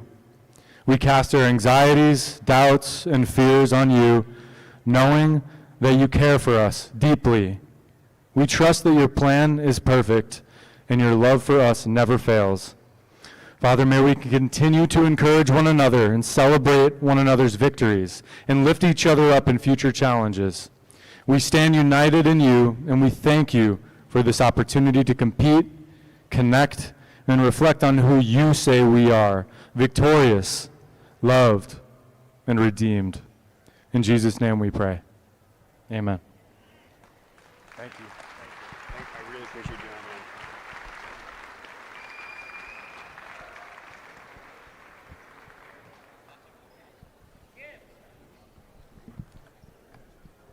Lisa, I need the award. Am I doing the award now? He's not here. What? He's not here. Can somebody call him one more time? Who is it? Oh, Brian Nuno. Does anyone know who Brian Nuno is? Do you know what he looks like? Do you know where Crazy he results coming up. Does anybody have Some his phone divisions. number? We didn't expect some changes in, but we've got them anyway. But that's what you want to see. You know, you want to see a shuffle at the end. I mean, that makes it exciting. Again, as the athlete, you don't necessarily always want that shuffle unless you're on the shuffling side. But there was a lot of. You're calling him? We said that one of the keys to success in the last event was to go all in. What is he doing? And I think, honestly, we had a lot of these athletes that went all in from day one, and they should. They're competitors. They want to win. This isn't just an activity. This isn't just a workout. This is the CrossFit Games. But that's what we're here for. And I agree. I think every spectator, every viewer online, us included, we wanted to see some great races, some great finishes, and we wanted the leaderboard to juggle up as much as possible. But you're only going to get that if you're going to put the effort in. Well, put the effort in and then the importance in. And everyone that was here, it meant something to them. They wanted to win. They just didn't want to participate. This wasn't the participation games. They wanted to win. That's gone. They got tested, right. They got tested. They came out here and they left it all out on the floor, literally. You know, we saw athletes that were diving through the finish line, trying to get through there. And so that's very, very important. It was a good thing for them because they needed that. It was a great thing for us because we got to witness that, and we had a very, very good time. I don't think it could have had a better time. Right? Well, how are you going to make it better? I don't understand. I don't understand. Let's do 2 days in the sun next year. Look at you thinking about it. It depends if it's in Texas or not, because you never know what you're going to get in Texas with the weather. Starting our podium ceremony. Great facility here in San Antonio, Texas. Enrique wants me to do podium in the boots, but no boots for me. But real quick, I want to bring some attention to CrossFit. And we're not too far away from getting our podium presentations underway. The entire cash purse for this competition. $105,000 came directly from CrossFit to support. Come on, let's clap it up. Our adaptive athletes. Just hearing from MC Noah Dean, CrossFit providing the $105,000 prize purse for all of our athletes. That is awesome. That is a massive amount. A big thank you to CrossFit for the support. I think we're ready to get started with our We had a chat to Don Fall before Lisa, about giving me the thumbs up. the expansion of this nice. event Thumbs down right now. and the separation. And having their own standalone event, the teenagers have their own, the masters have their own. You guys, you can tell him thank you. I think this for what event he is does. going to grow at a great rate of knots next year. I know we said it's like 2.5, 3 times as big as last year. Right. Don't tell Dave I said that. Where does it go? Are we talking 5, 6 times from last year, which will be 2 years? Or Well, what I think is great is that not that you need to necessarily expand the numbers at the games. Still have a search For the bar here adaptive from division, Ryan. what you want I to think do is they're just gonna expand arrest the him and take him overall here. numbers coming out of the open. You start on the base end there. Have the awareness, have everyone find out about this. And I think one of the things Little fun facts, one more about Kevin One of the Ovar. things that will really help, and I was talking to one of the athletes, Nuno, Brian Nuno about this, was he said if every athlete was to take a story and share it to someone that wasn't within this community, that would grow that just naturally. And, you have 270 athletes here. Get that to kick out, get that to kick out, get that to kick out. And that could really just grassroots spread the awareness. And that's where you start the open level for the adaptive division. As that number grows, then you're going to have more competitive athletes that qualify out of there in the semis. And so as we get to the games, you have a higher and a higher and a higher level of athlete as we get going, which is going to just force Kevin to have to make some really ugly events, and really improve that testing as the level improves. Massive amount of people behind the entire event here in San Antonio, not just the Wheelwad team, CrossFit getting behind it, but a number of sponsors that have assisted, including Equip Products, Strengthflex, Think Neuro. Big thank you to Think Neuro. The keys to success. Hopefully Tom Meow's going to listen. Finally. Northern Spirit, the apparel for all of these athletes. Incredible. Hustle Up. Having the app developed for these athletes to ensure they were where they needed to be. All of the activations that were going on right around the convention center here and making sure everyone was where they needed to be for that. Big thank you to Rogue, the equipment sponsors as well. Pliability, to Morgan Sport, Evergreen Prosthetics, Fit Aid, Comp Corner, the Savan podcast as well. No doubt you're going to be talking that up in the next week or so. Oh, yeah. Of course without a doubt. Of course I will. And for programming, SugarWatt is your place. Wheelwad have got programming already for adaptive athletes, and if you want to get your adaptive athlete into the competitive realm right here, CrossFit icon. make sure you head over to SugarWatt, and the programming is already there for you. An important part of what Wheelwad does is making the adaptation for your athletes, specific to your athletes. So if you've got any questions at all, make sure you reach out to the Wheelwad team. Is that green? Yeah, it was. Presentation coming very shortly, and I don't think anyone has moved. They are still here. Well, actually, and that's one of the really cool things. We were talking about that. A lot of times, even at the big CrossFit games, the open CrossFit games, you get to the awards assembly or the awards presentation, and a lot of people leave. The fans leave, the athletes leave. So you don't get that same level of fanfare a lot of times. But here, I haven't seen, the stands are more full now than they were during some of the heats. So that's really, and one impressive, and I'm happy for the community to do that, because they are definitely rounding up, and rallying up behind everyone in their community, which I think is great. They're going to be here to the end to make sure that everyone gets all the kudos that they need to get, gets all the accolades that they need to get, all the appreciation that they need to get. Plus, I don't think anyone would be allowed to leave. I think Kevin would stop them. No, I think they had to sign a disclaimer when they sign up to the event that they have to fly out or travel back on Monday, not the Sunday night. Everyone's cars are locked in the parking lot, and they have the boots on the wheels. And surprise. Making sure no one's allowed to leave. But it's one of those things that the community is so supportive of. It doesn't matter which category or which division was on the floor. There was athletes from every other division and category on the sidelines cheering on. Yeah.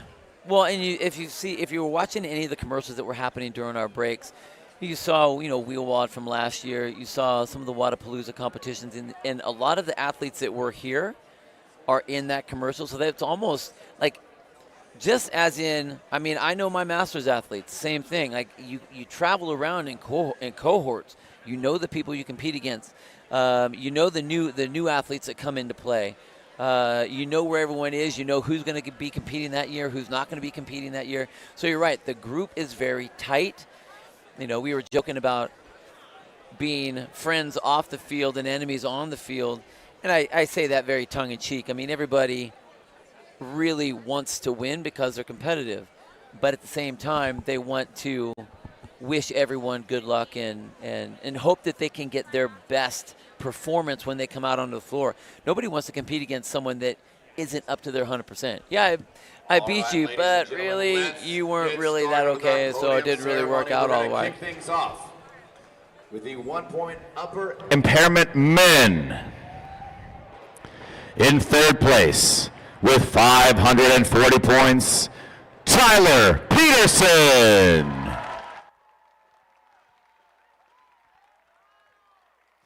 In second place with 576 points, Artyom Sendikov.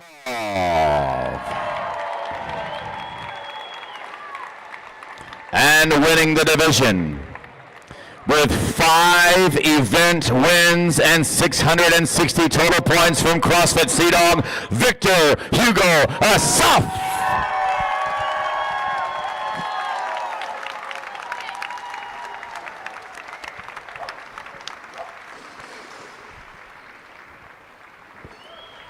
Great job, Victor. Impressive performance. 5 event wins.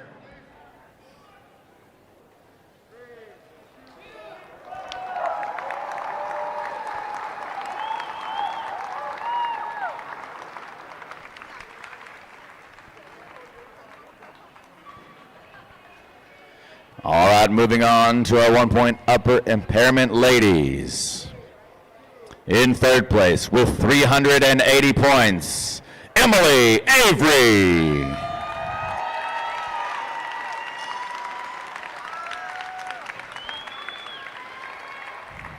In second place with 460 points, Debbie O'Connell.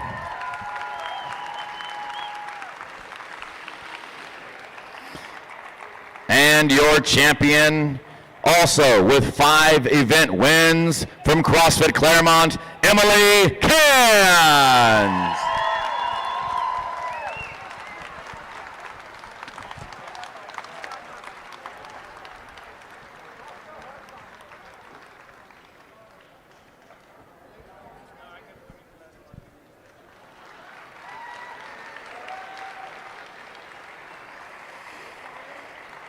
Going on to our 2-point upper impairment men.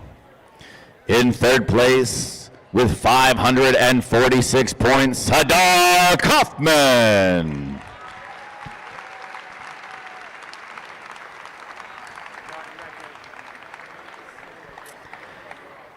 In second place with 568 points, Brecky Thordarson.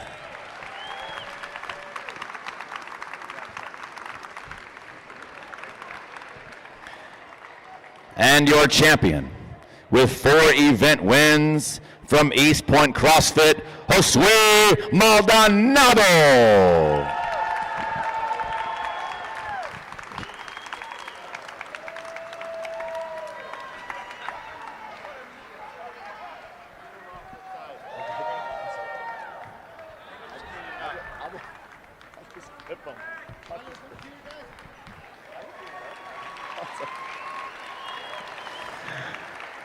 All right, going to our 2-point upper impairment ladies.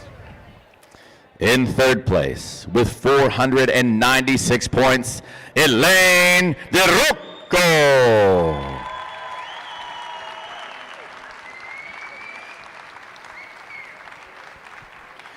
In second place with 630 points, Camille Vigneault.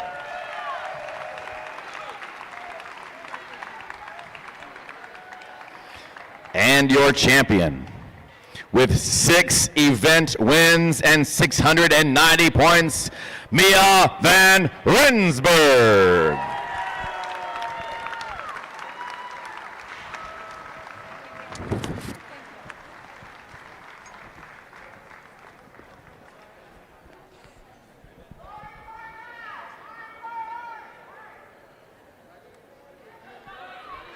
Great job, ladies.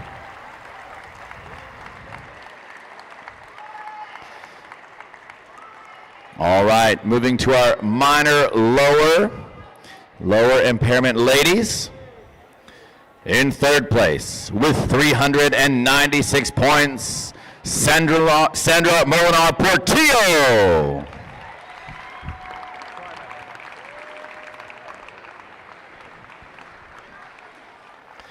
In second place with 604 points, Valerie Cohen.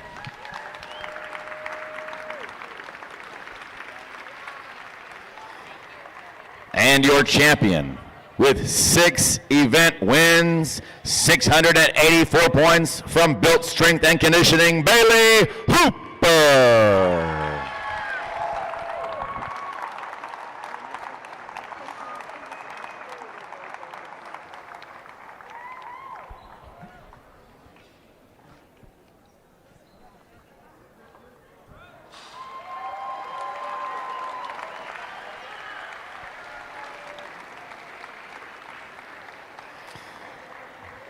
Moving to our minor lower impairment men.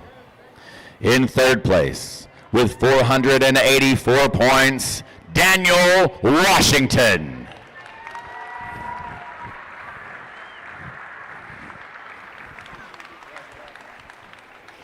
In second place with 520 points, Vincent Cavazos.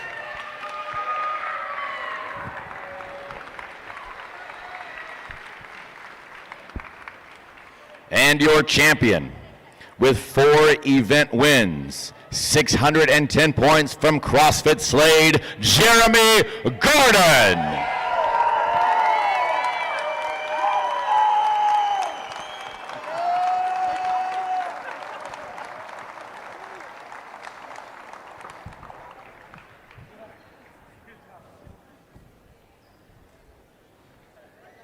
Great job, gentlemen.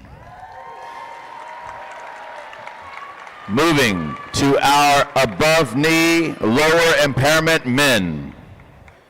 In third place with 478 points, GSB Carrillo.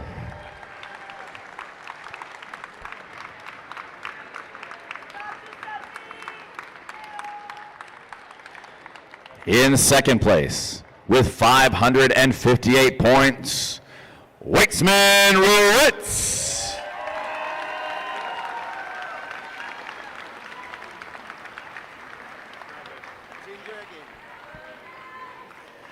And your champion with 5 event wins and 670 points from CrossFit Rancho Cucamonga, Anthony Chuy Gutierrez.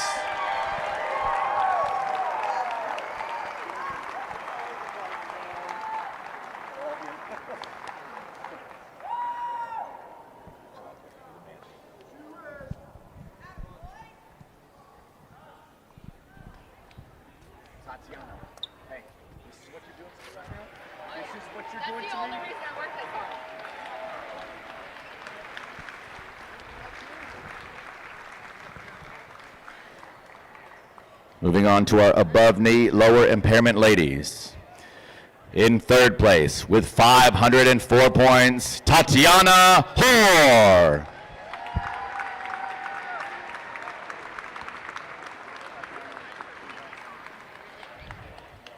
In second place with 546 points, Kate Foster.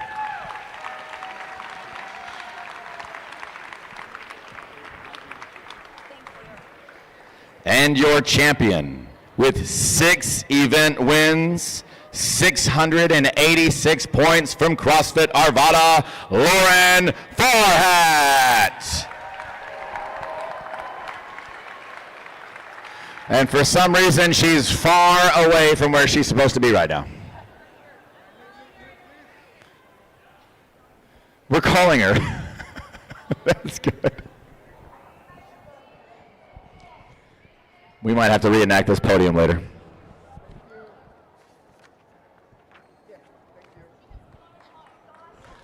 Oh, okay. Mr. Stormnottle says she has flown home.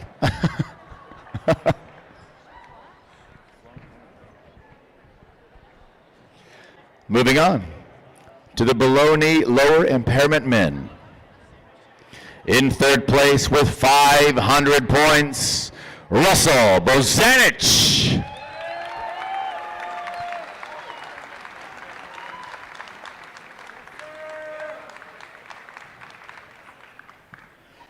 In second place with 604 points, Hilton Carvalho.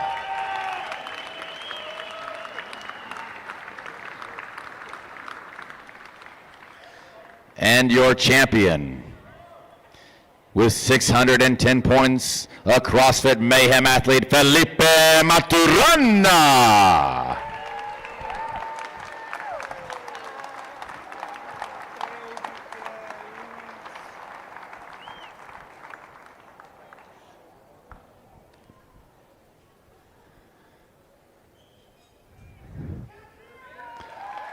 I like it. Great job, gentlemen.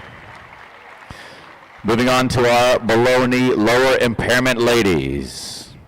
In third place with 444 points, Lexi Coupler.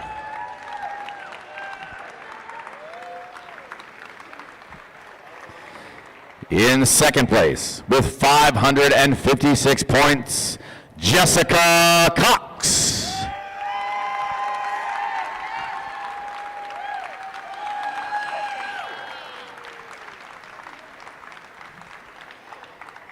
And your champion with 3 event wins and 604 points, Ghislaine Schuler.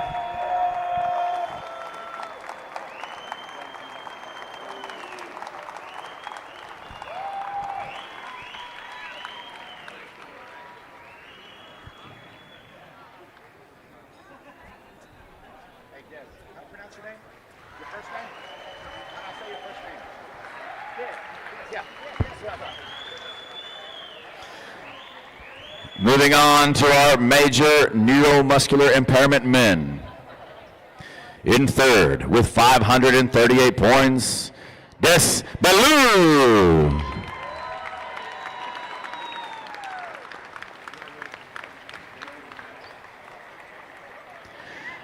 In second place with 620 points, Russell Almendinger.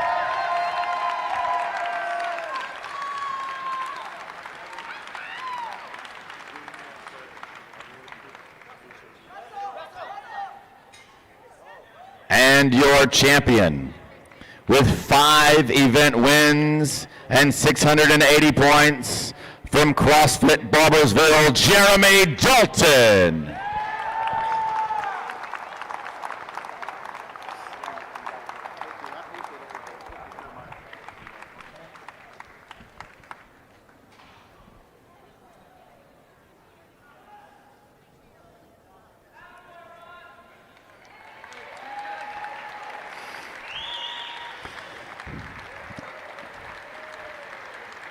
All right, going on to our major neuromuscular impairment ladies. In third place with 496 points, Jules King.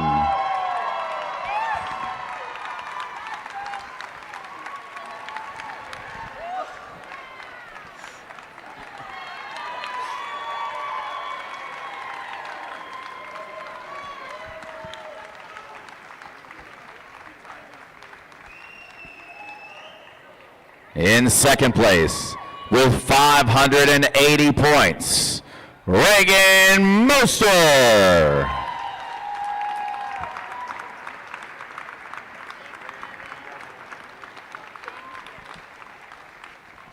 And your champion with 3 event wins and 588 points from Strange CrossFit, Anna Stern.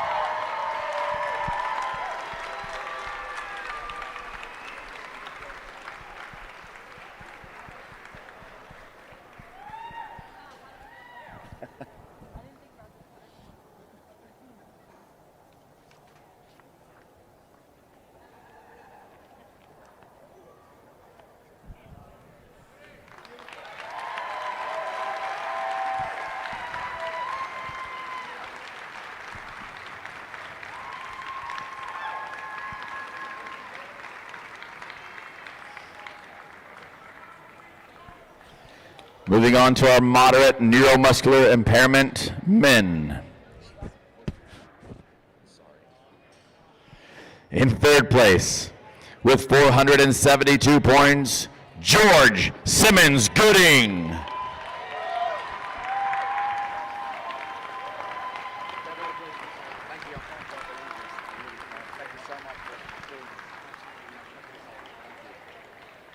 In second place, with 566 points, Mihail Pedrini.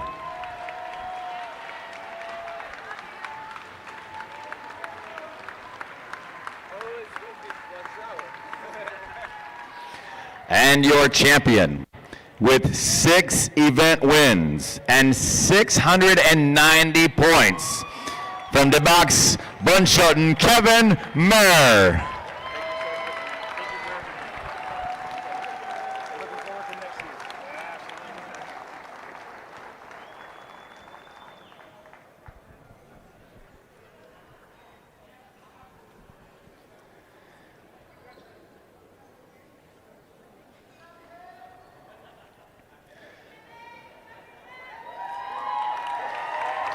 All right, moving on to our moderate neuromuscular impairment ladies. In third place, with 480 points, Courtney Lopez.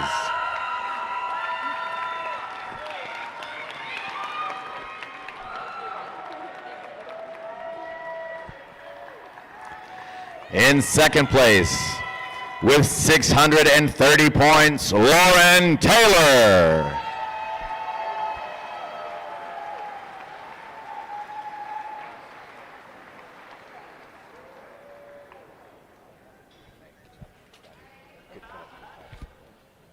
And your champion with 5 event wins, 660 points from Motley Crue CrossFit, Legende Duplessis.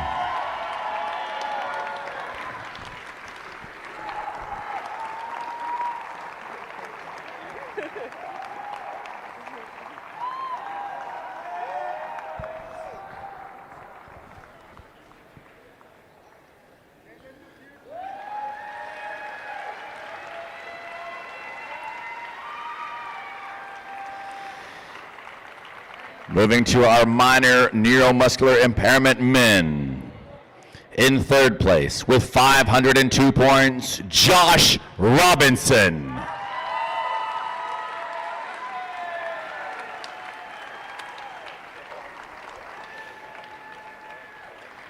In second place, with 570 points, Thomas Semensky.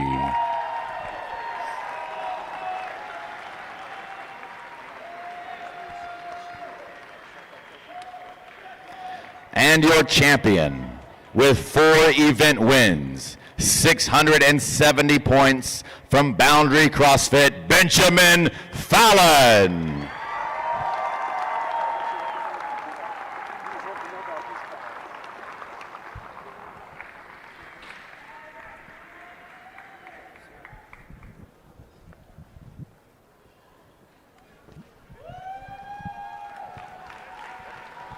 All right, coming next, your women's minor neuromuscular division. In third place, with 1 event win, 570 points at a CrossFit Unmatched, Sarah Kendrick.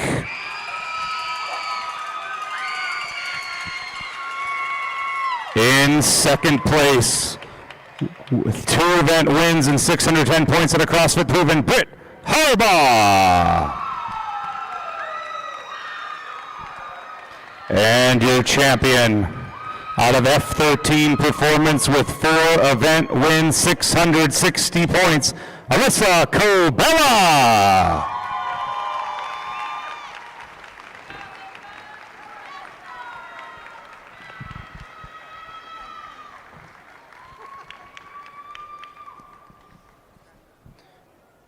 Coming up next, your men's vision impairment division. In third place, 2 event wins, 516 points, Hunter Tribe.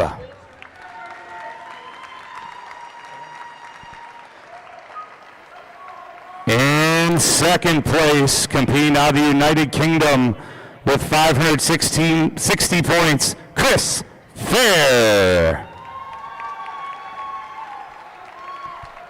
And in first, all the way from Belgium, 4 event wins out of CrossFit Zandhoven, 630 points, Glenn Byers.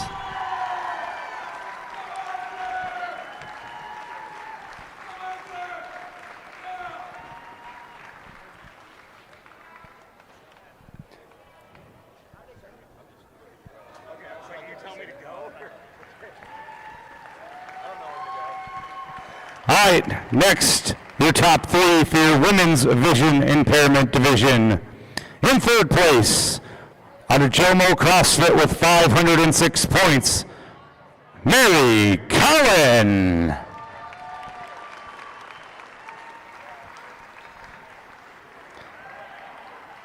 In second place, hailing from Canada and CrossFit C-Level 2 event wins on the weekend, 546 points, Sarah Perry.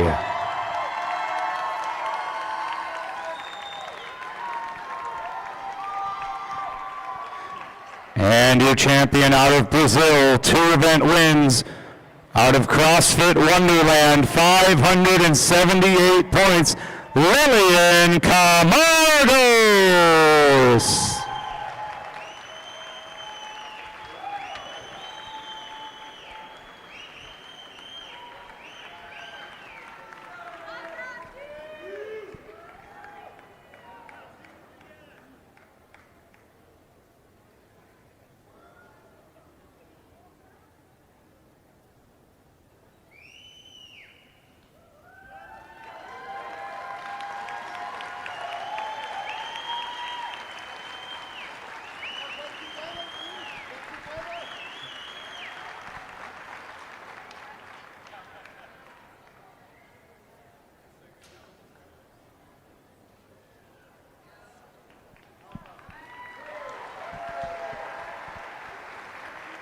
All right, up next, your short stature division gentlemen.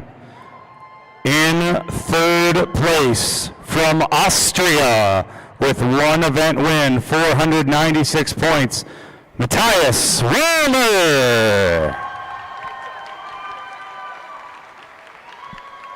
In second place with 3 event wins out of CrossFit HGSC, 508 points, Tim Murray.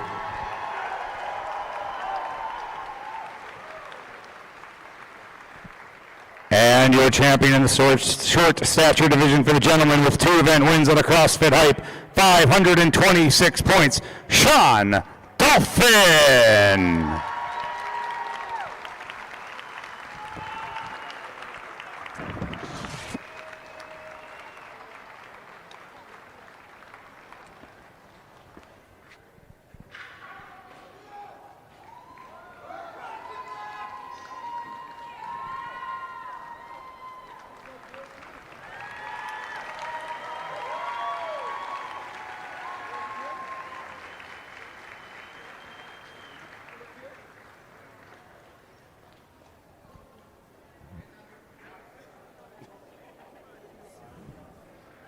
Gotta get all the angles.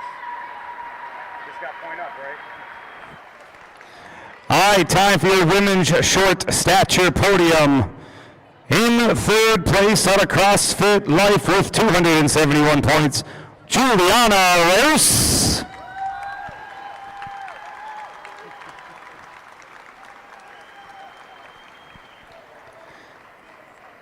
In second place with 2 event wins out of CrossFit Hell Kite, 535 points, Aaron Popovich.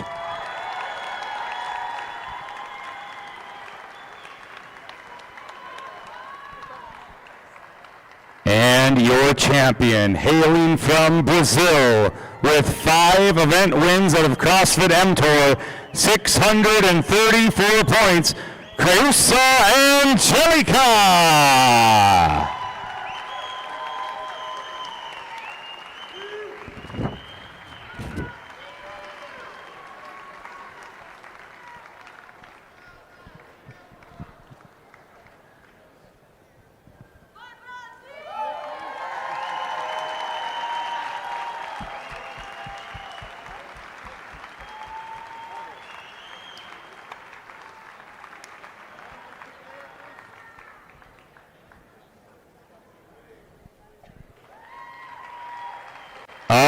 right, next we've got your seated one without hip gentleman.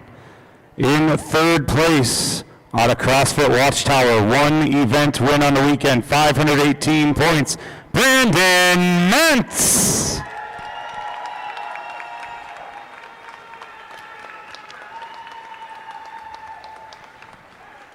In second place, hailing from Poland, one event win out of Iron Arena Poznan, 590 points, Nikodem Shadka.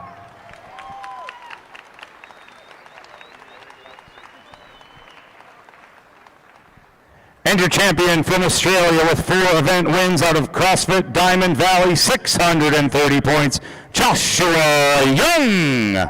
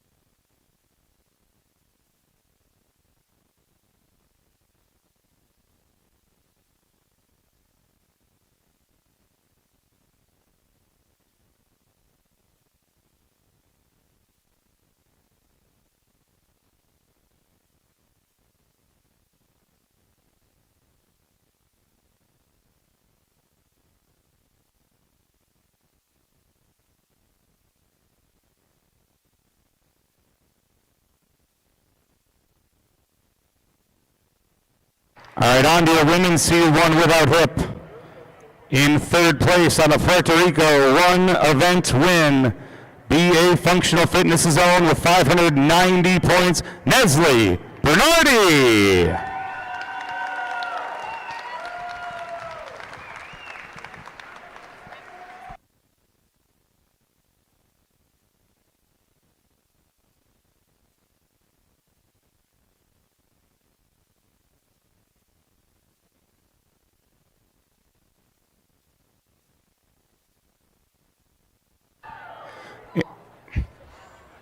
In second place, all the way from South Africa, one event win, 610 points, Rebecca Storm Nagel.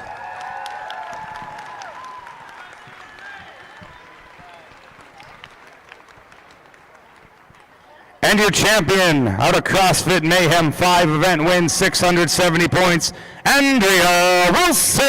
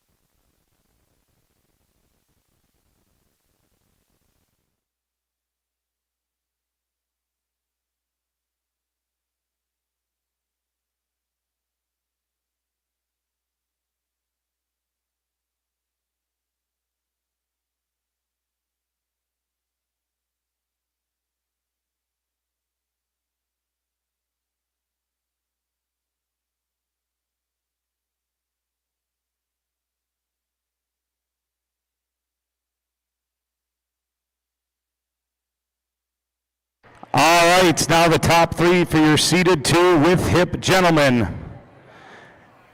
Taking third out of France, from CrossFit Chalon-sur-Saône Magma. I'm so sorry if I mispronounced that. 518 points, Simon Fa.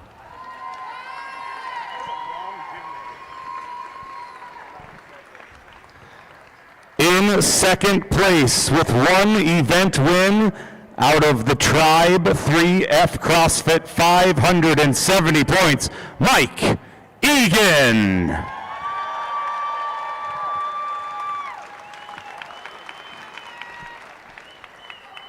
And your champion, 5 event wins out of Adapt and Conquer CrossFit 680 points, Tom Miazga.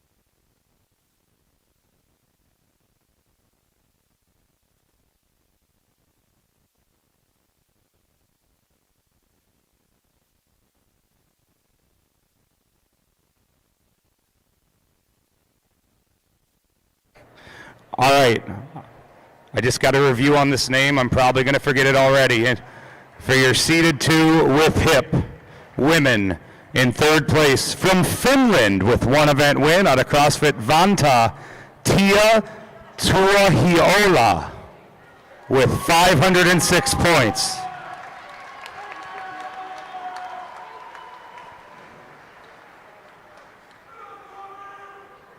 In second place with 1 event win out of Chile from Black Monkey CrossFit 580 points, Geraldine Manriquez.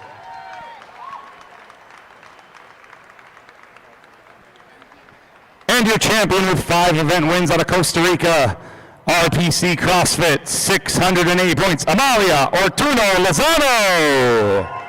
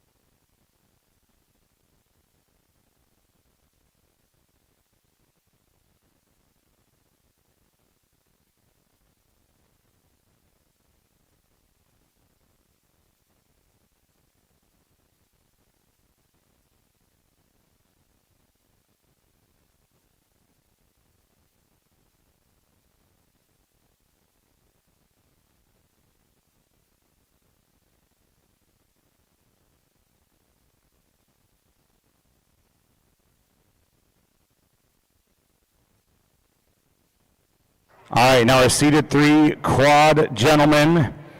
In third place from Iron Tribe CrossFit 560 points, James Whitty.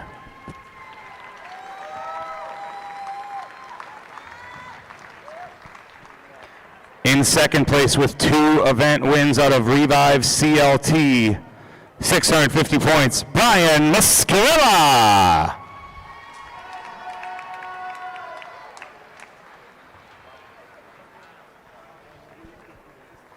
And your champion with 5 event wins out of Australia and Adapt RX 670 points, Cameron Whitaker.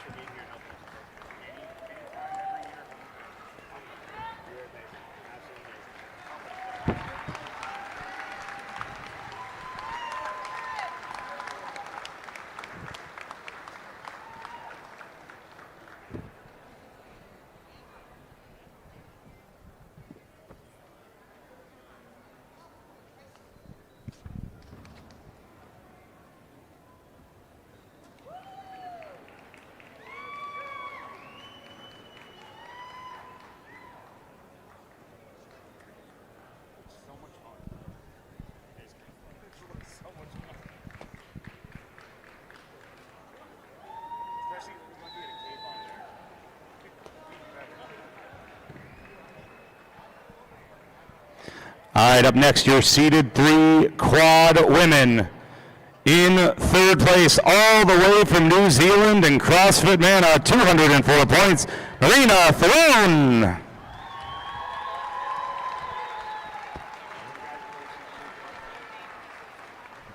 In second place, from the United Kingdom, 469 points, Sophie Wilson.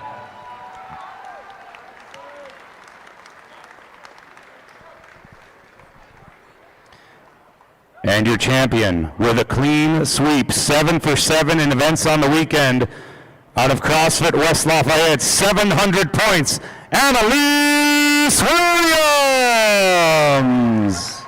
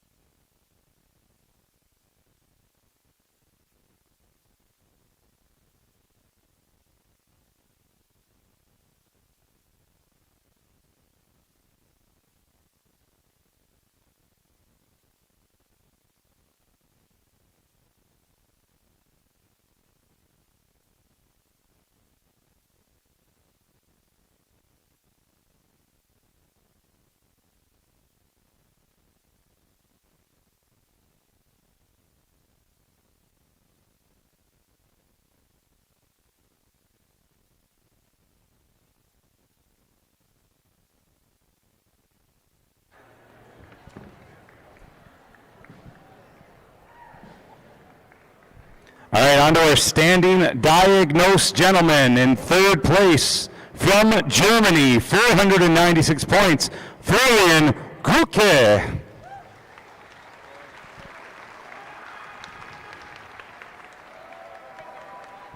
In second, with one event win, from the UK, an Optimal Sports Performance, 568 points, Luke Howe.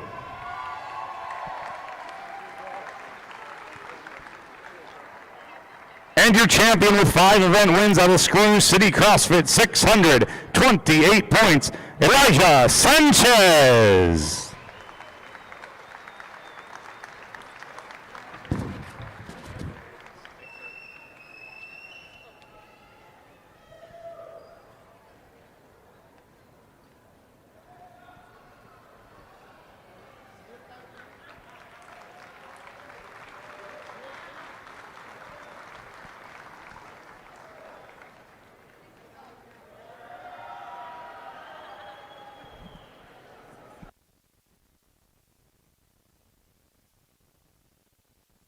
All right, now for your standing diagnosed women. In third place from Spain, Enzoma CrossFit, Alzira, 510 points, Raquel Oliver Campos.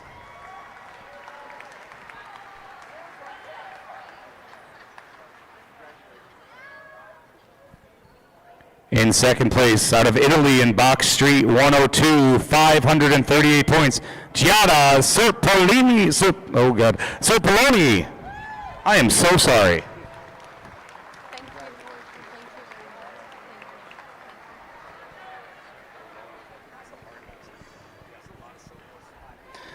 And in first place with 6 event wins, out of Wayfair CrossFit, 690 points, Katie Burris.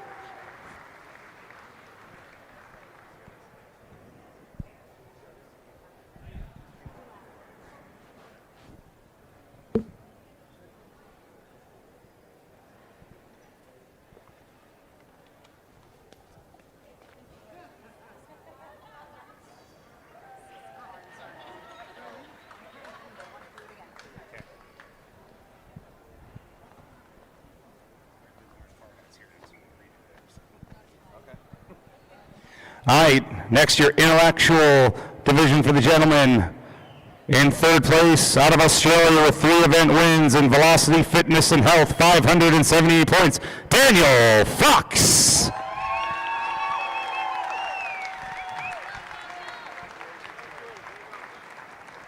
In second place with 1 event win, out of Sweden and TML CrossFit, 600 points, Ricky Landgraf.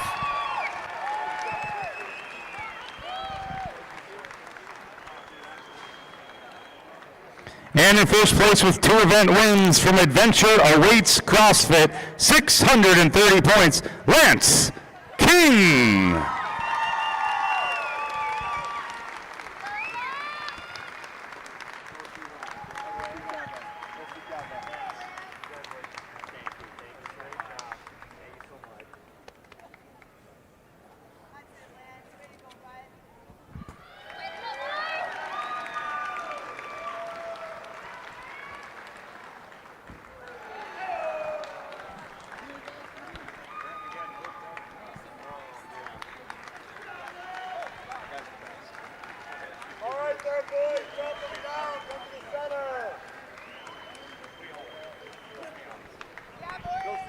All right, now for your intellectual women's division.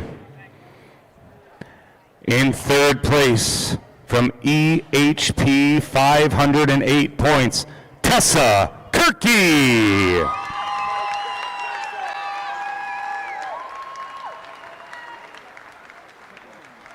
In second place with 2 event wins from Canada and all-level CrossFit, 540 points, Julia Lane.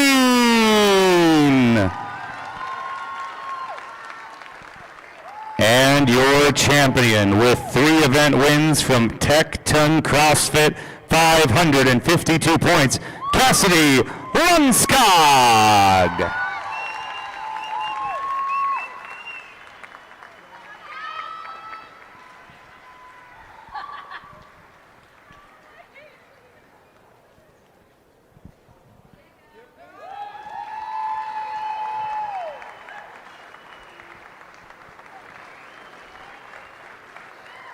All right, we're going to do one more. We put Lauren Farhat's face on a milk carton and we found her.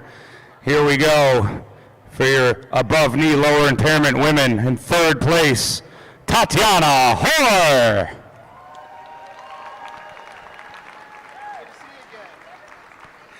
In second place, Kate Foster.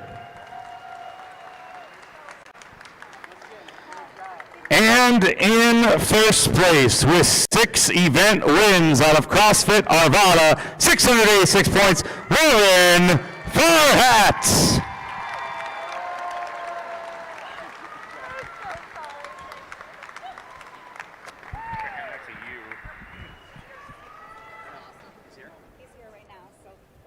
Give me that.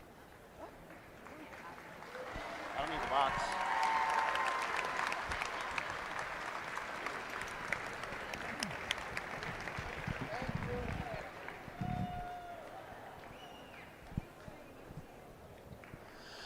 All right, ladies and gentlemen, before we go anywhere and before we head home, we've done this for years. I know CrossFit Games also does this. We have a Spirit of the Games Award. The Spirit of the Games Award goes to someone who exemplifies a competitor, exemplifies our community. We watch this person, go above and beyond to make this a special event for those around them. It shows grit on the field of play. And honestly, it's the hardest decision every year. It was almost impossible. There were too many names in the hat for this, but it came down to watching this guy in multiple places, trying to make sure everyone around him was okay, trying to make sure that everyone around him was having a good time and had a great experience, and then watching him come off the bar and zombie crawl across the floor to finish a workout because he has that much heart. He has it every year. I love watching this guy work out. Brian Nuno is the winner of the Spirit of the Games Award this year.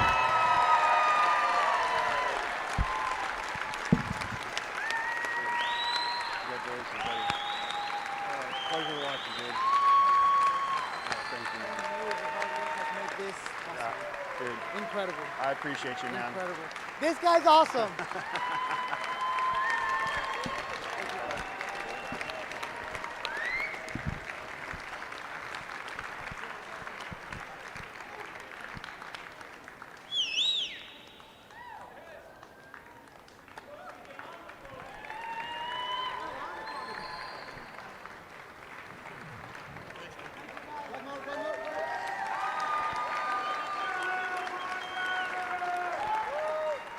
All right, guys, last thing.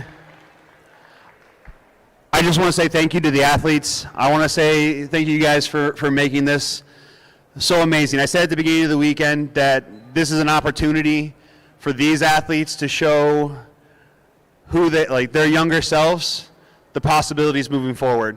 They can be who their younger self needed to make them who they are now. And I am so unbelievably proud of the athletes because they showed up and they did exactly what I wanted them to do. There's going to be thousands upon thousands of people who have been told no and that they can't and that they shouldn't. And this weekend, these athletes showed that they absolutely can, they absolutely will if they try hard enough. And I am just so damn proud of these athletes.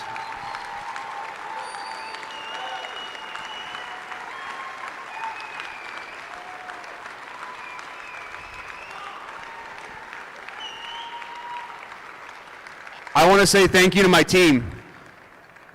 I want to say thank you to my team big time. This was a large endeavor. We didn't even know how big this was going to be or how big it could possibly get. And there are people around here that have worked tirelessly for an entire year just to make this possible for the athletes. I don't know where they are, and I don't think they know I was going to do this, but I just want to say thank you to them. First of all, I see Lisa. So Lisa, go over there.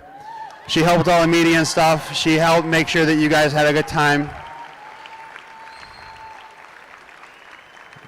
Leslie Manning, wherever you are, thank you so much for being out here and helping us. There's Leslie. Leslie, stand up so people can see you.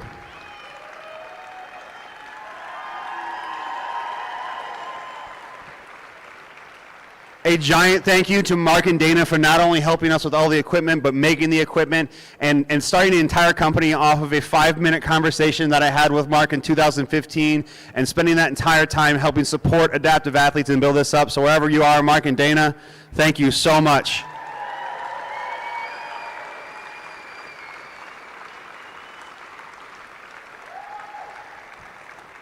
I also want to say thank you to Kevin Carlson, lovingly known as Carl. Carl that man approached me and begged to get on this team, and I am so glad that we let you in, man. You were an absolute pleasure this weekend.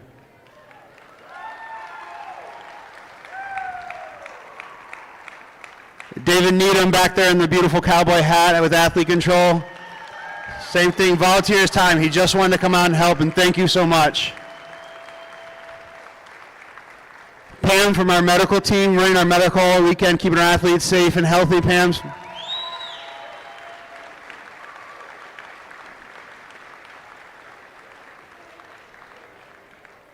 Kristen, if she's still here.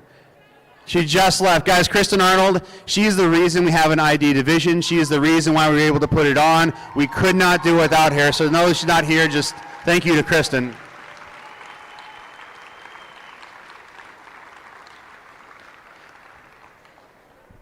Guys, Jamie, helping us interpret for our deaf athletes this weekend, helping us put on an accessible experience and making space for those athletes. Thank you so much.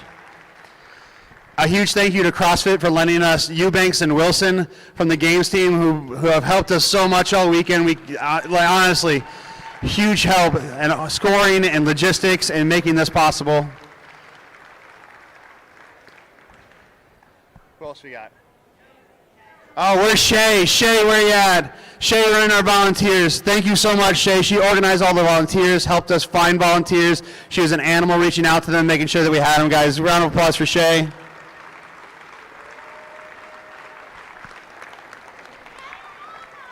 Another huge thank you for Jared and Sean for helping us run our judges team. Jared's hiding, but thank you, Jared and Sean, for organizing our judges, keeping them on the hop.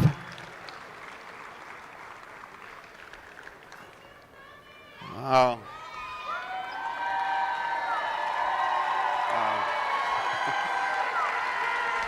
I still have more people to thank. You guys have to wait for it.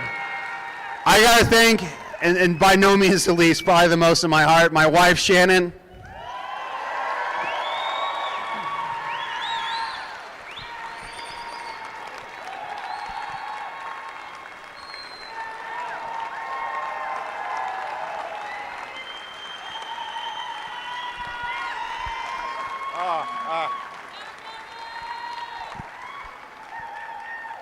And guys, we wouldn't be here without Johnny and Stouty, who are the two other co-owners of this company.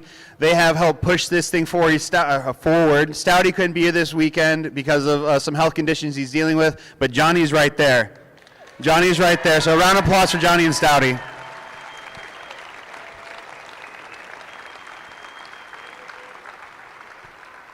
Guys, when I got hurt 10 years ago, I didn't know if I was going to be an athlete again, if I could compete again, if I was going to be able to do anything again.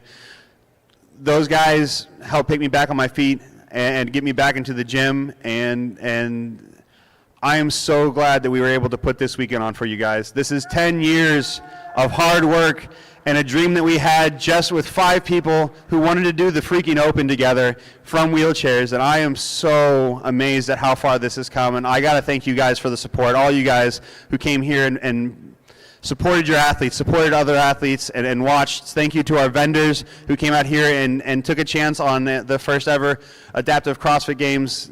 I don't know what else to say. Thank you so much.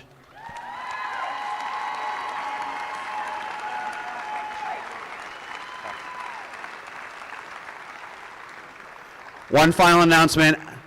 Athletes, get your podium stuff in the front registration area so you can go home with some more things. Guys, thank you so much for coming out, and we'll see you guys next year.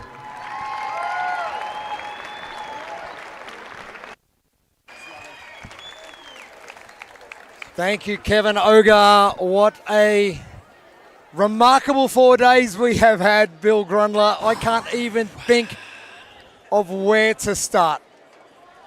You know what? I'm just grinning ear to ear. I mean, first of all, we saw unbelievable competition. We saw amazing races. We saw incredible athleticism. And then, man, Kevin got me all choked up. With someone was cutting onions, weren't they? I'm not crying. You're crying. Wow. It was amazing. I'm glad we had a minute to compose ourselves before we come on camera anyway. But people to thank, I think Kevin covered everything in there. It's just been an amazing 4 days of competition, and everyone who's come out supported athletes, the vendors, the support crew we've had here on the floor, the handlers were just amazing. Yeah, it was impressive with the village, the army that's taken, that it needs to run something like this, first of all. But I think I'm most impressed with the fact that there are athletes out there that want to do this. Not that there's a couple, I mean, CrossFitters are crazy anyway, right? But so not just a couple crazy CrossFitters just trying to do something hard, but athletes that want to push themselves and show whatever to everybody else, to themselves. I can do, I will do, I want to do, and then having a platform to be able to do that. It was beautiful. It's awesome. So on behalf of the entire crew here, thank you so much. Thanks to our production crew, Nico and his team, who have been absolutely amazing for the last 4 days. Outside, inside, it didn't matter what we needed. We asked for it, he delivered as well. So big thank you to Nico. Thank you to Kevin and Shannon, Lisa Gall as well. For Amy Bream, who gave up her time over the weekend as well to give us some great interviews. Yeah. Even though she didn't have to, but she wanted to, we've got to wrangle her in next year to get her on board. Because you're coming back next year. I'm coming back next year on being as well. Here.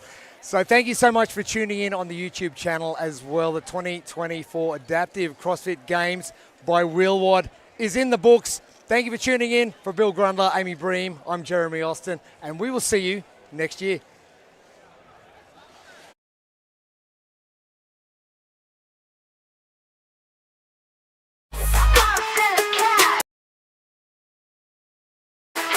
Pull up, spin back, upload, and that's quick stacks. Drop code and then get cash. I eat the beat, I got a big back. I stay making monopolies. I ain't making no apologies. I'm a commodity, so they follow me. Welcome to my empire. You